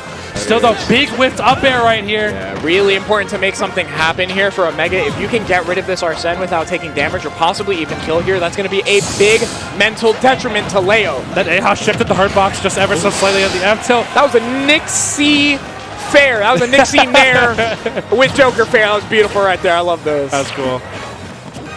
All right, though. Wow, Leo finding the grab right there on the landing. He knows that Omega's been trying to do some... Every Joker player, I think, tries to do some sort of mix-up on landing because he's not always the safest. And he knows that you can't have the safest out of shield punish, so you can afford to do a mix-up after that to try and dodge the returning hit. All right, a lot of just what dash back turnaround, just waiting for that next beat, waiting to see what the other person commits to. Shades of Melee Zane, honestly. Yes. With Leo. But Leo is the mid-range master, honestly, with this character. He really knows how to just pause his tempo completely and disrupt it. And you can tell Omega's having a ton of trouble with it this game. Yeah. All right. Finally find something. That fair upper gonna work out. 133 is rough, but Arsene right around the corner. If Omega can make something happen early here, we might see something beautiful. It is so impressive to me how Joker players know that they have to switch their potential confirm on parry. a dime. And it's so crazy. Recognition that it wasn't a real punish off the parry. Also, yes, God, the on-the-spot adjustment from characters like this, I love it. The In Jokers, the moment to shoots, get a the different hit out boxes. is crazy. Yeah. Just like, oh, I'm in the wrong spot, I think. Yeah. Let me fix that real quick. Yeah. Let me readjust. Hands, go. All right, though. Residual damage ticking away. I mean, look at Omega using these Arsene guns to just tick away Leo's persona meter. It's very, very scary. Still though, Leo has a lot in the avenue of getting that kill, as we see right there. Still though, Arsene gone. It's the same combo with Dad present. That's kind of crazy. That is crazy. 1, 2. Dad knows you've had the TV the on. jump guns. Leo looking for something a little bit shicey here. Does get the back air. Ahad not going to connect here. Doesn't look for jump guns again. Elects to look for the nair to ledge trap. Doesn't quite get it. Leo even guessed correctly, but it traded, which was crazy. But he still managed to get that damage. Crazy up B. He could have exploded for that, but the sheer confidence from Leo. You can't be afraid, man. Not when you're one game off. Okay, a little twerking. Checking, yeah. Letting it work a little bit. Throwing it back a little bit. Oh my God! Again, Leo quick on the trigger. He is not missing those anymore. Where we saw some little bit of hesitation towards the beginning of the set, he knows now. He's locked in. Yep. Good up air. Also recognizing the spots where Omega is electing to come down with button versus air dodge. The RPS on the resets looking very comfortably in Leo's favor. Trying to go for the jab block, but it missed. He had the timing messed up. Arsene up on both sides. Both dads here at the playground ready to scrap with each other. Yep. What did you call my son? I'll kill you. Oh, he's dead. Oh, big down smash there. Omega with signs of life here. Half the meter to go. If you wait all that time on the platform, you only have a second of invincibility. Leo knows this and runs away. Omega does find the hit, though. A little bit less than a quarter of that meter left. What's going to happen? Omega trying to push. Leo running away, milking that time. Epso found. All right, though, but a little bit of time left, and Leo has the meter halfway filled up at this point, and the residual damage of the AHA is going to build it up. That's a crazy back air right there. The waveland and everything. That was beautiful. Finally looking for that down guns and traps off the ledge. He's Leo so looking so comfortable. He's so good at ledge trapping. It's ridiculous. In this matchup where your hits are not going to be plentiful, finding the most consistent hits at ledge, which is probably statistically where most players have the most difficulty finding that extra hit. Yes.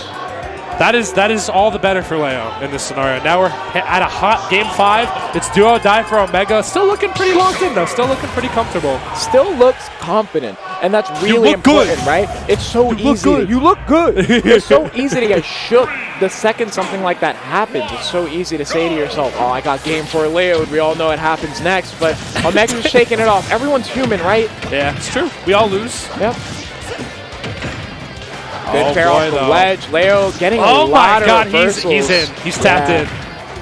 These are only options you can do if you know what the opponent's disadvantage is, and Omega is... Omega wanted double nair, didn't quite get it. I think you noted earlier, like, Joker players, when they eat it, they eat it. Like, it's hard to hit Joker, but Joker players aren't really used to getting hit a lot. And what they do in that disadvantage state, that's scary. You got to really be able to mix it up, and it's kind of hard. It's kind of hard to find those mix-ups. Joker's disadvantage is low-key pretty samey most of the time. It is, and the problem is, like, there are characters where you can kind of fall back on Rebel's guard at times, but Joker's so quick, so snappy that the positioning is usually not really going to end up in your favor if you fish for a Rebel's guard, right? Leo! That was not Leo. Big cats there! Lego! Yeah, Lego! My bad. My fault, OG. I wasn't familiar with your game. Big fan of that rising full hop gun. Such a nice way to shift your timing on the landing out of the full hop for a character that has already a Link style 90% fastfall, right? So you have mix. No, the most unfortunate. Oh my God, Omega looking so comfortable. That up B is going to make you eat it though. Saves the jump. Unfortunately, eats the second round of guns. That's the first time that happens this whole set. And that's good, honestly. Leo had to end it there because we know how well Omega plays with the lead in this matchup. Yep, Omega taking notes from Leo's approach to the Arsene, though, running away. Just letting this last half of the meter get milked. Wait for Dad to go away. And on top of this, when you come fresh off the platform, right, you're going to have Arsene on off timing now. It's true. That's true. There is a certain tempo to Arsene as well. And there's a timing to when he's going to come out and when he's not going to come out. And I love stalling out almost disrupts that pattern. Yeah. Very consistently. It is important to recognize where it places you relative in the Ditto, though, because things can get dicey. But now the meter is pretty much equal. And Leo with a bit of a lead, both in meter and in percent. Things looking a little bit scary for Omega here. Big fair one F smash. He doesn't miss those anymore. And the taunt. Leo looking to get into his opponent's head a little bit. Still Those are though, rare. good opportunity for Omega to get it back. The meters are pretty even on both sides, and that percentage is looking higher and higher. This is Omega's time to steal this game right back. Yes, right back. Looking for the backer again, not confident in these down guns, but Leo picking angles that would lose. Omega possibly Again, selling though, the bag a little bit. The ledge trapping being his kryptonite, man. He cannot get a single advantage state right there. And in this Ditto, that is so important. Yeah, I mean, it's hard, right? Because Leo has it down to a science where Leo it's will true, too. do something that forces you to buffer, cover your common buffered option. You do gotta something that react. forces you to buffer, cover your common buffered option. And so you're forced to constantly react. Unfortunately, it looks like Omega hasn't really found that same timing, that thing that he needs to do to just get the timing down, pack the hard punish, Can't the do that buffered again, option though. every time. Can't do that again. The backer doesn't connect. Omega gonna settle for a forward throw, down throw gonna be killing soon. Still though, he did that to wait out the last little trickle of Backer Arsene. Yes. That's very smart on Leo's part. Good This has eye, become a good whole eye. inner meta game of just close the DS, pretend to sleep so dad leaves the room, then you can open that up again and play Pokemon. Exactly. We can play Heart Gold later. Dad might beat our ass. Omega, do you have that dog in you, or will the goat come off the perch? Will he Very come off the nice. top of the mountain? Great call out from Leo, just so good at the ledge trap. It's so crazy. I think that's the Omega difference maker. Catches the neutral constantly getting get. called. Omega that flabbergasted purely- at that one. A good set. Mutual respect from both players. Stand proud, you can cook. Yeah, you can cook. That was a beautiful showing from Omega. Do not go down into losers with your head in your hands after a performance like Although that. I low-key know would it in this stings. losers bracket. Yeah, I'm This losers low-key. bracket is a little scary. Like, it's so horrifying down there. So many killers. I'm going to pull up the bracket. Let's see. I'm very happy, though, to see a what's Leo dub. You know, Leo... No, yeesh! Little shiesty, little scary. Good catch, Devin. Good catch. Very nice. That's why Devin's the best in the business, honestly. That is Such an production eye. goats. Yeah. Production goats. That kid kind of got it, though. As Leo said. The kid's kind of dirty. Oh, I said. Yeah. Oh, good games, man. Good games, Yeah. man. Honestly, games. really good. Holy moly. Fighting my fucking life out here. What the fuck happened? God damn. I used to win that shit for free back Are the in good my times still rolling? Yeah. We still get some good times rolling here? Oh, yeah. Look at what we got We're next. eating. Look We're at what we eating got today. next. We are nom feasting. We have, for you gamers, Tweak versus Tilde, a great showcasing of local talent, little New York, New Jersey beef. Whew, Tilde, you know him. It's the Falco legend. He's one of the sauciest players to ever touch the sticks in this game. Brought Falco out the You get- trenches. You At got the hit by mud. things we didn't even know existed. Riptide 2022 winner? 23? I don't remember how old I am Right? anymore. 23? I think 23.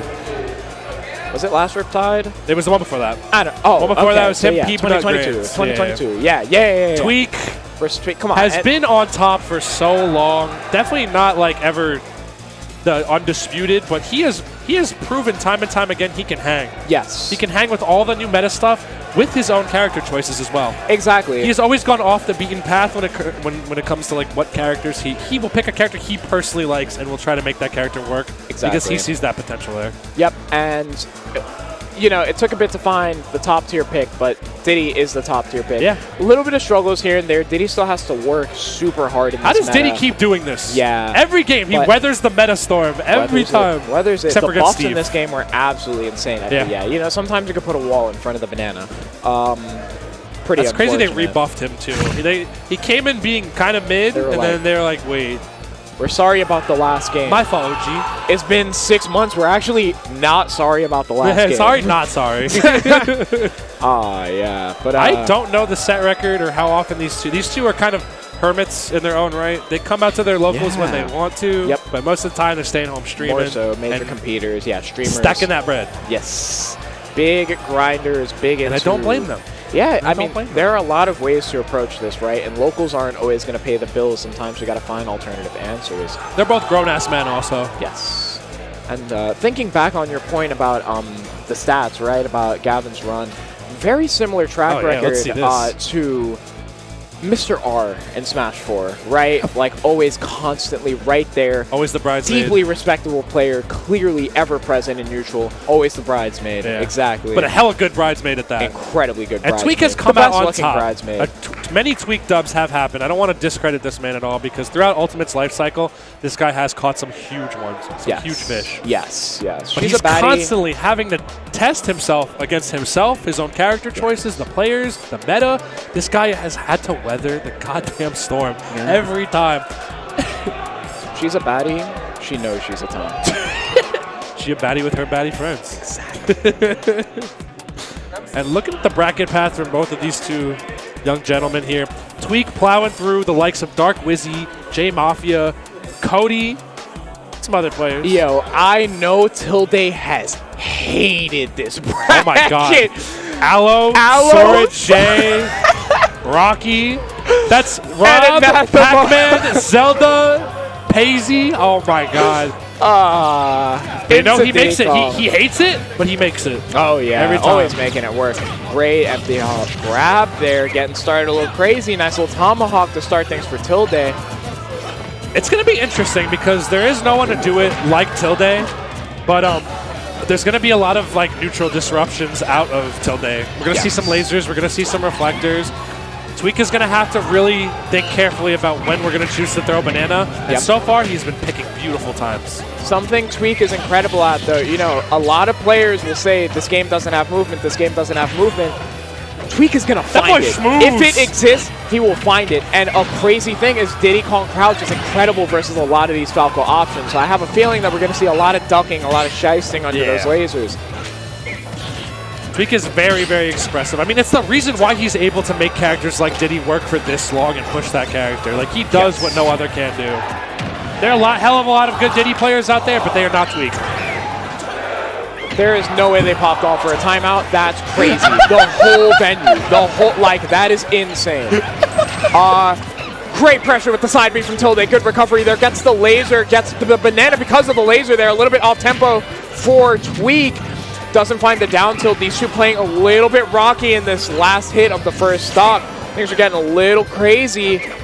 And you can tell Tweak is looking for that monkey flip because we are at kill percent towards ledge. We are on town right now. You're going to be getting some early kills off those side blast zones. And when else do you want to be in shield than at kill percent? Yeah, important for Diddy Kong, who doesn't always kill at the greatest percents, to chip out and settle for these up tilts, these cheeky back airs. Monkey flip. Whoa! Big extension. You can die here. Oh my god! Good flip. Very obvious approach to the stage there. Tweak using that doesn't punish with the banana toss, but continues the advantage regardless. Deep in Tilde's head right now. He's playing so comfortable. The down tilt gonna escape the up tilt from Falco there. Just a little bit of a cheeky duck interaction. Sometimes button is better than shield. Isn't that crazy? Tweak's execution is phenomenal. What a 0 to death off of Tweak right there. Yeah. The execution was beautiful. Exactly. Chef's kiss that like, whole way through. That wasn't like your typical 0 to death. He beat his ass. He makes it look easy, bro. Beat his ass. He makes it look easy, but it ain't easy. Alrighty though, waiting there. This is a very comfortable lead for Tweak right here. Tilde, the benefit Tilde has is his excellent combo game, but Tweak has not been opting to land on top of him a single time. Tilde has had to work his ass off for these up tilts, and he hasn't gotten a single one yet. This is going to be tough, yeah. Tilde forced to like kind of heat check himself real quick because Falco is at the biggest risk at this mid-range, or at this scrappy range where he can't really actively punish and whiff. Yeah, you kind of end up having to settle for something cheeky like dash attack, right? Or you have to try and catch them for coming in on you with up tilt. People talk about Falco's up tilt and how broken it is all the time, but a lot of that is a patience check, right? It's people not being willing to sit there and go, I know you can't do anything from this position, so I'm not going to abandon my position either. People do fail that discipline check quite often. Someone as well versus Tweak, though, not going to fail that discipline check. And we saw that a lot of times, crawling back and forth, just watching Tilde begging for those up tilts, those grabs, something. He really came out the initial scramble of that first stock very cleanly. Like, Tweak really kept it cool. Tilde is, Tilde, though, no stranger to being the working man for the set. Yep. So he's probably going to have to find some answers, if not a little bit cheesier ones. Against a character like Diddy, it can be hard, though. A character who's not really known to land on your shield a lot of the time. Yes. more playing a horizontal neutral, and that's kind of the blind spot in Falco's gameplay, or game plan, rather. And the tricky thing about Diddy, too, is like Falco doesn't have actual out of shield that's incredible. It's more so that if you're off, the punish for Falco hitting you out of shield is insane. But Diddy Kong has great frame data on shield. I mean, backer being, I believe, -2 at the best possible landing. Forward air, not the best advantage on shield, but the flattening is so nice, right? You get that little bit of pancake effect. You love those. Everyone loves pancakes. Falco's tech roll is so long. I didn't realize that he rolled all the way past the banana, Diddy Kong, and ended up behind. That was crazy. I like this counter pick from Tilde a lot. That huge real estate on that middle platform there. Perfect up tilt range right there. Yeah. It's going to force Tweak to also rethink some of these monkey flips as well, given the reduced real estate he's going to be having, and the fact that he's going to be putting himself in harm's way with the bad landing on that. Doesn't get the flip kick cancel there. Unfortunately, this could be a deadly position. Recovers to the other side pristinely, incredibly beautiful from Tweak, but Tilde still presenting an active threat. Okay. Good jab on the shield right there for Tilde, only to back away. Tilde exercising very, very good restraint so far. However, how he plays after the first stock seems to be what's going to be the determining factor of the rest of this, how this set is going to be phased out. Yes, because Tweak plays very well with the lead in this matchup. Ooh, that dash attack, so cheeky though, catching the extended hurt box from Diddy Kong fair in a way that we don't see quite often. Unfortunately, immediately gets hit by the banana. F smash on the platform. You have to be careful on those platforms versus Tweak. You can't get too comfortable. If you're shielding, you're going to get flipped. If you're not shielding, you're going to eat that banana if it's in hand, so you have to play it safe. Sometimes just avoid the platform entirely. All right, finally conversion, but Tilde not having the next move correctly, and Tweak going to be able to worm his way out of that situation. Okay, though, yeah. Tilde finally starting to do what he wanted to do all along, which is catch these landings. Damn. The down air not going to connect. Tweak still not giving Tilde that jump off the ledge. Tilde's looked for it a lot. He Mission Impossible those lasers. Yeah. All right, the banana now within his control. Now back to Tweak, though. Now back to Tilde once again. Now back to Tweak once again. Oh, the F tilt doesn't catch it. A little bit of, you know, phantom cannon. Yeah. Okay, though, this is huge, though. Tilde having Tweak at ledge. The monkey flip coming out. No call, though, with the up smash on that because he was facing the wrong direction. He probably wanted to set up for an up tilt, perhaps, there. Yeah. And I'm seeing a big problem here coming from Tilde. And honestly, it's not even fully Tilde's fault. It's a result of Falco's speed, but constantly has to stake these Hail Marys on trying to catch a roll in, trying to catch a dash in, a bad monkey flip. And Gavin just playing at that space where I can always react to what you're doing this with is flip true. or banana throw. That's the mid-range that Banana excels at creating the very most. Excellent. Not even missing a beat on Tilde right there. He knew he had to capture that opportunity. Yeah, and honestly, this game looking a lot better for Tilde now. No up tilt to catch the landing right there. Very peculiar. Now Tweak is going to find the opening, though. Peculiar. Oh, big flip. Down air cancel. We love to see it. Big pressure there, but Tilde kind of finding the footing. Does get the reflect, but Gavin playing at this space where the reflect doesn't matter. The banana ends up back in his hands regardless. The problem is every time Tilde has to try and find the footing, the monkey flips are coming out still. Finally, some healthy damage out of Tilde, but okay, keeps it in control. No drag down there. Oh my god, does find the laser. They're looking for the shooter. All right, banana. Tweak, though, very keen on that banana catch. Up air. That's in this game. That's it. He's got those. Thank you. I got 1/4 the Tweak talks right next to me, popping off. Yes. Yeah, I hate that. That is the head shake button. For the uninformed. That is the toil and trials, bro. Directly to my right, sees the grab, and goes, that's it. Comfortably as me and Fang are questioning. Me and Sean just like, I'm sorry for your losses, brother. I know. Oh, the golden window, bro. Could he have jumped or done anything there? No, not really. No. That was true. And that's the toil of Diddy. That is the labor. That's the fruits of the labor right there, rearing their head. You know, takes a lot of work, but you know, there are a lot of characters that kind of, it's not the easiest thing in the world, and it's especially harder in Ultimate, but you can kind of play the game in intervals, right? Yeah, where it's like, okay, from this percent to this percent, I look for this. Inkling is the perfect example, right? From this percent to this percent, I'm looking for my early percent combos. From this percent to this percent, I'm looking for my backers, my rollers, my cheeky things.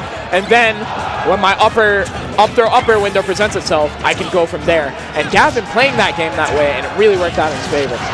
Tilde, though, finally being able to do what he wants most, which is put a little mixture into there. Yep. Very good stock lead right now. Yeah, and super cozy. I think Tilde finally found maybe a little bit of an answer. Tweak has been applying so much pressure. Tilde mashing that nair out of hit stun right there.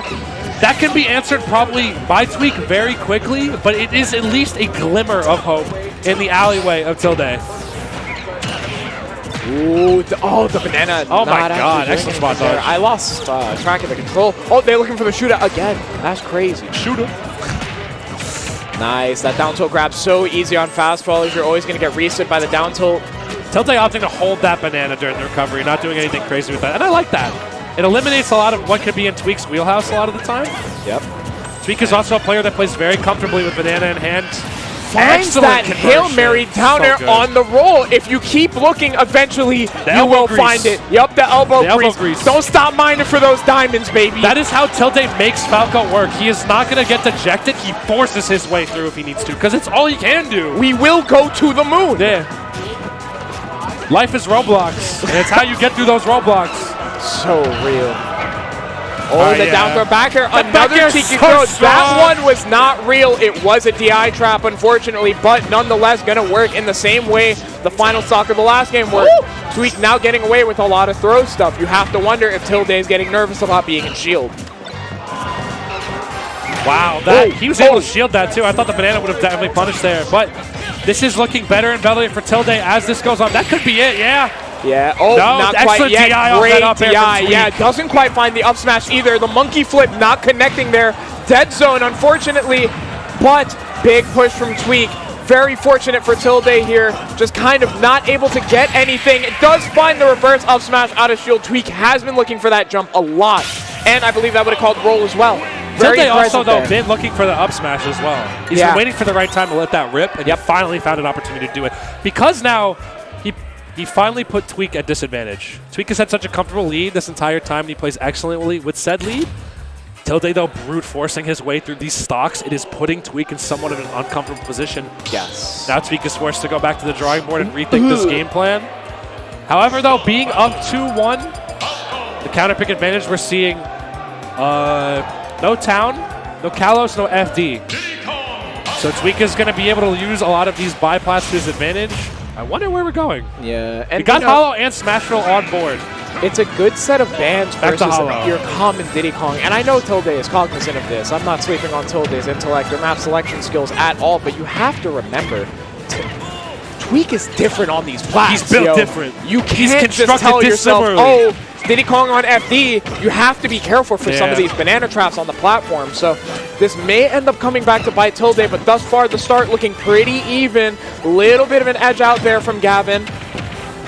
This stage did not work in Tweak's, or rather in Tilde's favor last time it was opted, but I think Tilde has now found a comfortable playstyle to at least get something started. It won't be clean, but he's getting something started. Yeah. Ooh, that's a super big back air for Tweak. Huge! The wherewithal to tech that was incredible. I died there. Yeah. I didn't tech it. 9 and 10 players explode there. All right, though, Tweak being forced to slow down the banana play, you can tell at least the hesitation to let Tilde swing first. But you know what? We're playing at Tilde's pace right now. You can see it. You can smell it in the air. If you really note these interactions, Tilde's very comfortable right now. Holding Tweak that center stage. Tweak not able to escape the corner. Very cheeky, though. You got to be careful for that wall jump flip kick. Tweak is a player of tempo, though. I think him more than most players has the acuity to really tap into the tempo of another player and see whose pace they're playing at and adjust accordingly to that. Exactly. Someone who's played at a lot of paces at a lot of different times, right? There's no need to get too nervous about, I'm scared about being on their pace. You've been here before. Just do what you're used to. And we see that quite often. But relatively even game here. Tilde getting it started. Doesn't quite get the shine. Does get the landing there. Frame traps. Falco's combos just Scorsese movie, baby. Tweak is coming in quick because he thinks he has these windows to punish, but Tilde always has that multi-hit nair ready to just anticipate the landing here. He's trying to allow so much frame activity that Tweak really has to be careful when he comes in. SDI! Tweak! Wow. Wow. Tilde, the defensive fundamentals from both these players have just been incredible to watch, especially from two just aggressive gorilla characters at times, right? You have to have that. The thing is, You can be good with what makes someone great as opposed to good with these Gorilla characters is the fundamental edge. Yes. Is knowing how to actually play Smash Bros. As opposed to how quick can I rack up my opponent's percentage from 0 to 80. Yep. And both these players have been able to find such success with these characters because of the combination of those two incredible tools to have in the arsenal. Ooh, these fair spacings from Tweak getting pretty different now. Maybe realizing that move is very hard for Falco to deal with. Okay. Do we see a stock? We've seen this before. We know this one, but not. I think the percentage and rage on Tweak wasn't just a little right. bit of rage. Once you're past 30, It's things probably change an air just window. a little bit. It was also, the grab was a lot later than last time. Oh, and you Ooh, know that what? side Once B Sunday backer, starts though. doing those, man, you know he's starting to cook. Oh, things are getting a little scary here. Does manage to find the up smash. Crazy that Diddy Kong ducked under the get-up attack there. Oh, He wants in. Ooh. He wants in. He says, I don't want to play neutral with you any longer, sir. Neutral skipper phantasm right there. Not quite working out. Bro tried to find the gold split, but he is eating the... Oh, Tweak with a big push. Oh, Not boy. a good pop gun. I don't know what that was. That was super unfortunate. Shoot Totally him. kind of finding signs of life. Oh, no, and he just monkey flips right into it. Oof. That is a big We're aware reversal of there. those. We're aware of those. We're on game 5 now. That's a little bit nerve-wracking for Tweak. You gotta imagine Tilde's gotta feel really good about that one, especially, you know. Kind of a Hail Mary from Tweak where it was not needed whatsoever. Yes. That was kind of out of character, I feel like, at that point. I mean, Tweak was at death's door. The monkey flip would have maybe netted stage control at best, but Tilde's recoveries have been so crisp. Yes. I don't really, like, I guess stage control is worth it because it can establish a big opening, but you could also die, homie. Yeah. That's your life you're gambling with right there. I really do think that the hardest thing in any competition really is that eternal patience. Yeah. That ability to really sit there, Especially in this recognize the game where you can scenario, just explode. keep doing it. And even the top players falter, right? It's so hard. You're playing mental chess for hours. Like, these players trudge through 3 straight days of mental chess to get here. Yep. A chess game where one player can punch the board and knock every piece off of it at once. So it's tough, man. This is a hard game to have the mental fortitude in. Games could be as quick as a flash or as long as 8 minutes or 7 minutes. Like, that's hard, man. There's a lot of variability there. Yeah. You don't know what you signed up for. That's a big 2-frame. Doesn't get any of the follow-up, though. It's going to be an escape from the ledge and a return to center stage for Tilde. This is looking very scary for Tweak. Is the escape from the corner here. Good downer cancel. Grabs the banana and gets the flip out of the corner. Holding center stage, gets the back air. The first stock is going to be in Tilde's favor. And while you know the timeouts from that set are still going. I know. That's crazy. And they're still popping off for the timeouts. Oh, the downer backer. Unfortunately, you can't tech too late at a percent. It's a velocity thing. Even if you're in the air, Tilde knows that, just running the conversion. And now we're at an even game 5. This is where greatness is made. Yep. Tweak definitely showing certain micro adjustments right here, but man, you cannot get out of the Tilde vortex once you are in it. Yeah, you got to be careful that this is cinema right here. My up tilt don't work. My up tilt doesn't work one time. It's fine. I'll hit him with the 2 times. I'll run it again. Never give up. Great spacing from Tilde, playing at a range where Banana is not going to actively punish a landing. Tweak not being able to get these shield grabs. Tilde definitely taking a lot more care in this neutral with Tweak, using these jumps and float ins and outs beautifully. Yep. Tweak is now having to play a lot more difficult of a game because Tilde is now starting to fine-tune the neutral. Yeah, and you have to wonder, maybe has there been a bit of an over-adjustment from Tweak? A lot of these monkey flips to counter the platform. Are you respecting a little too much? Yeah, a lot of these flips are missing now in favor of swinging. That's it good, has though. worked out, That's though. good, though. This is the type of lead that matters. You do have to be careful here. No rage. Falco can 2-tap you here. We know, though, how Tweak has played with the leads that he has gotten in these scenarios as well. Tilde is going to have to turn up here. Not overcommitting. That banana still at the ledge. Doesn't settle for the banana punish. Instead goes for the next interaction. I love no also, jump on the side of Tilde. Note the adjustments in distance Tweak has applied. That was incredible, first of all. But notice the adjustments Tweak has been making with these monkey flips. He is doing them in these close to mid-ish ranges where Tilde cannot punish them well. Not only punish, but you can't react to it, right? How are you supposed to react to flip when you're that close, especially with a slow character? Especially kick, because he can just cancel it. Yep. Diddy Kong Shore you. Oh! And fully cognizant of it too! Almost your life. How did you know? Oh boy. Recognizes that the banana hit in the air there. Tilde still, though, has the banana in hand now, but can't really find footing. This is really unfortunate here for Tilde. A lot of the signs of life just slowly slipping out of Tilde's hand. The grains of sand. You're grabbing at sand in an hourglass. It's just, yeah, literally on borrowed time at this point. How, even after you take this stock, you have to mitigate through multiple neutral interactions. Oh, you cup your hands! Cup your hands! Finds a way! Cup your hands! It's do or die, but Tweak doesn't miss these. Oh, but he's living! Diddy Kong doesn't kill. Diddy Kong doesn't kill. Tweak looking for this true frame. The side B interrupt the up air, or up tilt not gonna actually work. Big grab there. Not actually connecting the side B. What was happening? You crazy for this one, Tilde. I think it was. Oh my god. Oh, wow. I think it was laser. And Tweak I think it was laser. That was a really good set. God damn, this was some good ass ultimate, Dre. This is the ultimate I love, dude. What a block. Wow, every set bangs. Even the Sonics one. Yeah. Even Sonic Mario, we glimmered some crazy plays, bro. Wow, what a beautiful good showing from everyone that's been there so far. Incredible showing from Tilde in that set as well. Again, it's like that Omega set, right? Yeah. Where you can't walk down to that loser's bracket with your head in your hands. No. You have to keep that fire stoked in These your have been chest. respectable losses all around. Yeah. Every single set. These guys have been putting up a fight. No clean That's 3-0s really here. Unfortunate. Just that's a testament to the ultimate meta, man. Coming to a boil, like it is getting closer. The gaps are filling just slightly more every day. Oh yes. Tweak gassed up about that one though, for sure. Let's go. Tweak is definitely an emotionally driven player, Yes. and you can tell he feels goddamn good about that. Hard on the sleeve. Yeah, absolutely. And not shy about it. Sometimes to his detriment, but it's important to just fucking, you have to be you. You gotta be you, to man. Just live your truth. You can't pretend not to. I mean, Ultimate is such an expressive game. You cannot, can't not play with your heart on your sleeve. Yeah. Man. Gamers. That was crazy. It's been a wonderful experience. Thank you for supporting us. Thank you for supporting the stream, for supporting Luminosity, for supporting House 3000, for supporting EMG, anyone that works on this production, Gen Game. There are so many individual cohesive units coming together to put this whole show on for you. Smash at this point is a labor of love. It honestly. really is. I think really the events of last year really taught us more than anything else that this is just a labor of love at this point. That you are not in this game for anything but because you love it so much. Whether it be because you love to see people compete or because you love to compete yourself, it just needs to be done with your full soul. Shout outs to the people helping us. Yeah, shout out to Gen Game with the production today. Long Island's finest coming out, showing out. Running, I believe, the Blast Zone for today's stream. Crazy stuff. Oh, the Coney stream. I apologize. I apologize. That's fire.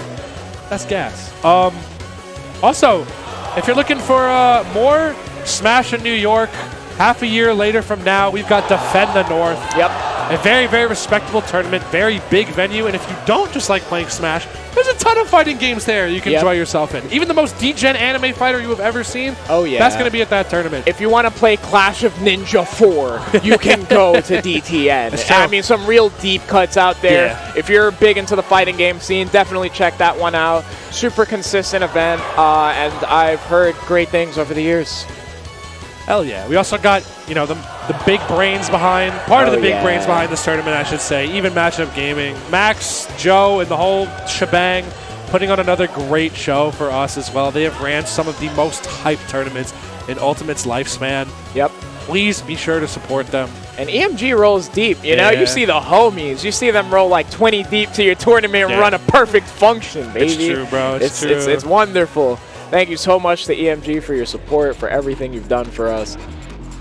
No one knows community like your community, Farflash, the official social media coverage provider of Let's Make Big Moves. Visit Farflash. Start checking out your grassroots engagement. They're doing a great job, campaigns. too, I gotta say. It's really interesting to see people trying to attempt a social media from a grassroots perspective, because that's really like, Smashboards, Twitter, all of these came together from that exact feeling, from that exact type of approach. And so this is a really cool concept. I fuck with that. As we approach Also, where did it go? Did I just fat finger it? Uh-oh. Where'd it go? Did it go to the bottom? It did. It's not showing. The Gommel. Gommel. Gommel 10 years anniversary. Dude, I remember the first Gommel. You're telling me this tournament series has been around for 10 goddamn years? I was 16, bro. I'm 26 now. That's crazy. That's snake crazy. gift. Big boss gift. Good God. But yeah, one of the most hyped tournaments to grace everything. You got Tekken, you got Ultimate, you got Rivals of 8. There's Street Fighter 6, Melee, and Guilty Gear. Literally all the mainstays are there. Why are you not going? There's also a after party on a goddamn boat. We're on a boat. Come on. Crazy. You're a 2000s, 1990s kid, and you're not trying to be on the boat. If you're not trying to be you're Lonely tripping. Island, what are you doing? doing? You are absolutely tripping. Also, shout outs to the lovely graphical designer of this tournament. Put together the beautiful badges. You unfortunately aren't really able to see too close up, but shout outs to Chris Zen. Very, very talented video editor and graphic designer. Has been in the game for Ultimate. Blood, sweat, and tears. Literally. Yeah, super clutch. I'm hoping to see them get more work. Incredible things purely through proximity, but the turnaround time is so insane. I've heard such good things about the work. I always appreciate the work I see. There's such dedication given to it. Please give love to your graphic designers. Yes. Give love to the people that put together the little minutia. You know, the aesthetic of your tournament is so important, and Kristen is able to match that aesthetic regardless of what you present them. And wonderful work. We're in a Smash tournament. If you're sweating through your clothes, you need to change them because they smell kind of stinky. Don't worry, we got the Let's Make merch moves. Dude, I gotta say, the designs, I know Spiff Space was behind these designs. It is incredible. Dude, they went for a New York theme for this one, and all the New York memes / staples are here. You got the New York Knicks. Yep. You got Duncan. You got that chili dog over there in Sonic's head. You got pizza. I would cop some of these if my closet wasn't already bursting at the seams. Yeah. Oh my God. Beautiful But merch. you should cop them if you're looking for more. Look at those joggers, bro. Another big thing, you guys know the struggle. You get merch from some of these events, not Smash events per se, some of these concerts, just events in general. And the material is just so scratchy. It's just so you're just getting Gildan out the ass. It's gonna be good material. It's gonna feel really nice, really cozy. I can hard vouch for this, having Spiff bought is several quality lines. you can trust. Spiff for is sure. truly quality. Spiff is goated. Tap in. And if you saw, maybe the tournament that you feasted your eyes on earlier, we got Nick All-Star Brawl too. Oh yeah. You saw the greatness that we saw. I know lots of people have been geeking over this game. Yep. You can play as Mr. Krabs. You got a bajillion avatar characters in there. Yep. Like, if you watch Nickelodeon growing up, this game is definitely worth having a try at. Super worth tapping in, and there's so much more to do in terms of single player in this game than there was in the first one, which is a very, very incredible approach where the campaign I've heard is really sick. You get skins for doing the campaign, and so the investment into the game is awesome. DLC Wave 1 is coming out very soon. Mr. Krabs, we're going to get information on in the future, which is crazy. Mr. Krabs in a fighting game. Come on. Big He's going for his money. Me money. Close. And if you're looking to sink your teeth into some more tri-state tournament action, we've got Collision 2024. Look at that name list. We've got Melee also on the slot as well, which is pretty freaking awesome. Yep. Got Zane, Spargo, Cody Schwab, MkLeo, Axe, Gluttony, Moki, Light, Kadoran, Mars, Tweak, Aklo, DeBuzz, Magi, Riddles, SkyJ, Zuppy, Big Boss, and so many more. Those are insane players to have on the docket already. In Parsippany, NJ, you don't want to miss this event. And if that's not sure, if that's not enough for you, if those names aren't enough for you, just go look at the attendee list. You're gonna see jump scares whenever you look at a tri-state event. You see names you haven't seen in like 7 years. So definitely tap in, because it's gonna be a wonderful experience. It always is. Absolutely. Another name I like to shout right here. We got the Beekeeper. I believe did it already drop in theaters? I'm pretty sure I got the whole thing. Beekeeper right only in theaters this Friday. Get ready for it. Jason Statham and David Ayer. It looks to be one of the craziest action films that's going to drop this year, and we're not even 3 weeks in. It's true. It's ridiculous. The trailer looks like straight fire. Go check it out wherever you can. Statham bringing the heat as the Beekeeper. This is going to be a wonderful time. I was super hyped after seeing the trailer, and just... I'm the director of Suicide Squad, too, which is like, that movie hit. Yeah. So this movie's going to hit as well. I mean, movies have just been so good. The last year film has been absurd. Legitimately And this year has absurd. been starting off with a bang as well. I don't want to say any names just yet, but I'm scooping them up. But Beekeeper, definitely worth your watch. Definitely check it out. And that, unfortunately, is going to bring us to the end of our tenure here at Luminosity Makes Big Moves. I just want to issue a very heartfelt shout out to Max for having me back again. I've been broke as hell. This man made it financially possible for me to be at this tournament and commentate a game. I haven't commentated in a whole year. I just want to plug my Twitch real quick. I pretty much just stream Valorant. I'm like a Valorant content creator now, but I did play this game once upon a time. But if you guys like Valorant and you want to watch some goofy, sweaty-ass white boy play in front of his stream, on the come up too, right get here. in early so you can be a hipster. You could be like, I was a Fang fan before. Shouts to the Fang Court also. I appreciate everybody that didn't understand what was going on in the stream for the last hour, sitting here. I appreciate you guys. What do you want to say, Dre?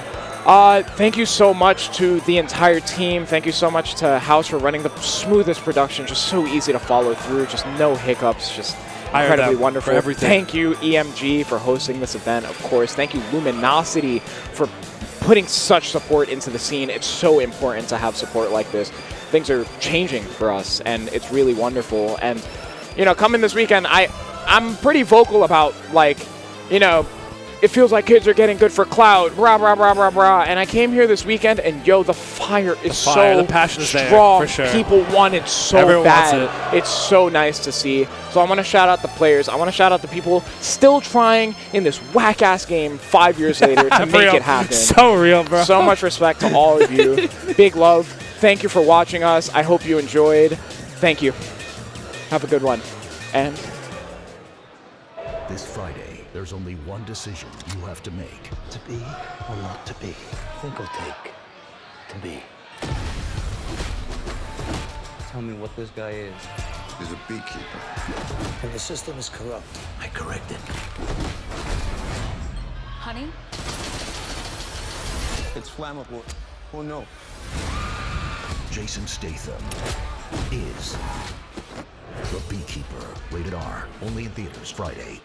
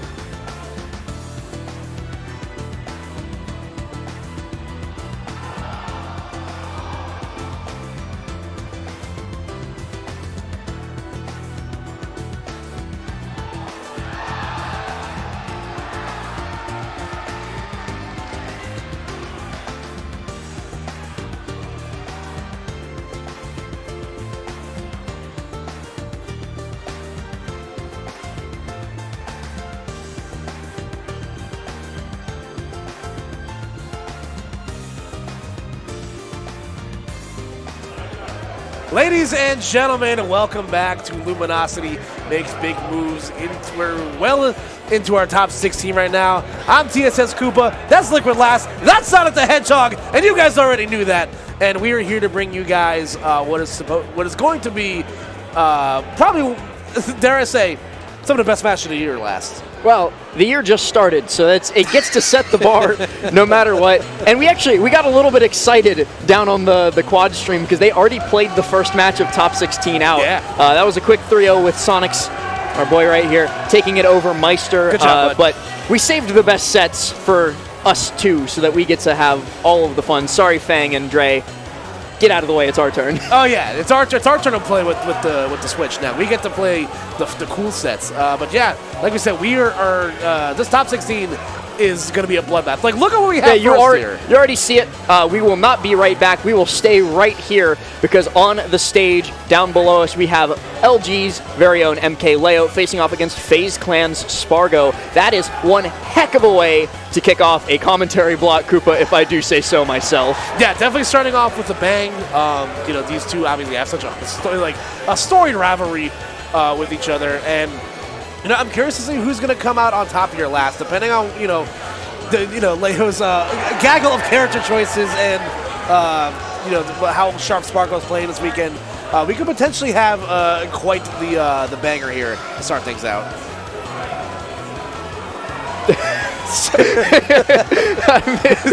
If you guys see the movie magic right now, you guys cannot see what's going on behind the scenes, but I'm getting very confused as we get ready to start off this set.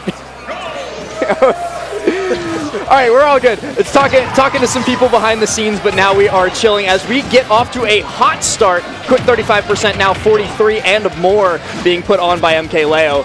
Yeah. And he just holds that. Yeah, and again, we're going to see a tried and true classic here. The Cloud versus the Joker. Joker's been the character of choice for Leo in this bracket so far. So, let's see if that continues to be the trend here going forward. And already off to a solid percentage lead here on Spargo. Spargo just struggling to get even his first hit in. Doesn't manage to convert that fair into anything else afterwards either. And it's just Leo in complete control as he gets the drag down into the down smash to close out that first stock. This is already the MkLeo show. He is trying to start off his year with a bang, and a win over Spargo would certainly do just that. And able to take that first stock without needing the Arsene, that's so huge because you're going to be able to utilize the hard-hitting hitboxes very well here. But Spargo doing a good job navigating around it, but Leo able to get a hit in edgewise. Leo already going for some crazy options. That F smash towards Spargo. The gun's not enough to stun him, so the fair comes out nonetheless. Leo, Arsene goes away, and the dash low profiles underneath the back hit of up smash. Spargo thought he might have been able to get a cheeky little hitbox in, but unsuccessful, and Leo just keeps on piling this damage up. Gets off ledge safely too. Spargo, no success. Ooh, there we go. Gets the first hit of fair. Not getting the drag down he needs here, but Leo continuing to add on this pressure. The dash attack though will clean up that stock. 96% on the tap though already last. Spargo's gonna have to play this one a little tighter than the best. Well, this is certainly a good way to start off the second stock when you're down by a little bit. A couple onesies, twosies coming in, but Leo misses out on the up air, but still drags him down nonetheless with a grapple. You're not far enough to be safe from me, says he, and air dodges straight through. Limit is burned, and Spargo gonna have to find some more ways to get damage, but he's doing just that. And there we go, gonna get the reflect on the blade beam right there as Spargo continues to set up shop at the ledge here. Leo just about to run out of Arsene and does so. Spargo going for it, but neither one coming up with the KO they need. Quick little down smash from Leo closes out the stock, but it's seeming like Spargo's finding his footing as he quickly bears off the Angel platform and brings us all to even. A lackluster start from him has quickly turned into a very salvageable game for Spargo if he can close this out, but Leo not going to try and give him that opportunity, still barely holding on to this lead. Vanilla Joker down air is such a great move, by the way. You saw how I was able to set up into a little bit of an exchange right there. And now Leo continuing to add on the pressure, keeping some good distance between him and Spargo, kind of forcing him to use the blade beam there as the limit option of choice as that timer starts to take down. Here we go. The bad man is back last. It's interesting, though, that neither one of these guys have gotten any mileage whatsoever off of their respective mechanics. Spargo has missed pretty much every limit attack, and Leo's been doing a lot more work with Vanilla Joker as opposed to Arsene Joker. Spargo looking to catch the tech roll, but Leo, a quick little KO. Gonna give him game number 1. Yeah, we were just talking about how it was, it was giving very much third act of an action movie there. Both of them just kind of bare knuckles brawling, not using their powerful, game tilting advantages there. But you saw Arsene on deck right there for that fair one into the up smash. The tried and true that we've seen so many times from MkLeo. And yeah, listen, if that's anything to set the pace here, we're in for a big one. And again, just barely missing right there, missing the dash grab, and that's all you need. That singular hit into the up smash. Leo did such a good job in that first game of letting Spargo swing first and miss. That was kind of seeming to be his game plan. Going into that is like, okay, I'm going to let Spargo swing the Buster Sword because I can't contest him in neutral if we're hitting at the same time. So I'll let him go first, make him miss, and then fire back right after. The bans came through, and it is just going to be PS2 once again. Nothing wrong with the stage, so we can go right back to it, say both players.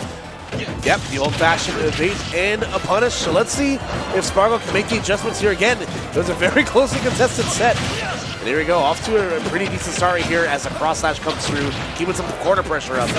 Well, and this is exactly why Leo was committing to that game plan that I was just talking about, because when he tries to contest Spargo directly, Spargo is going to win those interactions and do a whole lot of damage to boot. 76 rather on Leo now. He's going to lose out on that Arsene before too much longer if he's not careful, but he might be able to make it count here, almost getting a kill off of that. Yeah, excellent surveillance from Leo, continuing his pressure, forcing the air dodge, and going all deep for it. There we go, nice, even if it wasn't, the hit that you needed from the fair, being able to keep Spargo at bay that long was enough to net the KO there. Yeah, just push him back just far enough so that he can't reach ledge. Spargo very quickly comes down again. He's trying to make use of that Angel Platform invincibility, but Leo way too smart to fight him when he's not tangible. Back air, though, not enough to kill, so Leo's going to recover and try and figure out a way off this ledge, and he does it with Rebel's Guard. Spargo has to back off, not wanting to give Leo a second Arsene so soon. He's got limit now, though, but he's already taken a lot more damage. There we go, just trying to utilize the pressure, and there we go! Finally able to get the big limit hit that he's been looking for to set so far with the limit cross slash out of shield. That's going to get Spargo on the board here, but 77%. Leo's already kind of built a nice foundation for this lead here, and it doesn't take much against Cloud, especially without limit to take the stock last. Good movement from Spargo. Like, sure, he took a lot of damage there, but the average Cloud would have been dead for sure in that situation, so it at least gives him a second chance to fight with Leo on this stage. But that fight is not going his way at the moment, as Leo has already gotten him well above the percent where a drag down fair will kill. Arsene comes out, and it gets him away from that down air, it seemed like. Tfar coming through as well, but an up B. Well, it's anybody's game off stage. Well, Leo able to live to see another day here, continuing to add on to this lead and hang on to the stock. Ooh, right Cloud coming in clutch there because of the higher side B hitbox to catch Leo dropping through that platform. The grab from Spargo. These grabs have been great too. Like, Cloud usually doesn't get too much off of his grab, but Spargo's using it so well to just be like, okay, give me a split second to compose myself, a little bit of stage control, and I'll show you what I can do with it. A back air for the stock, and Leo now the one on the back foot scrambling to take this stock away. Yeah, 170 on the tab right now for Spargo. Any sort of solid hit in the corner, most likely going to net a KO here, but still continuing to hang on in these high percents. Wow, 186. If Spargo crosses 200, that would be an insane achievement for this game number 2, and he's very close to doing it. 99, and Leo finally, after the hit, 209, but it's still plenty enough to close out the stock, and it's still very clutchable. Spargo, despite living that long, did not do that much extra credit. Well, here comes Arsene right here, exactly at a percentage for Leo. I'm sure we'd like to see it in these low percents, being able to bring this this lead back a little bit here. Ooh, catches Spargo unaware. Spargo was trying to call out like a neutral air dodge down to the ground, but instead he gets immediately caught by that falling nair that lingers for so long. Wasn't able to deal with that hitbox, and now it's Leo in control, but a wayward F smash gets him punished heavily. Back at the ledge here, 116. Leo has to be very careful here, trying to get out of the corner and able to navigate very nicely there, but Spargo right trying to meet him with the back air. What is the ledge trap gonna be? A lot of bears, as usual. And one from Leo, though, might come up a whole lot huger. An up air keeps Spargo in disadvantage. This juggle might be enough for Leo to close this out. A drag down, but the shield comes out and an up smash to fire back. Spargo wins game number 2 by the skin of his teeth.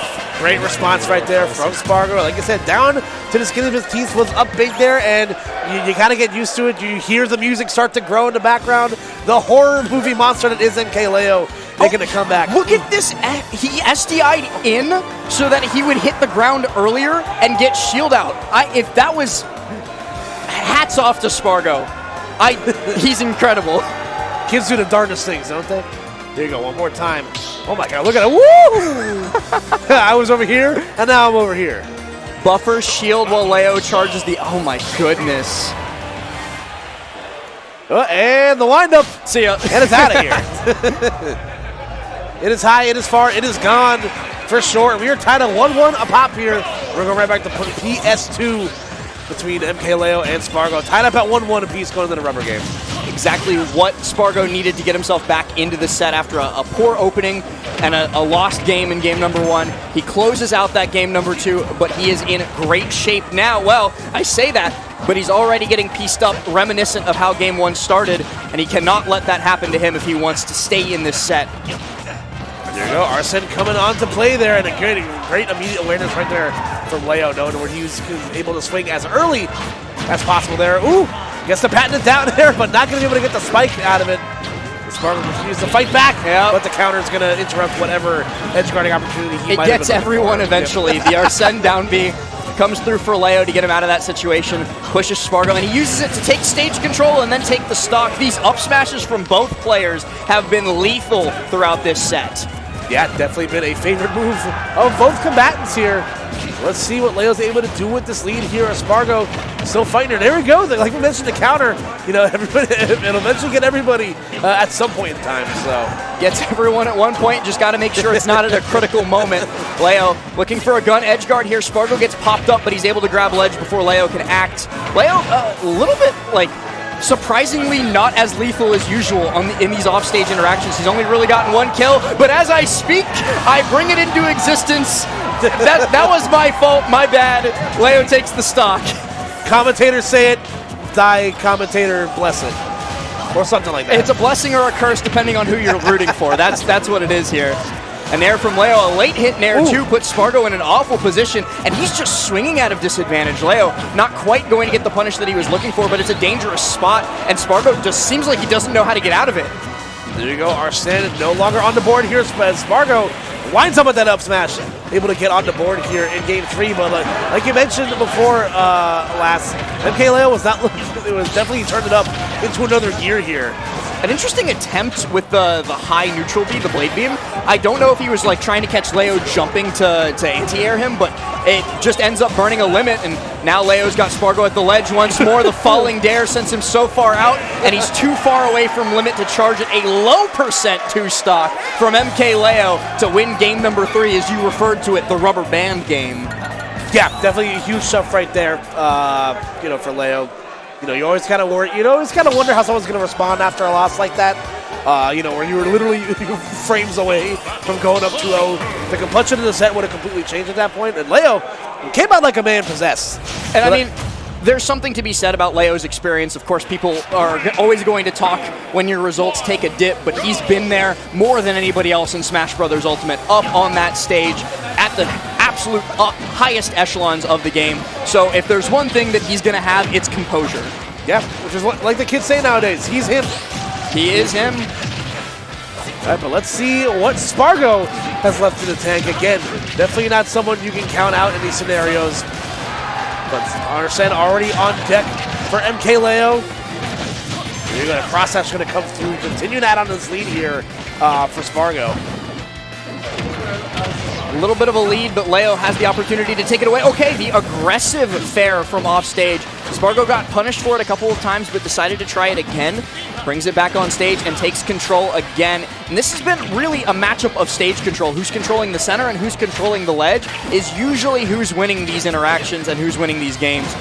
Yeah, and both these characters so good at being able to ledge trap you for what feels like in an infinite amount of time. But there we go. Both guys kind of swinging on each other's shields. The downer at a shield will be enough for Spargo to get the KO there. Ooh, goes from the top rope with that climb hazard. It's like what I said earlier, when they actually try and box it out, duke it out, it's going to be Cloud that usually comes out on top, and a taunt from Leo after an F smash on the missed tech. He's feeling himself, if nothing else, and he's feeling like this could be a 3-1. Looking cool, Joker. Looking cool, Joker. Well played. Had to hit it. Landing Nair going to put Spargo in early. Air dodge isn't punished. Leo's been trying to bait that out pretty hard, but he hasn't really acted on it yet. Oh, and the landing Nair just ignores that side B entirely. And yep, another air dodge punished by a grab. Leo has to be careful with how much, or sorry, Spargo rather, has to be careful with how much he's panic air dodging on hits. Yeah, that's 2 straight exchanges, like you said, where he panic air dodged and got punished for it. So that's just so much percent that possibly could have been avoided if that was not the case. But, you know, MkLeo doing a good job just continuing to chip away at this deficit and now take a little bit of a lead. Got to be careful, though, of that rising up beak. Leo gets popped up by it, but he's not going to get interrupted by it. Spargo has limits, so he should be able to recover this no problem. But Leo is still swinging at him, and Spargo looks lost in the face of all of this attrition. Another hit with the gun, and down he goes. Leo taking the red pill, channeling the Matrix, and shooting his shot.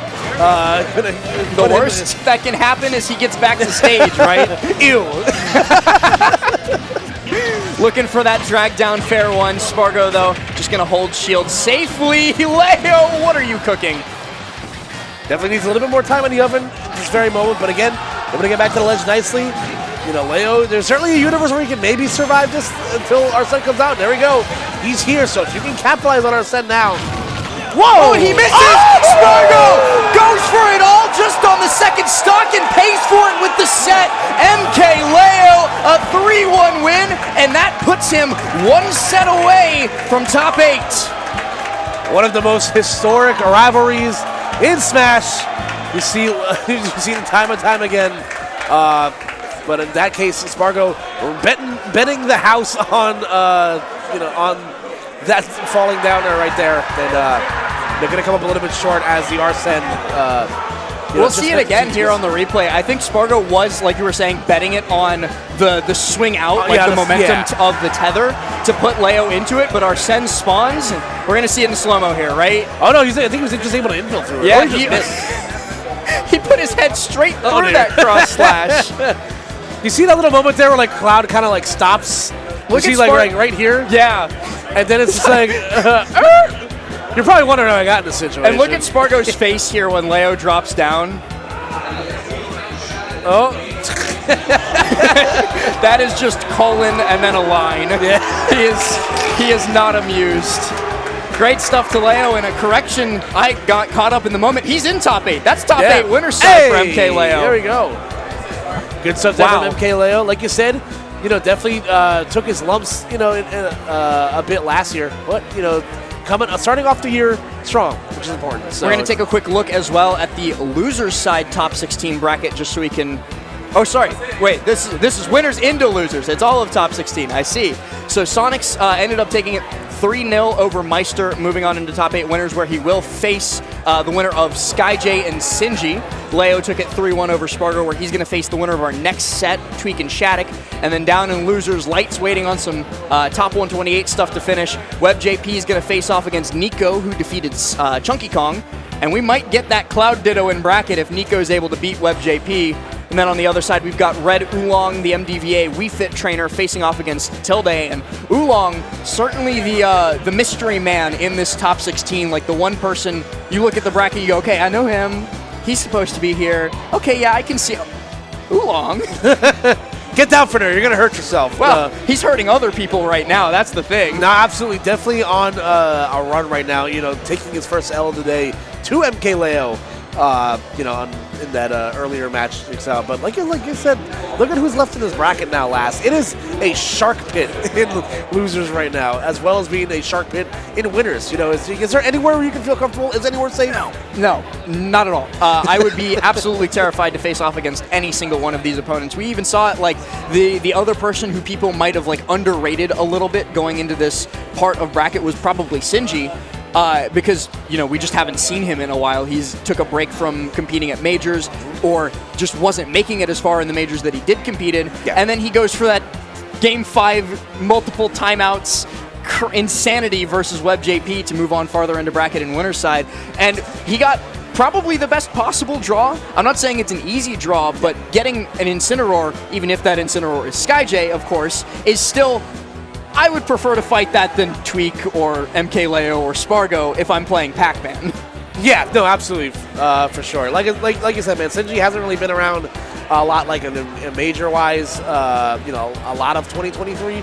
But he's basically the optional boss in any RPG, man. Like he's you go out of your way, and the game is punishing you for leaving the main story. It builds character, man. Like Sinji knows it. He'll put you through the ringer. He feeds off of it. He will make you earn every single % of those matches you got to play. So if you're SkyJ going into that, God bless you, man. It's gonna be quite the matchup. But we are gonna be seeing our other quarters match here again. Luminosity Gaming keeping it strong on the stream. With Tweak. They are basically guaranteed to have one of their players in every single remaining set on this stream at the very least, because Sonics is in one winner's semis, Leo's in the other one, and they might well get another player up there in the form of Tweak. He's going to be facing off against the Wunderkind from Texas, Shattuck. Of course, got my monthly major chat with Dadik in. Always a pleasure. Love that guy. He's just a pleasure to be around, and he was very excited and to give everybody like a little scoop. He told me he thinks Shattuck's old enough to travel to majors on his own now, so he's gonna take a step back, not gonna travel as much. He's like, all right, my boy, go destroy top players. Yeah, very, very much has. There's Dadik. Hey! There he is in the crowd. Clap it up for Dadik, everybody. Again, I have to give a shout. Hi, Dadik. I got to give a shout out. To look not up, just Dadik wave. Yeah! Again, shout outs to Dadik and all the other Smash parents in the community, man. Like, it is so heartwarming to see, parents, really not just support their kids in something that might, they might not fully understand all the time, but, push them to, wholeheartedly jump into it head first. And that's definitely what Dadik has done ever since post-quarantine 2021. Yeah. Every time I'm at a major, I see Dadik there cheering on his son, bringing him water and snacks to make sure he doesn't get tired in bracket. Just the whole package. He drives him to the airport and then they get on the flight together. It's just it's so heartwarming to see a parent, like I said, dive head first really into the support of their child pursuing a dream for many kids, being on this stage at Luminosity Makes Big Moves, facing off and beating some of the best players on the face of the planet. Yeah, absolutely, and it's definitely not out of the realm of possibility here for Shattuck. But Tweak looking pretty sharp this weekend. Tweak's been looking great. Yeah, Banjo aside. Yeah, we don't talk about the Bear and the Bird, but this a nail-biting Game 5 set against Tilde. Tweak looking very calm, cool, collected, very important. Obviously coming up to this point. I'm excited, man. You never know what you're going to get out of Tweak. Diddy Kong definitely is a character that can leave you frustrated sometimes, depending on what we're looking at matchup-wise. But, man, the point has been made, though, that many Diddy players think this matchup's kind of bad. I heard Aaron complaining about it quite a bit last time he had to face off against Shattuck, and the Banjo is there. I'm just very nervous because I don't want to see the Banjo. I want the Diddy Kong or at least the Sephiroth, man. But it's all up to Tweak. He does what he pleases, not what pleases the crowd. Yeah, no, absolutely. But I can definitely see why Diddy Kong fans will feel this way about Corrin. Corrin is such an awkward character to fight against, and because her range is just so. It really covers that wheelhouse that Diddy likes to play in, which is kind of within your burst range. But Corrin's Nair just does such a good job of covering around you. It lasts a really long time, so it's the punish window on it's a little awkward. And the other thing, too, is it's incredibly difficult for Diddy to lock down Corrin, because all of Corrin's defensive tools, if, used that way, if you, lock down and don't play, you can usually just stuff out Diddy's approaches more often than not. So Shattuck decides to play like cornered under a platform campy. There's not a ton Tweak can do about it, but it doesn't look like Shattuck will need to play cornered and campy because he's off to a quick start with 35% onto Tweak. Yeah, definitely a nice way to start the game. And again, a lot of that's going to be, a lot of that offense coming out of the nair to set you up, come out of the down tilt to set you up, and having things like pin and such. Oh my goodness. Yo, that was nuts. Nair back air connects and quickly eviscerates that first stock from Tweak, and he is going to be on the back foot for not just the rest of this game, but likely the rest of this set after it opens up like that. Yeah, that's definitely enough to kind of get your bell rung a little bit. Oh, but Dragon Ascent's going the wrong way, so Tweak, the big man upstairs, giving Tweak a little bit of a break there, but we take those. We absolutely take those, and Tweak, he's been competing way too long not to, so he's going to run that straight to the bank if he can, but Shattuck not going to let that kill his vibe or his momentum as he continues to play exactly like he was moments before that SD. Damage being put onto Tweak lightning quick. There you go, just trying to swing his way back into things here. Tweak has a little bit of a percentage lead here. Let's see what he's able to do with it, but again in there, going to be able to bail Shattuck out of jail a little bit. Also, yeah, that was definitely my fault again. That's like my third commentator's curse of this block, and we're only in the second set. You're getting really good at that. I'm insane. My PayPal is open, and so are my DMs if you guys want to hit me up. 2 more, everyone gets a free sandwich at Subway. So fill out your punch card while you still can, guys. Ooh, that was almost insane from Shattuck trying to combo, and he still kills anyway. It doesn't matter, but I would have liked the banana up air because that would have been sick. All right, so Shattuck up pretty big right now. Let's see what Tweak has on the docket. Maybe try to right to his own ship here, but Shattuck starting to do a good job of reading Diddy to Phil. Oh, that was almost, if Shattuck had gotten the tipper on it, it probably would have killed it this percent with how lightweight Diddy is. 96% on him. Shattuck has lapped Tweak in percents, but Tweak finally fires back at least a little bit. Neutral wins, few and far between for Tweak, and he's still not going to be able to convert that one into a stock. Ooh, tries to get the Z-Drop, but not going to come out on top there, and Shattuck having all his range to play with here. Down tilt, no conversion. Shattuck playing so smartly defensively, and once Tweak overcommits a side B, not enough to close it out, but yeah, okay. It's just an easy slam dunk for Shattuck as he goes down deep, and the only stock taken that game, Shattuck took himself. Shattuck took 4 stocks in a 3-stock game. He's just that good. This kid is insane. Fine, I'll do it myself. We might see the banjo. We could. It's possible. I've seen scarier things happen this weekend for sure. After how that game 1 went, obviously, I've brought up this concept before, but I got it from my climbing instructor. There's 2 things to do when you fail. You can do it different, or you can do it better.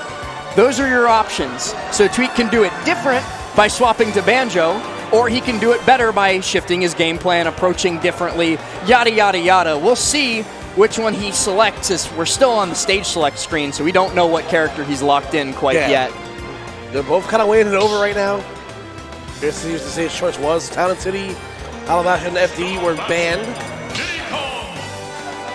Wondering if we're going to run it back to PS2. I think they did pick that, and as you heard listening to the background noise, it is still Diddy Kong Corrin, so Tweak going to try and do it better going into this game number 2. Yeah, no one who had that third game to work with. Maybe leads a player to be a little bit more experimental in their gameplay, but hey, if it works, it works. You know, right a hot end, they got you here.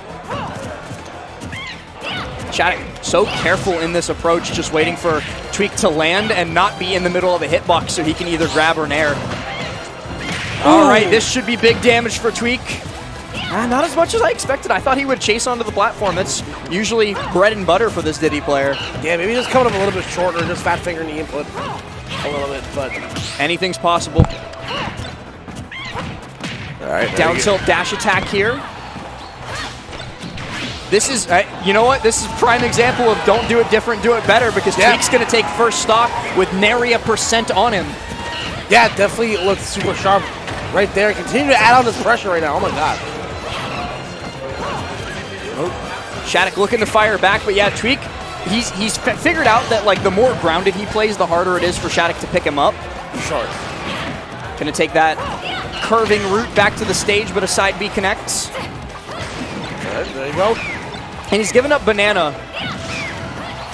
I also like that Shattuck is utilizing he's one of the few people I've seen this weekend utilize throwing the banana upwards. Yeah. That's such an underrated tactic on fighting against Diddy Kong. It's one of the OG anti-rob strats, too, of like throw it up so it takes longer to come down so they don't get to use it. Because the big thing, too, like a lot of people, the lower to mid-level strategy against Diddy is like, okay, use his banana against him. But if you're playing a top-level Diddy like Aaron or like Tweak himself, you're not using that banana better than he is. He will catch it every single time you throw it at him and then destroy you with it. All right, nonetheless, though, we continue to add on to this lead here, playing a nice and defensive, forcing Shattuck to push the envelope in his own territory. Shattuck, though, as long as he can hold on to the stock, it's not going to get too bad, but he needs to find some way to close this out, and Tweak using this platform beautifully as well to make sure Shattuck's options are limited, but limited options are still options, and Shattuck grabs that one with both hands. Yeah, 93, definitely one of those percentages you can feel a little more comfortable about what your game plan is. It's definitely stage dependent and character dependent, but fair in. Gonna keep Shattuck stuck at this ledge. Tweak just waiting for him to misstep. And again, just refusing to say goodbye to that stock. There we go. Gets it here. Could have asked for a better scenario here if you're Tweak right now last. Something that he's so good at, too, is just like staying in your face, but just far enough that you know you can't hit him and waiting for you to guess wrong. He's going to do that every day. It's so frustrating to play against, and Shattuck being certainly frustrated in his approaches as Corrin in this second game. Yeah, you're kind of just dangling a treat just out of reach of him, you know what I'm saying? The carrot and the stick. Yeah, you want to he gives them the illusion of choice for sure, but it's a really sharp stick. Like one of those like super long ones you find in the woods. It's like totally a sword, bro. The perfect stick. Okay, but let me ask you, Koopa. Are you a perfect stick or a perfect rock kind of guy? I'm team stick all the way. Team stick all the way? I can respect that. All right. We just continue to add on as much extra credit as he can before he meets his demise on the stock. Gets the parry on the dash attack does Shattuck, but still not in position to get the proper follow. Tweak is doing a good job. Like you said, just kind of hovering out of that range. 2 count on the side B right there, not going to be enough into the KO. Eventually, though, every top Corrin is going to hit you with that on your way back to stage. The 2-frame insta-pin connects, and Shattuck closes out that stock. And you know what, Koopa? If I'm a Tweak fan, I'm starting to get nervous. You kind of hold your breath a little bit last. Let's see if Tweak's going to be able to close things out here. A nice little exchange right there from Shattuck has almost completely closed the percent deficit. This is how it starts. This could be how it finishes. Shattuck all of a sudden has a percent lead after how this entire game has gone, but Tweak rips it back trying to find this ledge trap, but Shattuck goes high, connects with a tipper pin, and puts Tweak deep off stage, but you see the little shimmy that he goes for to get back safely. He gets the banana back in hand, knowing that does indeed hold the key to victory. Now this is just terrifying for both players. Everything on the line, and Tweak does not convert, but he does in short order afterwards, not letting the missed trip get to him, and the Tweak chants are out in full force. Yeah, do not adjust your screens at home, folks. That was indeed the son of Tweak, not Boo. Now there was booing earlier. I won't say which set it was, but it's certainly not happening on this one. Tweak, of course, the hometown hero here in New York. Everybody in that crowd's behind him. Yeah, we'll give you a hint. There's never mind. No, don't say it. Don't say it. They'll figure it out. If you can guess what I'm thinking about at home, folks, I will give you Chat already knows. Chat's already. All right, chat. Let us know. Are you Team Perfect Rock or Team Perfect Stick? By the way. And a little update for those of you not paying attention to the quad stream at the moment. SkyJ currently up 2-0 on Sinji. Somehow, it's still 2-0. He's not human. He can't be human. He got 5th in Nasby as well. Like, he's cracked, man. He's so good. You guys gotta have to shake it, kind of give it up to the man. He's playing a character that nobody should else not be able to do the things that he does. That's a big cat who's very slow. Very slow, but terrifying. And I was talking with a couple people about this earlier as SkyJ finishes that set out 3-0 over Sinji to move into winner's side top 8, by the way. Great googly moogly. He's done it again. He's done it again. He's just so good at forcing scrambles and then always being right in those scramble situations. And that is, frankly, one of the scariest things to be in as a grappler in Smash Brothers. Alrighty, so Smashville. Give me the choice here in the rubber game between Tweak and Shattuck. This is Shattuck's counter pick. What are we thinking of the sage choice here as Corrin? I'm definitely on Shattuck's side in like picking this as the right option. There's a lot less space for Tweak to move as the character with superior movement, right? So Diddy's not going to be able to frustrate you as much by doing loops around the PS2 platforms. He's not going to be able to run away and reset to pull banana. He doesn't have space to work with for the extra long combos, whereas most of Corrin's combos are done vertically. So when she hits you, she's still going to ruin your life. Right. All right, here we go, though. Tweak off to a nice little percentage lead here, but again, we've seen Shattuck being able to close this gap very, very quickly. Like, the damage output that Corrin is able to put on display is quite impressive. Ooh, the second jab hitting, but nothing else. How often do you see not jab 1 or jab 3 hit, but jab 2 only? Maybe just now. Maybe just Maybe now. once. Once in a lifetime opportunity. You were here, chat. And you were there, and you were there. I had the craziest dream. Tweak was on the left side corner of Smashville looking for an up smash, and he found it. Mom, I had this terrible dream. Shattuck died to an up smash. I had a nightmare. I was playing Tweak at a major. Is certainly a nightmare for the vast majority of his opponents, but Shattuck still doing his darndest to make this work, but he's got to find a way off ledge, and Tweak will not allow that if he can help it. All right, just trying to continue on to add this lead here. You know, you definitely, I was talking to someone in the crowd yesterday where it was like, yeah, if I don't get at least like 60% on the next stock, I don't really feel like I've really garnered a lead. And I'm like, I get it. Well, is that a lead enough for you, Koopa? Yeah, that was hype. Well, Shattuck manages to convert into a side B to close out the stock, but Tweak's got 2 more in the bank, and he's starting this one off with a bang, a quick little whatever that was, into 36, now 46%. Whatever the heck that was. I think it's keeping the distance. 69% done in the blink of an eye. Tweak just relentless in his pressure against Shattuck. Okay, good jump fair there. Again, just continuing to keep this pressure at the ledge. Force yourself here. You're just gone. JV 3 stock coming through from Tweak. What a way to fire back, not just after a close game number 2, but losing game 1. It didn't even happen for him. He's just locked the heck in. Yeah, definitely kind of maybe see him shake his head a little bit after. Like, oh, what happened? he wakes up. I had another nightmare. I had this terrible dream. I had to play Shattuck. You know, Luminosity makes big moves. It has felt like a dream so far. Some of these players, they don't want to wake up. Tweak. No. Might give Shattuck the wake-up call of his life coming into this game number 4. Oh. There you go. I see Censored in the back there. I see some homies. I completely missed people dancing, apparently. Yeah, they're there. They exist. I trust Devin with my life, so I trust him when he says there's people dancing. Or he's been lying to you this whole time. Maybe. Devin 3000 pushes me off a cliff. The secret slime action is gaslighting. Devin, don't say that. He's off. Okay. Chat could not hear what Devin said, and we're just going to move on as they get ready for game 4. Shattuck looks to bring us, he's checking to make sure he was muted. Shattuck looking to bring us to a game 5 as chat believes that I'm insane talking to the voices in my head. Aren't we all a little bit crazy? A little mad at the end of the day. No. Here we go, though, folks. This is Shattuck's counter pick to the Kalos Pokemon League. Interesting choice.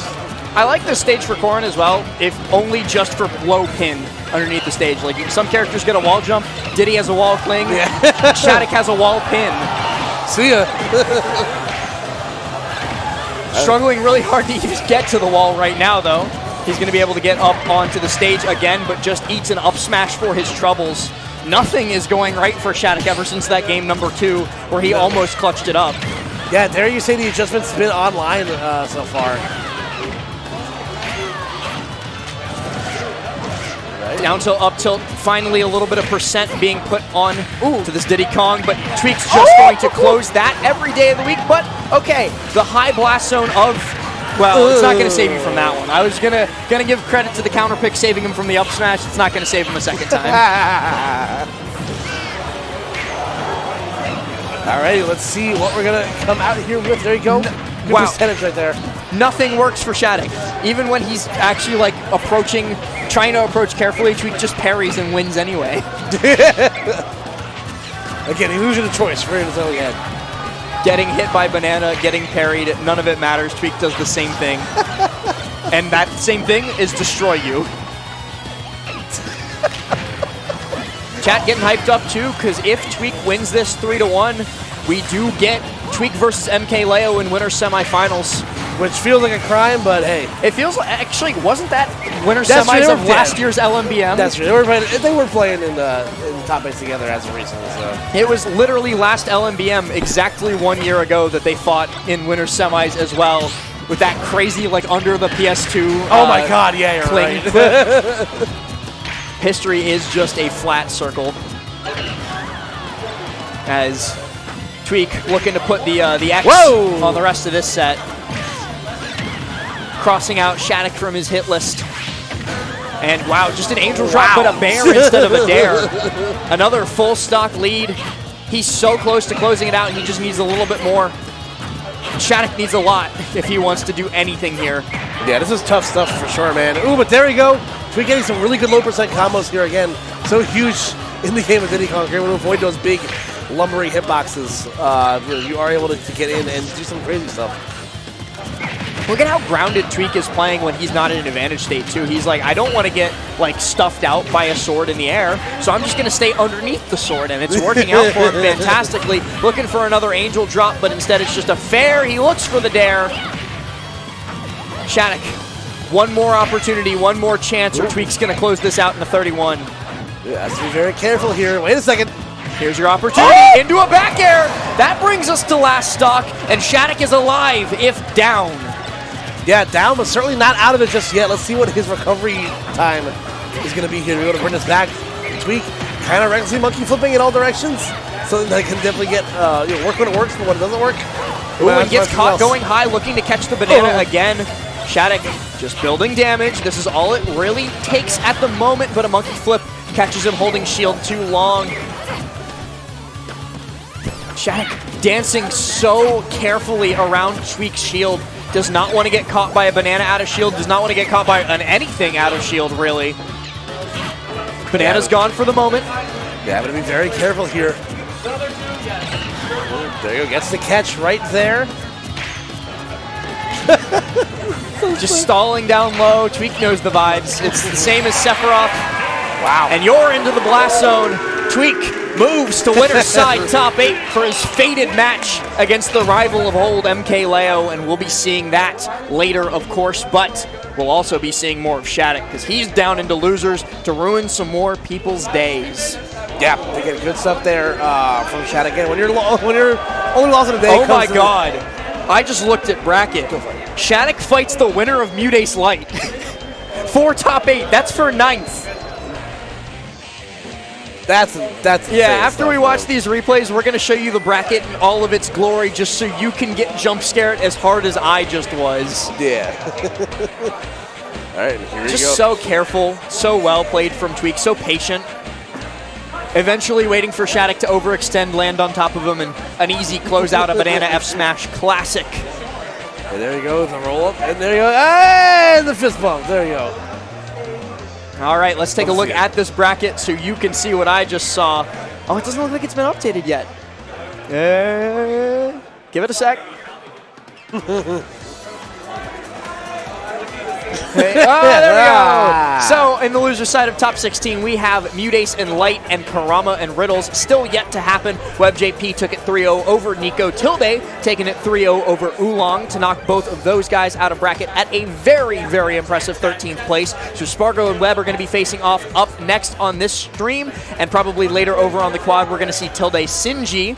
Mutace versus Light's going to go on to determine who's facing off against Shattuck, and it looks like Karama Riddles is quickly approaching a finish in game number 3 as Riddles finds an electric up B, but it doesn't kill. All right, they're still going to keep fighting for a little bit longer. But yeah, winner of that set will fight Meister. Maybe Riddles gets his run back from the crew battle yesterday.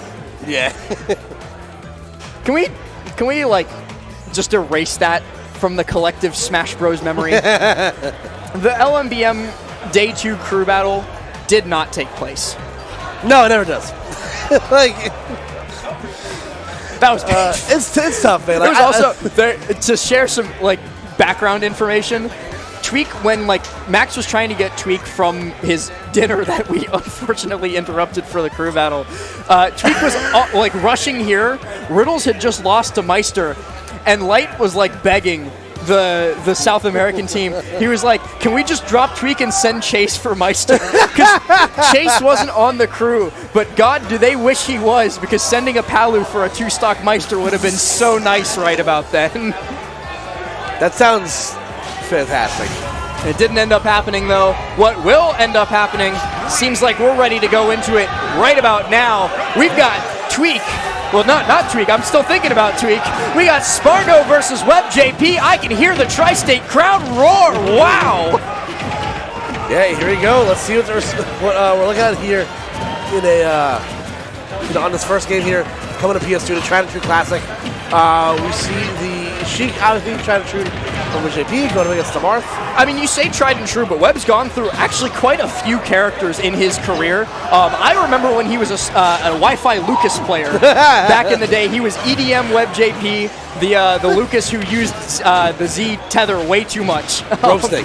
Swapped to Zero Suit Samus for a while as well. Tried to make that character work. Didn't quite click with her. And then picked up Sheik. The rest is history. You saw him at Watch the Throne. You've seen him here. You saw him beat Light in a Game 5. Like, what more can be said? Webb is just that guy. He's him. Looking to knock Spargo out at 9th place as well. If that takes place, Koopa, I will probably lose my mind. But Spargo making sure that he doesn't lose that stock before he takes Webb's. A dare at the ledge is plenty to close it. All right, let's see what extra credit Spargo's going to be able to add on here. Again, she kind of an awkward character to juggle and hit, but once you have her in that sweet spot, you know, she's kind of like a little bit above you, a little bit to the side of you, you can certainly swing with a little bit more liberty.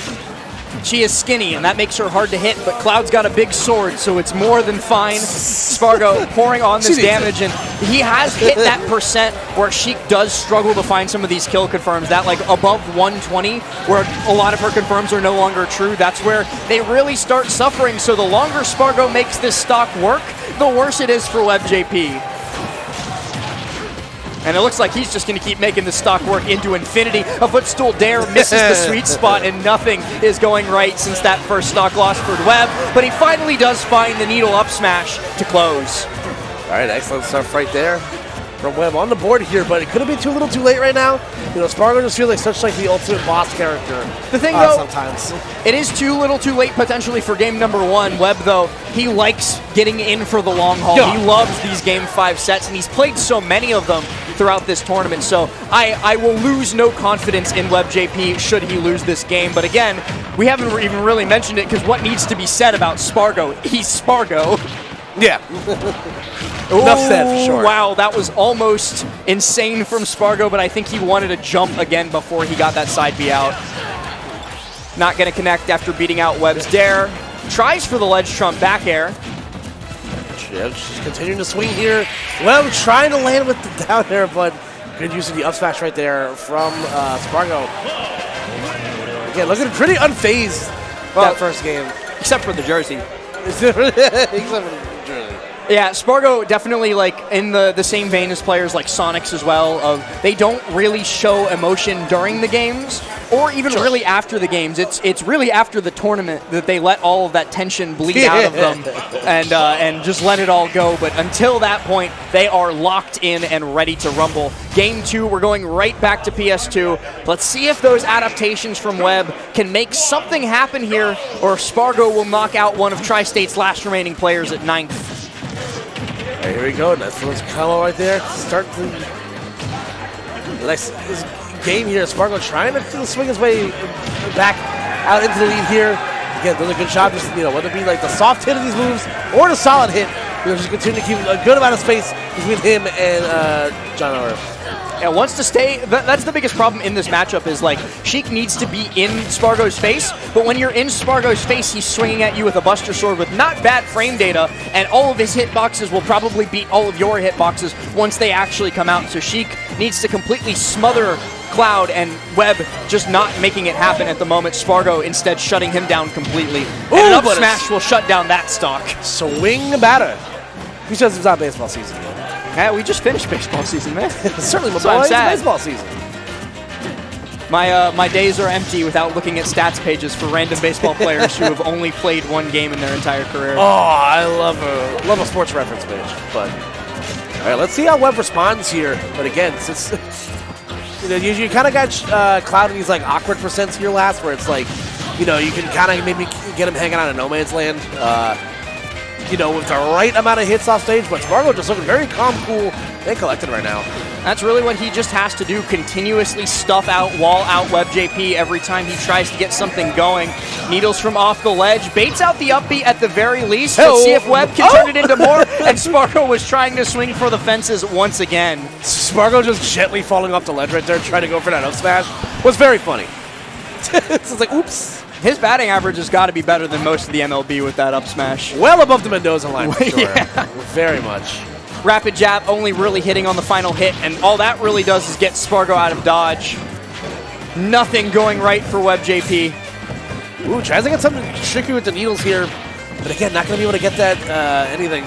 And it's interesting, too, I see chat pointing it out. WebJP is fresh off of a 3-0 over Nico, who is another fantastic Cloud player who made it this far into the bracket, but Spargo, I guess, just showing the difference between him and the other Clouds, even though Nico, beautifully fantastic player, Spargo's just that much different. Yeah, it definitely just speaks volumes of Spargo. And a 3-stock for game number 2. Buddy. Shaping up to be the biggest blowout of this top 16 if Webb cannot get anything started. Now, if you're WebJP, there's one thing you can take out of this is that it certainly can't get any worse. You know what I'm saying? What it could have possibly. You know what? I hate to count players out before the set is over. No, of course not. And Webb could find a way to bring us into game 4, game 5. Yeah. 9th ain't bad. 9? Single-digit number? Single-digit placing ain't bad. Losing only to, who did you lose to in winners? He lost to Sinji. Sinji in winners in a ridiculous double timeout game 5. And then Spargo and losers angry after a loss to Leo. Yeah. Getting timed out by Sinji and losing to Cloud. What year are we in?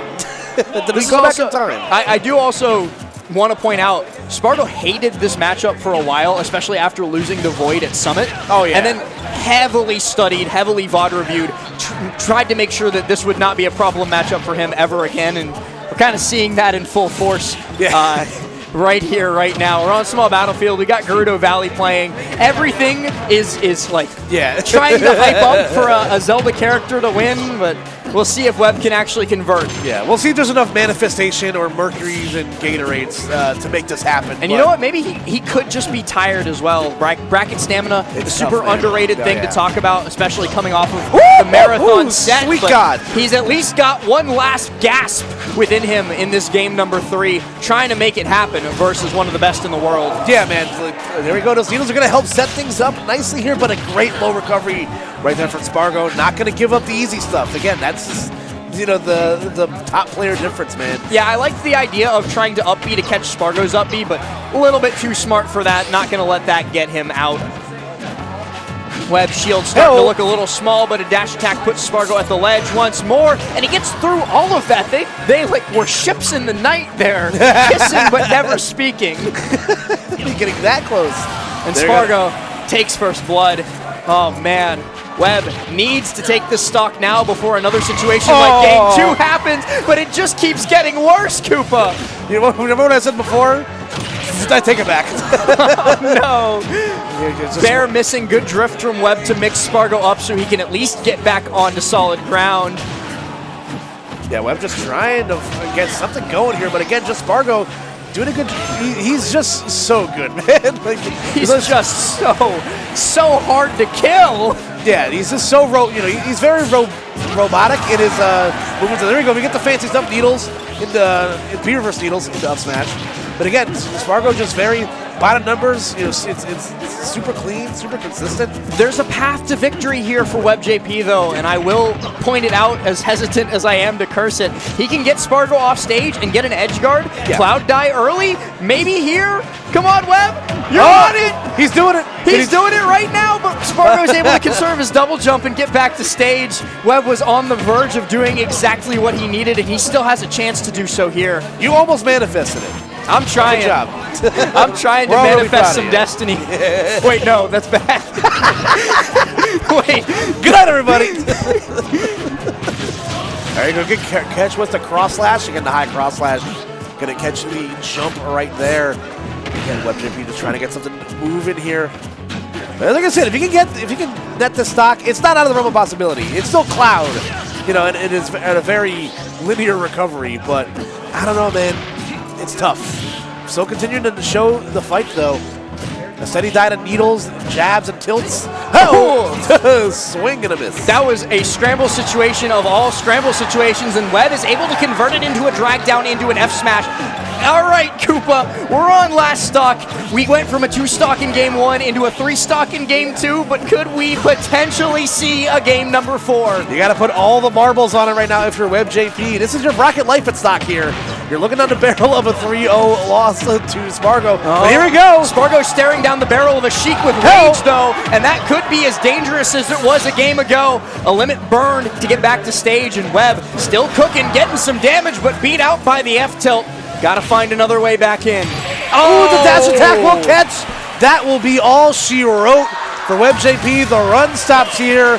Spargo able to punch his ticket in the top 8. WebJP dropping out at 9th, folks. So if you're a web head like most of us are here in the Tri-State area, it feels kind of bad. The story of WebJP, the player, is so great. He started off as his Lucas main way back in the day, played Zero Suit Samus for the funds, and now has switched out to Sheik, for the results. And after again getting voted to Watch the Throne, great stuff for him. Dropping just short of top 8 here at what's going to be one of the premier top 8s of the year so far. Let's take a look at the highlights here. And I mean, how many players can you name who swap not only to their second character, but their third character after, and then not only start doing incredibly with them, but become like the de facto representative of their region? Like in North America, Void doesn't play and compete anymore. He's a streamer. So Webb is now the Sheik. As much as I miss Void, he had a great time over in Japan. I miss Void, but Webb's cooking. He's cooking, man, and it's a lot of fun to watch. And all we can do is just all we have to do is just be excited about the future of what WebJP has. And when are we not excited, man? When are we not excited? We get to watch Smash Brothers. We get to watch, I believe, Shattuck's upcoming set where he's going to fight the winner of Mute Light, which is still happening back over there. Light currently up 2-1 over Mute, so we'll see if he can close it, as he just got a drag down fair. He's looking to kill him. I'm just casting what I can see out of the corner of my eye. We're doing some old-fashioned radio casting. And he got some up there. You got to go into the transatlantic accent. Yes. But yeah, in the meantime, while we wait for the result of that set, we are going to give a shout out to the thing that Koopa's pointing at, and that's the ad tablet. House of 3000. What else can you say about Smash Brothers' premier tournament production team? They do it all. If you've seen a Smash tournament, especially a major in the recent times, you've seen a house production, and they kill it every single dang time. So make sure you hit them up at events@houseof3000.nyc for email or any of the links that you see on your screen. Free house. Are they still banned? Oh, no. Hey, what happened to that wasn't? I just clicked on that. Where'd it go? The Lumi rank one. It won't come up. Come back. Yeah. Okay. Jump scare. Hey! There we go. Yeah, there we go, folks. The Lumi rank 2020 screen. We got a schedule for y'all as we are counting down from top 100 honorable mentions, from the top 101 to 150, all the way down into various breaking down in the top 10s. We got an NA top 200, a Japan top 200, EU top 100. Yo, dog, I heard you like power rankings. I heard you like rankings. Well, we put rankings within your rankings. If you weren't fed up with countdowns after the new year, we got a lot more of them for you coming. We got rankings on your eyeballs, bro. So again, your left eye is number 2. Your right eye hidden HM. But we also have to give a huge shout out to Nickelodeon All-Stars Brawl. They've got Mr. Krabs coming out soon to the game. So make sure you check out Nick Brawl Game on all socials to keep an eye on the dev schedule for that. And make sure you hit up the game. We just had a fantastic top 8 with people like Sego taking it home SkyJ got 5th place. A lot of really, really Blazing good. Pasta, if you're a Blazing Tri-State Pasta Smash from watcher. Tri-State as well. Yeah, just a my lot God. of really good Smash showcased here at Let's Make Big Moves. Luminosity makes big moves, rather. SpongeBob, you're spending all my money. All right. There has to be some kind of like money mechanic for Mr. Krabs. I'm not a game dev. I don't know how you would make that work. If his But first dime isn't incorporated in some fact, I'm going to be very upset. me first dime. And I guess we go back to us now. That's all the ads we got? I guess we do. Hit the button. Hit some All right, buttons. cool. Hey, we're back. We never should have given Koopa the ad tablet. Who let Koopa have the aux cord? That's what I want to know. All right. You get handed the aux cord in like a large carpool. What's the first song that you play? It's tough. It's real tough. Chad, I want to see your answers too. If I'm handed the aux cord first, the first thing I think I'm opting to is Mr. Blue Sky. Mr. Blue Sky is a safe choice. That's like a clean option select because there's not many Mr. Blue Sky haters out there, but I will dock you points for picking a 5-minute song to open up. Okay, you got me there. It's a tough call, for sure. I honestly, it's a trick question because my answer is depends on who's in the car, right? All right, like you can't just like have a single option to pick for no matter what, right? Like you gotta read the vibes of the car. That is true, yeah. There's friends of mine who like video game music. There are friends of mine who like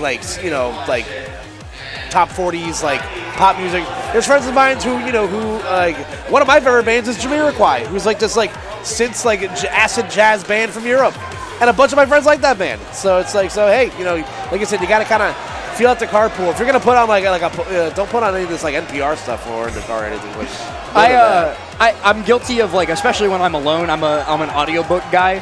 But I don't audiobook, obviously, when I'm in a car with a bunch of other people. That's insane. That would be... I carpooled a bunch of Smashers to Santa Paws a couple weeks ago, and it would have been like an insane power play to like go pick up Big D from the airport. He gets in my car, and I'm like, yeah, we're listening to book 3 of this series that I'm on. You have no idea who any of these characters are, but we're gonna listen to this anyway on this hour-and-a-half drive. Yeah, if we're talking carpool stories, I will tell us one story. Tri-State Smash legend Shoyo James, a.k.a. Rivers, a.k.a. that other guy. A.k.a. the guy who broke his arm like 4 times. A.k.a. the guy who does not drink enough milk because his bones are made of paper.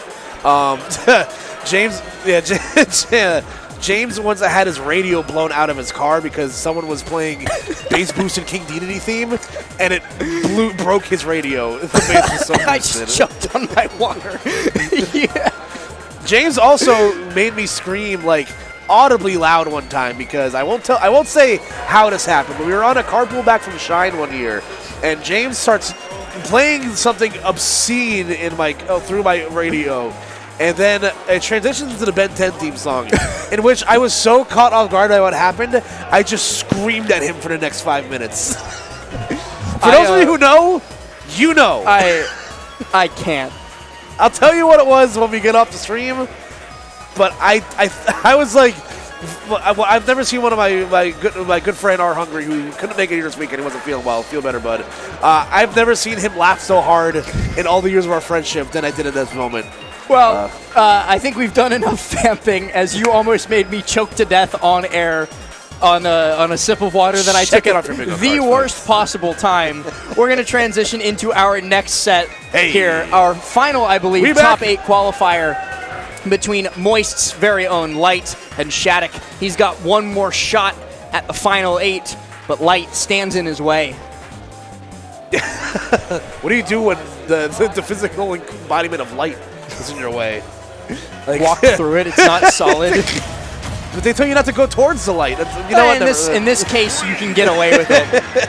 As we get into game number 1 on PS2, Shattuck gonna have to switch gears pretty heavily from how he played against Tweak, because the slow measured playstyle of Tweak, complete polar opposite to how Light's gonna approach him in this. It's going to be go, go, go, go, go, non-stop. Yeah, the gas is, the expression all gas, no brakes comes to mind, but like, what else can you say about Light? That's exactly how he likes to play. He's full force in your face at all times, as you can see by the percentage lead he's built up here. So, like you said, Shattuck's gonna really have to dig deep for this one because it is going to be a real bar fight here for sure. Yeah, Light's game plan is get in your face, force a scramble, and then win it with better frame data and better reaction time. And it's already what he's doing here. Goes for jab one, trying to catch Shattuck, panicking. Shattuck, thankfully for him, does not, but it's still no escape from the blender. A down smash connects, a dash attack, a back air, and it's all over.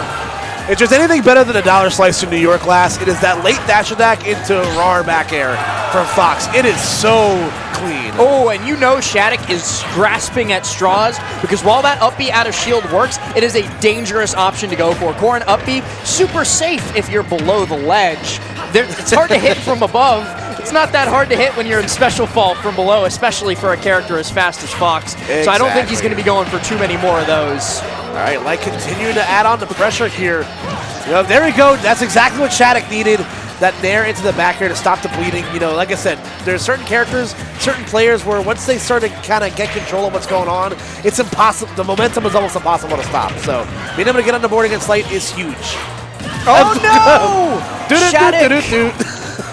I think just pushing the down air too many times when he fell out of it so he couldn't recover, and just an unfortunate SD in a very high pressure situation.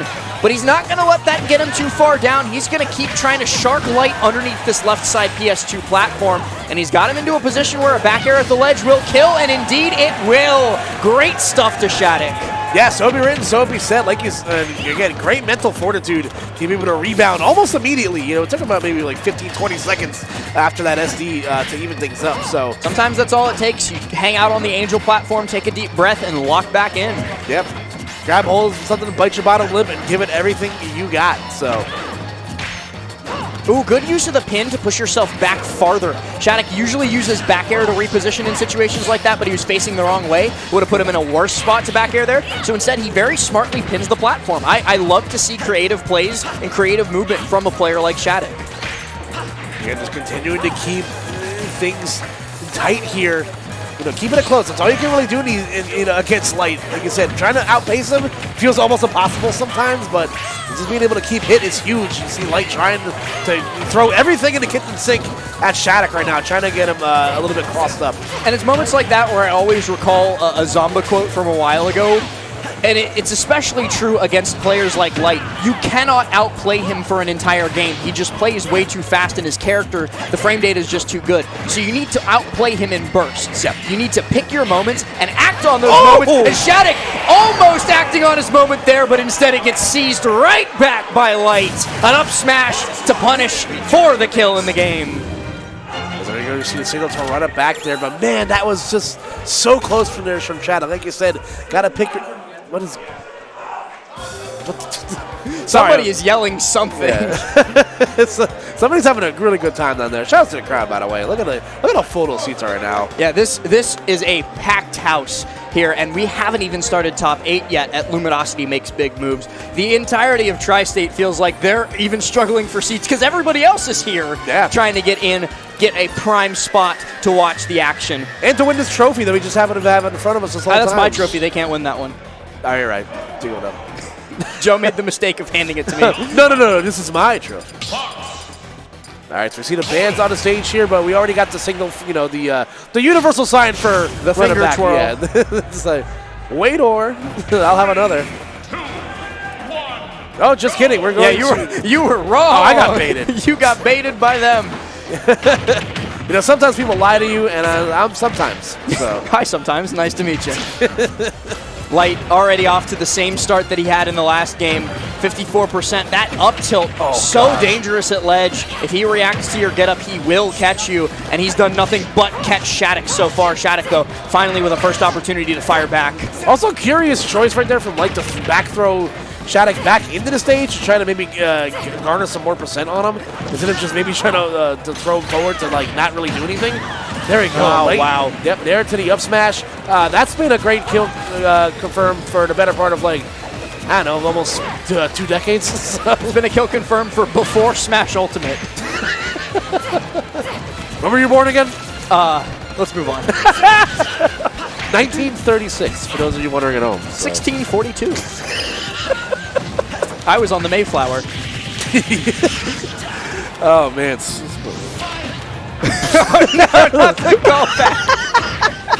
We're getting harassed by production. Help! We? Oh, yeah, it's just me. Fair enough. Shattuck. The royal we's really stretching right there, but nonetheless, though, let's see if Shattuck can maybe stretch himself back into the game here. Oh, chat caught it too. Oh, no. Ladies and gentlemen, lock we back got him. in. Transition. Segue. Shattuck. Kill him.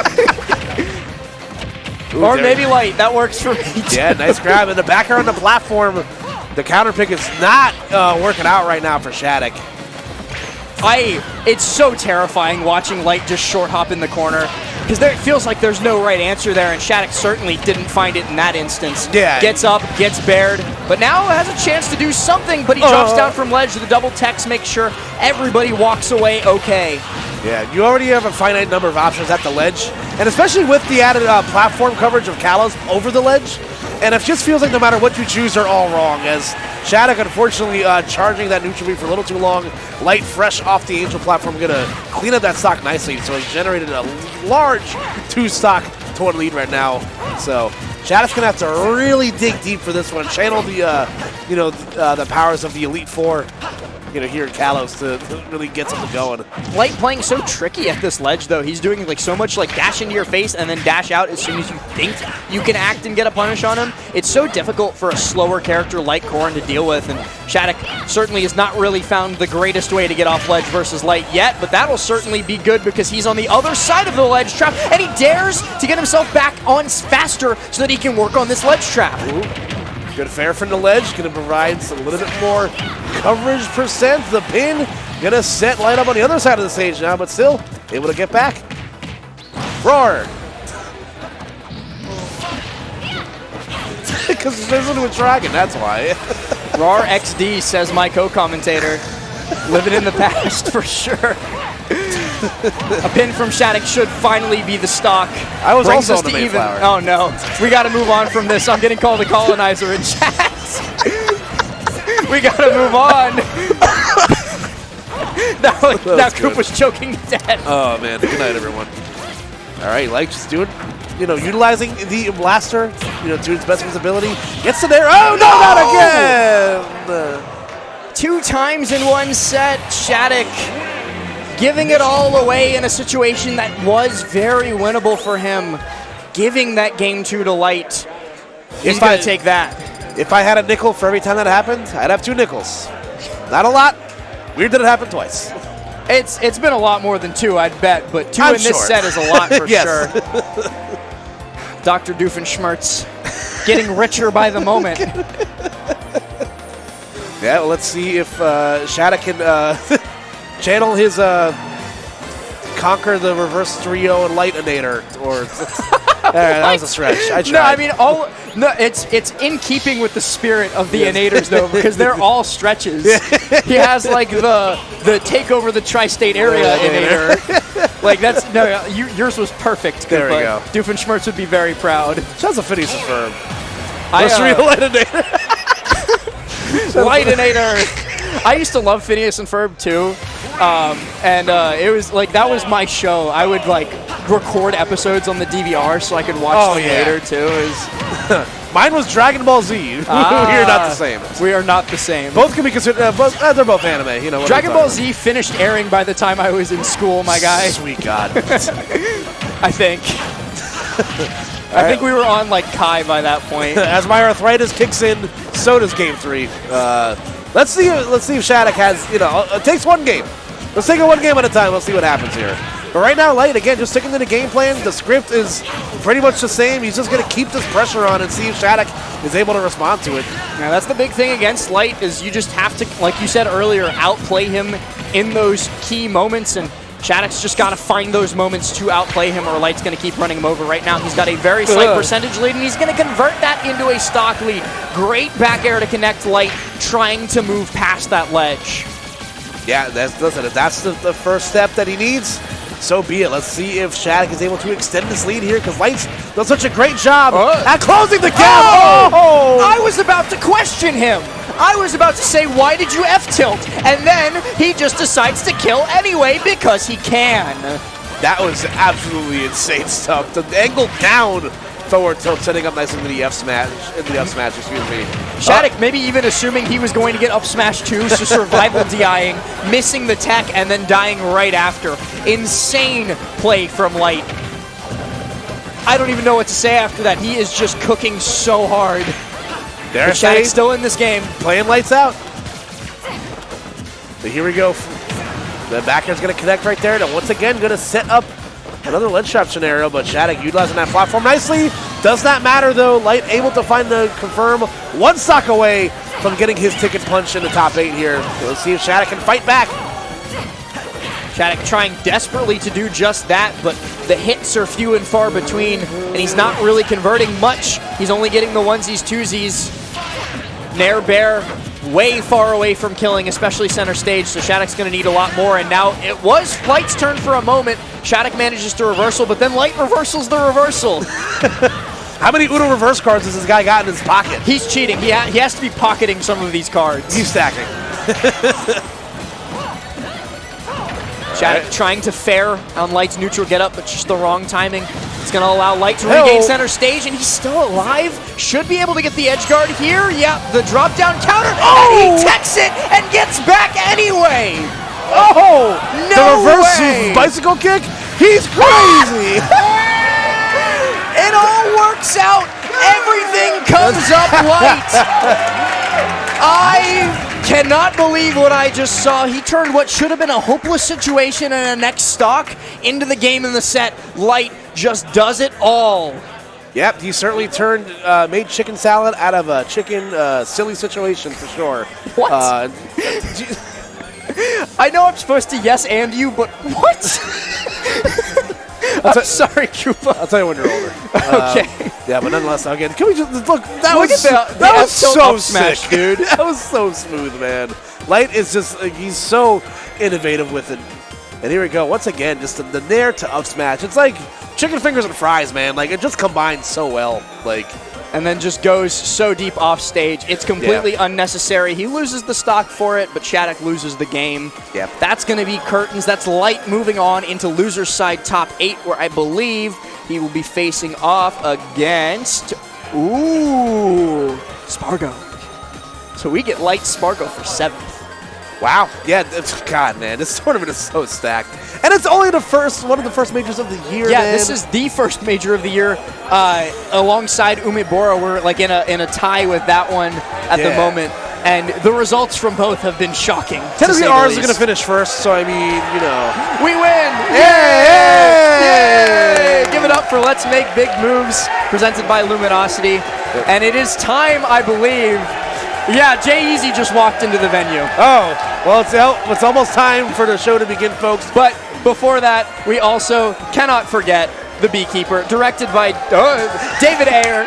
This action-packed Jason Statham movie is hitting theaters on January 12th. If you were unaware, David Ayers has an amazing track record as a director with films like Suicide Squad, Fury, End of Watch. In The Beekeeper, one man's brutal campaign for vengeance takes on national stakes after he's revealed to be a former operative of a powerful and clandestine organization known as the Beekeepers.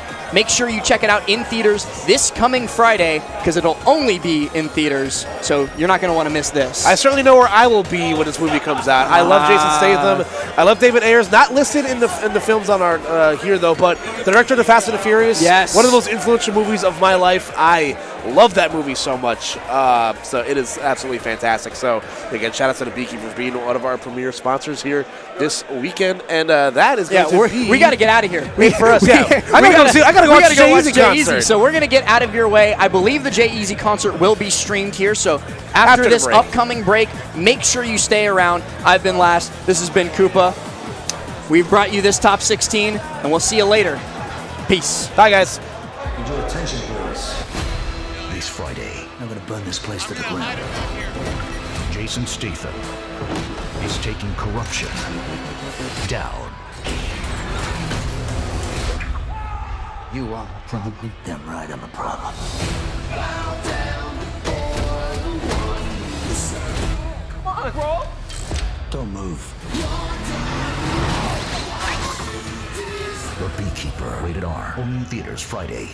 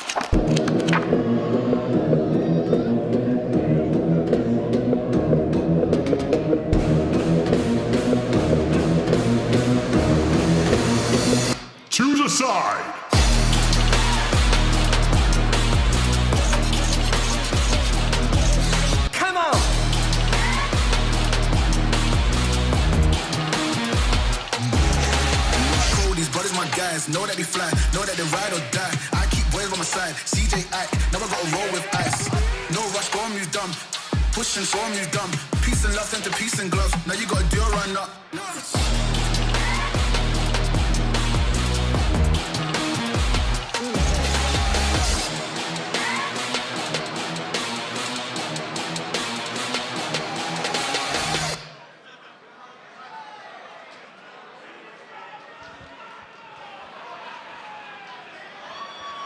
New York City, are you ready?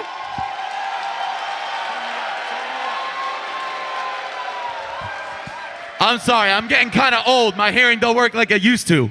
New York City, are you motherfucking ready?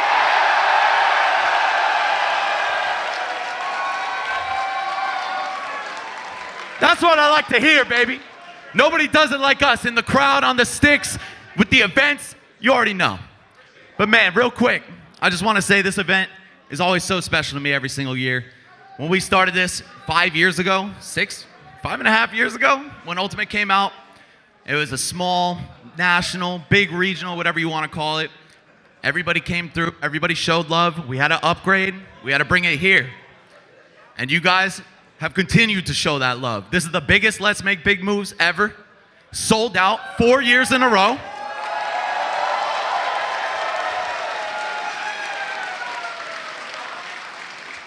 And dare I say, we might be getting a little too big for this ballroom. I see this shit is packed. Y'all are all out here. Give it up for yourselves.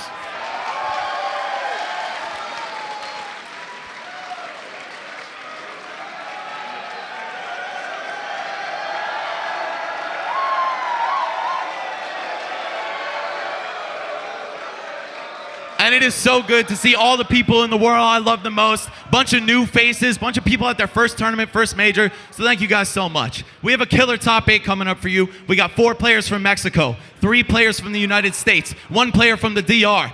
And that's just crazy, man. That's insane. International talent. And I know you guys want to see this tournament just as bad as I do. So, oh wait, hold on. Before we get into these matches, I have a special guest that I'd like to bring up to the stage.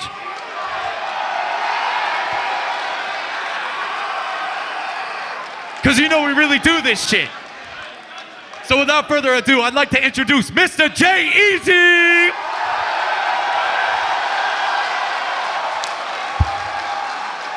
It's all yours, bro. Hey yo, bro. Why are you doing that? Don't worry.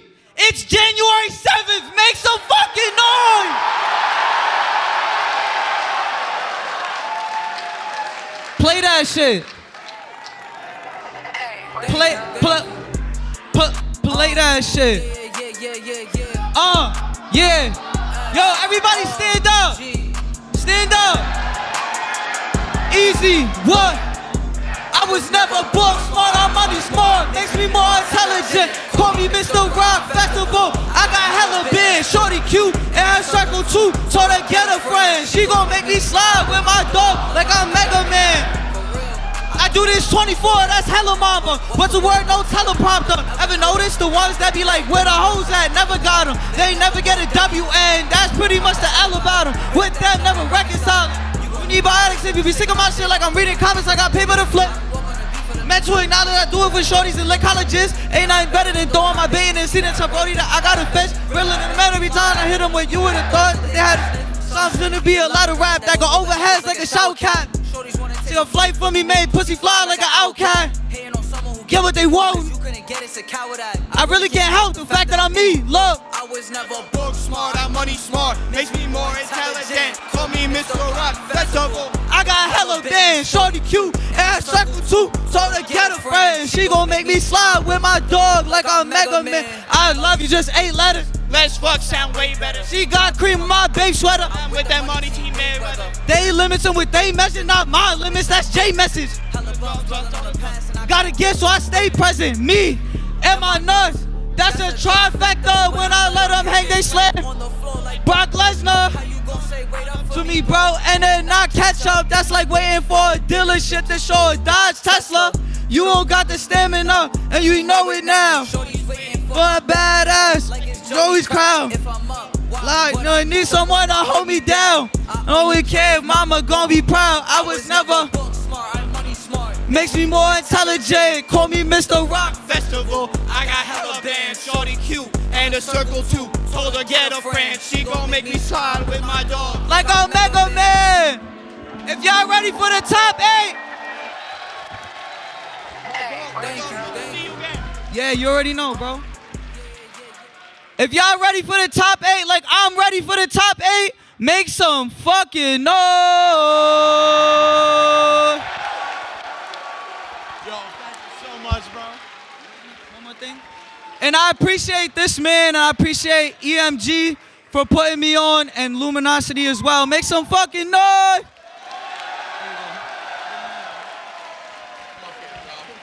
Enjoy the show, man.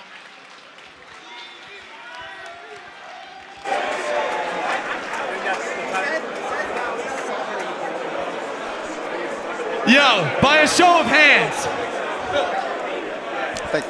By a show of hands, who thought that we were capping when we said we were getting J-Eazy? Absolutely nobody? Yo, y'all got some faith in me. I appreciate that. All right, guys. With all that out of the way, you sat back and enjoyed Jay's show. He's gonna sit back and enjoy ours. Top 8 is about to commence. First up to the stage, I would like to welcome Luminosity Gaming's Meister!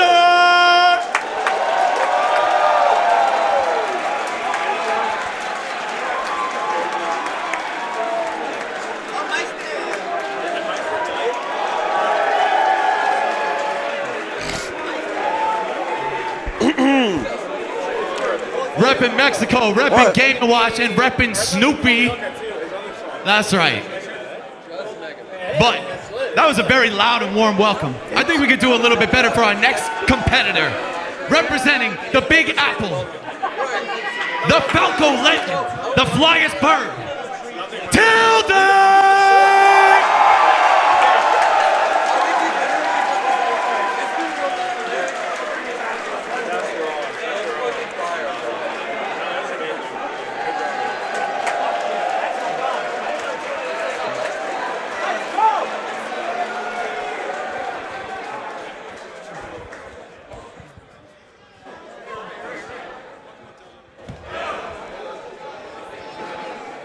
All right, guys, with that, I leave it all to you. Enjoy the show.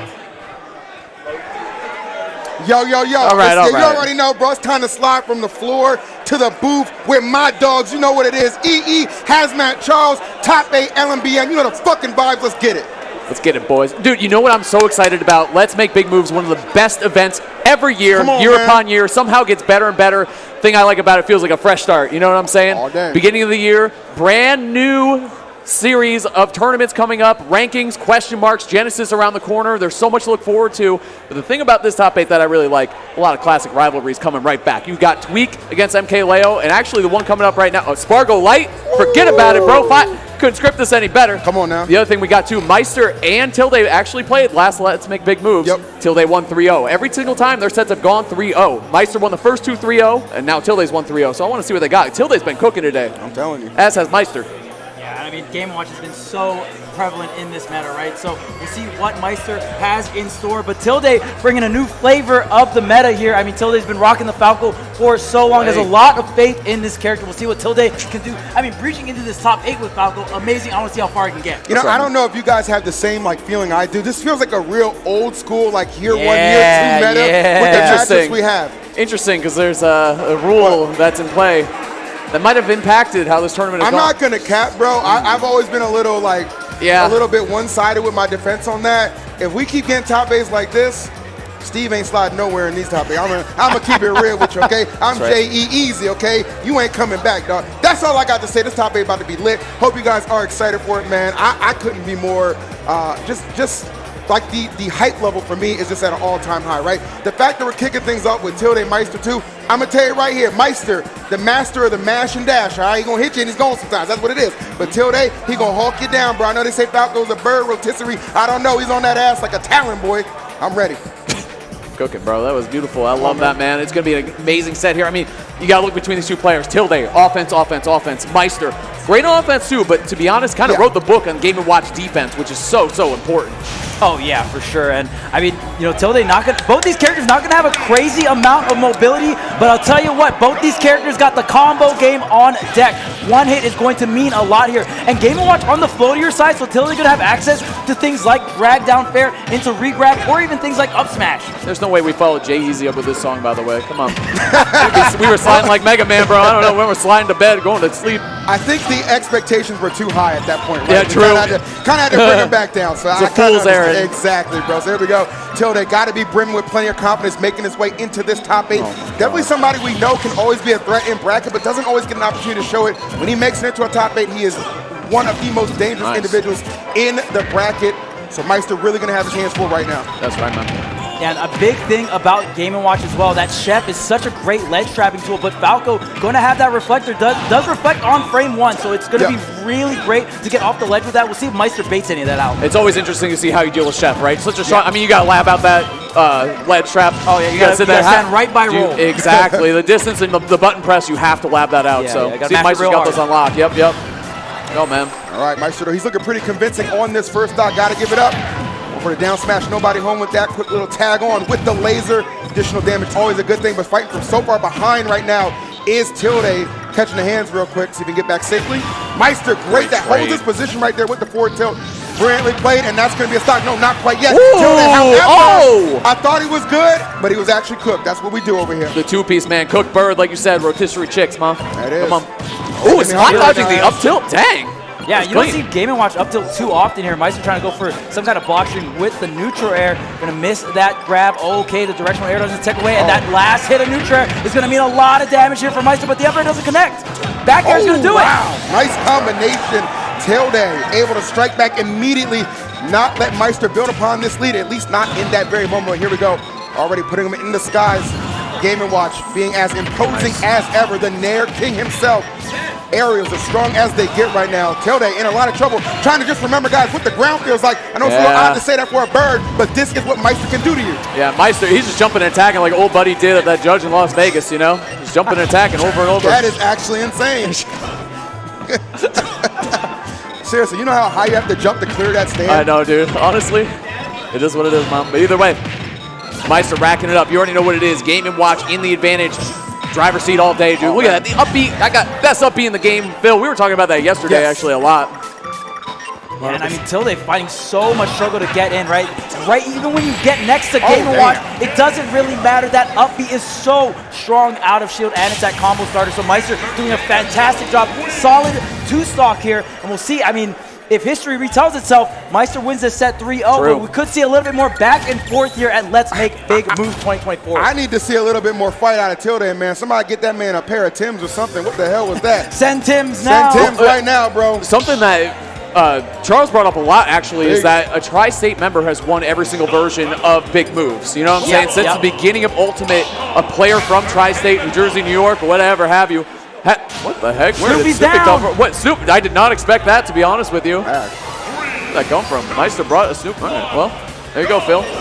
Why? What relevance does that have to me? You left your plush down there. Here we go. You got it, man.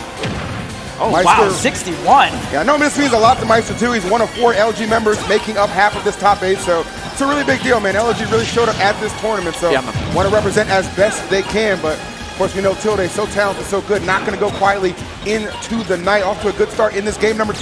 Give himself plenty of space to work with, too, with this Kalos pick as well. Yeah, no, actually, I think it was from Cruzy. I read on Twitter, actually, all LG members in the bracket made it to top 8. And if they aren't winners, they only lost to LG. Crazy. What a strong way to start the year, man. What a statement. Everyone on Luminosity making big moves here to get into top 8. Of course, Luminosity making big moves, helping out with this amazing grassroots event. Going back and forth on the damage here. Meister is going to be in KO percent if hit by an up tilt right at the edge of the stage. Meister staying strong in the center stage, and that down air going to get him back onto the ground. Set up the sledge trap. Wait a minute, but the upbeat get out of jail free card here. It's the best one in the business, man, and Meister knows when to use it. Very precise offense and defense works out for Meister. Not going to hit the forward tilt, however, yoking him up a little bit. Let's see if this back air connects. Yes, it will on the follow-up. Love the commitment. Didn't give up on the play either. I gotta say, the number one thing that Meister does so well is that you can avoid his first option, but his second option, you better damn know it's gonna hit you too. Good stuff to Meister, man. He's trapped Tilde several times actually off the ledge now. Crazy stuff. Yeah, and the thing about Falco's Reflector, it does come up quick, but wow, that back air came out quick. But the one thing is, unlike Fox or Wolf Reflector, it's not going to be really good that stays underneath you, right? So it's not going to be as effective to reflect some of these juggling, falling up airs coming out from Meister. It's going to be really good against the Chef, though. All right. Let's see. Not too far behind right now is Tilde, but as I say that, Meister immediately begins to stack on the damage again. Love that down air, though, despite his way out of disadvantage. And the cash out with the jab is super smart against Game & Watch. You know that up B's coming. You know he's got the defensive moves. You don't want to go for any reads or any hard follow-ups like that because Game & Watch needs to be getting out of those. All right, side being right into his clutches again. Here we are. And I love how Tilde. The patient. Love that. Dude. Love that. Yeah, and I mean, Tilde doing a great job as well as counteracting that crouch. That crouch is going to be so strong from Game & Watch to avoid the lasers. But if you go ahead and use that grounded illusion, going to be able to pop up and get that combo starter here. You just got to watch out on the shield there again. The Chef, not going to be able to follow because of the up beat, but Tilde just skipping a beat on the offense here. Been a little bit rough for Tilde at the moment. Can see Meister definitely bring more confidence. Love that, beating him in the air with the Nair as well. Everything going the way of Meister at the moment as Tilde desperate to find some answers to get this KO. At the very least, even the stocks up, give himself a chance, but Meister so well engaged right now, guys. It's almost looking like it's such an uphill battle at the moment. Stuff. We talked about history repeating itself potentially here. It's looking great for Meister already in this game too, trying to go up the big 2-0 in this set. It's going to be a tough one for Tilde. You think about Falco, right? Great offense, great pressure, all this good stuff that he has. Damn. Exploitable recovery though, and if you have a good get-out-of-jail-free option, right, like Game & Watch up views we see from Meister, pressure is very hard to create against this player, Meister. He's wrote the book on Game & Watch defense, like we're saying. The one thing I'm loving the most about this too, Meister just looks really well studied in this matchup too, right? Yeah. Like just coming in very prepared for that, even in a limited amount of time he might have had, still working out nicely.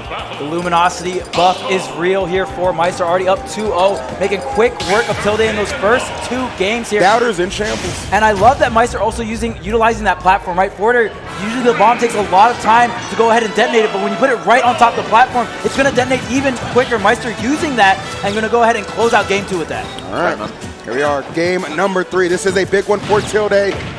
Obviously trying not to have his let's make big moves losers run come to really an abrupt close with the dreaded 3-0 and a handshake. You never want to be on that wrong side of history like that, but the way Meister's been playing, he might not have a say in it. Let's go. Never wanted to count out Tilde. But he's got a little bit of that home crowd here too, but he's got to get some big hits, some nice combo strings to get them engaged and alive again. Maybe that's going to do it. Let's see. I'm hearing a little bit of that roar from the crowd now. Yeah, that's exactly what he needed to swing some momentum back in his favor. Momentum is the key word, E. I'm glad you said that because you get the crowd behind. Back air at 60. This is maybe certain death. What an air dodge, though. Way to wait that one out, man. Again, as a spacey, sometimes you only have certain options. You got to pull the trigger sometimes, Chuck. You got to make a decision. And a big adjustment he's made is this down tilt. He's been trying to go air to air a lot. Meister shutting it down, but now he's whip punishing, using that extended hitbox with the down tilt to catch Meister up, man. Doing a good job, Tilde. Yeah, and generally against Game & Watch, it's so hard to play a vertical gameplay just because so many great anti-airs, right? The up air, the up smash, the nair. It's so hard to beat Game & Watch from the top down, but you can play a more horizontal gameplay. Maybe we're going to see Tilde go for more down tilts, more forward airs, and try to abuse the fact that Falco also has a great jump. So after the up B, if you shield it, you can actually punish Game & Watch up top. Yeah, Tilde, I mean, it's like a complete 180 what we're seeing right now, just a night and day difference. Really slowed the pace down as well. That's what I love. These back air confirms are absolutely insane. Tilde, all day, man. Yeah, this could be a real big statement game for Tilde, and let me tell you something, he needs it after those first 2. Changing history as well, right? Trying to break up that record. It's possible to take games even if you go down a little bit here. Now Tilde, trying to get up the ledge, man. He's working on a 3-side, but Meister's had enough. Throwing the chair at him. Big F tilt to get something started here. I mean, you talk about Tilde's offense all the time. Meister's got those too, though, honestly. Oh yeah, Game & Watch advantage is so powerful, especially when the pilot is going to be Meister. So much experience with this character. Really put this character on the map. Everyone thought this character was not that great. Correct. Meister really showing the world what this character can do. That's right, dude. Just seeing that potential year 1, man. Love the fact he stuck with it. and he's made quite the name for himself, but the same can be said for Tilde, how he's kind of pushed this Falco Oh metagame my God. to the forefront Now. and pushing himself to game number 4. Now that's what you want. Not just winning a game, but putting a damn exclamation mark at the end of it too. Like we said, momentum is going to be important. Tilde, home crowd favorite for sure, plays a character that's very flashy, very combo heavy, but he can't get that momentum started because naturally how good Game & Watch is at shutting down that defense. But he found a lot of 1, 2, maybe even 3-piece combos and bailed, but the big hits are the ones that matter. Down air and down tilt, the downwards moves are working out really well for Tilde, man. Love it. Nobody's going to disagree that down air was easily the MVP move of that game. Definitely all the setups, all the finishers, and Tilde looking very stoic after that victory, staying focused, understanding job not finished yet, 2 more to go, but a little bit of light at the end of this tunnel. Oh, he's thinking? Yeah, and like you said, Haz, I mean, at every other LMBM, there's always been a tri-state champion, right? So the crowd here, a little spoiled. They always got what they wanted. True. So we'll see if they get what they want here in 2024. You gotta protect the house, bro. You gotta. It's the beginning of the year. You have so many strong. I mean, Tri-State has always been such a staple scene in every Smash game. Like, just so strong. There's a lot of pride. I Absolutely. mean, in the history of Smash, this has been one of, if not the strongest region to do it across all different Smash titles here. So there's a lot of pride on the line. No doubt about that, man. And pride can be a powerful thing, even in a little bit of disadvantage. What up? Flex on him real quick. Hold on now. Hold on now. Hold, what the heck? hold. Kicking the button. Imagine that forward, if that forward smash hit. Hey, man, I see what got into him right now. I think it would have made all of us book smart and money smart, to be honest with you. Golly. That was actually insane. Yeah, the footstool out of shield coming out from Tilde. I mean, Falco not going to have some of the quicker options, especially on the lower grounded targets, right? I mean, you do have things like Nair out of shield or up smash, but something like a footstool going to come out a little bit quicker. And man, that Firebird, if you connect the whole thing, it's a ton of damage. I love that Nair he did too after that follow-up as well. Saved the back air, took it nice and fresh.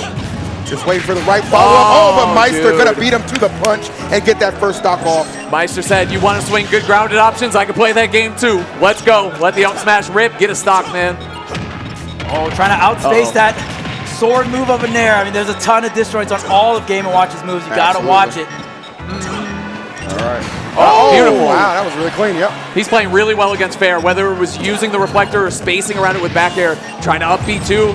Oh, hold on. Yeah, this is where the snowball begins, right? Things start to get a little bit out of control. Chef for the edge guard. No, but Tilde naring out of disadvantage. This man is absolutely out of his mind. But can he get the stock to make it matter? It's crazy, yes, man. He can. That's what I'm talking about. ABC Smash, always be closing, man. We're talking about those stocks. Let's get it. And you know what I love about Tilde's gameplay? He is walking a ton more. It's so good for Falco. Wait. Again, you don't have great mobility, but your grounded tilts are so strong.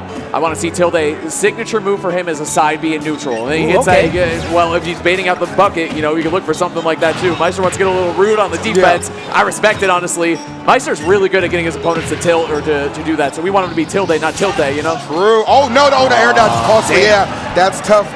Maybe expected to be in a situation where we'd have to tech, but no, Meister gonna go up an entire stock right now. Certain defeat, maybe looming for Tilde, but he's got one stock, which means he still very much so has a chance in this. But Meister smelling the blood in the water, and sharks are known to attack, guys. Nice, dude. Oh, gonna barely fall out, but still converting a little bit of a trade going on as well. And like you said, the tricky part about that situation is Meister could have let the fastball rip for the drag down, or just let the full back air connect on that previous stock. Oof. This is rough right now. Tilde trying to find anything, get this offense back on track, but it is the Meister show right now, and this bird is flying one way or another, whether he likes it or not. Meister not giving him a choice in the matter, dropping the bomb, not quite enough to finish it off, but boys, this is 153.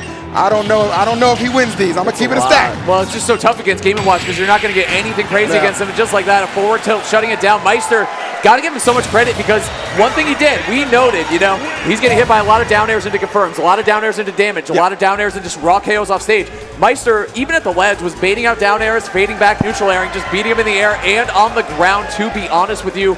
Good adjustments there. Hey, I got to give it up to Tilde for taking a game against such a rock-solid opponent like Meister, especially given their set record. Really good stuff there to open up the beginning of this top 8, gentlemen. Man. I think Tilde, you know, he did his region proud. You know what I mean? Even in a losing effort, he was definitely hanging in there. You know, again, you mentioned that big game he won in game number 3, so did his best, man. But Meister definitely playing at an elevated level right now, looking to start his 2024 off the right way. That was another tremendous win on his part. Remember, he only lost to Sonics, so I mean, one of the top seeds of the tournament. Takes a lot to put that guy in losers bracket for sure. Maybe even more to take him out of the bracket. So good effort from Tilde, but Meister will advance on. Right, man. Well said, dude. Well said. What's going on, everyone? By the way, How how's you doing, everyone guys? doing tonight? It's good to see you, chat. We didn't really get to say hi because we had a rap concert, or Jay Easy dropping the hottest track of last year, and arguably of this year and forever, for eternity. It was nice. Oh, man, and the whole Slide with crowd. my dog. I was debating between that and the Ice Spice feature with my Didda. Yep. Big fan of that. Big fan of that. You should have seen the crowd as well, man. Oh my goodness, the crowd was going crazy. That was pretty nuts. I like that. I a lot, love man. the energy here. And He's mad chill too. He was taking pictures with everybody. As well. He's a super cool guy. Yeah, absolutely, guys. Respect. I gotta say, if you've never been to a LMBM, you gotta come through. The energy here is unmatched, and of course, New York City, man. So much things to do, so much things to explore as well, right? That's right, dude. It's facts. We're having a great weekend. We always do it. Let's make big moves. You're not here. I know you're feeling left out, chat. Next time, I mean, come through. You know what? I know Max, pointed it out. This event always sells out, and for good reason. It's an amazing event. Next year, maybe making some moves to accommodate a few more people. That'd be Keep sick, that on the dude. low. You ain't hear that from me, but some things might be coming. Some things might be thanging. Okay. Things always been thinking, bro. Come It on is now. what it is, dude. That's facts. That's facts. Well, good way to start it off. I know up next, guys, we have a classic as of late, man. Light and Spargo on the other side of a loser's bracket. Yeah, wait, but the That's caveat crazy. is losers bracket, right? It is losers bracket. That's a good point. We're going to throw it down to Max to give you a little bit more intel on Maxie. that and introduce the players. Yo, can we give it up one time for Tilde?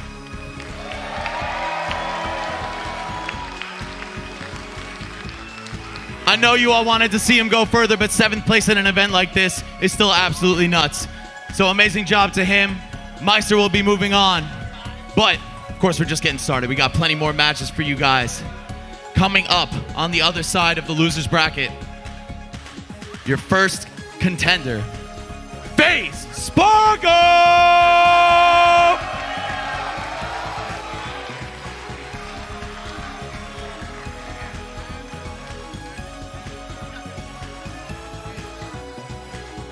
And his opponent, repping the state just above us.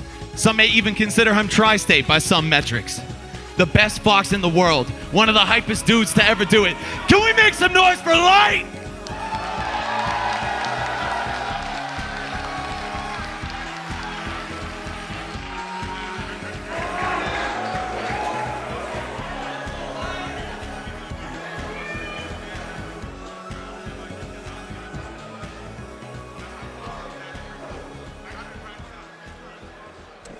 All right, we are very excited for this one, man. Obviously, Light and Spargo, they have become one of the more classic matchups that we have seen as of late in this new era of Ultimate. And let me tell you something, it's one thing, it doesn't disappoint. Another thing is, Light really feels like he has Spargo's number. Obviously, if you're wondering how these two even ended up in losers bracket, Crazy upsets. It was crazy upsets, man. And I got to give some big love to Web JP. He was able to take out Light in the winner's side. MkLeo taking out Spargo, finally getting a dub over him again. So a lot of crazy talent waiting on the winner's side, but the talent in the loser side too, equally as impressive, man. Light and Spargo, a great way to kick off a 2024 of an already, very esteemed and impressive rivalry they got building. This is an amazing bracket to open up the year, is what I got to say. And like we said, so many great rivalries, so many players who, at the beginning of last year really started making a name for themselves, including beating each other and doing so well in that aspect. Last time they played, Watch the Throne, amazing tournament, by the way, I just got to say. Light took that down, 3-0 against Spargo on the first day of the tournament, but then we know how the rest of the tournament went. Very well for Spargo, not so well for Light. That's Light, very true. The only player to beat Spargo that weekend, and he, to be honest, kind of put him in a body bag, bro. Yeah, Spargo will be the first. He'll be the first to tell you. Sometimes it's that last day he's only concerned about. Let me just get there. He says, "Let me just get there, EE, and we'll see what happens from there." But we are at this final day. Let's see what he's got against Light. Somebody who has done notoriously well against him in the last couple encounters. Bro, the predictions on Twitch are dead even, by the way. Really? Oh, that's so hype, bro. This is one of my favorite. Let's enjoy them. Oh my God, dude. Can't even enjoy it in peace. Spargo, the first stock. What a bloodbath. Hurled headlong off the top. Crazy thing about that, it was probably still more comfortable than Spirit Flight. I gotta say it. No cap, baby, no cap. But here we go. Crazy leap for Spargo out the gate. Let's see. Wasn't even a cross slash. Used the limit climb hazard, Oh but the my back God. air is gonna fire back here for like 2 stocks apiece. Sleeves are up, man. Stocks are going and they're flying again. Two of the most electric players that we have on the planet playing against each other for their loser's life, by the way, I gotta say. Oh, come on now. We gotta talk about it. There's the up tilt reset. Light loves to go for those up tilt enders right into a reset. The good old American reset, if you will, right? Yes, absolutely. Oh, coming through. Okay, clashing bears and theirs right now. Okay. Love the way that Light uses F-tilt too to end combos now, especially against Cloud. You want to keep him cornered, pinned in that corner and in a bad position. He's doing a good job. And Spargo slippery as always.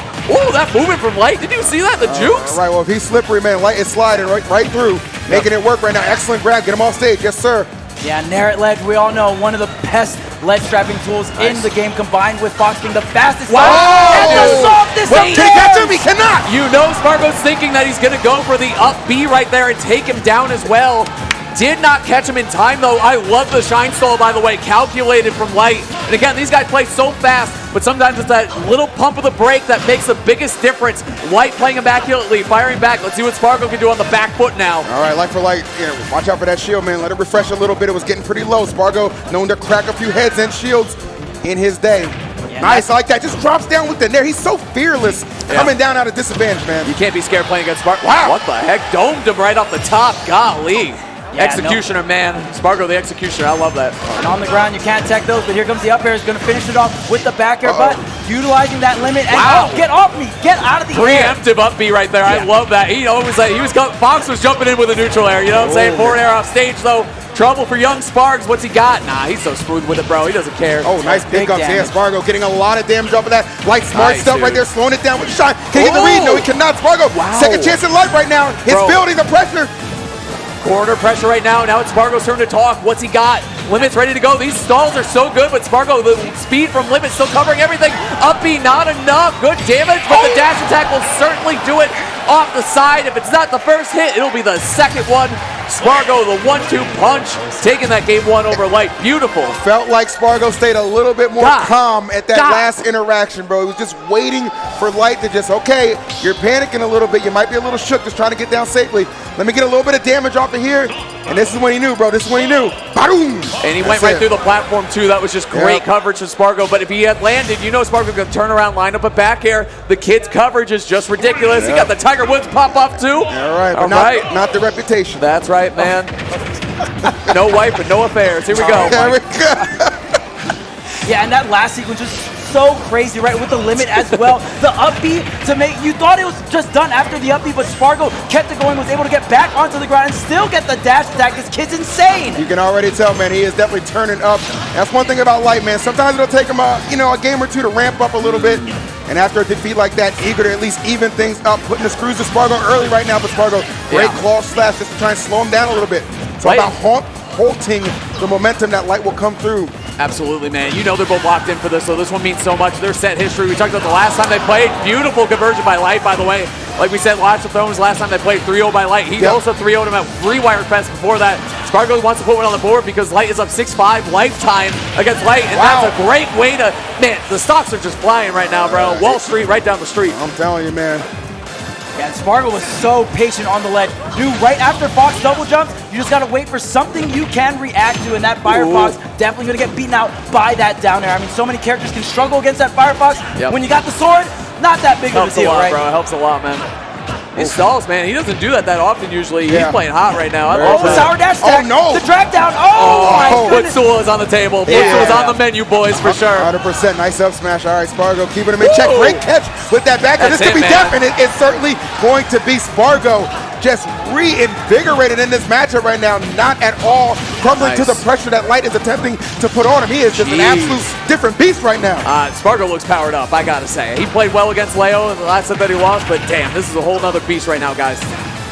Oh, wait a minute. Has to force the limit here. Oh, the roll through. Light not going to catch that. Oh, is able to get the directional air dodge. The drag down into the tech. Got him.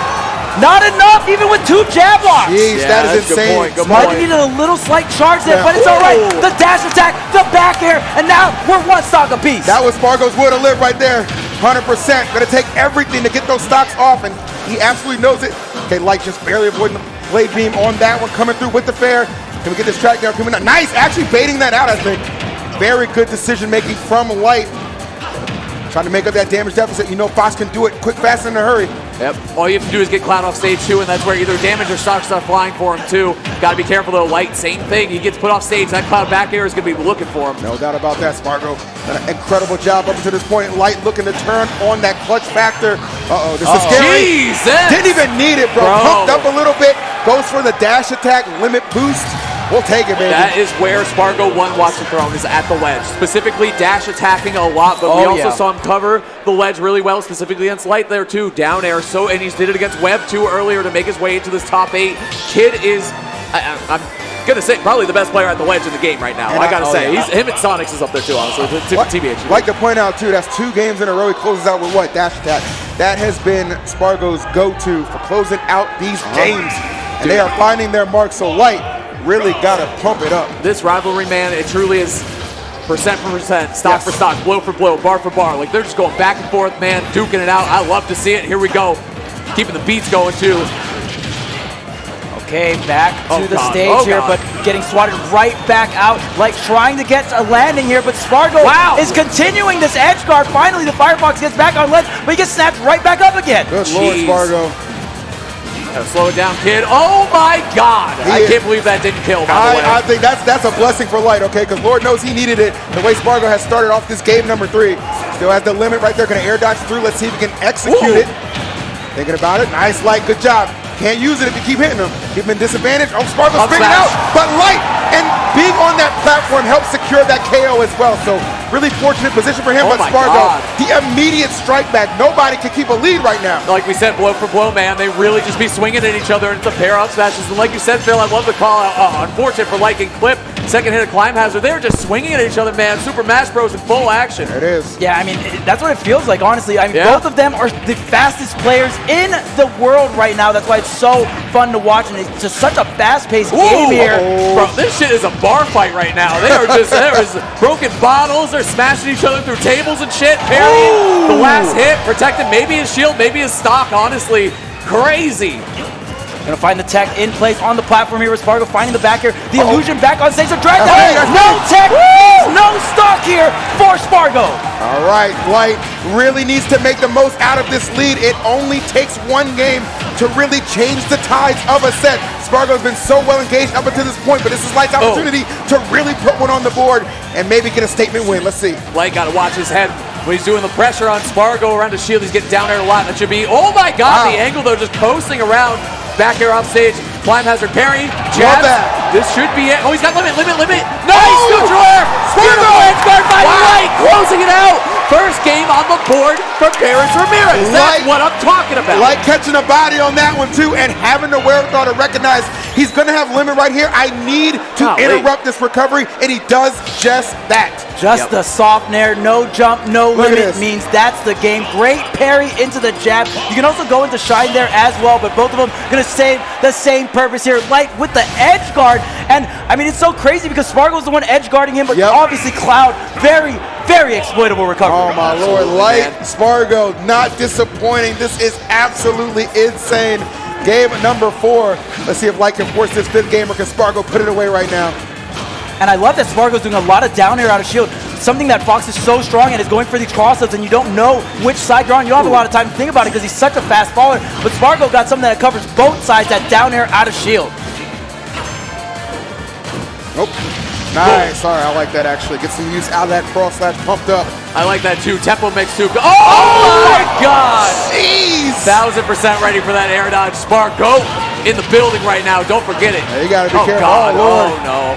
Oh no, Light. He's gonna get 3 stock just like his comrades Void and Cosmos. What the heck? Stop. No, that's only game 5, bro. Oh, true. Oh, he's gotta come back. Oh, that was actually, that would have been sick if he was able to get that, but no, Spargo, not gonna let that be the case. You do not reflect me. I don't care what Sakurai intended. Okay, the spot dodge gets away scot-free here. Like trying to reset the neutral, trying to get the drill. The anti-air on the up smash. Forward air, man. Like we said, we know how quickly Light can rack this back up. Great defensive climb hazards, though, coming out from Spargo. That whip punish, though. Dash attack coming through. Up angled F tilt. We talked about how good that is to continue the pressure when the up tilt's not going to work, right? Okay, jumping out of the nair here. Off stage for Light. Oh, I like that. Great down tilt. Terrific catch. Yeah, it's good. Less committal, right, than dash attack. You want to keep the dash attack fresh, though. It's almost ready to get a KO here. Looking for these up smashes again. Down air. Got to be careful with your shield pressure. We've seen that many times. Up air. He'll take that hit, actually. Good hit for Light. Oh, my God. He waited for that air dodge twice. Twice this game. Insane, bro. It's like he had it mapped out. He said, Light, come right this way. Bro's a fortune teller. He can see the future, man. Oh, yeah, right man. now, it's looking like a W. Okay, 109% here. Light has Spargo on the legs. The anti-air, but going to end up on the platform here. The drill not going to be quite enough. Up the out shield going to be so good against Light. And Spargo really covering these neutral air dodges. But dang, that's Light covering these air zones. He said, get out of my face. You are not going to body bag me. Not today. Light looking to get to that game number 5. Here we go. Trying to pick it up.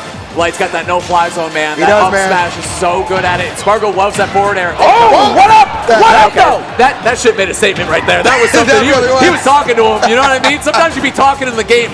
I cannot repeat what Paris was saying right there. I'm going to tell you right now. Oh, no way! Yeah, oh, my absolutely. God. The pop-off from Spargo after delivering an ass whooping suited for kick. Good Lord. Good Lord. And the finishing touch to end the set. Spargo staying alive in this loser's bracket here in this top 8. What a set. That was actually an insane way to end. Look at this. He's trying to up smash. You see that, by the way? Boom. He's trying to up. Can we rewind that a little bit, production? I knew. Do it again. Here it comes. Watch. Boom. Oh, no, Nair. Sorry. Nair. Yeah. Okay. Well, he's trying to mash. Can't blame me. Yeah, he was mashing. Yeah. He was trying to get out. Hey, look at Spargo. He knew. He's like, yeah, yes. Dude. Spargo, it's cool because like I love so many players like really define a character, and obviously Spargo, Cloud's like his favorite character. You know what I'm saying, Charles? Yeah, definitely his favorite he loves character. winning with his favorite character, Cloud. And the thing with that too is that he really defined finishing touch. Like he put finishing touch on the map. Like we didn't really see that move used like that until Spargo came around. So I think one of the most interesting things about Spargo is it is his favorite character, and he utilizes every tool in the kit, right? Able to put that together. I mean, it's just when you can do things like that, especially in tight situations like that, knowing that a game 5 could be looming, and you're just like that confidence, just pull the trigger off a fair like that. Credits to Spargo, man. Finally breaks that little winning streak that Light had against him as well. That was know he wanted that one, man. And you can feel. I said it too. Our next competitor's coming up, by the way, Tweak and Leo. Before we get into that, but there's something about like Leo playing against Spargo. We were saying he fucking wants it, man. He does. Like, he wants it, and now I want to see him go up against Gavin because Tweak against Leo. Best rivalry in Ultimate history, as far as I'm concerned. We haven't had it in a while. It's been we haven't had it in a while. Get this, chat. It's literally been one whole year since they played, and it was literally at this tournament last year. And it was a 3-1 for Tweak. And the thing is the last 4 times they played from Collision on, Tweak has won all their sets, man. It's been a minute since Leo's been a favorite in this matchup, and Leo's playing amazing today. I have to say. I will say this. I feel like there's 3 win streaks that Leo was looking to crack. He did one against Spargo earlier. Gluto Tweak still on that menu. We'll see if we can get another one. We're going to toss down to Max to introduce the players. All right, and joining Tilde at 7th place is Light. Give it up for him one time.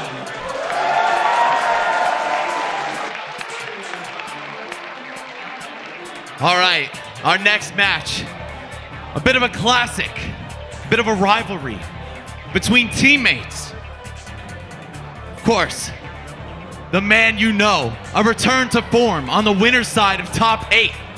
I'd like to welcome to the stage Luminosity Gaming's MkLeo!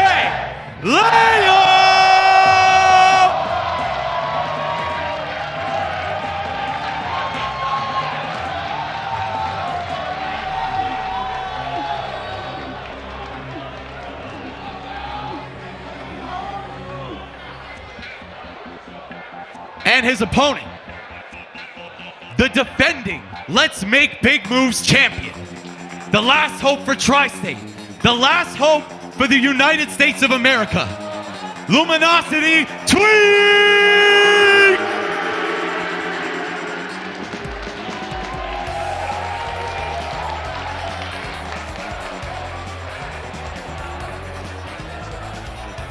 It's crazy to say. Go ahead, Phil.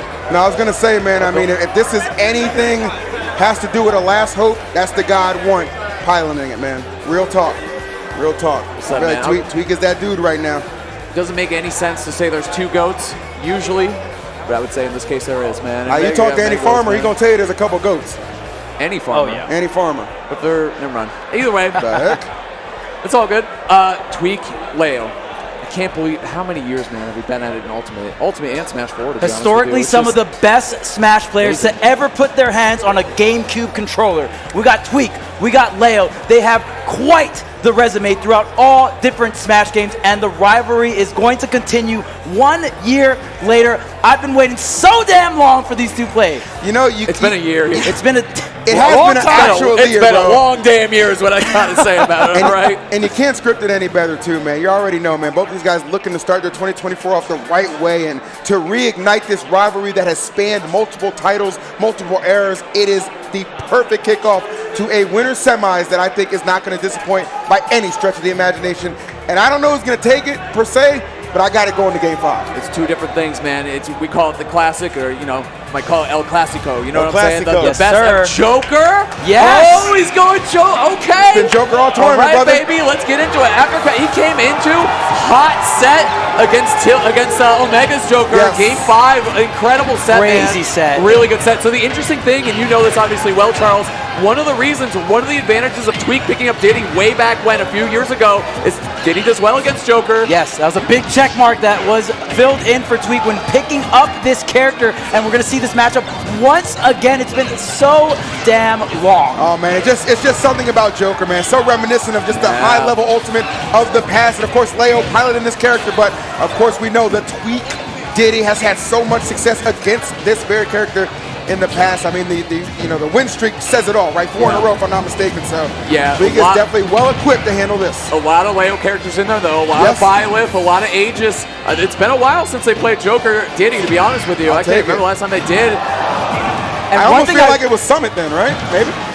Yeah, I mean, it's been so long since we've seen this matchup specifically. But, oh my goodness, so far off stage, but Diddy able to make it back. And one thing I want to say, I'm glad we're seeing this rivalry continue on the winner's side. That's a throwback. Right, Chuck. That's a throwback. Tell him, Chuck. Tell him, Chuck. Chuck said, it is time, baby. We need all the big hitters right now, and they are not disappointing. Trying to get this first stock off. Nice monkey flip coming through. Going to hold this edge a little bit with the help of that banana Tweak.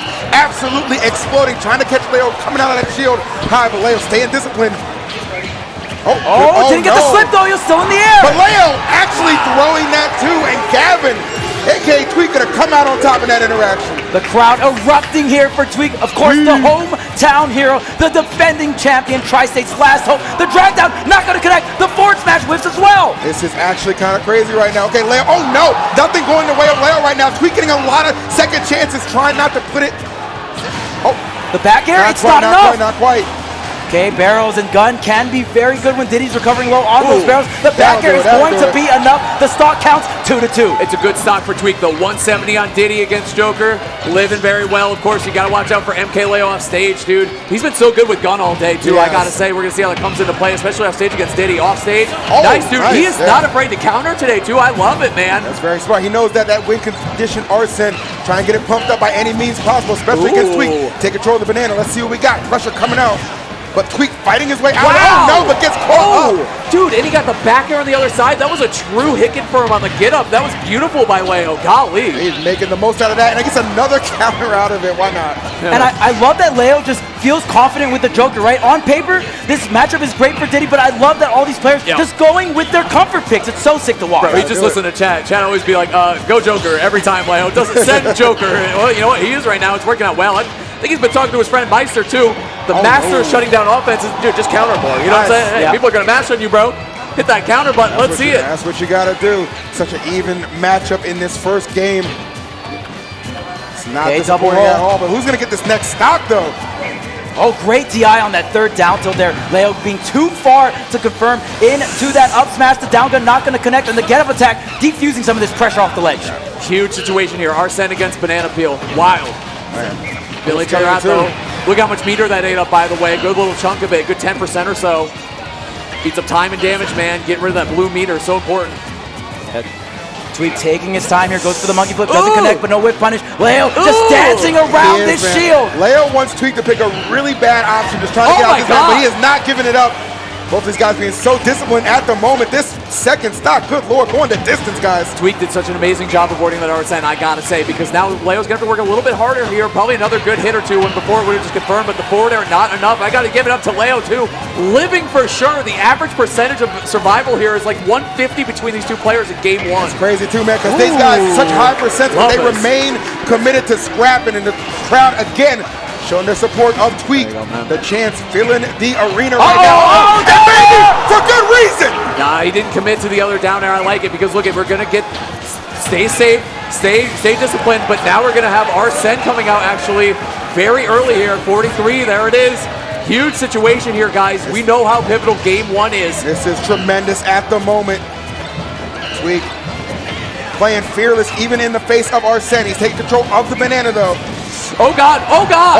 And I'll give it up, Leo's item control has gotten a lot better over the years, especially with all these item characters being so popular. Rob, Diddy, Peach, really, really defiant in this meta. Boom, boom, man, those dash attacks are hitting from Leo. Look at that, I'm saying, bro. Feel it in the building. Jay Easy's feeling that one. I'm saying. And wait till Arsene comes out, the base gets pumped up to the max. That's what it does, man, especially probably the final Arsene if he's able to get to it. And I think doing everything he can to activate Tweak, putting some distance between the two. Nobody falling apart just yet. Again, as evenly matched as you could want for a game number one, Leo. This is what you want to see at Let's Make Big Moves. Oh! He got aggressive in that position, but Leo's going to be able to recover using the guns a little bit, getting a little distance down tilt forward air. I was going to say, it's stale. I was nervous for sure. Tweak closed it out though. I think he just you want some water, Leo? I think that's what he said. He's looking a little thirsty right now. Come on, man. We got at least 100 LG goons in here. Can somebody get this man some water? Two of them are on the stage right now, though. OD.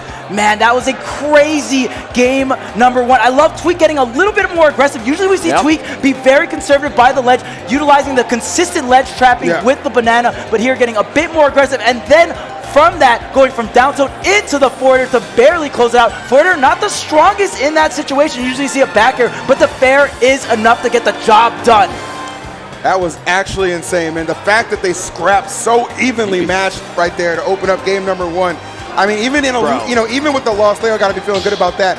Again, Charles, to your point, too, felt so much more comfortable piloting that match with the banana in hand as well, too. That was a big change, I noticed. The thing I love about these two, too, is Tweak is so expressive. Like, you can see he's thinking right there. He's SMHing right now. SMHing. Leo always stone cold, though. You know what I mean? Always left it. It's rare to see him show emotion. Like, just the duality between these two.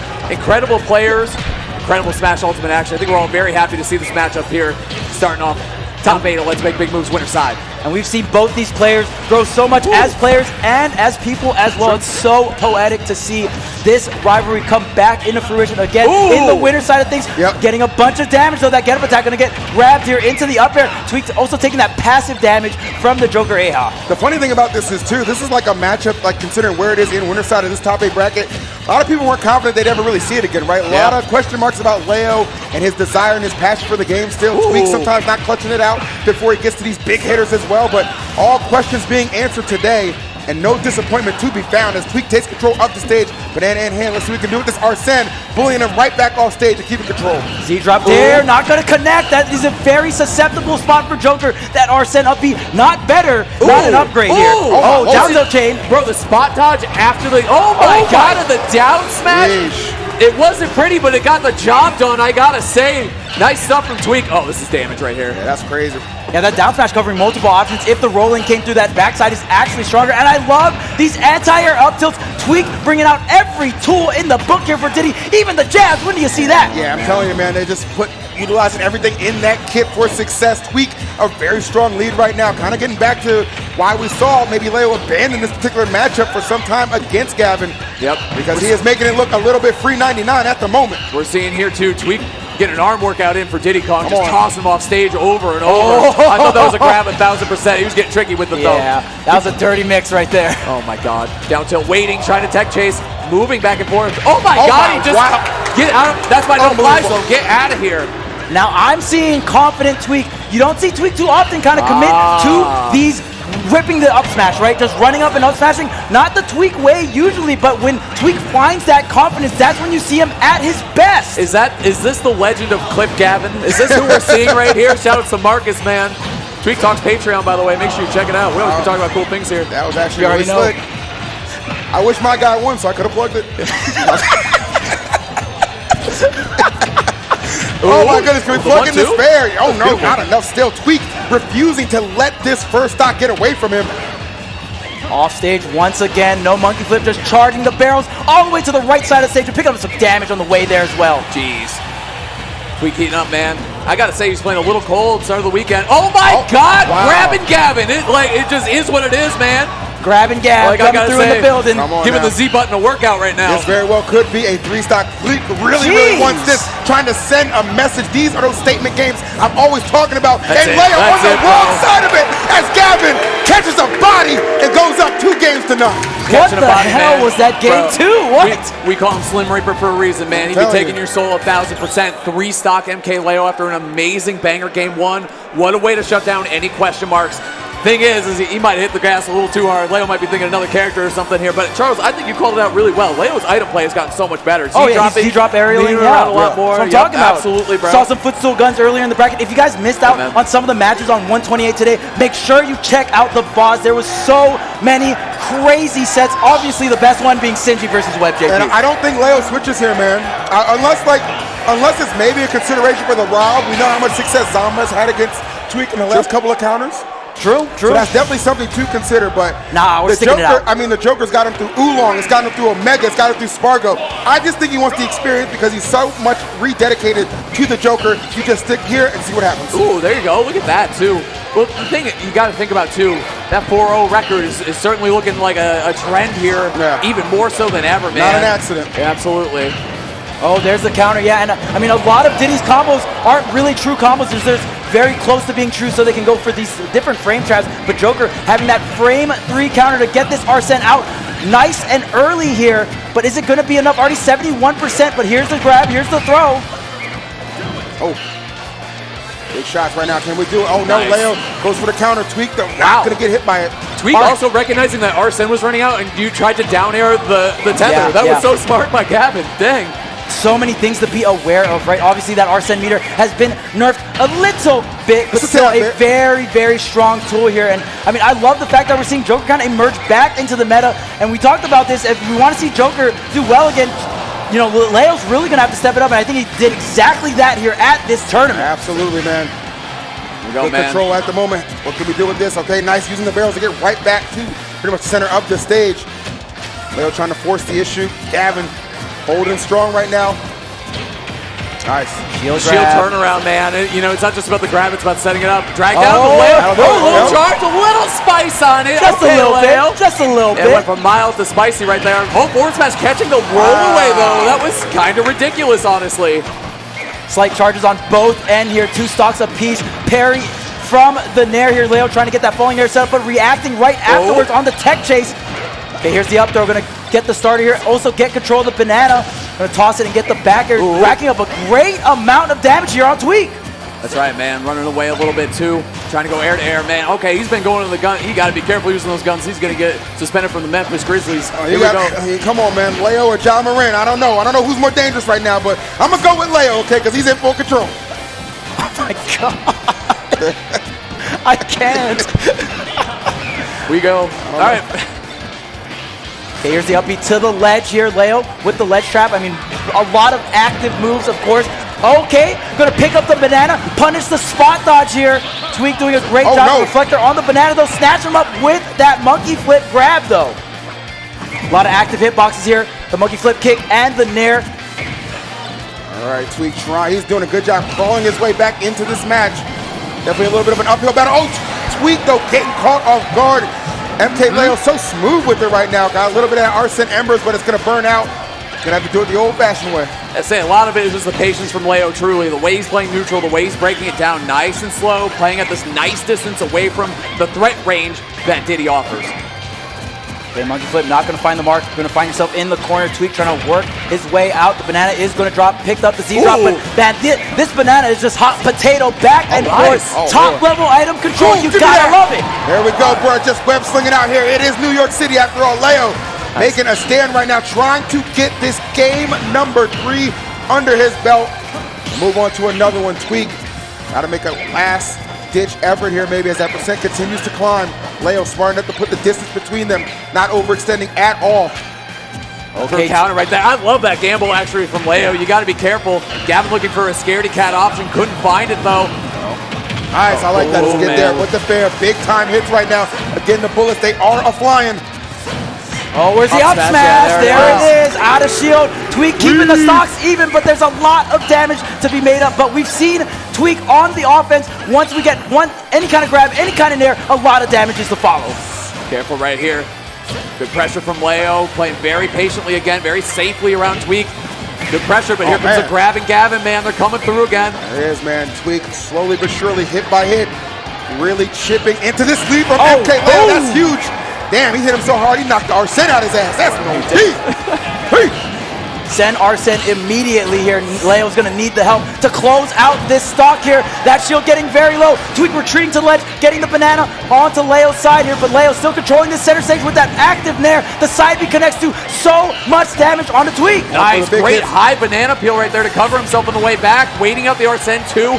Dead even game right now between these two competitors. Tweak's got to get on the corner though, EE. Yeah, being able to outlast that Arsene 2 might just be the difference. If Tweak can get back on stage safely, he's got the banana in hand. Yes, he does that. Leo almost gave it up to him for free. Doesn't put any pressure on him while he's sitting on that platform, however. Oh, snipes right now. Gets the banana out the way. The back air for the win. It's going to get him there. MkLeo on the board. Let me bring something up here. Would you rather have it any other way? Literally game 4 Leo right now. Literally we're working with the game 4 MkLeo. Are we returning to form right now? What is happening? The correct game. You can't just, and by the way, you can't just say game 4 Leo. It has to be from the 0-2, right? That's true. The big thing. Yeah, at least 1-2. This is true game 4 Leo. We'll see what the answer is going to be here. Something shifted, bro. Something shifted right and now, I gotta say. Leo stuck with the Joker after getting 3 stock and then winning the next game. That is a statement if I've ever seen it. I was gonna say, yeah, seeing the bands come out here. Sure what stage they ended up on, but Leo obviously getting that W on PS2. We're just gonna run it right back. Gavin trying to change the game plan, not the floor plan. Let's see what happens here. All right. It has been an incredible set up until this point, but Leo very much so engaged after that last round. I have to say, though, Tweak didn't make it easy, man. He was crawling his way all the way back into that. It was a clutch little back air to seal the deal, obviously, for Leo, but I think Leo might have figured something out in these first 3 games. I think a huge thing is that we're seeing the conversions from Leo that we haven't seen before, and the confidence in dash attacking, too. Yep. Look at that. Looking for the jab block. Didn't get it, but still paused. Like, Leo, he's just playing really, really well. All around, dude. And this is the kind of set I want to see with Tweak versus MkLeo. Just back and forth, both of these competitors so strong, and seeing the adaptation unfold right before your very eyes. Dash attacking. Oh, wow. Boom, boom. How many times can I say it, bro? I don't know what else to say. He knew, bro. Just slid right through there. No fear at all. Now Tweak, a little bit on the back foot. He's got to make this comeback. Not too far down, but Leo, a couple of hits, man. He can really just put on 40 or 50 out of nowhere. Arsene is out of the building. The air dodge through the banana. Huge cobblestone here for Leo. Neutral air into forward air, by the way. Neutral air. And the thing I love about that neutral air, it keeps that back air fresh, too. You get nice damage, but you get to keep your kill move fresh. Very nice by Leo. A couple down. Oh, my God. Leo actually countering out of the up tilt attempt. Oh my goodness, so many different mix-ups in that situation. You don't know if you're going to get hit by outside. You don't know if you're going to get hit by back air. And Tweak just putting Leo into the mix. Bad enough, this shit is scripted, man. There's no way that just happened naturally. There's just no way. That sequence was so ridiculous by both players playing 8D chess right now with each other. Oh, trying to get the empty line grab, but grabbing the wrong way here. The AI going to take on even a little bit more damage. And the monkey flip getting punished. Up smash, and now Leo is up 2 stocks to 1 in this game 4. This is a big deal for MkLeo. Really just putting the screws to Tweak again. It's the comfort that I'm noticing from Leo. That is the change in everything. Playing so well with the items, the control right now, the combos as well. 1 hit just taking him so far, but Tweak still plenty of fire left, plenty of fight as well. Trying to stare down this Arsene. I gotta say, too, the air-to-air trades for Leo have been so good. Mostly neutral air, honestly, just shutting down a lot of good pressure that Tweak usually gets, especially in a matchup like this that's so important to do. Oh, barely out of range of the shield grab, sliding in with the down tilt, but here comes the grab from Gavin. Oh, the up air almost gets the KO off the top, and now Arsene is making his exit here. The banana not going to get the slip, so Tweak not going to get the convert he wants. This is huge, really, for Tweak. I mean, he was down a considerable amount. Now, just one confirm away from pretty much an even game. Let's see if we can find it. Spamming out those down tilts, goes for an up smash. Nobody home for that, however. Not too big of a punish, though, honestly, in terms of risk reward. Not too bad here for Tweak. 134%. Arsene nowhere in sight. This down tilt, the back air doesn't connect, but the tech in place gets covered. Tweak is now one stock apiece here in this game 4. He didn't get the true hit confirmed, but he got the tech chase anyway. Beautiful stuff. Wait, look at the barrels right there. Oh, he tried to Leo wobble him. Yeah, I mean, that barrel, if you're fully connected, does a ton of damage. Does about 6% to Diddy, but trust, it is worth the trade here. The neutral air dodge trying to get through Leo's juggle. The banana slip giving Tweak a little bit of extra time to get back on stage. Love that. Tweak fighting his way out of the corner. This is a very aggressive Diddy right now. Oh, but Leo smart enough. He knows how to get Arsene meter like nobody's business. Gonna pump it up real quick. Looking potentially for the big setup to put this game away. But Tweak, again, the fight of this man, this monkey, not going down without a fight, guys. And that's just 2 grabs, and see you later, Arsene. The peanut connects, the down throw on the banana, saves the double jump. Leo gets back on the stage. I can't believe Leo's alive right now. What a setup from Tweak. Misses the up smash too. Trying to close out this game 4. A lot of pressure right now on both players. Down tilt. Oh my God, that should do it. That does it right there. Tweak, your defending champion, defending himself in this bracket right now, staying in the winner's side, moving on to winner's side finals right now. Oh man. For my man Gavin, a happy handshake right there. Both players played their hearts out, though. There were definitely flashes of brilliance from Leo in there, too. I got to say, he played great. He was spanking that monkey, man, but he could not finish. Problem of many of us at times, but I must say, incredibly impressive finish for my boy Tweak, man. Look at that. And you see Leo's face, too. Like, his reaction tells the story. Punish. Yeah, look at this. Just barely out of range, and then Tweak, the positioning was perfect.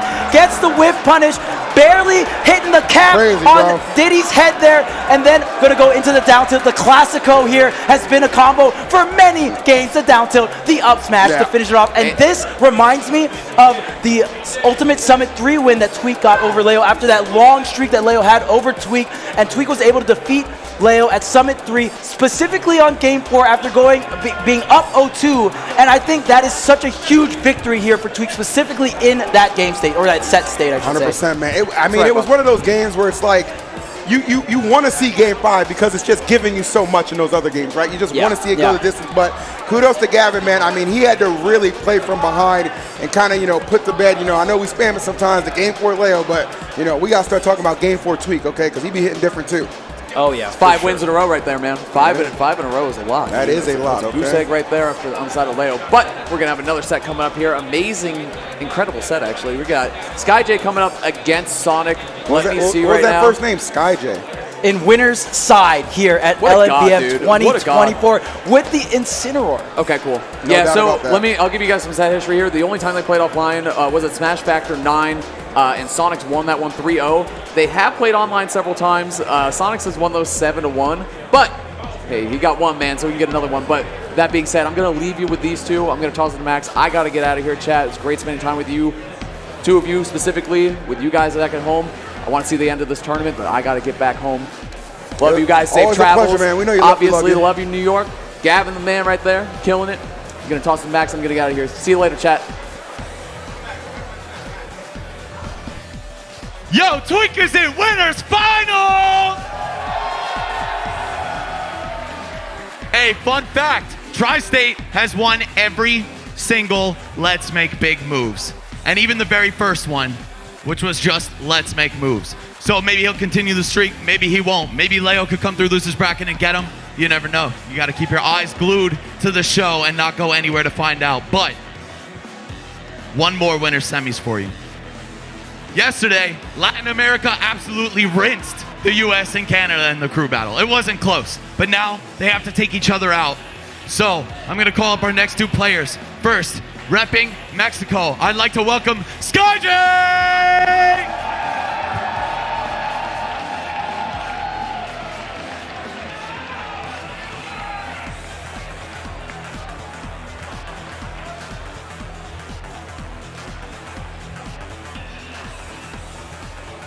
This man won doubles, made top 8 in Nick, and he might win the whole damn thing right now.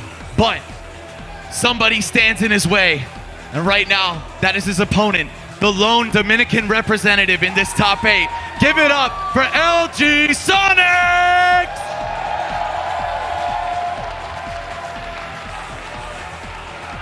All right, that's the last you'll hear from me up on the stage. Enjoy the show.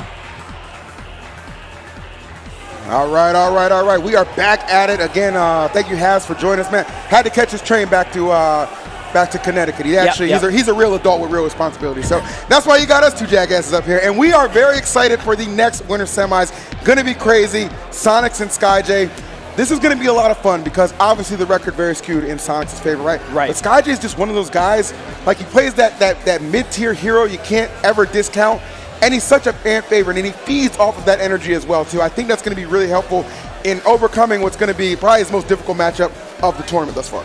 Right, and I mean, Incineroar known for the lack of mobility, and, well, Sonic known for, well, Spin Dash and the crazy amount of mobility, maybe some of the best mobility in Super Smash Bros. Ultimate. That's why this matchup can be tough.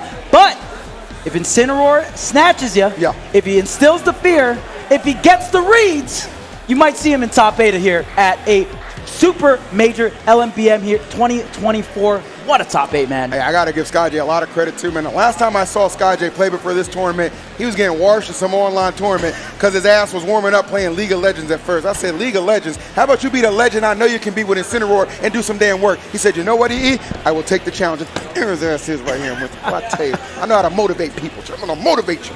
Man, and I mean, you have to go through so many crazy matchups, right? I mean, SkyJ was able to take it over Sinji, and Sinji had a crazy run on the winner's side, was able to take out Webb and many other amazing players to get to this point. And I mean, how does Incineroar beat Pac-Man? Beats me, but he got the job done. Yeah, you know what? He's just different. I mean, he really is. Having to go through, just having to get through. First of all, he had to beat Cola, right? Had to reverse 3-0 Cola. That was tough enough. Then, as you said, having to get through Sinji, right? A very, very talented Pac-Man, and then runs into a match that it ain't really going to get any easier with Sonics here. We know how much success Sonics has been having as of late. This guy, and just like his mentality and his approach to the game, textbook 10 out of 10. This guy is a straight student of the game, and he always delivers. So I'm excited for this one. Yeah, and I mean, even Sonics with the respect, really trying to zone in, lock in, if you will. Sonics, one of the top seeds of the tournament, along with Spargo, easy top 2 seed if you ever done some seeding here. And man, both these players have been really doing amazing stuff. Well, let's see, the cat versus the hedgehog. All right. Well, I'll tell you what, it might go a little bit different in nature, okay? But right here in Smash Bros, I got to say the hedgehog has got to be favored. A quick little 42 put on. Love that pair right there. Sonics knowing how to get every little hit imaginable. Going to trade within there right there. The pressure already going to favor of Sonics. Yeah, and we all know that Sonic is amazing at edge guarding, but the thing about Incineroar is that there's a little caveat. So a lot of his moves have a lot of armor, but dang, I mean, when you don't even grab the ledge, I guess it's pretty easy. Well, Charles, I'm going to tell you right now, there's a reason that cats don't have wings, okay? They are not meant to fly, and unfortunately that recovery is a good explanation as to why. Okay, the Sour Nair here. Incineroar only tacking on about 41%. Big conversion, and Sonic's really quick. Sonic hits really, really hard as well. Here's the trade, but here's the grab. Follow up right into the forward air. We'll see what this 2-frame is. Incineroar's down to one of the best 2-framing moves in the entire game. Can link into some of the most powerful aerials. It's going to be a little hard. Sonic has a lot of timing mix-ups with that spring. I was going to say, man, it's all about getting him in that position where it's really going to be viable as well, right? Okay, Lolan Whip not going to be quite enough to put him away, but get him up to 95, not bad. Oh my goodness, the down tilt, the lariat, though, out of disadvantage. SkyJ knows how to swing with the best of them, but still finds himself in a very compromising position here. Let's see Sonics able to get off that ledge pretty seamlessly at that. Yeah, and maybe SkyJ can go ahead and use that Alolan Whip to armor through, but you know, that spin charge or spin dash, you can charge it for quite a long time here. So there's gonna be a lot of timing mix-ups here. Directional air dodge to ledge. No, gonna go right underneath the string here. Try to fall down, and no up smash on a shield on that dash attack. That's actually kind of crazy. SkyJ catches the back there. Oh no! Trying his best to mix up. That's one thing that's really hard when it comes to Sonics. Like, this guy he knows his matchup so well. Really hard to trick him, right? Really hard to catch him off guard. Oh my God, that fair was disgusting. No fly zone for that cat. Yeah. Sonics is ODing right now. Yeah, the edge guards are on point, and my big question was, is Sonic familiar on edge guarding all of these different recovery paths that Incineroar can use with the armored moves? And the answer is yes. That backdoor putting Incineroar in such a bad position. Not a lot of options here. Right now, SkyJ really trying to swing for the hills, but it's not enough. And looks like the Nair trade or some kind of aerial trade going to be in the favor of SkyJ, maybe just completely beating him out, but nonetheless, finally able to take out one stock, but you got 2 more to go. Yeah, you got a long way in this one, man. Not going to be an easy path by any means. Seen SkyJ make some miraculous comebacks in his time, but this might be asking even a little bit too much, just considering the deficit in percent and stock. And now can we get back safely? It's going to be very difficult. Sonic's not going to be able to connect with that forward smash, but the follow-up's always there. Yeah, and right there, Sonic's trying to hit him with the tri-state twist, the cross-up roll into the back throw, but Sonic's just, instead of going for the back throw, went ahead, charged up the spin dash or spin charge, and just confirmed it right into the Nair. Tricky, tricky stuff. No doubt about that, man. I mean, when you got a, I believe it was a 7-1 record against somebody, you pretty much know all the tricks and tips that they're going to be trying to bring to the table, and Sonic's one of the best in the business. Obviously, this 2024 year coming up, a lot of people saying this could very well be the undisputed #1 in Ultimate when it's all said and done. This is the first step to get into that path. Oh yeah, and I mean, when you talk about the #1 and 2 player in the world, the first names you're going to think of is Mia and Akola. Well, guess who can mop both of them in bracket and take tournaments over them? It's LG Sonics. Let me tell you something. You lucky he ain't go to Umabora. That's all I'm going to say about that. All right. Matter of fact, he's so damn fast, he might zip over right now after the tournament and win that too. Don't play around with this man. Not the Thug Finals. Come on, man. Don't think he won't do it. Well, he's got to focus on the task at hand right here. We are removing platforms from the equation as we head to FD. And kind of a little bit of the same right now as Sonic's in firm control in these first 30 seconds or so. Interesting counter pick coming out from SkyJ here. Sonic is pretty known for being strong on this stage, but maybe SkyJ wants to take platforms out of the equation. Sonic is known for getting so many different combo extensions. He has really optimized his character to the max. Oh, the spring back air. Oh, you're never safe. Sonics will always be there no matter what. That's OD, just spamming those back airs, and Sonics at an incredibly modest 13%, barely in the double digits as SkyJ just spinning for his life in that exchange. Good Lord. Okay, tried to get the back air, but fantastic DI. Maybe a little bit too much rage here for SkyJ. Some of the situations where you don't want rage off these down throw confirmed. Tried to go for the alone whip, but Sonics knows there's not. Does he know? Yo! Does he know? I guess he don't know. I don't know if he knows, but he definitely felt that. Came through with the business. SkyJ, no matter the percent, no matter the disadvantage, always gonna give you his best. Oh man, right now he is turning FD into a ring, Charles. Oh yeah, I mean, put the ropes up right now because, SkyJ trying to edge guard the Hedgehog. You're a madman. This is that must-see kind of wrestling action, bro. I'm talking about WWE. We ain't got AEW over here right now, but we got Sonics. We got SkyJ. We got a slobber knocker for sure. Okay, just hopping right on over. All of these spin moves here. Not a lot of dashing. I mean, we've seen SkyJ kind of fade back and try to fight the scenario after, but there's no double jump here. Come on now. Going for the high up B. Does connect here, and Sonic's dropping on some of these edge guards. All right, taking his time, getting off there slowly, not trying to rush in this situation. Don't want to get, I was going to say, you're not trying to give him any of those openings. SkyJ's such a threat right now, and Sonics knows it. Oh, didn't have enough space to go for that back air there. If you could get the side switch back air, that surely would have been the stock. Cashing out on damage, tries to catch Sonic. And so far, this final destination pick working amazing here for SkyJ. The dash accident. Wow! And you would not think it would be going the way of SkyJ, the way we're seeing it unfold right now, especially the first kind of 30 seconds of this match. Like Sonic was going to absolutely run away with it, but no, SkyJ making a stance and making an impact in game number 2. Really a lot of potential here to even the score. Yeah, I mean, if you're a betting man, you would probably think that this is going to be 3-0 for Sonics. Easy, right? But that's, you never bet against SkyJ, I'll tell you that. One of the biggest wild cards in Ultimate history. No doubt about that, man. Able to make some magic happen at any given moment, and at this time with the lead. It's a slight one at that, and it just got snuffed out there. We're on even stocks right now, only 13% separating these two. And if, I was gonna say, if Sonic can get his claws on his Cineroar, that's something he can make up very quickly, but do not take away from the fact that SkyJ can do some major damage as well when he's able to confirm and connect all these hits. Look at this. 77%. Surely another Alolan Whip will do it, or a down tilt back, and there's so much to respect here. Sonics barely getting that roll past the ledge. No doubt about it, man. Oh, coming through nice. Sonics, okay, finding the opening.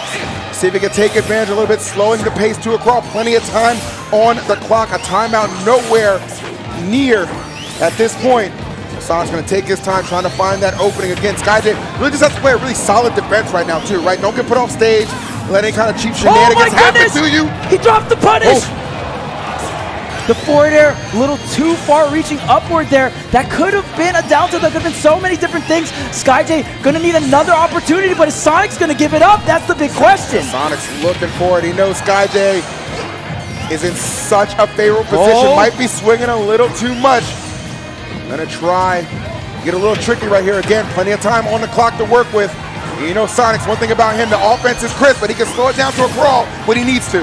The empty land, but here's the back throw. This is the scenario you don't want to be in. As SkyJ, the spring not gonna two-frame. The forward air is not enough, but SkyJ has a ledge trap. Oh no, not able to connect. Oh my God, is that gonna be enough? It is! SkyJ up air trade, tongue out. There it is, baby, there it is. How do you do it, SkyJ? How do you do it? Sonic, one of the strongest characters in the game, one of the hardest characters to catch, and you're catching him with the slowest characters. The hands are being thrown out here. You know you're feeling good when you emote on somebody after you get the KO. Dang, not the emote. Emote on him, bro. Sometimes you got to emote on him. Come on, man. Let me see that again, Devin. Let me see that again. Let me see that emote real quick. Ah, there it is. Hey, I caught you. There you go. Send that to someone special soon. There you go. All right. We got game 3 coming up. Hey, there he is. There he is. He caught the hedgehog. He caught him, man. He caught him. Man, SkyJ on Final Destination. Again, that is known as a very strong Sonic stage, but when you take the platforms out of the equation, guess what? You got to deal with me eventually. Sonic's shaking that off. We're going to game 3, and I guess we got a lot more platforms this time, huh? He said, I need it back, man. I need it back. A little bit of a safe haven, if you will. And I mean, that's one thing that these high platforms are always good for Sonic, because in a disadvantaged situation, you can always spring to these higher platforms. Can you make it back? No. Yeah, unfortunate, man. You know, one of the downsides of Incineroar, obviously not just the speed, but sometimes that recovery when you're put in precarious situations like that, there's really nothing you can do about it. Somebody as astute and as well trained as Sonic's, oh, first revenge! Oh my God! No, that's not gonna do it. Okay. But that's still scary, man. The fact that he had him at that, make you think twice. Great recovery coming out, and another revenge on deck here for SkyJ. It is a multi-hit, so it's not the craziest multiplier here. Yeah. It's a little tap, a little extra damage. Just a little something. Oh, snatched! Give me that stock! Come on now. Put him against the ropes and send him right the hell on. Wow, SkyJ. I cannot believe SkyJ is keeping the stock count even, has even taken a game right now here versus Sonic. I mean, think about it, Charles. He's been doing the impossible all weekend, right? I mean, the fact that he got past Sinji in such convincing fashion, okay? This guy doesn't know what a bad matchup is, bro. He believes he can beat anybody, and that kind of confidence can truly take you the distance. Even at 148, he's still a threat. Sonic's got to put a lot of respect on him. Goes low. Able to get back safely. Oh, no! Spin on out, baby. The darkest of lariats coming through here for SkyJ. Down tilt doesn't connect, and we've seen what all of this rage can do, really instilling the fear. And this ain't no friendly match. This is tournament. This is where the cat gets scary. 100%, bro. Ain't no time for friends in this kind of battle. And I think SkyJ knows that. Even at 164, Sonic has to be so careful. He knows the kind of mayhem and damage Incineroar can cause. Normal get up, get it covered, yeah. Nice, you already know. Sonic's putting that second stock to rest here. Amazing ledge trap. Backing up this time with the jump. Great stuff to cover and mitigate that Alolan whip threat. Oh, what's up? Love it. Converting off the revenge as well, getting as much damage as possible. And remember, Sonic is a very light character, and SkyJ making very good use of that. That's the best thing that SkyJ can have. Oh my Lord, actually dared him to pull the trigger. Sonic's playing out of his mind, so fearless at the moment. All right, he's at 105. He's at 105 though, man. Got to be super careful here. SkyJ lurking, connects with the nair. Let's see what we got on the ledge. Oh, wait a minute. Nice. Down tilt. Oh, not going to connect here. SkyJ hasn't gotten a single down tilt. That's it. All right, SkyJ. He let you know, Chugga. He let me know real quick. You're calling for it. I'm going to deliver it, okay? All right, man. More on time than UPS. Oh, my goodness. But let me tell you something. Those back airs are delivered at least by Adidas. Those ain't no Skechers. Oh, he makes it back. Oh, he's good. He's good. Way. Sonic's not ready to panic just yet.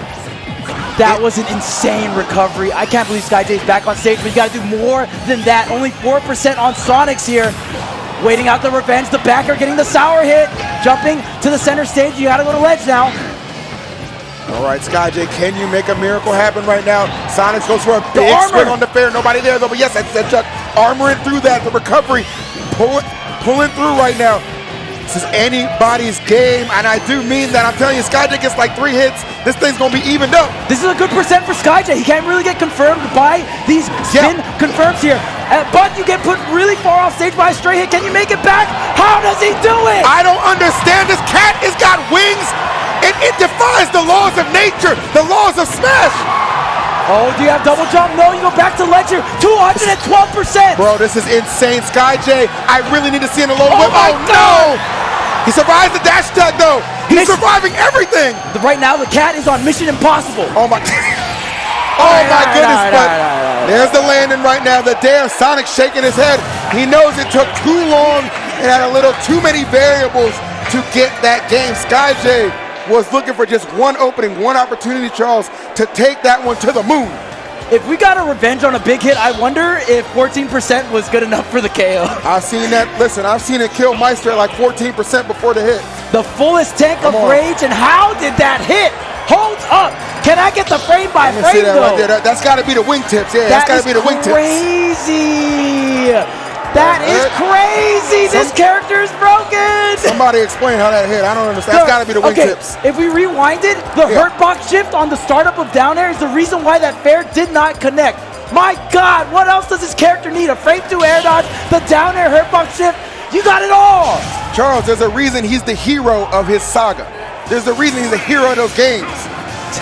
He gets shit done. I'll say right now, Sonic is pretty pissed. He's rolling those eyes. Definitely knows this should not be happening in this matchup. But right now, SkyJ is just getting the reason. He's playing the matchup so well. I would say what Sonic is thinking is he doesn't think it should be this close. I think that's pretty clear. He does not think it should be this close. But on the other side of that, man, I mean, SkyJ is definitely just a different breed. And he's bringing a lot of fight to the table right now as we have entered game number 4. SkyJ going to try and even the score up right now as Sonic's on the move, on the attack. And really maybe just powered up right now, Charles, just out of sheer annoyance and frustration.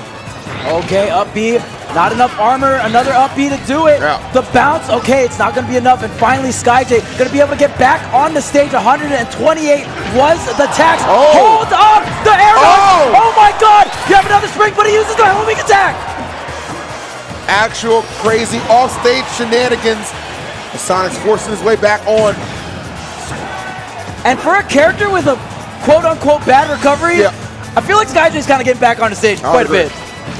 Oh no, full tank of rage here for SkyJ. Oh, and Lord then have there's mercy, an up, bro. no. He is actually insane. Did he just edge guard Sonic the Hedgehog? Yes. You see, they say Did this that just happen? They say this matchup is unwinnable. They say you should give up, but they ain't never seen SkyJ play. That's the difference maker. That's the difference maker right there.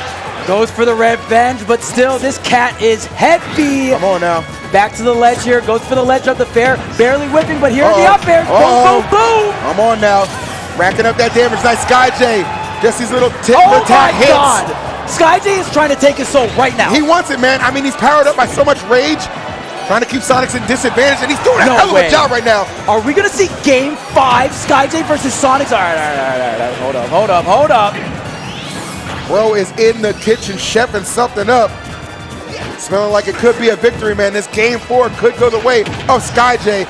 Keeping his wits about him. I see mild frustration starting to build in the camp of Sonics. And you gotta keep the composure in a match like this. You have to. Yeah, I'll tell you one thing. If there's one character you don't want to be frustrated against, it's the big cat. That's facts. Because when he hits you, it's gonna hurt. That's just what it is. And speaking of which, man, he's just finding these stray hits. These rising up airs are getting punished a lot from Sonic. He really wants to get these combos started. Instead of going for a spin move, that's it! He's up 2 stocks to 1! And look at SkyJ, man, the little smirk on his face. He's so smart. And just knowing when to strike, when to deliver. Not getting too overzealous, not spamming it out, just picking his moments, picking those spots, and finding a lot of success in that. SkyJ, let's see. No need to really have to chase him now. Sonics has to come to you at this point. SkyJ said, I'm in your grill, baby. Bring it to your front door like Domino's. What's up? Dang, and so much damage. These call-outs on the spin move The fact that SkyJ can play around that mid-range, and the fact that Sonics has to respect Incineroar because of that, the revenge, the jab, coming through here for Sonics. This is actually insane, man. SkyJ putting on a masterclass right now. Sonics, though, really so close to getting this stock. Okay, nice fair. Can we get anything off stage? Yes, we can. Good homing attack. And that's going to put him to rest with the fair. Excellent use from Sonics. All right, finally closing out the edge guards, right? That's going to be such a big deal here for Sonics. The combo starter, the revenge, but the down air connects. Nice and active hitbox, the falling back air. Try to catch it high, but the little bit of stall and reacting there. Sonics maybe locking in here, trying to close out this set 3-1. Yes, he is. Trying to get there, man, picking it up. Again, one thing I think SkyJ has done in his effort, in his offense, he's left himself plenty of time to work with, so even if he has to fight from behind, there's really no threat of a timeout. No way! Right? That's oh huge. My goodness. I thought the Alolan Whip was coming. Cashes out with the revenge on the up air here. Great damage. The back air connects. The edge guard on Sonic. The hands up. The neutral air. It's not enough. Can you make it back? Not quite just yet. We are going to game number 5. SkyJ will not be denied. What the fuck is going on right now? What is happening? What is happening? SkyJ is taking Sonics to game 5? We are seeing a revolution in real time, Charles. A revolution. A mid-tier renaissance. This is the kind of shit that goes down in the history books. And unlike that Great Depression shit, I can't stop smiling. Oh my God! Dude, he's edge guarding Sonic. Really just taking advantage of the fact that you don't have any hitbox on the spring and the dare. Not the main spike hit, but the mix up there. Just getting hit by that sour hit and not going for the tech there. And that's got to piss you off even more if you don't get hit by the spike. Tell him, Chuck. Because you could have lived. Why didn't you tech? There's so many questions going through Sonic's head right now. And all SkyJ's thinking is, I'm going to grab you, I'm going to snatch you up, I'm going to read you, and I'm going to move on to winners finals. We'll see if that's going to happen. Charles said you need to take a page out of Coach's Corner real quick. I'm trying to help you out real quick. I'm trying to help you. But those headphones, I got to imagine, Charles, they're a little soundproof right now. The only thing that he can hear is the roar of Incineroar as he approaches, and maybe a little bit of the humming from the crowd as they await for potentially the biggest upset of the tournament in winter semis. If that Tipper Forward Smash connects, that was Sonic's sauce for sure. Can we get some damage on the cat though? This kitty looking pretty right now, Chuck, is going to be quite, and the thing about it too is the pressure right now is fully on Sonics. Like, it is fully on Sonics to deliver. SkyJ's playing with house money. He shouldn't be here. He shouldn't be winning this matchup. He should not be in game 5. He got nothing to lose. It's all on Sonics to come through. And just a quick reminder, this is winner semis of the tournament. The winner of this set goes to winners finals and fights Tweak. Come on, man. We're changing the game of it. We're changing the game right here. Solid lead right now for SkyJ, not trying to force the issue, keeping some distance between the two Sonics, electing to slow it down a little bit, trying to pick his opening, and that's why you see how much damage he can do when he's able to get in there. Oh, gonna go for the forward air from the sour. Neutral air here. I don't think we have a double jump, and that's going to be a wrap. Sonic finally threading the needle on these edge guards. You need to do that, or you're going to deal with a max rage cat on stage, and you don't want that. And what happened with that, Charles? It all came from what? Just being super patient. Didn't rush in. Just, again, finding his spots. And you're seeing the difference in that right now. Stadium. You know, I know this is Pokemon Stadium right now, but the Hedgehog is moving in and taking over as SkyJ starting to lose some ground and some momentum in this pivotal game 5. The up air, it's not enough, but again, Incineroar with some of the best aerials in the game, and the stock count stays even game 5. Much needed stock for SkyJ. Sonic still, let's see if he elects to keep the offense going or slow it down to a crawl. Nope, offense is going. Oh, the crowd is erupting here for SkyJ. SkyJ with the tech, gets back on the stage. The sour hit of back air. Now, Sonics is lurking. Wait a minute, doesn't get stats up. And finally, the first forward smash of this entire set connects for Sonics. Hey, you know what? It had to come at the most opportunistic time for Sonics. He has given himself quite the lead right now, even silencing the crowd a little bit. The Let's Go SkyJ chants, few and far between, as the only thing going right now is the boot up Incineroar's ass that Sonics is delivering. Yeah, and right now, Sonic's sitting at a very comfy 32% with 2 stocks on deck, but the high cross chop, going to go ahead and connect here. There's the nair, there's the back air, and this might be the end of the run for the hero, SkyJ on the Incineroar. He's trying his best, man. You get to game number 5, you want to make it count, you want to go to distance, you want to pull off one of the greatest upsets we've ever seen, but at the moment right now, Sonics is just so far ahead. 132, final stop for SkyJ, and perhaps the final blow, it is going to be that Sonics shaking his head, and probably what I would imagine is relief as he's able to slay the Incineroar Demon, SkyJ, and book himself a ticket to winners finals. And I'll tell you what, you got to have a rock solid mentality to be in that position, because you know that matchup very much so on your favor, and most other players might have tilted off the face of planet Earth, but Sonics locking in and getting the job done. These edge guards finally connecting and the adaptation coming through. That's why we have best of 5s, everyone. Yeah, 100%, man. Best of 5s, I mean, and that takes nothing away from SkyJ. He was absolutely magnificent. The fact that he was able to take Sonics to game number 5 and really threaten the fact that he could upset him was tremendous, but it would not be his day. It would not be his day. So that's going to set up a crazy winners finals, Charles, between Sonics and Tweak. Yeah, and I mean, it's so crazy that we almost had SkyJ versus Tweak winners finals it was right of this there. insanely stacked tournament. Now, if you love watching SkyJ gameplay, well, I got a treat for you. That was winner's side. He's still in this bracket, and we'll see if SkyJ can go ahead and make a crazy losers run. We will see that indeed. But speaking of losers, we are going to transition back into losers because we got some top 6 action to bring you. Now, we talked about it at the top of the broadcast how LG was making up what? Half of this top 8 bracket with the players in there. So, unfortunately, some losses are going to lead to some unfortunate team kills, because coming up next, we have LG Meister versus LG MkLeo. And I gotta say, the theme of this bracket is we got the classics, man. We got the classic codes and a lot of amazing players coming through in the building, and amazing characters at that as well. So we got Game & Watch. We'll see if Leo uses the Joker. We've seen historically that Leo has used a bunch of different characters versus Meister, right? I mean, Swords generally thought of to be pretty good against Game & Watch. I feel like Leo just kind of feeling the Joker, though. Feels like a solo Joker kind of top 8, you know? I mean, you know, I watch GOAT Talks. I know he was, it's kind of funny. You have the GOAT Talks representatives going up against each other here with Leo and Meister. But, I mean, they were talking. He's like, you know what? Rob and Joker, that's who I want to focus on going forward right now. Obviously, the Joker has been the main catalyst to a lot of the success that we've seen Leo have right here.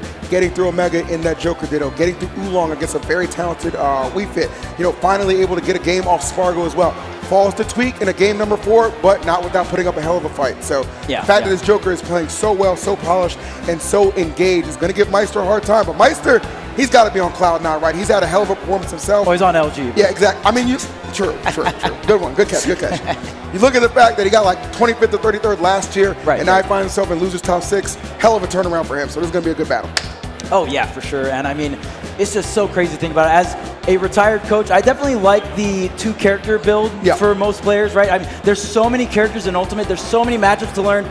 So many stages we have to play on with different variants, with the same amount of platform, but the different heights. There is so much you have to know in the heat of battle as well. It's just so hard to be this good at the game and be on that stage. I got to shout out all the players for putting all the time they do into the game, man. It is very, very difficult, and on top of that, the mental aspect. But I'm a huge fan of just rocking with 2 characters, right? Try to simplify the game down as much as possible so you can put all your energy into the neutral, into the advanced state, into all those fundamental aspects. I'm really glad you mentioned the mental aspect too, man, because I feel like that's such a huge thing. Because one thing about a lot of these players, what is it? The key word for them, expectations, okay? Such high expectations. It's not only your sponsor, right? Your fans, yourself. You know what I'm saying? You want to show up at these events, you want to perform and have a major impact. So, hey, my hat's off to you, man. And this is the tournament to start off your 2024 path on the right foot. So kudos to everybody involved.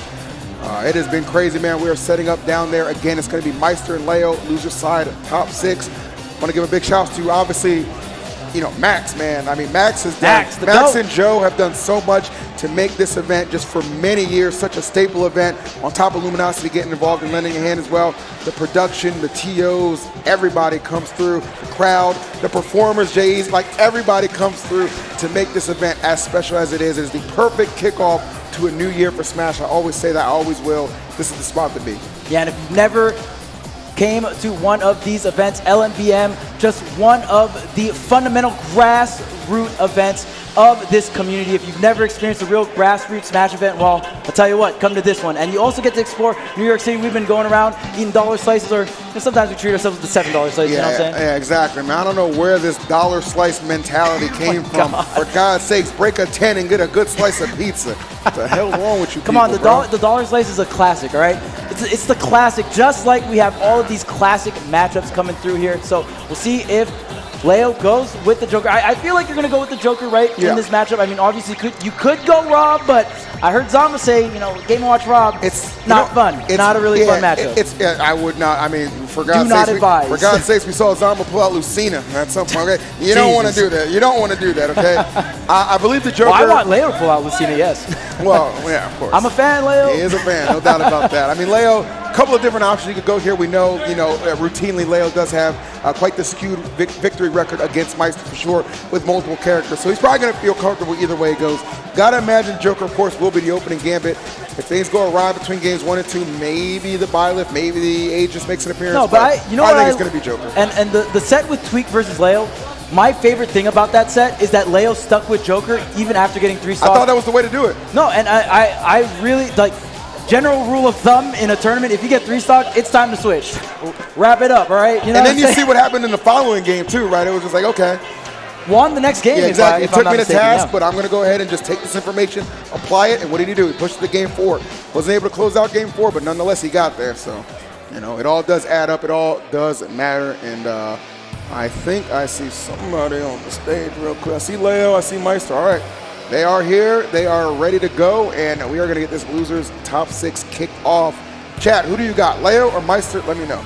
Yeah, predictions down in the Twitch chat. Please let us know who you think is going to take this set. And it's been a while since both these players played. And whenever I think about Leo versus Meister, I think about that one Genesis where Leo just had that crazy sequence with the up air chains and then went for, like, whiff punish the Meister down air with the back air. Man, that, again, one of the many classic amazing sets here we have in Super Smash Bros. Ultimate. They also had a fantastic Grand Finals in Frostbite as well.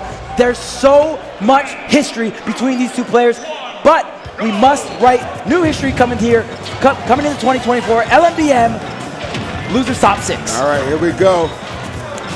Leo, Meister, another one of those kind of classic showdowns. Again, record very much so skewed in the favor of MkLeo, but at any given time, man, Meister can be a threat to anybody he encounters in the bracket. Leo to be no exception to that, but the Joker looking to come through and continue basically a path of destruction that he's been on all throughout this bracket. And I love the fact that Leo bringing in more technical things into his play. Like we said, in the set versus Tweak, the item control was a lot more on point, and Leo just improving a lot, even with things like footstool gun as well. We've seen him do it a couple of times in this bracket. So really cool to see this new Leo Joker come to fruition. Yeah, the character, man, it's all about, I mean, you're going to bring the character back too. Got to come back with a nice little bit of a tune-up, if you will, right? So Leo really utilizing some new things in that arsenal and kick. Oh, my goodness. And the great thing about that counter, after countering a projectile, you kind of stall a little bit, set up a falling neutral, which is so good. There's no double jump on here for Leo. Yeah, that back air is going to do it. Checkmate situation, and Meister with the perfect execution. Yeah, brilliantly played from Meister, recognizing no jump, no chance. I'm going to find that back there and close out this stock. Does a sensational job at that, but Leo immediately striking back. And that lightweight of Game & Watch, Charles. Yeah. How often do we see that betray the character, kill from center stage? Yeah, and the thing is, it's just so hard to react to that tech, right? That falling forward air, especially if Leo catches you in the air. It's very difficult. So Leo doesn't even go for the jab block, immediate forward slash, just to even catch some other options as well. Here comes the nair, but Leo backing off, not going to convert off that neutral air though. A little bit of a flub. Oh, nice. All right, easy conversions coming out from Leo. Game & Watch, nice, the dash attack. More mix-up timing, Boies, he went for, oh my God. Them wings were working overtime to come back from that, Charles. he dipped it pretty low there. He was dippy, man. Just like Meister. I mean, that Arsene, not going to have a hitbox, not going to be a tether. I mean, tether's known for being some of the best options for recovery here. But you do have that height, and you're going to be able to have many timing mix-ups that back air off stage. And we've seen Leo get pretty crazy off stage. We're going to be a little bit more conservative, stay near the ledge, try to throw out that active down tilt to get that 2-frame. Nice, okay, Meister smart, utilizing the bucket right there. Trying to answer with the back air, very clean. Yeah, using the up air, yeah. Yeah, Leo holding down this right side.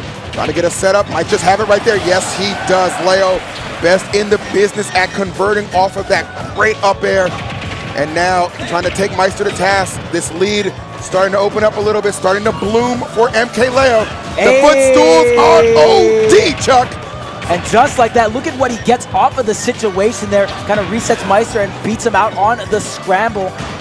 Oh, clanking there, and that jab having pretty good range. And oh, the gun usage, that's the kind of Joker I like to see. Leo fading in, fading out. The funny's coming through here in the building. That's what he's got, Leo. Okay, under a little bit of duress right there from the chef, mix up from Meister. Okay, Arsene about to come out. No way. Did he really just muscle through the bomb? Calculated now. Good Lord. When Arsene comes out, you do have intangibility, so, you know, maybe Leo took that forward air hit one on purpose because he knew he was going to transform, you know what I'm saying? I wouldn't put it past him. Surely that's not enough. Okay. All right, but Meister in a world of trouble right now. Tries to find a recovery route around Leo, pressuring from the top of the stage, but the up air just waiting for him upon trying to land. Calculated, bro. Calculated, efficient, and damn right scary.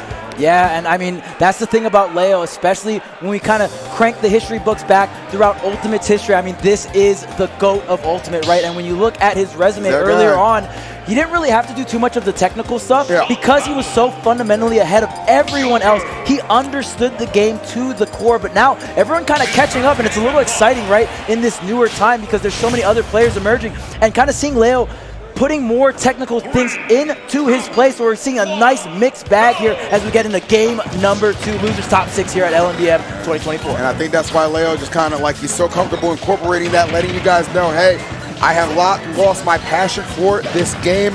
When I choose to turn it up, when I choose to become that beast again, I can very well do that. There's a reason he is so entrenched in this top 8 right now and really making a huge statement with that game 1 victory over Meister, who of course is going to battle back, Charles. I mean, Meister, he didn't get here by accident either. He's got a ton of good victories under his belt as well. Looking to add Leo to that list, but definitely going to be his toughest challenge to date in this bracket. Okay, great tech. Now on stage with Arsene, grabbing neutral air, Oh, not getting the second hit though. Meister getting a second chance on this first stock. I was going to say, kind of got fortunate that Leo was not able to get that hit that he was looking for. No doubt about that, but nonetheless, and even showing at the moment, and Arsene got a little while left here before he's going to burn out. The counter was insane, by the way. That was insane. That was with Arsene, and if you think back on it, Leo used to be so damn good at just getting the kill right before Arsene runs out, and man, we're getting a blast from the past right now. There's something about when those embers are ticking down that Leo's just like, okay, it's time to explode, and he tends to not disappoint, but Meister striking back. Even stocks right now, game number 2. Yeah, that's the thing about Game & Watch, man. That down air is a very powerful tool, and also Game & Watch, it has that bit of a hurt box shift as well, so going to be able to avoid some of these offense here. Great spot dodge coming out from Leo, going to net him a grab, but here's the neutral air, and this is going to net, going to actually drop the conversion there, not going to get that third neutral air. Maybe kind of a obscure DI coming out from Leo here, but the double up air and the frame traps continue here, but Leo just seamlessly avoiding and getting out of Game & Watch advantage state. I'll tell you right now, not an easy thing to do. Not at all, man. That is, I mean, that's one of the hallmarks of Game & Watch as a character, right? So when you're able to escape it as convincingly and consistently as Leo can, all you got to do is tip your cap, man.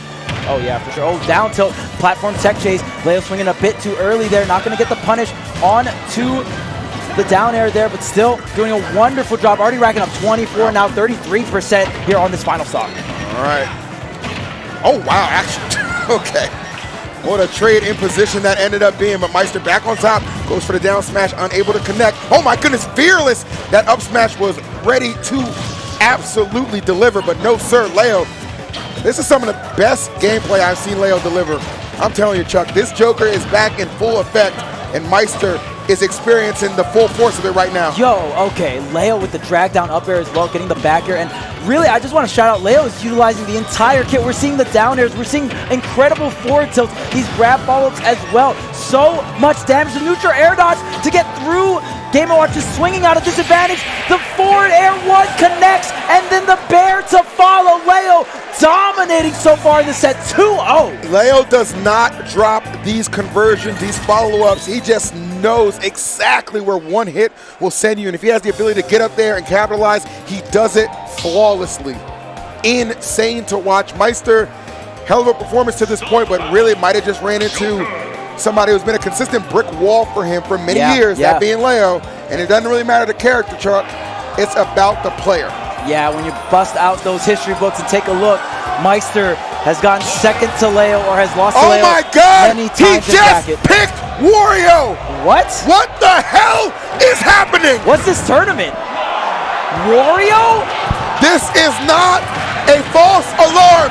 The fat man is in the building. Yeah, and Gluto is in Japan right now, so usually if we see Wario in top 8, it's going to be Gluto, the best player in Europe, one of the best players in the world at that. But man, I mean, maybe going Wario because Gluto's been doing really well versus Leo as of recently, so maybe thinking like, oh, hey man, if Gluto can do it, I can do it. The only difference is Gluto has over a decade of experience with the character over multiple games. I will give you a little inside information, okay? Okay. Meister has said that he believes Wario is his second best character, hands down. I mean, better than choosing Pichu. The old pocket was Pichu, and let me tell you, that character sucks. Well, I'm going to tell you right now, if that is in fact the case, then brother, you got a long way to go before you beat Leo. I'm just keeping it a step. Wait, I'm keeping it a step. No, you can up-B the bike and bring it back down. You can grab the bike. That's hilarious. A little fun fact for everyone. I didn't even know that. That's crazy. No, when I recorded a GOAT talk with these two earlier in the weekend, and that was one of the things Meister said. He said he really believes in his Wario more than any other secondary he has. So. And if you guys don't know and if you guys don't know what GOAT Talk is, that is actually MkLeo and Meister's podcast. Make sure to check it out. Shout out their content. You already know. Absolutely, man. Oh, well, obviously they're going to have a lot to talk about with this one. Man. Got some questions for you. Leo is piecing up this Wario right now. But, I mean, honestly, the Game & Watch wasn't doing much better.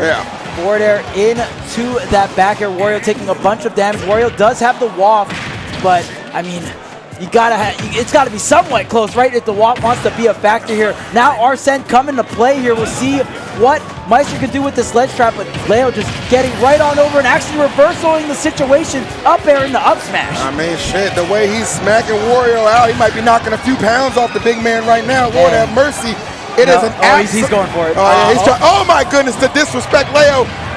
Just throwing these hands right now. I'm going to tell you right now, Meister, he's got to be contractually obligated to show up to the podcast because the way Leo put hands on, if he was doing this to me, my ass is calling out sick. I'm going to keep it real. But can we stop the No, JP, yo. Wait a minute. But the connection not on point there. And I mean, Gluto makes it look easy, but those combos are frame tight, especially after the nerfs. Come on now, I want to believe Meister can do something, man. Taking the last stock. Oh my goodness, but no, it was the last stock. Unfortunately, it was Meister's final one. A great effort from Meister, and always so classy even in defeat right there, man. So I got to give Meister a lot of respect. Joking a little bit in that last match because like the Wario was it threw us off with such a loop. But MkLeo, very solid in that performance. Gets the 3 over Meister and will continue his losers bracket run. And of course, Leo and Meister, great friends with each other. Of course, they have a podcast together. Nothing but respect coming both ways for both these players on the same team as well. Luminosity Gaming, of course. So, but I mean, that was quite the smacking, if I do say so myself. Listen, I mean, you know what? I think Meister kind of realized too. Like, look, I mean, I got to try something, right? The Game & Watch got handled. I don't think the pick. I don't think the Wario is bad. I don't think it's tournament ready yet, though. Which is going to require what? You got to play the character in tournament. Interesting. I mean, to my knowledge, I mean, way back in the day, Meister used to have that Pocket Pichu when Pichu was more of a relevant character. Sure. But then, I mean, kind of drifted more towards the Sora. But Sora, such a hard character to secondary. It's very demanding character. It is. Really frame tight combos and stuff. But I feel like Wario kind of also demanding as well, especially when you get to this upper echelon when everyone has experience versus Gluto, right? So it's a hard pick, right? I get it, yeah. It's so difficult, but I do agree with you. You got to try something, right? You have to try something, man. And obviously, you know, in tournament, top 8 at that, top 6, I should say, considering where that took place in bracket against MkLeo, what better practice in the time? Obviously, did not go his way, but I hope Meister's not discouraged. I think going into 2024 with the belief that I can pilot another character alongside my Game & Watch could actually do wonders for him. Yeah, and I mean, just getting 5th at this insanely stacked event as well. I mean, was able to take so many players into the losers bracket out of the tournament and was just racking up all of those W's for the next Lumi rank. No doubt about that, man. Good stuff to Meister. So we've seen a couple 5th place finishes in our times, and that one as respectable as any you're going to see. But somebody else has to join Meister in that 5th place. Our final match of our block anyway is going to be SkyJ taking on Spargo. And one thing I'll say about this, Chuck, SkyJ does own a victory against Spargo. It is not as skewed as you might think. SkyJ has shown he can get the job done, but this could very well be his greatest challenge yet. Yeah, if you haven't seen this set, or Spargo versus SkyJ at Collision, go check out the VOD. It was one hell of a set here. See if Spargo can go ahead and get a W here, though. Spargo in the loser side. We're used to seeing Spargo's on the winner side, right? But getting upset by MkLeo, and we could very well see the losers bracket run. Oh my Lord, you ain't coming back to this stage. Not on my watch. Good God almighty. Not even 30 seconds into the game, a stock already lost. Spargo, a man possessed right now. Yeah, Spargo doing a little bit better of a job edge guarding SkyJ than Sonic. Low key, you said it, not me, brother. I mean, everybody can see it. I'm just saying, man, like, that limit was absolutely insane. I mean, deleting that stock for SkyJ at such early percent, and that's where, you know, Incineroar can struggle. You know, sometimes you can get those, you know, mid to, you know, 50 to 80% edge guards on SkyJ, and then that's when the weight doesn't really matter, right? Not only does the mobility on the ground not too great for Incineroar, but also in the air, so that's another reason why that recovery is not that great. All right, well, this is a great lead at the... I think it dipped a little too low right there, Spargo. Going to give that one up with really no interference from SkyJ, I want to say, but nonetheless, still in control. 121 for this cat. Oh, my goodness. One thing about Spargo, man, he's going to get those down airs, and they going to hurt. Yeah, and one thing I will point out, obviously both these characters can edge guard each other really well. Yeah. And we saw SkyJ edge guarding Sonic, right? And I mean, the same kind of pattern you can use to edge guard Cloud as well. Just drop off that ledge, throw out that nair. It's so good against Cloud. You want that nice, long, active move. But the up smash coming through here, and now Spargo up 2 stocks to 1, real clean. I love how Spargo's landing patterns are always so good because he lands in a position where he knows if you swing and press a button, that up smash is going to connect and just give him such a huge lead. And does not disappoint on that. SkyJ trying to find a way to sneak in, slow down this lead and chip into it. Spargo on a warpath right now. Nice back here though. Yeah, but great DI. Okay, coming back to the ledge here, and you already know Spargo wants that run back versus Leo. Leo is the one that put Spargo into the losers bracket. It was an amazing set. Yeah, it was. So Spargo is fired up, and not only does Spargo want the run back versus Leo, you already know Spargo wants to win this whole damn tournament. Oh, absolutely, man. Spargo, and right there, the exclamation point put on that first match. Good Lord. And I'll be honest with you, Chuck, I thought for a minute it was a hand warmer, but Spargo ain't even put on his damn headphones. He said, I ain't gonna be here long. Listen, the K-pop can wait, all right?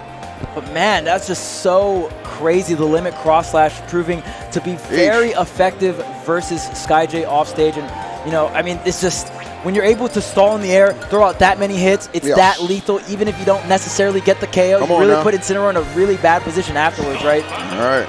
SkyJ going to have to wake up a little bit right there because Spargo, now, okay, there the headphones are. Okay, there we go. He must have heard me. I was just kidding, though. I wasn't trying to be disrespectful. All right, here we go. Game number 2. And what do you know, Charles? Not surprised to see this FD pick. Yeah. Obviously a stage that Spargo's going to be comfortable on, but the save could have been set for Sonics, and who ended up winning that game between the two? It was SkyJ. Yeah. He loves FD. Yeah, just taking platforms off the equation here, right? Just go ahead and fight me. And something you can do against Incineroar is platform cap Incineroar, right? And then really going to be much harder to get the grabs of final, really forcing a lot of different interactions that dash attack not going to cover. Great snap coming out from SkyJ. And SkyJ kind of going a little bit too far out there, and Spargo taking that low recovery path. Yeah, SkyJ can definitely be very terrifying. Love that dash attack. Great burst option that Cloud does have. Oh my goodness, with the pickup from the down tilt. Absolute insanity. Stalls a little bit with the cross slash and just a hair off of connecting that dare. Oh man, talk about something that really could have shifted the tide of this one, Charles. No parry on the last hit there, so SkyJ just standing there. And wow, great punish on the down smash there. Spargo taking a bit of a risk and paying the price. All right, a little overzealous. And this is what SkyJ loves, man. You have no choice. You got to land right on that field and scrap with me. No platforms in sight, but plenty of rage to pump him up right now in this predicament. And the great thing about Revenge, too, you can hit shield and you get the power up without losing it. You only lose it when you cash out from the damage. So much time goes through, or you take so much damage, or you get grabbed. Oh, wow. That's the cash out. He got him. What? That's the cash out, man. And that forward tilt, one of the strongest forward tilts in the game. Good Lord. And it's so active, and I'll tell you what, there's no soft hit on that one. This is kind of insane right now, the way Spargo is getting handled right now. 170% though. How does SkyJ do it? Finally closing out the stock, but Cloud is notorious for, it's really hard to live at such high percents against Cloud. It is. Because there's so much good stray hits that really just get the job done, right? Hold on. I like the idea. Yeah, I like the idea too. Spargo definitely trying to get that stock off as quick as he can. It would be very helpful right now. SkyJ taking a couple of up airs. Let's see. All right, landing aggressively. Nicely done. Love that. Able to just avoid every cross-slash attempt. Okay, getting back on stage. Back air. Going to go for the early. Oh, but he goes for the fade back on the cross chop there. Dash attack does connect, but SkyJ, if you're hitting up across the stage, it's not going to be it. Still alive here. Oh, able to get back on stage. Spargo not able to find the back air. That was terrifying. Spargo at 70% on this final stock, just getting caught up in the clutches of SkyJ. It was just unleashing at the moment. The up air still not going to be enough. 160. This is a scary cap, but able to slay it right there. Spargo still with a gas here, but perhaps not. Okay, directional air dodge, still got the double jump on deck, but really, again, SkyJ kind of going a little far out there, not covering that really low recovery path that Spargo is going for. Okay, there's the limit used for the neutral. There's the grab, slowly but surely tacking on some damage here and there. He's picking on the right reactions, but SkyJ still in firm control. 168 for Spargo, and that's gonna do it. SkyJ turning FD to a litter box and shitting on Spargo as he wins game number 2. Let's go, Chuck. Damn. Let's if you go. thought Kazuya was crazy on FD, well, let me tell you about Incineroar right now, because SkyJ hasn't lost yet on this map. Come on now. In top 8. Come My on now. goodness. Come on now. That man said, I own this stage. Man, when you got to scrap the cat, it's not too good. That ain't, come on. It ain't. It's not going to be a fun time for you. On FD, it ain't what you think. It ain't what you think, guys. Game number 3. Let's run it up. Man, SkyJ really bringing the energy to this cast, to this top 8, to the crowd right now. Everyone loving this gameplay. And man, back and forth between these two, Spargo versus SkyJ. Yo, down throw forward smash. We're doing the raw combos out here. He said we got those, Charles. We got those. Straight up. Let's go. Oh, another one? Dang, tried to get the back-to-back revenge. I like that stacking up with the up airs, kind of early reminding you, okay, when I got platforms in the occasion, I can really make these hits count a little bit more. Boom, the cash out from 30 to 90. That was real quick here. And the revenge on the limit up B charged up and try to get another snatch there with a Alolan whip, but no neutral air. Man, this is so terrifying. SkyJ just continues to be a force. This is why he's just one of those guys you don't want to see in top 8, and this is the reason. His character just elicits such a terrifying reaction, right? This makes you even second-guess moves at times, but no second-guessing from Spargo. Elite with his striking ability, as we are used to, and now going to try and take this one the distance. The lead in hand and the percent beginning to stack up. Yeah, and Spargo finally connecting that down air for that 2-frame, intercepting that cross chop to the ledge here. Great way to navigate around that limit. Blade beam there, back here on block, gonna be nice, and great dash away. Spargo knows that SkyJ loves playing those guessing games at that mid-range. That he does, no doubt about that. Spargo doing a good job keeping the distance, slowly but surely charging up the limit as well. Himself a little bit of an insurance policy if he does get off stage. Nicely done.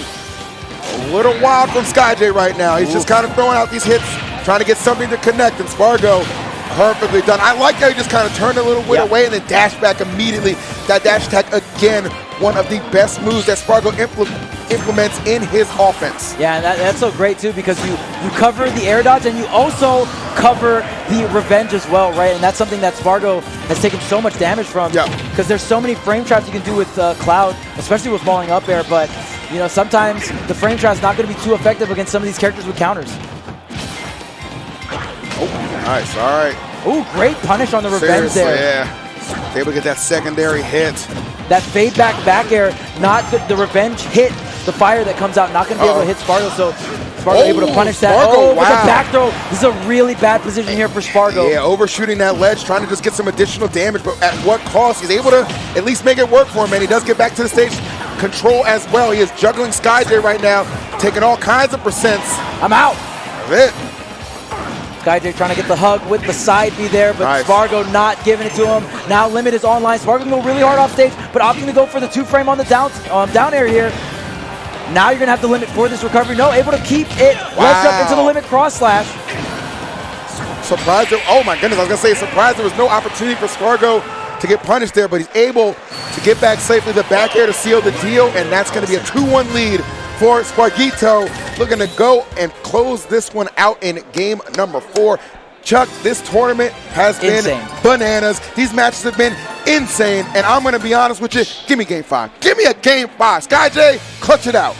Back to back to back to back to back to back bangers here, and it's always going to keep coming. Come on, man. At Luminosity makes big moves 2024, man. And geez, if anyone's making the biggest moves out here, I got to say it's SkyJ, man. SkyJ just, probably the one player, that was not on a lot of people's radar to make it such a deep run in this tournament. Obviously somebody, again, a big fan favorite, but being a fan favorite does not always guarantee victory. We know that all too well. But on this day, SkyJ, he has been a different breed, and he's looking to make a miracle happen one more time. Got to start with this game number 4, though. He's back on FD. Again, I coined this as he turned this to a litter box, okay? He owns this, all right?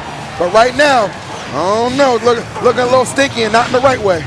Yeah, and right now, Spargo doing a fantastic job. Opted to not ban this stage, even losing to it last time. So that means Spargo very confident to let SkyJ run it back to this stage. And I mean, if I gotta say, in terms of counter picks or just stages in general, FD is very volatile. So leaving that open for SkyJ, a really big deal in terms of confidence for Spargo. There's a dash attack, though, catching the landing. Down tilt, not going to get the 2-frame here. Dashing all the way back. The forward tilt, sending Spargo so far off stage, forcing the limit. Oh my God! Immediate tech back into the neutral air, forcing Spargo to fade back here. Not going to be able to pick it up. Man, this recovery is insane. These off-stage interactions are insane. The way they're recovering around each other, too. I mean, you make one error, and that is going to be your stock. And for SkyJ, it was the shield getting a little low, and Spargo able to capitalize. Gets the back air and a slight lead, and I do emphasize the point slight because SkyJ can definitely take this stock quick, fast, and in a hurry. Oh man, being very aggressive with that double jump onto stage here. Spargo with these fares, but the revenge coming through. The neutral air dodge to barely skaze through that limit neutral B here, and you get snatched. You get snatched. Come on now, you know what time it is. Brock Lesnar came through on that one. F5, blowing him out, and here we go. This is fantastic for SkyJ, man. Just trying to find some momentum. Oh my goodness. Well, maybe he should be trying to find the stage because Spargo is head hunting right now, Chuck. Yeah, and these back airs, if Spargo max faces them, we already seen that he can punish the revenge. So you can go ahead and revenge these back airs, but if it's max phase, you're going to get punished anyway. I don't want to say it's Joe over, Chuck. I don't want to say it's Joe over, but Spargo, oh my goodness. It might be. If it's an election year, I think we know who's winning that. Okay, the down throw tries to go for a big play here. Able to barely get knocked around from that limit climb hazard, but still not enough. Spargo able to come back. Oh my goodness, here comes the up tilt. Wait for the revenge. Oh, Spargo is cooking. Oh, he might get him here. He might get him here, Chuck. Oh, wait. What the heck? Did SkyJ just maybe he DI'd up, but how are you ready for that tech, SkyJ? How are you ready for it? Oh my goodness. Good Lord. SkyJ, one last hope to bring this to a game number 5. Can you get something started? The out of shield coming out from Spargo. Here comes the revenge on the back air, cashing out with the up air. Oh my God. Revenge. Charles, don't get hit. Do you believe, Charles? Do you? Oh no! Oh no! The fair seals the deal in what could have been one of the most potential epic comebacks we've ever seen. But Spargo, he is not one for fairy tales. He's one for history, and he makes another notch in his resume with that victory. Insane, bro. Insane. Dude, and here, Spargo might have got, I mean, even if you don't lose the stock here, you probably get put in such a bad position. Sure. But come on, man. We all knew that Alolan Whip was coming. Like, we all knew. Maybe not enough fear instilled yet. And, right there, Spargo just doing the correct thing, going for that full hop, just getting out of the way and then going for the whip punish. Maybe if SkyJ's just held on for a little bit longer, but I mean, if anyone knows when someone wants to get out or stay in those situations, it's going to be SkyJ. Absolutely. And Spargo just kind of guessed right there. He did, man. He guessed right, put himself in a position to succeed, and it was enough, just barely, to get the KO in game number 4. But, man, you got to give it up for SkyJ. Dude, I mean, again, crazy run. Just such an amazing player, such perseverance. Does it with a character that most people just scoff at. SkyJ just looks at it and says, you know what? I see the potential. I see the vision. And I'll tell you what, if there's a precursor to a 2024 that SkyJ could potentially have, I'm all for it. If there's a read, there's a way. Talk to him, Joe. That is the way of SkyJ, man. And I mean, bet it all on that read. But guess what? It's Incineroar, big grappler character. You got to bet it all in so many of these situations, right? Hindsight, obviously 2020. But you know what's not 2020 is that 5th place, man. Good stuff. Good shit, SkyJ. Dude, 5th place here, going Game 5 versus Sonics. That was absolutely insane, really showcasing what this character can do when he gets your hands on him. No doubt about that, man. Nothing easy for SkyJ, and you know what? I don't think he wants it easy. I think this guy likes to do it the hard way, and kudos to him. But, man, what a top 4 that we have accumulated right now. You got Spargo, you got Leo, you got Sonics, and you got Tweak. Absolutely insane. Look at that. And the one outlier really is Spargo, who is not a member of LG. So LG's odds to win this tournament kind of looking pretty good. Yeah, a little, you know, I'll say, you know what? I think it's about a 75% chance. I'm just going to take a little guess that LG goes ahead and takes this tournament. But, bro, we're going to see the MkLeo Spargo run back. That's going to be crazy. God damn. That's going to be crazy, God damn, man. that's going to be a crazy set. If you didn't see it earlier, man, Leo was able to take it over him in 4 games. It was very impressive, but Spargo has fought and crawled and climbed his way back into the top 4 for that rematch. And, of course, on the other side, winners finals, Sonics and Tweak. We've seen these guys have plenty of classic battles throughout the past. I know, to an extent, Wi-Fi training partners as well. So very eager to see how all these matches do unfold. But we will be leaving you in the very capable hands of a few other casters to take you home from this event. So we're going to end our block. But I think we got some ads. Devin? Yes, sir. Devin, some reads? You already know, man. How about Game Media? These guys have been sensational, helping out with the side streams, the main streams, everything, man. Proudly supporting Big Moves since 2018.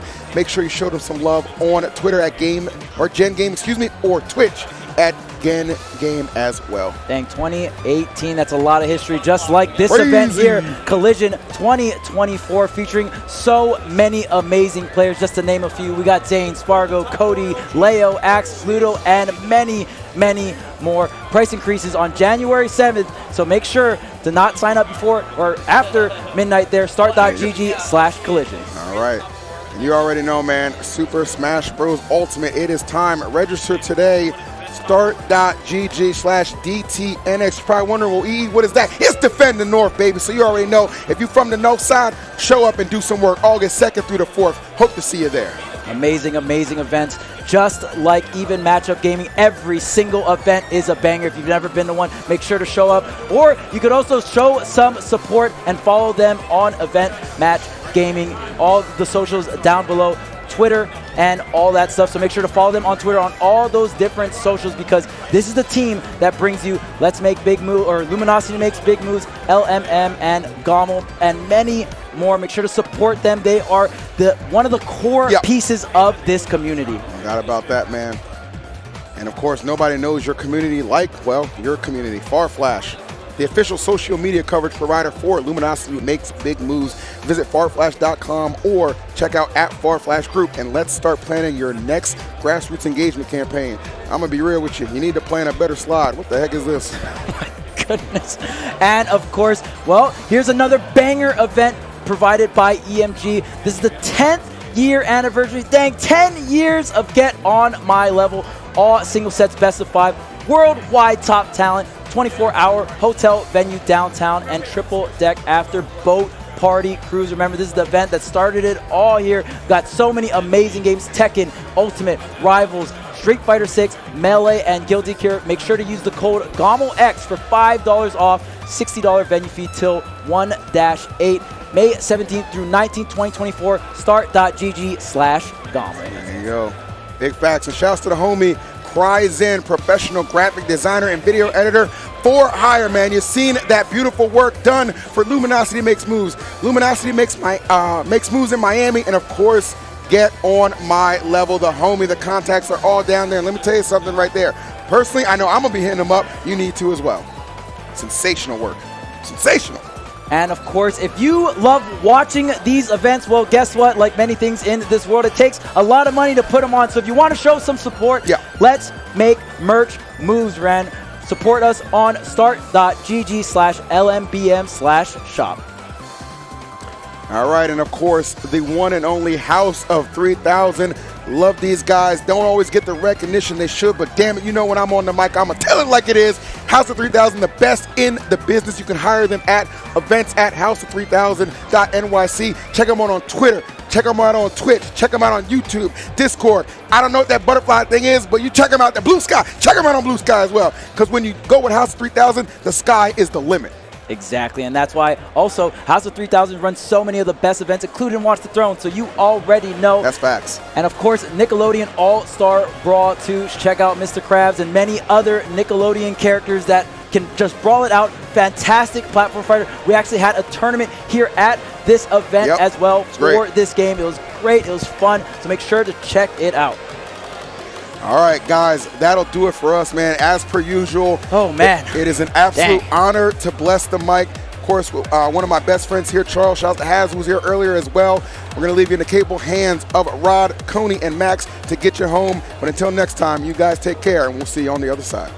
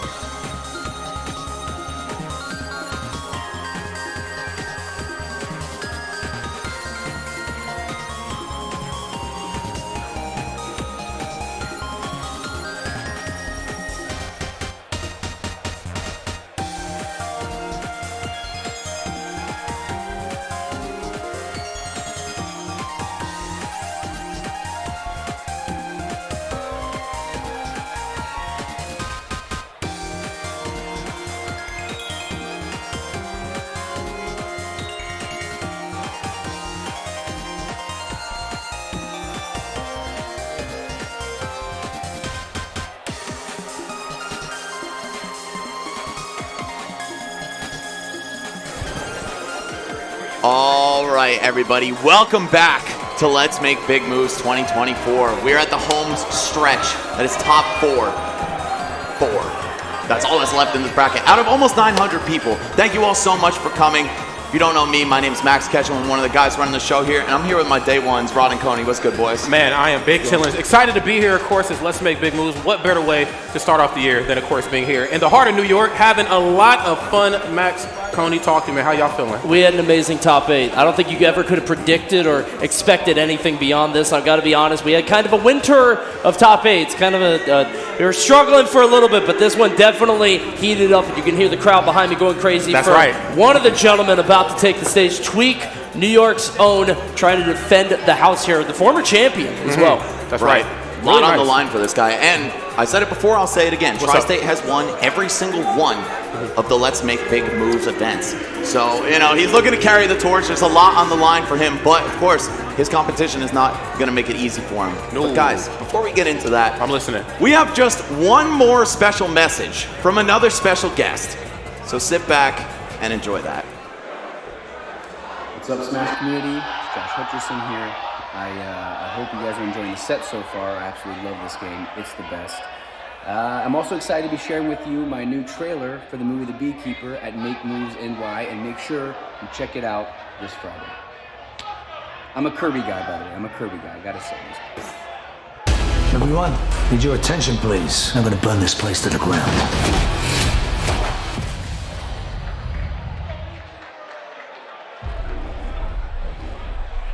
You're a blessing, Mr. Clay.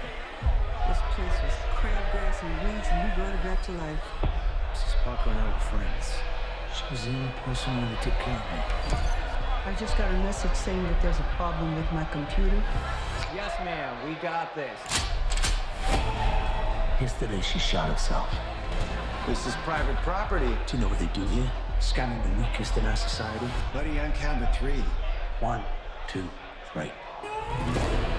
There, I did it for you. I'm gonna burn this place to the ground. Will you stomp his ass out? You're telling me one man did this. The only thing you know is he's a beekeeper. A beekeeper? Well, that's not good. Beekeepers is a special program outside the chain of command. I protect the hive. When the system is out of balance, I correct it. We have laws for these things. Until they fail, then you have me.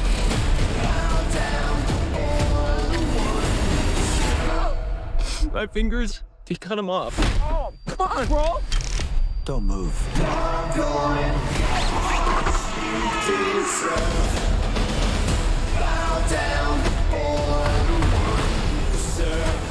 This is much bigger than a little phishing scam.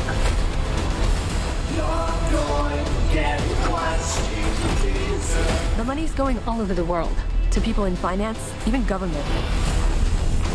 You are a problem. Goddamn right, I'm a problem. I figured I'd give the firefighters a break. Somebody detain this guy.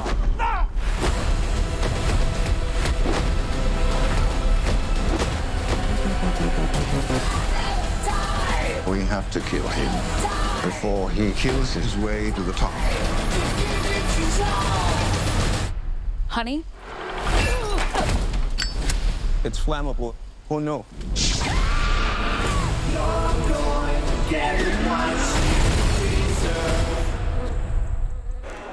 We cannot forget about The Beekeeper, directed by David Ayer. This action-packed Jason Statham movie is hitting theaters on January 12th. And if you are unaware, David Ayer has an amazing track record as a director of films of Suicide Squad, Fury, and End of Watch. In The Beekeeper, one man's brutal campaign for vengeance takes on national stakes as he is revealed to be a former operative of a powerful and clandestine organization known as The Beekeepers. Make sure you check it out in theaters this Friday. I am unbelievably excited. Bro, they gotta pay you to do stuff like that, man. That was godlike. Let's give it up for Coney. I'm buzzing. Well, I'm sure you will all be very excited to hear that Tweak versus Sonic's Winners Finals is coming right up for you. It's a monologue, man. You gotta feel it. You gotta feel it, all right? Oh man, this is gonna be awesome. All yeah, right. I mean, Tweak and Sonics. Tweak Sonics, man. Man, they always put on a phenomenal showing, man. And Tweak, being on the run that he's been on these last so many months to really just almost a full year at this point. And then Sonics, I mean, he might be like top 3, almost like we were talking about being the best. He might be the best in the world. So we're gonna see how this tournament's gonna wrap up. All right, let's get right into it, guys. I know the players are itching to go. I know you guys want to see it. So, by the way, these guys have not played in a while. I feel like it's been a long time. I was trying to rack my brain to say, okay, what was their last track record? What was the last time I've seen them face off against each other? And I feel like it's been quite a bit. I mean, Sonics has had this sort of, I don't want to say meteoric rise to prominence because we know he's been on the upswing for a while, but it feels like he's really solidified himself in that top 3, if not top 1 conversation, right? Yes. So I'm wondering how he's going to do against Tweak here, who is known to sort of shimmy and wobble a little bit, depending on the weekend. Tweak certainly looks locked in, defeating Leo to get here, and Prime Leo, I should say. I mean, That's right. Leo was there it is. Give us those Tweak chants. There it is. Yeah, I've heard people be like, why are they booing? And they're actually just saying Tweak in a really deep tone, so don't get it twisted. They love him out here. That's right. This is going to be a great, there it is. Thank you, Lord Devin. That's right. All right, and this is kind of a throwback to last year's top 8. These two, I don't believe, even met in bracket during that, but Tweak won the tournament. Sonics almost made it happen, falling just short at 3rd place. Started off an amazing year for him. Let's see how far he's come in that time. Okay, well, let's see how it goes, man. Fresh out the gate, banana peel in hand. That's a very dangerous Diddy Kong right there. The most dangerous, if you will. So much of this is going to come down to banana placement, whether Tweak has it in front of him, whether he has it in his hand. Really, the way that he utilizes that is going to be instrumental in how he controls the pace of this matchup, which is your only shot against Sonic, who is so good at controlling the tempo himself. And that's why you see Sonic's holding it as long as possible. Yeah, same could be said on the opposite end as well. I mean, Sonic's, of course, taken away from him. It's not out of character for, Sonics to slow the match down. Of course, we all know the memes, but once you take the banana peel away from him, you know what you have to do. We kind of activate that hit and run sort of play style. Nice, great parry. Yeah, it's going to be so important for Tweak to control the projectiles in this matchup. Sonic is so good at that mid-range. He can make it happen for any whiff punish you could ask for. Man, bro, Tweak said, I'm coming back. Yeah, it took a lot of trades there, too. Sonic's taking a lot of percent, but ultimately worth it considering he had the lead. I do think Sonics has a bit more consistent kill power, especially if he can have the right timing on that. And I think timing is the real word we got to talk about whenever we discuss Sonics. His timing and his ability to strike on an opportune situation is unlike any other player in the game. Oh, no doubt about that, too. And I think it just really speaks to how great of a character Sonic is as well. I mean, you got the frame 4 spring, first hit on fair is frame 5. I mean, off stage, Sonic just becomes even more of a terrifying player. So, of course, Tweak's out to be very safe, but there's the fastest up smash in the Wild Wild West, or I guess in this case, the Wild Wild East. Man, it's Diddy Kongs. After that first stock wasn't looking so good, though, Tweak has pushed his way back into it. We're going to see this classic corner trap, banana on the floor. The floor is lava. And now Sonic's, just going to cross him up with these spin dashes, retreat to the platforms, try to make himself hard to hit. Okay, nice. Falling up air. Sometimes you kind of have to guess on where Sonics is going to be. Very rough to try to play the futuristic sort of aspect to the meta. Where's my opponent going to be? Can I get there in time to put a hitbox out? Or at least if not, maybe for a trade? Yeah, he's really looking good here. You can see Sonic really trying to prioritize that banana, getting it as quickly as possible, holding on to it. It's just another mix-up in his repertoire. He could just kind of sit in the corner, wait for the spin dash, and there's always the opportunity to just throw that if Tweak gets a little too froggy. That's right. Of course, springing to life at the ledge there, dash attack right into forward air. And of course, slipped on his own banana peel. Sonic, of course, some of the strongest grounded options in the business, dash attack being one of them. Standing jab. Can't quite check the temperature, but this is good right now. This kind of goes back to what we talked about before, Cone. You talked about the importance of the on-stage gameplay, really just the timing that goes with it. We're seeing that aspect come to life off stage too. You don't want to get taken for a ride in Sonic's Uber. Both of these guys have become kind of a known to slow play. We know that Tweak can dial it back quite a bit, wait for his opponent to make a move and then strike, but I think that's going to be his biggest challenge because Sonic's the master of not making that first move if he doesn't need to. Obviously, we could see him turn up and get aggressive, and we'd see Tweak do the same, but we are seeing two immovable objects against each other. Oh, so smart. Barrels are out. They're gone. Yeah. Okay. That could have been a very favorable trade, right? The barrels do upwards of 20 damage. Spin dash not even close to that. It's not going to work out that time, but something to keep in the back of your mind as this set progresses.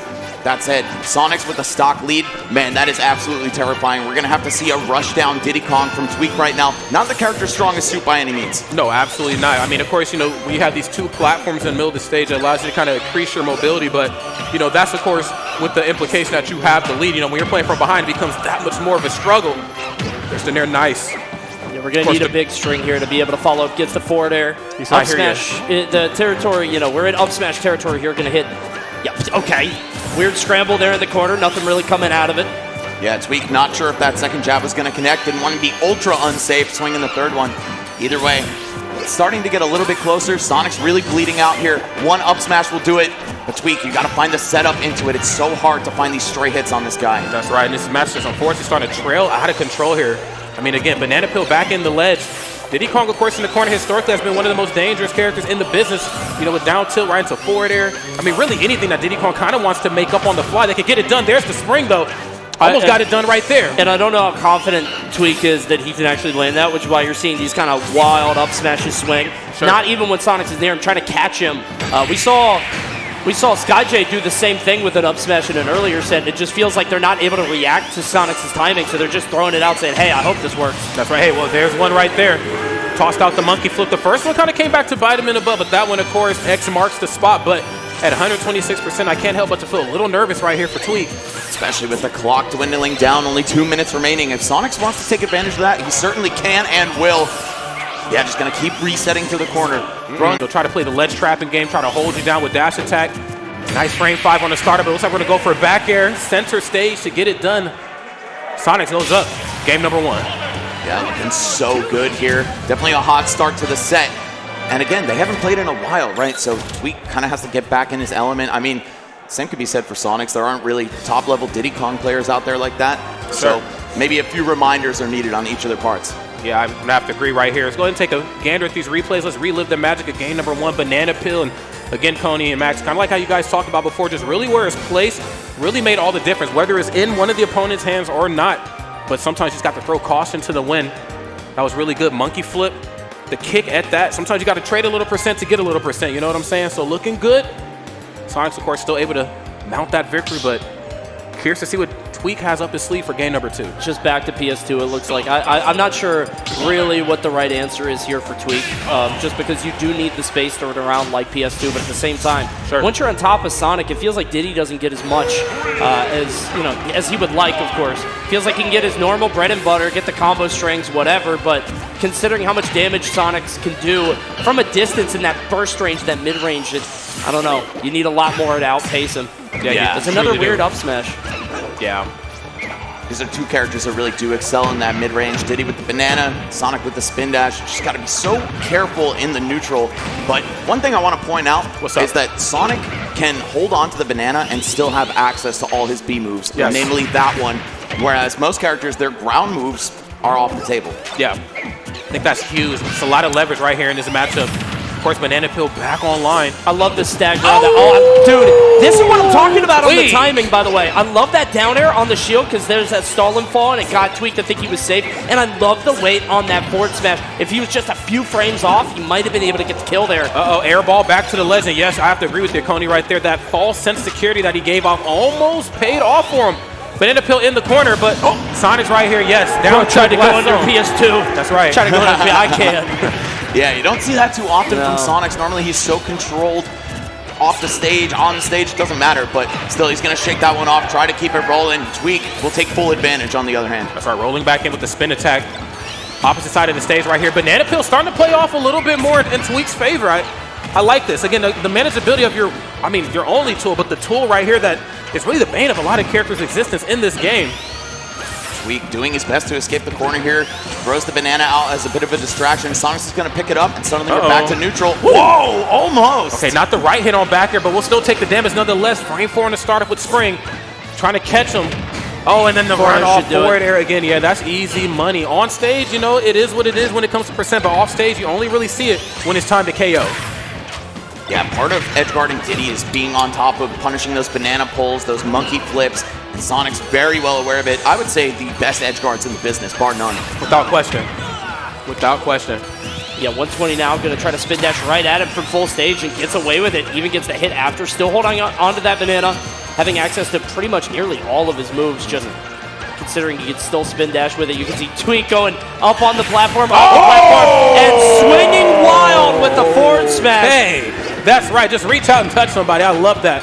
What a call out, man. It is so hard to react to the launch of spin dash. You travel so fast. There's a point where I saw Tweak try to walk away, and he couldn't even block on reaction, right? So you do have to bet it all sometimes. Tweak getting rewarded for it. Yeah, and it almost feels like both sides is kind of playing a game of tug of war when it comes to testing each other's reaction time right here.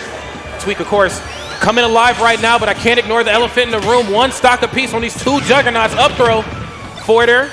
Of course, trying to push the advantage up smash out of shield immediately, man. Stop touching me. Sonic's getting a little bit too aggressive as soon as he hits shield. He's repeatedly going for an aerial right after, maybe going for that that homing shot.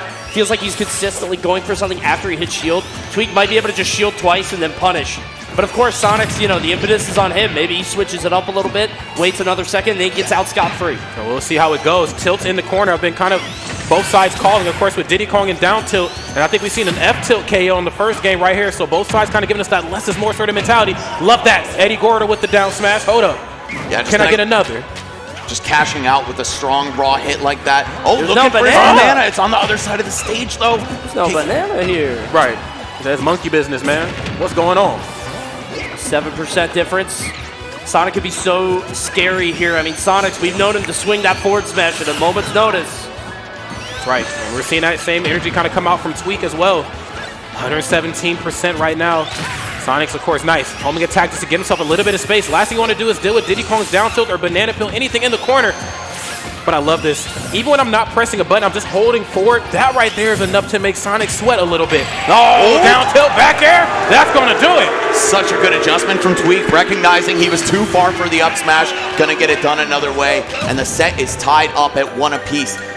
Can't help but point it out, though. Sonic's did throw his first stock away. Yes, he did. And it still was really, really close. Yeah, that's a good point. Yeah. Forgot about that bit. No, you're right. But you know what, though? I think on the opposite end of that, we got to see what would happen if Tweak got the lead and how he would maybe switch up the flow. Because, we talked about before, Sonic's, was being a little aggressive in some of those interactions. Same could be said for Tweak, but I'm aggressive because we're even right now. But now that I have the lead, I get to slow it down a little bit, become a little bit more calculated. Yes, you have my banana peel, but you still have to approach me, and I think that's one thing we cannot ignore in this matchup. The moments where Sonic has to approach is what really Tweak is looking for. We talk about it all the time. The best way to beat Sonic is just to have a lead. Just trying to get ahead of him. That's right. Try to hold on to it. Try to not let him whittle you down as much as possible. That's right. And gifting him that lead early in the first stock is a huge boon for Tweak. Wonder if it's going to happen again. Well, all it takes is a hot start, right? And then we could see Tweak play from that position yet again. Not sure if it's going to happen, but one thing that's for sure is that this whole set might be played on Pokemon Stadium too. Shocker! Wow. Well, only time will tell. Yeah, if only we could be on WarioWare instead. True! Legalize. Hey, it's your tournament, big boss. That's right. Turn it on right now. That's right. You won't. Look, I'll ban Steve and WarioWare if I damn well please. Oh, man. All right, well, only time will tell on how this matchup is going to play out here. Don't let Sonics hear that, though. We'll see how it goes. Of course, dash attack, breaking that zone. And again, another forwarder. Both sides is kind of, again, tit for tat right now. Love that down tilt in the corner. Again, it's the timing, man. Sonics just has this unreal sense of when to pull the trigger. He knows the vibes, one might say. That's right. That the curator of vibes. Oh, that is a huge hit. Putting Tweak at the ledge. Gets away with it, though. Okay, the roll on stage. Banana is out, but he's just a little unsure of himself. Sonics is just going to run up and hit him for it. That's right. We are chilling with that banana, bro. That's right. I think, again, you talked about it, Coney. Mid-stage, dude. Mid-stage, and plus, I just was a little too aggressive that last game, and I paid the ultimate price for it. Right now, slowing it down. Another nair, but hold on a second. The Tweak show starting up. Getting closer and closer here, chipping away at this lead, but still a lot of work to be done for Tweak. Oh, the C-drop, I like that, but couldn't convert it into anything.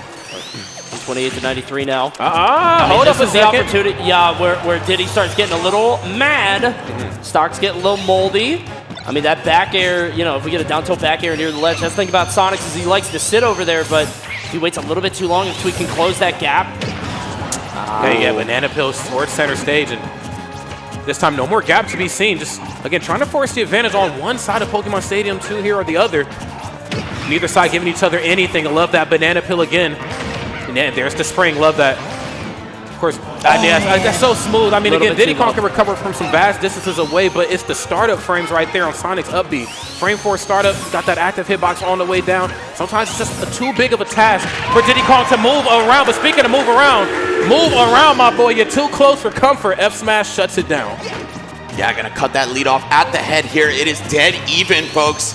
Still a good chance for either player to take it. Again, Tweak needs that hot start. He needs to hold on to a lead, push that as far as he possibly can. Sonic also doesn't have an easy time approaching. No, he does not. Yeah, if we see him get that, 40% Tweak start that we could sometimes get, banana drop, maybe a dare, some of that really strong stuff, but I haven't really seen much of that from him. Just kind of being whittling the stock down very slowly. Once again, Sonics has the banana in hand, not going to let it go. Yeah, he says, if you want it, you got to come take it from me. And I'm not going to make it easy. Come and take it, brother. That's right.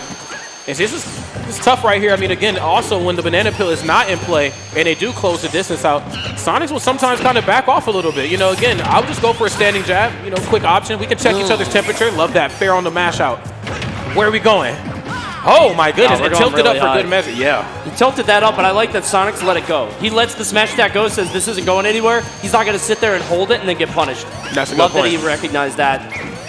I gotta say, I'm loving these measured approaches from Tweak. He'll do a lot of walks because, of course, you can't block out of your initial dash in this game, right? The second you commit to anything, whether it be a dash or an attack, Sonic will just come right in there with that spin dash, blow you up, and deal a ton of damage. So Tweak is making sure to avoid that at all costs. But yeah, the reaction, the patience from Sonic, that's what's winning him these sets. Yeah, again, slow and steady certainly going to win this race. And Sonic's, of course, kind of being the curator of this sort of mentality here in Smash Ultimate. Nice banana peel out of play right there. And yes, the one moment I see you misstep on that banana peel, and I'm in your face. Even worse, I'm in your face, I'm taking it from you. Throws it up, nice. It feels like every time Tweak gets an answer, Sonics changes his approach. Like, Tweak was going for these weird, platform drop neutral airs to try to intercept him. Sonics is like, okay, and then he just waits a second and then lets it rip later. Yep. Yeah, you gotta call his bluff. You have to be super tuned in to when he's gonna let the spin dash rip. Otherwise, he'll just win in the patience game over and over again. Dash attack to break the ice, though, that's the scariest thing about Sonics. He can turn it up at the drop of a dime. Yes. I believe his dash attack being just a frame slower than Fox's to put it into perspective for people. So it's a very good dash attack. Again, that mid-range game just becomes that much more dangerous when he leans into that. Nice! F-smash into the corner. Banana peel back in hand at Gavin with the lead. Let's see what they're going to do to hold on to it. That's the fear when you play near the ledge. When you're near the ledge the entire time, it just takes one slip up to lose your stock at 100%, especially if you're not sealing the deal and taking care of your opponent. He could have killed with a forward tilt, could have killed with a bunch of stuff, but Tweak sneaking past him, and again, earning back the lead, or at least the even stock here, as he lost his stock right after. That's right. 2-minute warning now. That's right. Time's of the essence here, friends. A lot on the line, even with the next interaction here. It's going to set the pace for things, okay? Sonic's dealing nearly over 50 damage. Conversions are ridiculous. Yeah, quick get in and get out. Not trying to be here too long. Of course, at 51%, I can't help but to feel like a long string is coming on Tweak's behalf as well, too. Sonic's, excuse me, very well aware of it. Starting to cool his jets. Seen a lot more charging in the corner. There's the throw. DI on that, actually going in. And Tweak not able to follow up with the back air. About a 30% differential if this does end up coming down to a timeout. Not really, I don't know how likely it's going to be. I mean, with the way Sonics is playing for it, Tweak is not, clearly. But that may shift in just a moment. Gets the back air, Tweak off stage, does have banana. It's springtime. All right, approaching that 1 minute mark, the pressure is on. Particularly for Tweak, he's going to take a huge damage swing right there. Still down by just a little bit, but that was a big dent. The reads! Wait a minute, that's right. Every hit counts even more right now. Banana peel in the corner, nice to see the fake out, not looking for the regrab. Oh, you tried it. Whoa! Ambitious on that up smash. A little surprising. Oh, the standing jab. The ambition is most certainly here, Coney. Dash attack again. Stay away from that. There's a 6% differential, but there's no way we're going to time. Not with these percents. No. Right now, 132. Going to get the knockdown. Hit and run. Wait a second. 142%. Sonic's in a little taste of his own medicine right now. Yeah, you don't need to do anything here. Oh! Whoa! Is that it? Yes, it is! Just barely enough. The forward air closes it out. And Tweak winning the rubber match here. Up 2-1 on Sonics in the winner's finals. Yeah, no SD on that one either. Just kind of beat him over time very slowly. That second stock was the deal breaker. That was the momentum swing because Tweak was on the ropes. He was at like 150, I think. Sonic's only at 110. Yep. And he caught him with that ridiculous call out on the side. And that ended Sonic's stock way earlier than it should have. Yeah, that was really smooth. Again, both sides just testing each other's patience, And, more importantly, that game of chicken starting to, maybe lean more towards the favor of Tweak here in some of these interactions right now. Of course, Banana Peel not quite getting the job done because Sonic's, of course, still playing absolutely out of their mind when it comes to taking that from them. But, where you lose one aspect of your toolkit, it's time to let some of the other ones shine. And we got to see more of that frame 4 down tilt come through from Tweak when I decided to break that zone. Banana Peel back on lock right here. I'm in the Pokeball. Come see me, man. Oh, big break here for Tweak. Bear, dash attack, and then a couple more bears after that. Oh, he's cooking. Oh, and a big trip. Ooh. Woo! Ooh. We're up to 88 now. Has the banana as well. And again, this is where he could slow it all the way down if he wanted. I mean, if he wants to sit in the center, that's fine, but doesn't really need to. I think he's trying to keep the pressure up and keep Sonics at the corner as much as possible, but you don't want to fall for too many of those. No, absolutely not. Those stocks, I mean, when it comes to back air and forwarder, that's kind of some of the more bread and butter options in Sonic's toolkit, not only for putting on percents and extending strings, but also for KOing off stage, which, again, this has been one of the aspects of the match where I think Tweak kind of struggles a little bit is dealing with Sonic's off stage. Yeah, there's not too much you can do to edge guard this character, and he has a million ways to do it to you. So you want to keep the fight on the ground as much as possible. Not that he's not gifted there either, but well, you're not wrong about that. Up to 131. Sonic's retaking the lead, almost securing it. With that forward tilt, springs out, nothing going to happen here. And not an overcommitment with that dash attack, but still scary. Back throw. Nah, not quite. Oh, it actually is enough right there. No red stuff that time, but it is enough to get the job done. And Tweak with the immediate run up while they have those iframes and the answer back with that down tilt. Doesn't quite make any magic happen right now, but of course the increased mobility that you get when you have these two platforms, trying to keep the movement options as ambiguous as possible. Love that B-reverse on the banana puck too. It got him just out of whiff punish range from Sonics. It's going to be so important. These little micro interactions really add up over time. But, of course, you got to seal the deal on the stock. No. Goes for back air instead of up smash. Maybe not believing in it. Maybe not reacting in time. Who knows? Burnout 135. I mean, you can pin Sonics down in the corner now, but it doesn't even matter. I mean, 141. He got his stock's value. That's really what it comes down to. Grabbing the banana as well. And Sonic is so fast that if you ever pull out that banana, if you're not blocking it, if you're not in the middle of those two, he will grab it every time. Oh, without question. Yeah, it's going to belong to him pretty soon. Confiscated, if you will. Okay. Spot dodging it through the down tilt. Hit through the up smash, too. Yeah, I mean, talk about just the resiliency you have to have, the presence of mind to spot dodge through something like that.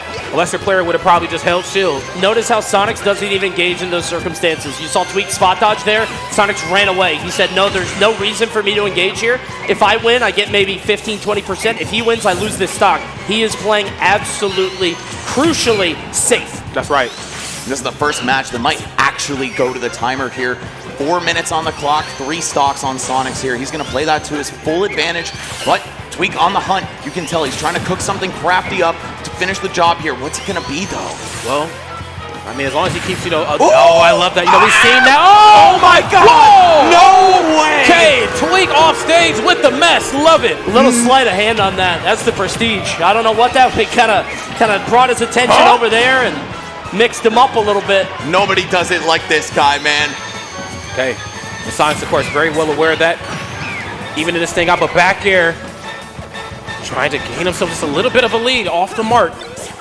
Oh, yeah. Look, if you want the banana peel, you can have it, but how are you going to defend yourself? Whoa! Oh, wait, they're both dead! Oh, my God! Whoa. A gift from God for Tweak here. That is a huge swing for Tweak.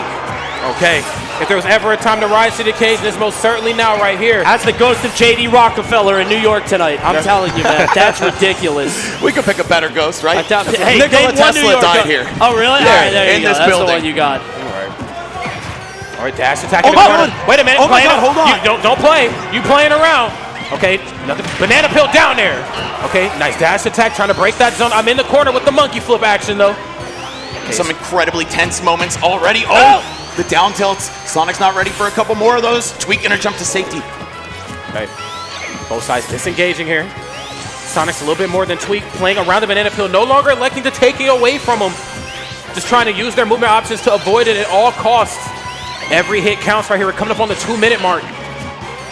Yeah, I'm starting to get the vibes that this one won't go to time, but it very well could. So it's important to keep your eye on those percents. Tweak, another chunk with the monkey flip kick. Hesitates on the banana throw, but it doesn't matter. He knows he doesn't have to take risks. It's him in the driver's seat now. That's right. I think if this goes to time, it's on Sonics. Yeah. I think he makes the choice either way. Yeah, I mean, there's not Which that is much strange of a because difference. he's losing. Oh, Whoa. trying to swing big, not going to land. Great presence of mind right there from Sonics. Understand a forward air is not on the horizon. It is F smash. Watch how you air dodge back in, or I guess in this case down. Okay, love that fake on. I'm liking what I'm seeing here from Tweak too when it comes to the monkey flip and the banana peel gameplay. Going for like the slight double dash up and then the attack. Just trying to call his bluff. Testing those reactionary skills. Wait a minute, down tail. Whoa, a double. What did I just tell you? No! Okay. Whoa! What did I just tell you? The double dash up. Tweaking Grand Finals. This is exactly what everyone in the building wanted to see. Of course, he has the home field advantage. He has the crowd behind him. And he also has the W now. 3-1 over Sonic. Some really unfortunate circumstances throughout that set. I must point out, not the most honest victory out there, but a victory nonetheless, and we're going to take it. Very hard fought either way. What a bizarre sequence of events from the SD in Game 2 to that weird circumstance in the last stock to that homing attack? I think that was homing attack. The hell was that? I don't know. Just homing attack in neutral. Let's see what happened here because my ass did not see it. With a 90% lead, no less. Oh, he did side B. With no jump. Yeah, you can't help but feel bad for him, man. That was just too unfortunate. Someone called Lemony Snicket. Very fortunate events indeed right here. Yeah, I love this series much better than the book. I'll put it that way. But Great we've stuff seen, right here. We've seen Tweak lose sets from those too, making those mistakes. So today, it's a gift. Oh, wait. That was a Tiger Woods and man. everyone saw it. That was a Tiger Woods. I was just dapping up some random spectator. No bias here. That's right, no bias. That said, I got nothing but love and respect for Sonics. He's quickly become one of my favorite players. No cap, no like LG bias or some weird shit like that. The guy's drive is insane. His work ethic matches it as well. So credit to him. He's sitting in the losers finals now. We'll be seeing more of him in just a bit. But I still wouldn't be surprised to see him come back and win the whole thing. Yeah, I mean, it is most certainly possible. I mean, he had a really great showing at some of the last Let's Make moves into Luminosity Makes moves installment. So great stuff, of course. Sonics, not unfamiliar in this terrain at all. Whether they're on the winners or loser side of bracket, it's very hard to make that young man falter, from the mission that is, of course, taking over this tournament. But Tweak, of course, this is their weekend to shine, and I'm really happy to see him do well. Yeah, hoping that Tweak can bring it back for New York. I mean, this is, like you said, I do think there's a legacy to uphold. There's a certain amount of, I don't know, there's something magical about the event always being won by somebody from Tri-State. Of course, Quid in the past, and now Tweak last time. See if he can defend the house once again. But he's going to have to wait quite a bit as we still have our loser semis to go through. Winner that's going to play Sonics, and then we're going to see a match against Tweak. And honestly, I would love to see any of these three against him. I mean, we got another match between Leo and Spargo coming up now. A rematch from earlier today. Yes. Not only is that a rematch, this exact top 4 is an exact replica of last year's top 4. Really? The same players, yes. So that's pretty crazy to me, man. That is a show of consistency. These are probably the 4 best players in North America. I mean, a couple people aren't here this weekend. A couple notable names could be in contention for that. But Tweak, Leo, Spargo, and Sonics are doing work right now. It's funny that Leo's the outlier here. Yeah. He's the black sheep in this group, which is strange because we wouldn't have been saying that a year ago, right? That's kind of shocking, but damn. He certainly earned it. Last year, it was a surprise when he didn't win. Now this year, it's going to be crazy if he does. Yeah, I remember I interviewed him at the last Genesis, his post-Grand Finals W. Like, a lot of people have been sleeping on me, saying, don't sleep on Leo, I'm still the GOAT, boom, boom, boom. So let's see if we can maybe try to reclaim that. Of course, it doesn't get much more electrifying than this. MkLeo and Spargo, a lot of esports money on the line right here in this matchup. What's up? Okay, falling up here. Yeah, put it up. Put the down B away. Now, these two played in winner's bracket, as we've already talked about. But when Leo won the set, Spargo had a smile on his face and gave him a firm handshake, almost like, I'm glad that you beat me. I'm glad to have another challenge in front of me, right? Like, this man is not washed. He's still got it. Still capable of taking sets off the best. So we'll see if he's able to repeat history here. That fastball there to avoid the fair was just magic. It was art. Yeah. You saw that he got right in front of the forward air and they dipped low. Didn't really have a punish on it, but absolutely beautiful spacing there from Leo. That's right, man. Great stuff, guys. Downward angle guns in the corner. Directional air dodge back up in the aggressive option back off the ledge right here. Spargo, of course, trying to break that zone physically. A lot of forwarders, and of course, the safety and the utility of back air. Whether it's in the corner, whether it's center. Now, bro, Leo, I said put the down B up. That's a game one, stock one. That's game one, stock one. Let's try. You know? That's right. Oh, almost chasing the air dodge, not quite able to connect. Spargo gonna blow the limit just for some shield pressure, and you could see it working out. Even if it didn't connect, made him let his guard down for that cross slash. That's right. Nice in the up, he's out of shield. Even for a nair that is as safe as Joker's being -5, I'm still gonna up B out of shield every time, man. I'm not gonna let you approach for free without taking a little percent on the road with you, or off stage that time. Great stuff right here on Leo, evening up the stocks right here. Great stuff on Spargo, waiting it out. That's risky to do, too, because like, if you go all the way out there and you miss, Cloud actually gets advantage back, and especially with Arsene, you don't want to give that up because it's very easy to kind of track you down and not only get hits, but also get rid of Arsene even faster. But Leo making sure to execute off stage. Oh, yeah. Okay, cross slash, really the MVP here for Spargo. That mix-up, that Rekka on shield, you're never sure exactly how many of them he's going to rip. And Leo has been falling for it every time. Spargo maybe bringing a little bit of different sauce to the mix here. I feel like sometimes Leo's just a little too comfortable with what Spargo is bringing to the table. I mean, again, you have, you know, your down special function, which is going to be really good versus lesser players in terms of building up meter. However, Spargo very calm, cool, and most importantly, calculated with his swings on that blade. He knows you're looking to eat up that damage so you can get the meter, and he's not giving it to him for free right now. Now, Leo off the backboard, off stage. That last gunshot decimating the stock, and I mean, he lost his too, but even it right back up. Yeah, a bit of a callback to the winner's bracket set. Leo did win one game off, I think, 3 down guns off stage. So that is a very present threat for Cloud in this matchup. Recovering is not that easy against a character like Joker. No, it is hold not. on. Arsene and Limit popping at the same time. This is literally anime. This is anime right here. A lot of nairs out of shield. Both sides trying to play it safe, right? But looks like it's back here in the corner. Again, -3 on the hit, so that's one of my safer options up close. Hold up. Oh, my goodness. It was the Spargo. moment he saw it. Like literally the frame he saw roll in. And he might have just picked that no matter what Leo picked, but it looked prescient. It looked like he was in the moment at the time. That was amazing. That's right. And even if he wasn't right, there's probably nothing Leo could have done about that. Up smash, a pretty fast move to recover, all things considered, but just an amazing platform tech chase, especially from that spacing. I feel like he might have even caught roll to the left. Yeah, look at Spargo down there in the player cam. I think you're right, Coney. He definitely seen it coming. Look, leans into it that time. Yo, VR, if you will. Yeah, sometimes you gotta play it with a little physical motion, you know, Grandma DI, Mario Kart DI. Yeah. Grab the Joy-Cons, if you will. You know what I'm saying? Get active with it. All right. 1-2 switch it. Yeah. That's right. Hey, don't get me started, all right? Arms? Arms, baby? Hey, don't get me started. That's right. You want to talk arms? That's right. Maybe at next year's big moves. That's right. Hey, don't give Max any I ideas. wouldn't count on it. Arm bracket, bro. So you can go to Brooklyn and get the hands if you want, though. But not arms. Okay, up throw. Nice, right to the up air. Leo right here, a little bit more aggressive to the start. Both sides, meter on a lock. It is Arsene right here that's being applied a little bit more thoroughly. No, put it back. Dash attack. Downward angle guns. Oh, and the forward air to finish it off. There we go. First stock going to Leo, saying, hey, man, you got game one. I'm not going to make it easy for you, though. If you want this run back, you got to pry it from my cold, dead hands. That's right. Good Lord, that down gun seems like a problem that Spargo might not have had to deal with for quite a while, but he has to refamiliarize himself with. Yeah, because the corner control is not taking any prisoners here, Coney. Again, I mean, you know, sometimes it's easy to swing big, especially when you're playing a character like Joker. You know, you get first hit fair into something, or again, we talk about the safety on there, but sometimes it's the guns that just gets it done. Really force you to make some split-second decisions in the corner. Wait a minute. There's one of Cloud's better decisions. What we doing down here? My God, that tether reaches so far. It's Spider-Man, if you will, dog. It's unbelievable.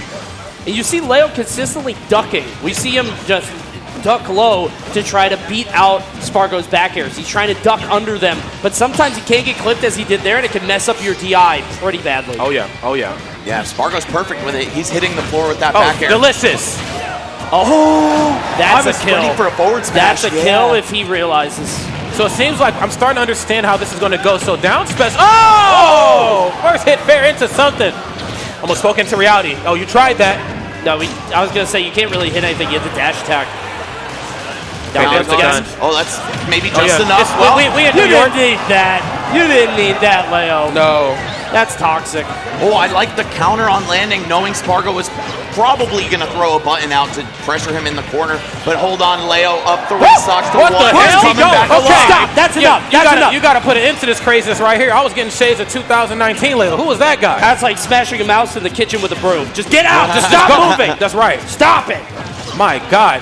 That was amazing coverage right there in the corner. Nice guns again, though. Oh, yeah, goodbye. Oh, and I love that again. You know, we've seen the down special come out from Leo in the beginning of game number 1 and did not pay off in dividends for him. But in that next game, when they got the lead, that's when down special started to become a little bit more prevalent because he knows now he's swinging more aggressively. Again, still save options due to, Cloud's frame data, but I'm still holding for it nonetheless. And because of that, I had Arson just way more in that match.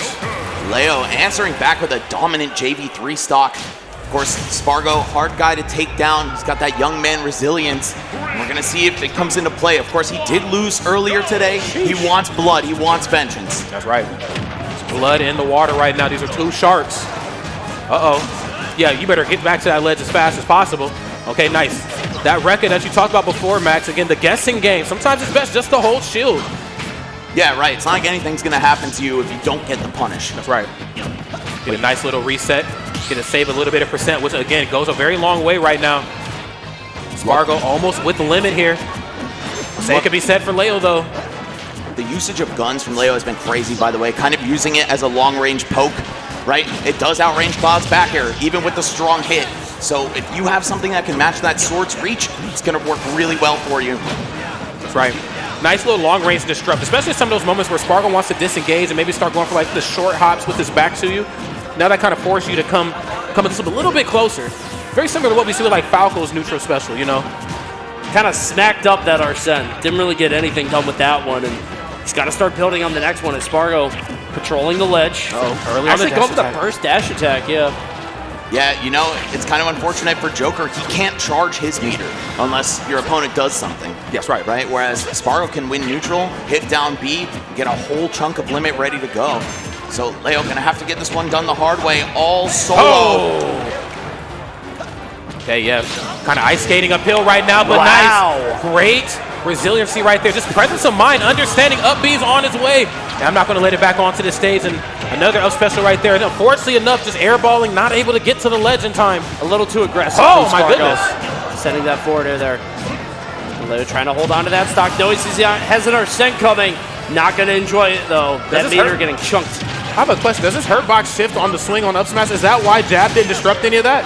Like, it looks like he almost stepped back a little bit. Hurt box shifted. Boom. Looks like it. Yeah, that was... Okay. All right, Spargo, though, answering back in a big way here. Pretty fat lead. Gonna throw the blade beam out just to check his ledge option. Oh, and the parry. Okay, suddenly he is back in this game. That's right. As one side loses a bit of their limit, or I guess a little bit of their meter, excuse me. The other side starts to gang theirs. Leo, of course, with the great presence of mind, as always, on when up specials on its way out. Oh, less is more guns. That's it. Oh, my goodness. Oh, look at Spargo shaking his head, a little frustrated by the gameplay here. And I think it's because he knows he's playing so well around Arsene, and even still he's losing this game because of stuff like that down gun. Leo's just picking his spots beautifully. Leo just letting it sing right now, letting him know I will air this place out at the drop of a hat. Spargo has 2 top-tier characters at his disposal, right? They both share one common weakness, and that is the off-stage game.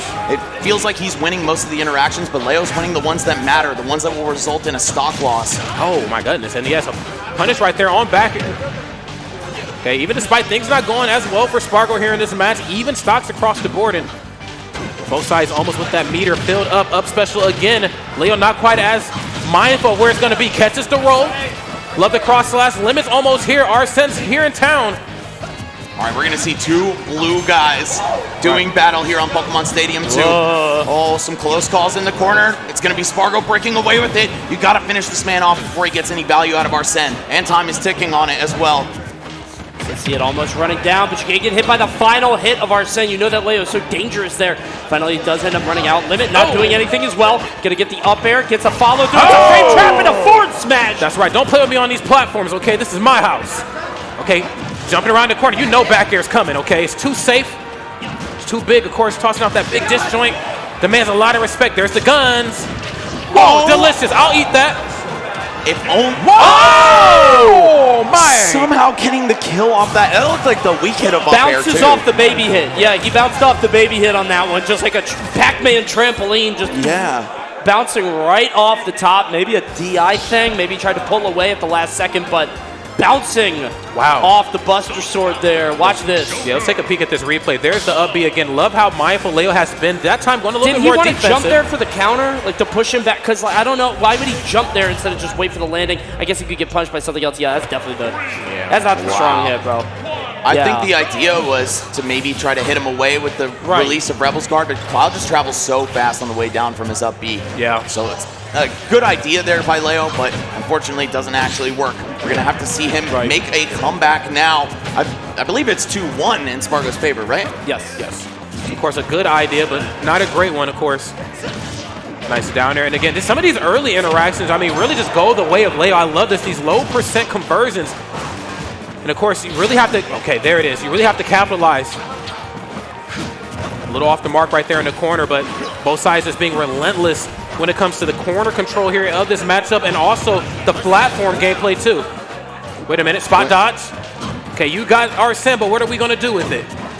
All right, my bad. If this is actually game 5, I'm spent, man. It's been a long weekend. It's been a long time. Oh, close. Okay, got one. Nice, gonna go for the first hit. It looks like he's going for a side special there. Brought something a little different to the table. Arsene's Uber's outside, getting ready to leave here pretty soon. Bye.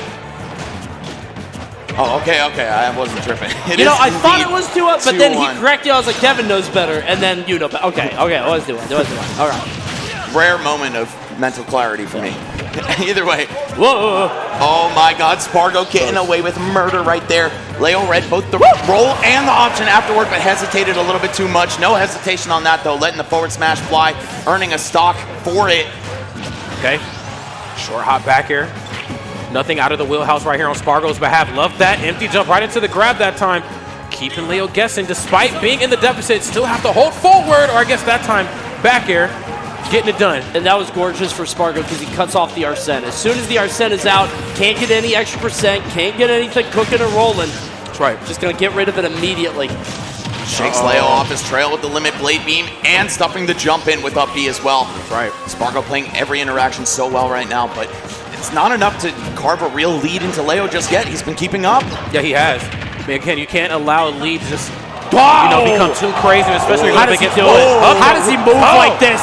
How does he move like this? There's no tread on those boots. There's no tread on those Chelsea boots. There can't be. He's wearing whatever MJ had on. He's skating, bro. He is 25. Skating around the field, dude. How about a taste of your own medicine, Leo says. Nobody does it like this guy. He is this is ice skating. Like, I don't know how anybody moves the way he does. Bruh, I just don't get it. I didn't know two dudes in trench coats would fight like this, but hey, we're in New York. It's looking like the Matrix, man. I guess so. We want to see who's the real one and who's the AI right now, man. Nice. Early on the up B. Don't touch my show. Up smash, though. The way Spargo lets those fly is so impressive, man. Just on reaction, raw call-outs, whatever it may be. Wow! Oh, and the down air gonna kill him so early. Huge down air there. Wrenching back what might be a lead very soon if he could just get a couple hits. I mean, we know that cross-slash doing an absurd amount of damage, particularly with Limit gonna send that one after him. And I like that there that time, sending that one out and then following it, making sure that he does not try to down B it. Very smart. Great presence of mind right here from Spargo.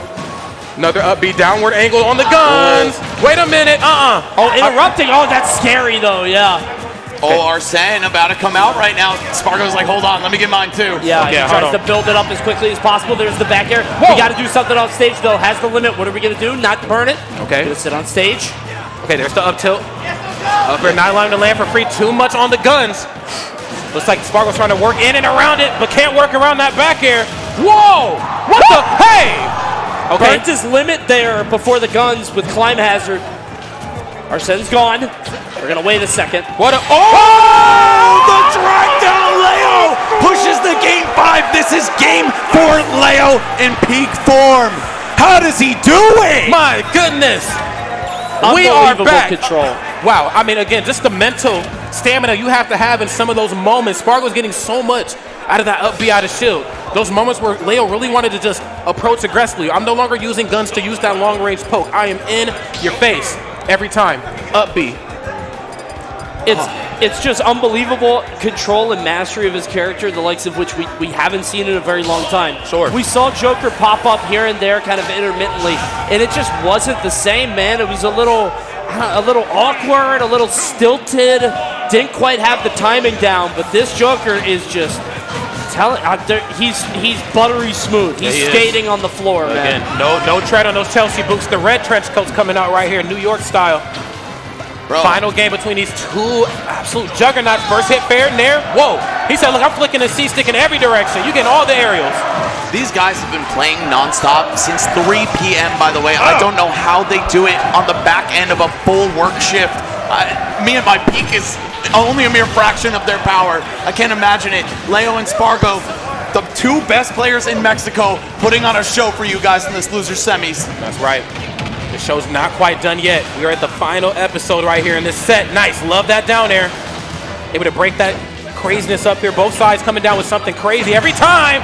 Whoa. Okay. Strange on the punish, but we'll take it. Back up. Oh, and you know Spargo is so hungry for this revenge. He usurped Leo as the best player in Mexico, as a contender for the best in the world over the course of the past year. But Leo trying to beat the washed allegations and doing a damn good job at it. And motivated Leo is a different animal. We've seen him throughout this tournament want it more than he has in such a long time, and you can feel it in the gameplay. But Spargo not making it easy for him with that waist chop there. That's right. Cutting him down to size. Gonna get the limit off this one. Let's see how far he can push it. That's the sortie special right there. And that was smart on Leo's behalf to try to jump around the looming back air, but letting him show his hand first, turn around F tilt. That's just what you do as a sortie. Whoa, there's the back air. Spargo hold on a minute. Gun? These guns miraculously. Oh, whoa. Okay. No resources off stage. The jump was gone. No limit. And that's going to be a stock loss. Leo with a good amount of Arsene left to push this comeback here. Okay. Nice fall down on the back air. On the top platform. Positioning in this matchup, I feel like, is so important again. You got a character as long as Cloud that can basically swing from one end of the stage to the other. Meanwhile, Leo's always trying to close that distance out. Sometimes using something as simple as a gun, or sometimes approaching aggressively. Again, Nair very safe. There's F tilt again.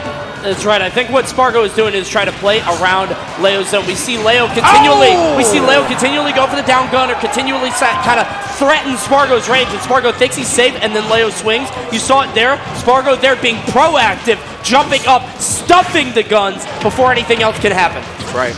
There's a grab for Leo. This could be huge. We know the gun. Did he just? Oh! Don't ever try things. It ain't over yet. It's not over. Hold on. He said I got bullets galore. It's even more damage. I got bullets. It's not over. Oh my God! And there's block on the get-up attack as well. How much is in the chamber? My God! How big are the mats? My God! Oh, you'd think Leo's American the way he's shooting right now. But hold on, Spargo on the verge of closing this one out. He has limit. He has Leo in its almost deep red percent. A cross slash near the corner could do it. A finishing touch from anywhere will get it done. Oh, and there goes Arsene. Okay, back to the ledge right now. Nice, smart. New back air was probably coming. Decided to roll in that time. He's looking anything but good right now for Leo. You better watch yourself. Love that empty jump. Gets the forward throw. Leo, one. What the? Whoa! You want to talk about Hurtbox shifting Cloud's up air so good at breaking him out of these bad spots. I'm feeling it up smash. Oh! Well, so is Leo because he just took one straight to the face. Spargo advances to the losers finals, eliminating his Mexican rival MkLeo, saying, you know what, man, you got me in winners, but when my back is to the wall, I am unstoppable. It's a cornered animal, man. There's some animals you just cannot back into a corner, man, and Spargo's one of them. Great stuff right here, of course. Firmly cemented in that seat because you know what's next. But before we get into that, we got to relive the magic that was MkLeo versus Spargo. Love that. Of course, gets the wave land down right into the up air. Positioning was everything here in this game. Leo showed a lot of promise on these top platforms. Same could definitely be set for Spargo. Cross up back air, -3 on hit. And of course, safety in that This is even better, though.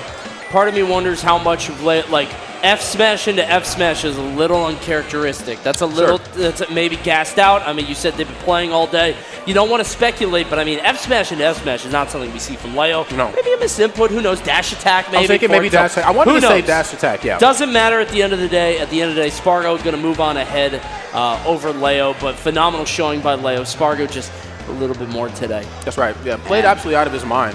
You know, MkLeo, of course, we got to see shades of, you know, the Leo that we have grown to love. But I think, you know, the great thing, of course, about the arc that Leo's been on is that, you know, you're dominant for a little bit, and then you start to show love to people coming up underneath you as well, too. And that's no shot at Spargo. I don't even think he's up underneath me anymore. I mean, they're at eye level, if not maybe Spargo a little bit more. But again, you know, he's always kind of accepted this matchup, you know, with Spargo with open arms. Like, hey, man, let the best man win. So, you know, great stuff.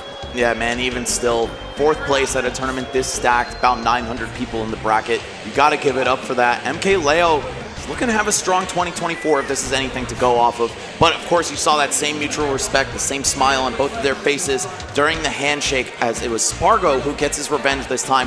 Hey, man, if there was anybody in the building rooting for Leo, it's the guy that Spargo's about to fight right now in the losers finals. Sonics running into the guy who's gotten the better of him in a slight majority of sets recently, and a good amount of the majority online, right? Yes. These two Coinbox grand finalists time after time, and now they're going to be doing it again after so many grand finals this past year. I think of Gommel, Miami, Smash Factor. That's right. Watch the Throne, you name it. These guys are no strangers to fighting each other, but they have to compete for an elimination round and the right to face Tweak in Grands. That's right. So both sides, of course, bringing their A game, their Sunday's best here, of course. But it's really hard for me to call who's going to be able to take it. Again, Spargo's been playing with some different energy. I mean, he's always really on 10, but it feels like he's slightly like 10.5, 11 today. You know, even despite being on the loser side, but I can't, ignore the fact that Sonic's, again, top 3, arguably, depending on who you ask, could be the best player in the business right now. So we'll see what these two monsters bring to the table. It's so hard to be able to predict a winner here because we know that Sonics has it in him to defeat the Cloud. Sure. We know that it feels like when Sonics knows what to expect, he seems to be the better player. Spargo can really surprise him or kind of burst at him with some stuff that he hasn't seen before. Maybe use a bit more forward air back air than he has in the past. Sonics doesn't really have an answer to it. We've seen that between these two many times. That's right. Yeah, and the last time Spargo defeated him and watched the Throne, he actually did catch him by surprise. Actually, wait, I think they played at the Coinbox IRL right after that. Yes, they did. I believe so. Either way, when Spargo fought him and watched the Throne, he threw him a little bit of a curveball. He went Cloud for the first time. Yep. And I feel like normally he was doubting that character for this matchup, but I don't know. It worked out really well. Maybe Sonics has the preparation. He does have a phenomenal coach in Tony from Florida. So when they have prep time, it's like Batman. You know, no one's taking him out. That's kind of the thing is like he was using Aegis for so long and then he swaps over to Cloud and then beats Sonics with Cloud and then beat him at the Coinbox. I mean, Sonics beat Spargo there. So now we're kind of on even footing.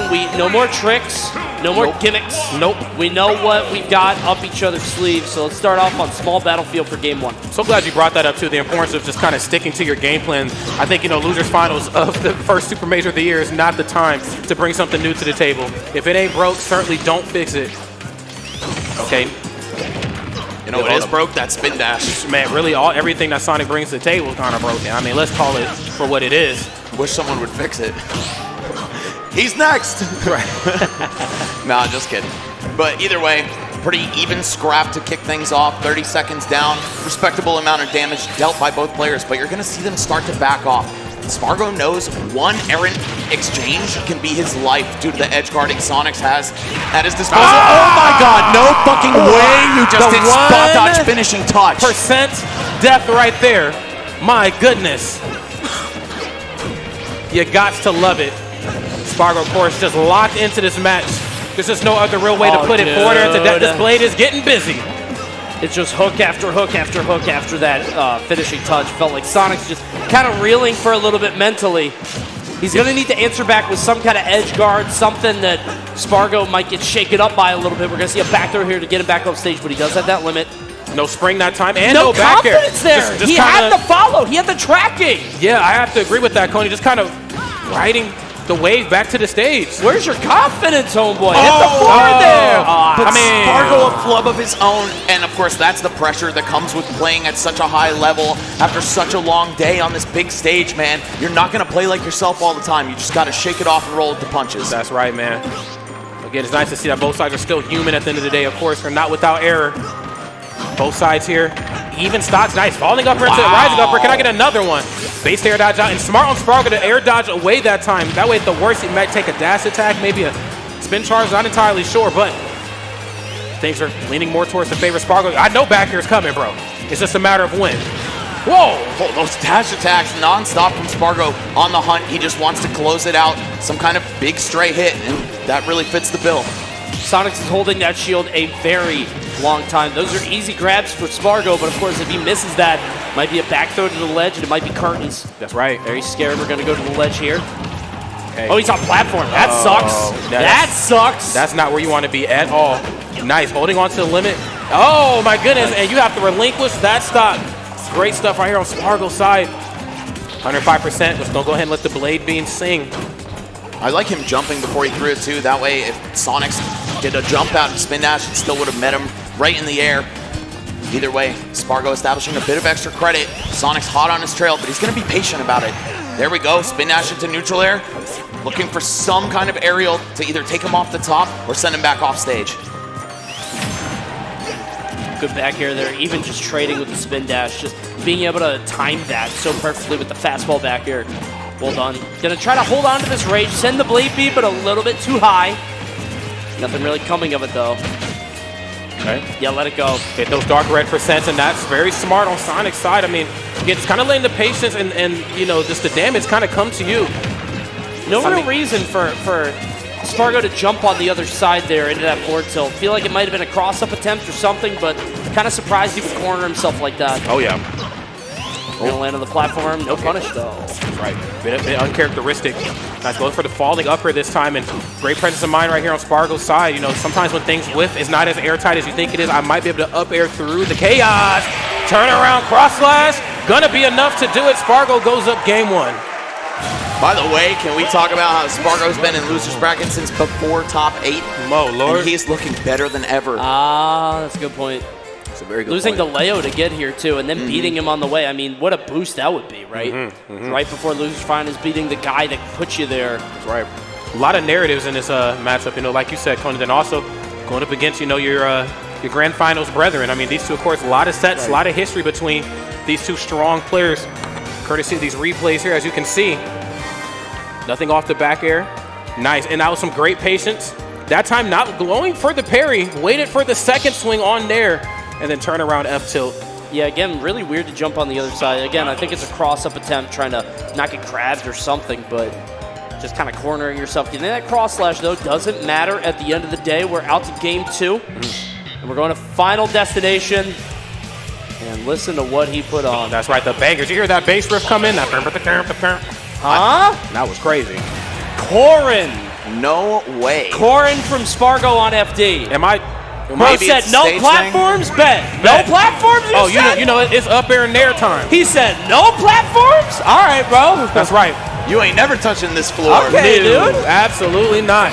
All right, so it's worth pointing it out. If I'm Spargo listening. wins here and then Tweak wins the tournament, it is a bar-for-bar exact replica of the top 4. Not just who's in it, but their standings. That's nuts. So I would love to see that just because it's insane. But, of course, I'd love to see Sonics keep it going as well. Such a talented and hardworking player. This Corin might be a bit of a moment of grace from Spargo. He's like, hey, I've just beat you so hard that I don't really even care. I'll go with secondary. Maybe a pro to Phantom diff here, too. Maybe it's True. like, all right, well, you're not True. getting cloud info. No. You're getting no cloud info, and then you're going to forget about back air and forward air and up smash. That's so right. How about a deal with this Corin? I mean, this Corin is dealing out the damage. This is looking good right here. Both sides looking good. And I think you get a little bit more safety in your swings right now. At least with forward air. Forward air -4 on hit, so Sonics is going to really have to dig deep on what the answer is going to be after I start swinging these aerials. Nair's looking good too. Oh, can't air dodge that. Oh. Again, that's a matchup check, dude. We were talking about him not being ready for cloud before. That Corin frame trap is deadly. You got to be ready for that. It truly is. Especially off stage too. I feel like, you know, you kind of get the luxury of recovering for free, you know, or excuse me, not recovering for free when you're Cloud. But right now, when you have Corrin, you get to kind of, mix up Sonic a little bit more.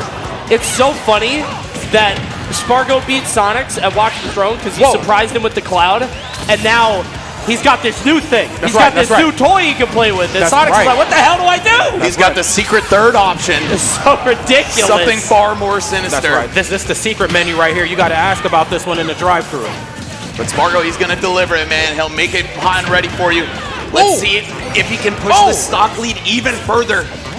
Sonic's is at the ledge. It feels like he's out of answers. It's the back air this time. Of course, you get the safety on the swing from there and forward just to put on some good damage. Up air, of course, taking stocks, off the top, but back air, that is your calling card.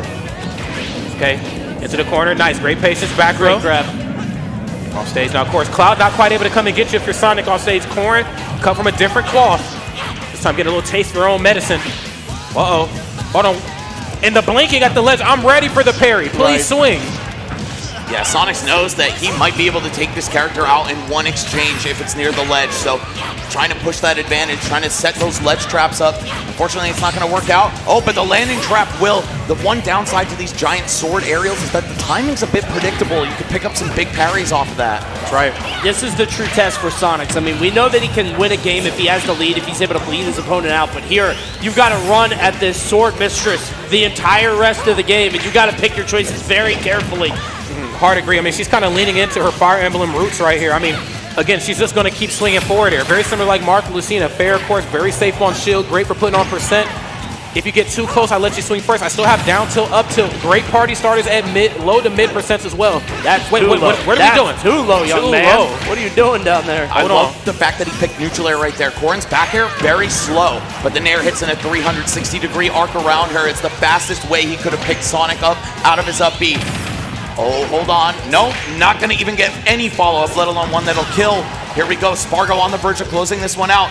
How far can you push the advantage state? We're going to see, off the mark with the down tilt, but whoa! What the? Down smash in the corner. That's right, it covers both sides. Okay, neutral special, but an air dodge up, and nothing off of the pin. I feel like Sonic's just really struggling with that up air like I talked about. It's so good in this matchup. Homing attack slightly off on that, and I don't know if that was a run back motion from Sonics, but I think Spargo just changing the question on him on that one. Yeah. Sonics did not have the answer just yet. I'm wondering if we're going back here. And homing attack really failing him on this. You can see it. Charging it up and a little bit too high. Boom. I thought it was supposed to home in, man. Bang, bang, boom. Mechanics bow, looking bang. worse than Sonic Adventure 2, which is a throw pick jungle japes. I can't. All right. Well, I don't know if they noticed. Wait. Because he picked Corrin. I hope not. I'm trying to start off on Jungle Japes. Wait, he picked the stage Jungle Japes? He definitely picked Jungle Japes. Did he really? Unless I make it up, because the song, I could swear he did. Am I crazy? Nobody else will say it. It sounds like a Sonic song, but I swear it. Yeah, let's go! Wait, is this happening? Let's go! Are we? Let's go, change production. Hey, I want to see Jungle Japes. We're in the Coney stream Let's now. go! Yes, Welcome to the Coney This is corner. what I want. I told you they don't pick Japes. Let's go! So funny. What happened to Honor? Congratulations to Spargo for making it to grand final. Man, what happened to Honor? All right. Well, I could swear they picked Japes, but the song kept playing, and I was like, wait, am 2.5. I crazy? Thank you, Devin. We're good. Okay, 2.5 for Spargo. That's right. Wow, wonderful, wonderful. This is I gotta give it to him. The Corrin switch.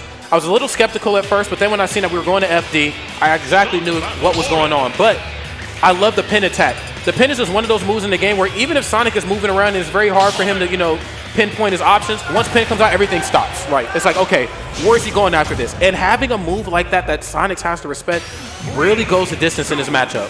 It does. I mean, you think about Sonic, the fastest thing alive. He wants to be on the move constantly. Any break in that is taking him out of his comfort zone. We'll see if he's able to adapt to this counter pick character, this surprise, the wrench in the plans, or if Spargo's going to run away with the 3-0. Okay. We're going to see how it's all going to unfold right here. The rinse and repeat, the remix, if you will. We're back on FD. Up throw. This one's starting off a little bit better for Sonic. Oh, nice.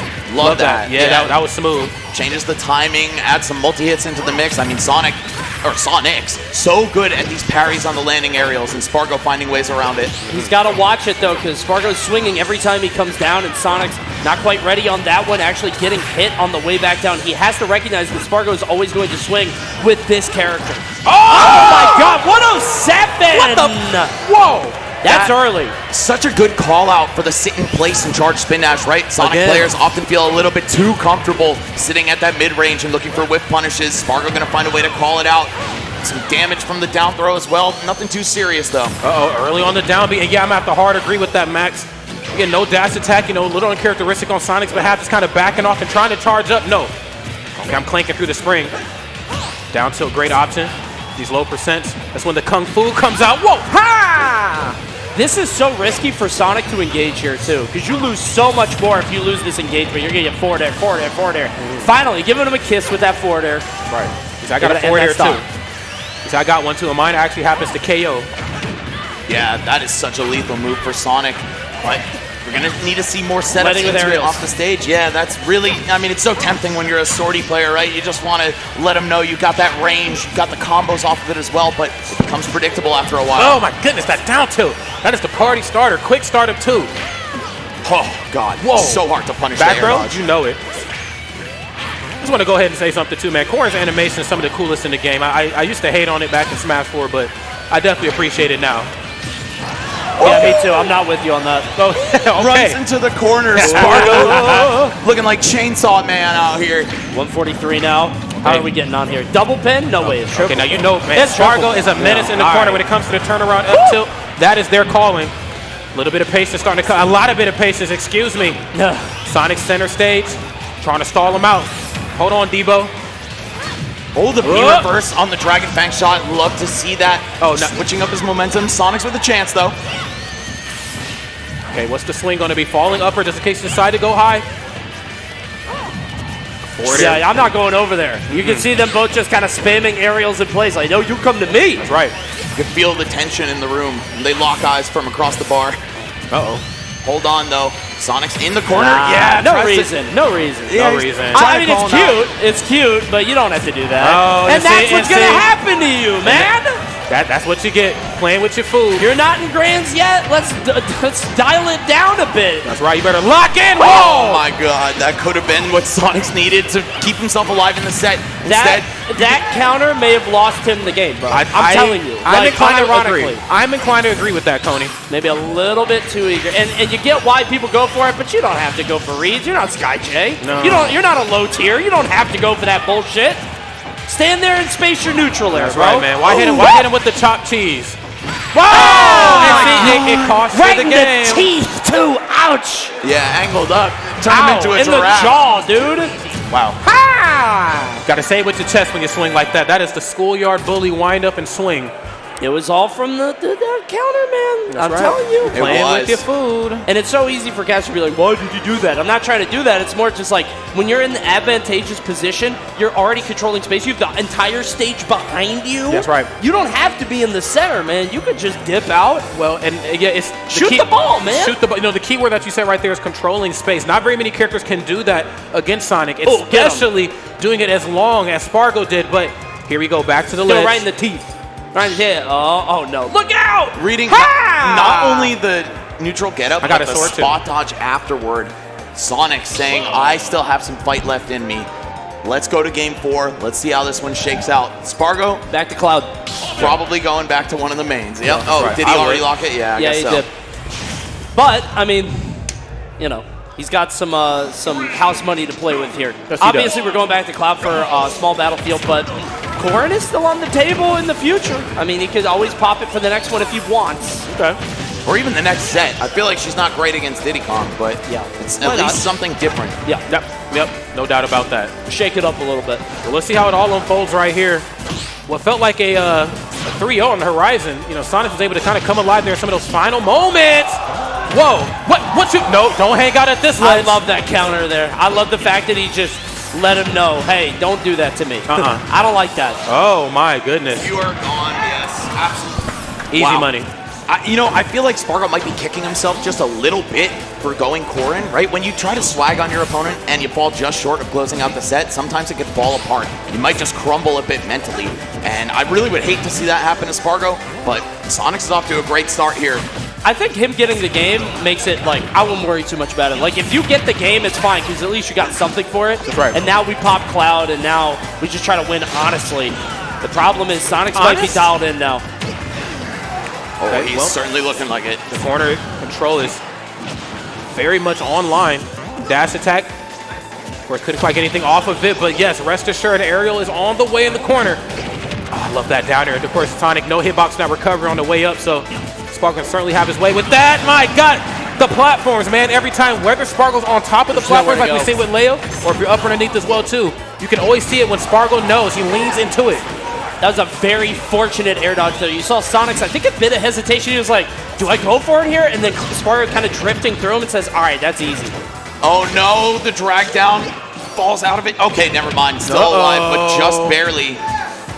Sonic's taking his time, trying to block, but Spargo mixing up the timing. Cross slash is going to be the option here. Needs to dig deep, figure something out, because he got to cut down his stock and then another one after that. Oh, my goodness, and calling out the high recovery in.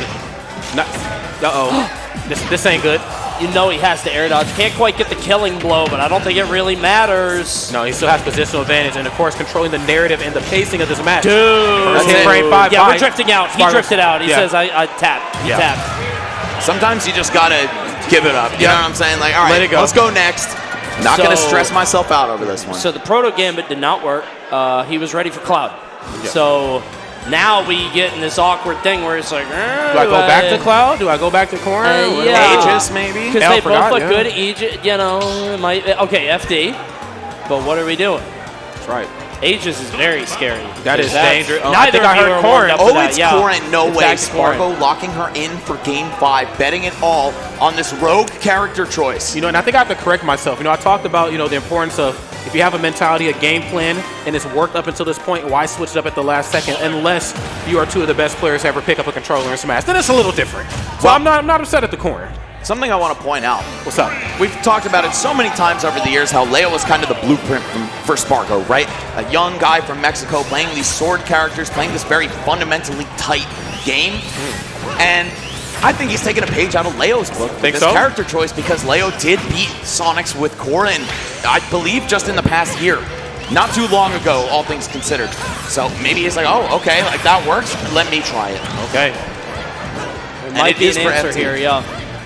Especially on FD. Yeah, I think that's the secret sauce here, is being able to pick your counter pick with no platforms, making it so hard to land, so easy to juggle, too. That's right, on both sides, too. No, my goodness. Okay, gets the red stuff, the air dodge that time out of a jump, but had to up B immediately. Talk about split-second decision-making, but the damage ain't done yet. Sonics, of course, still looking good in this corner. Some of those low-percent startup options not quite as prevalent in this game. No down tilt, no up tilt. We're just swinging with nair and forward air. Oh, God, that move is so safe.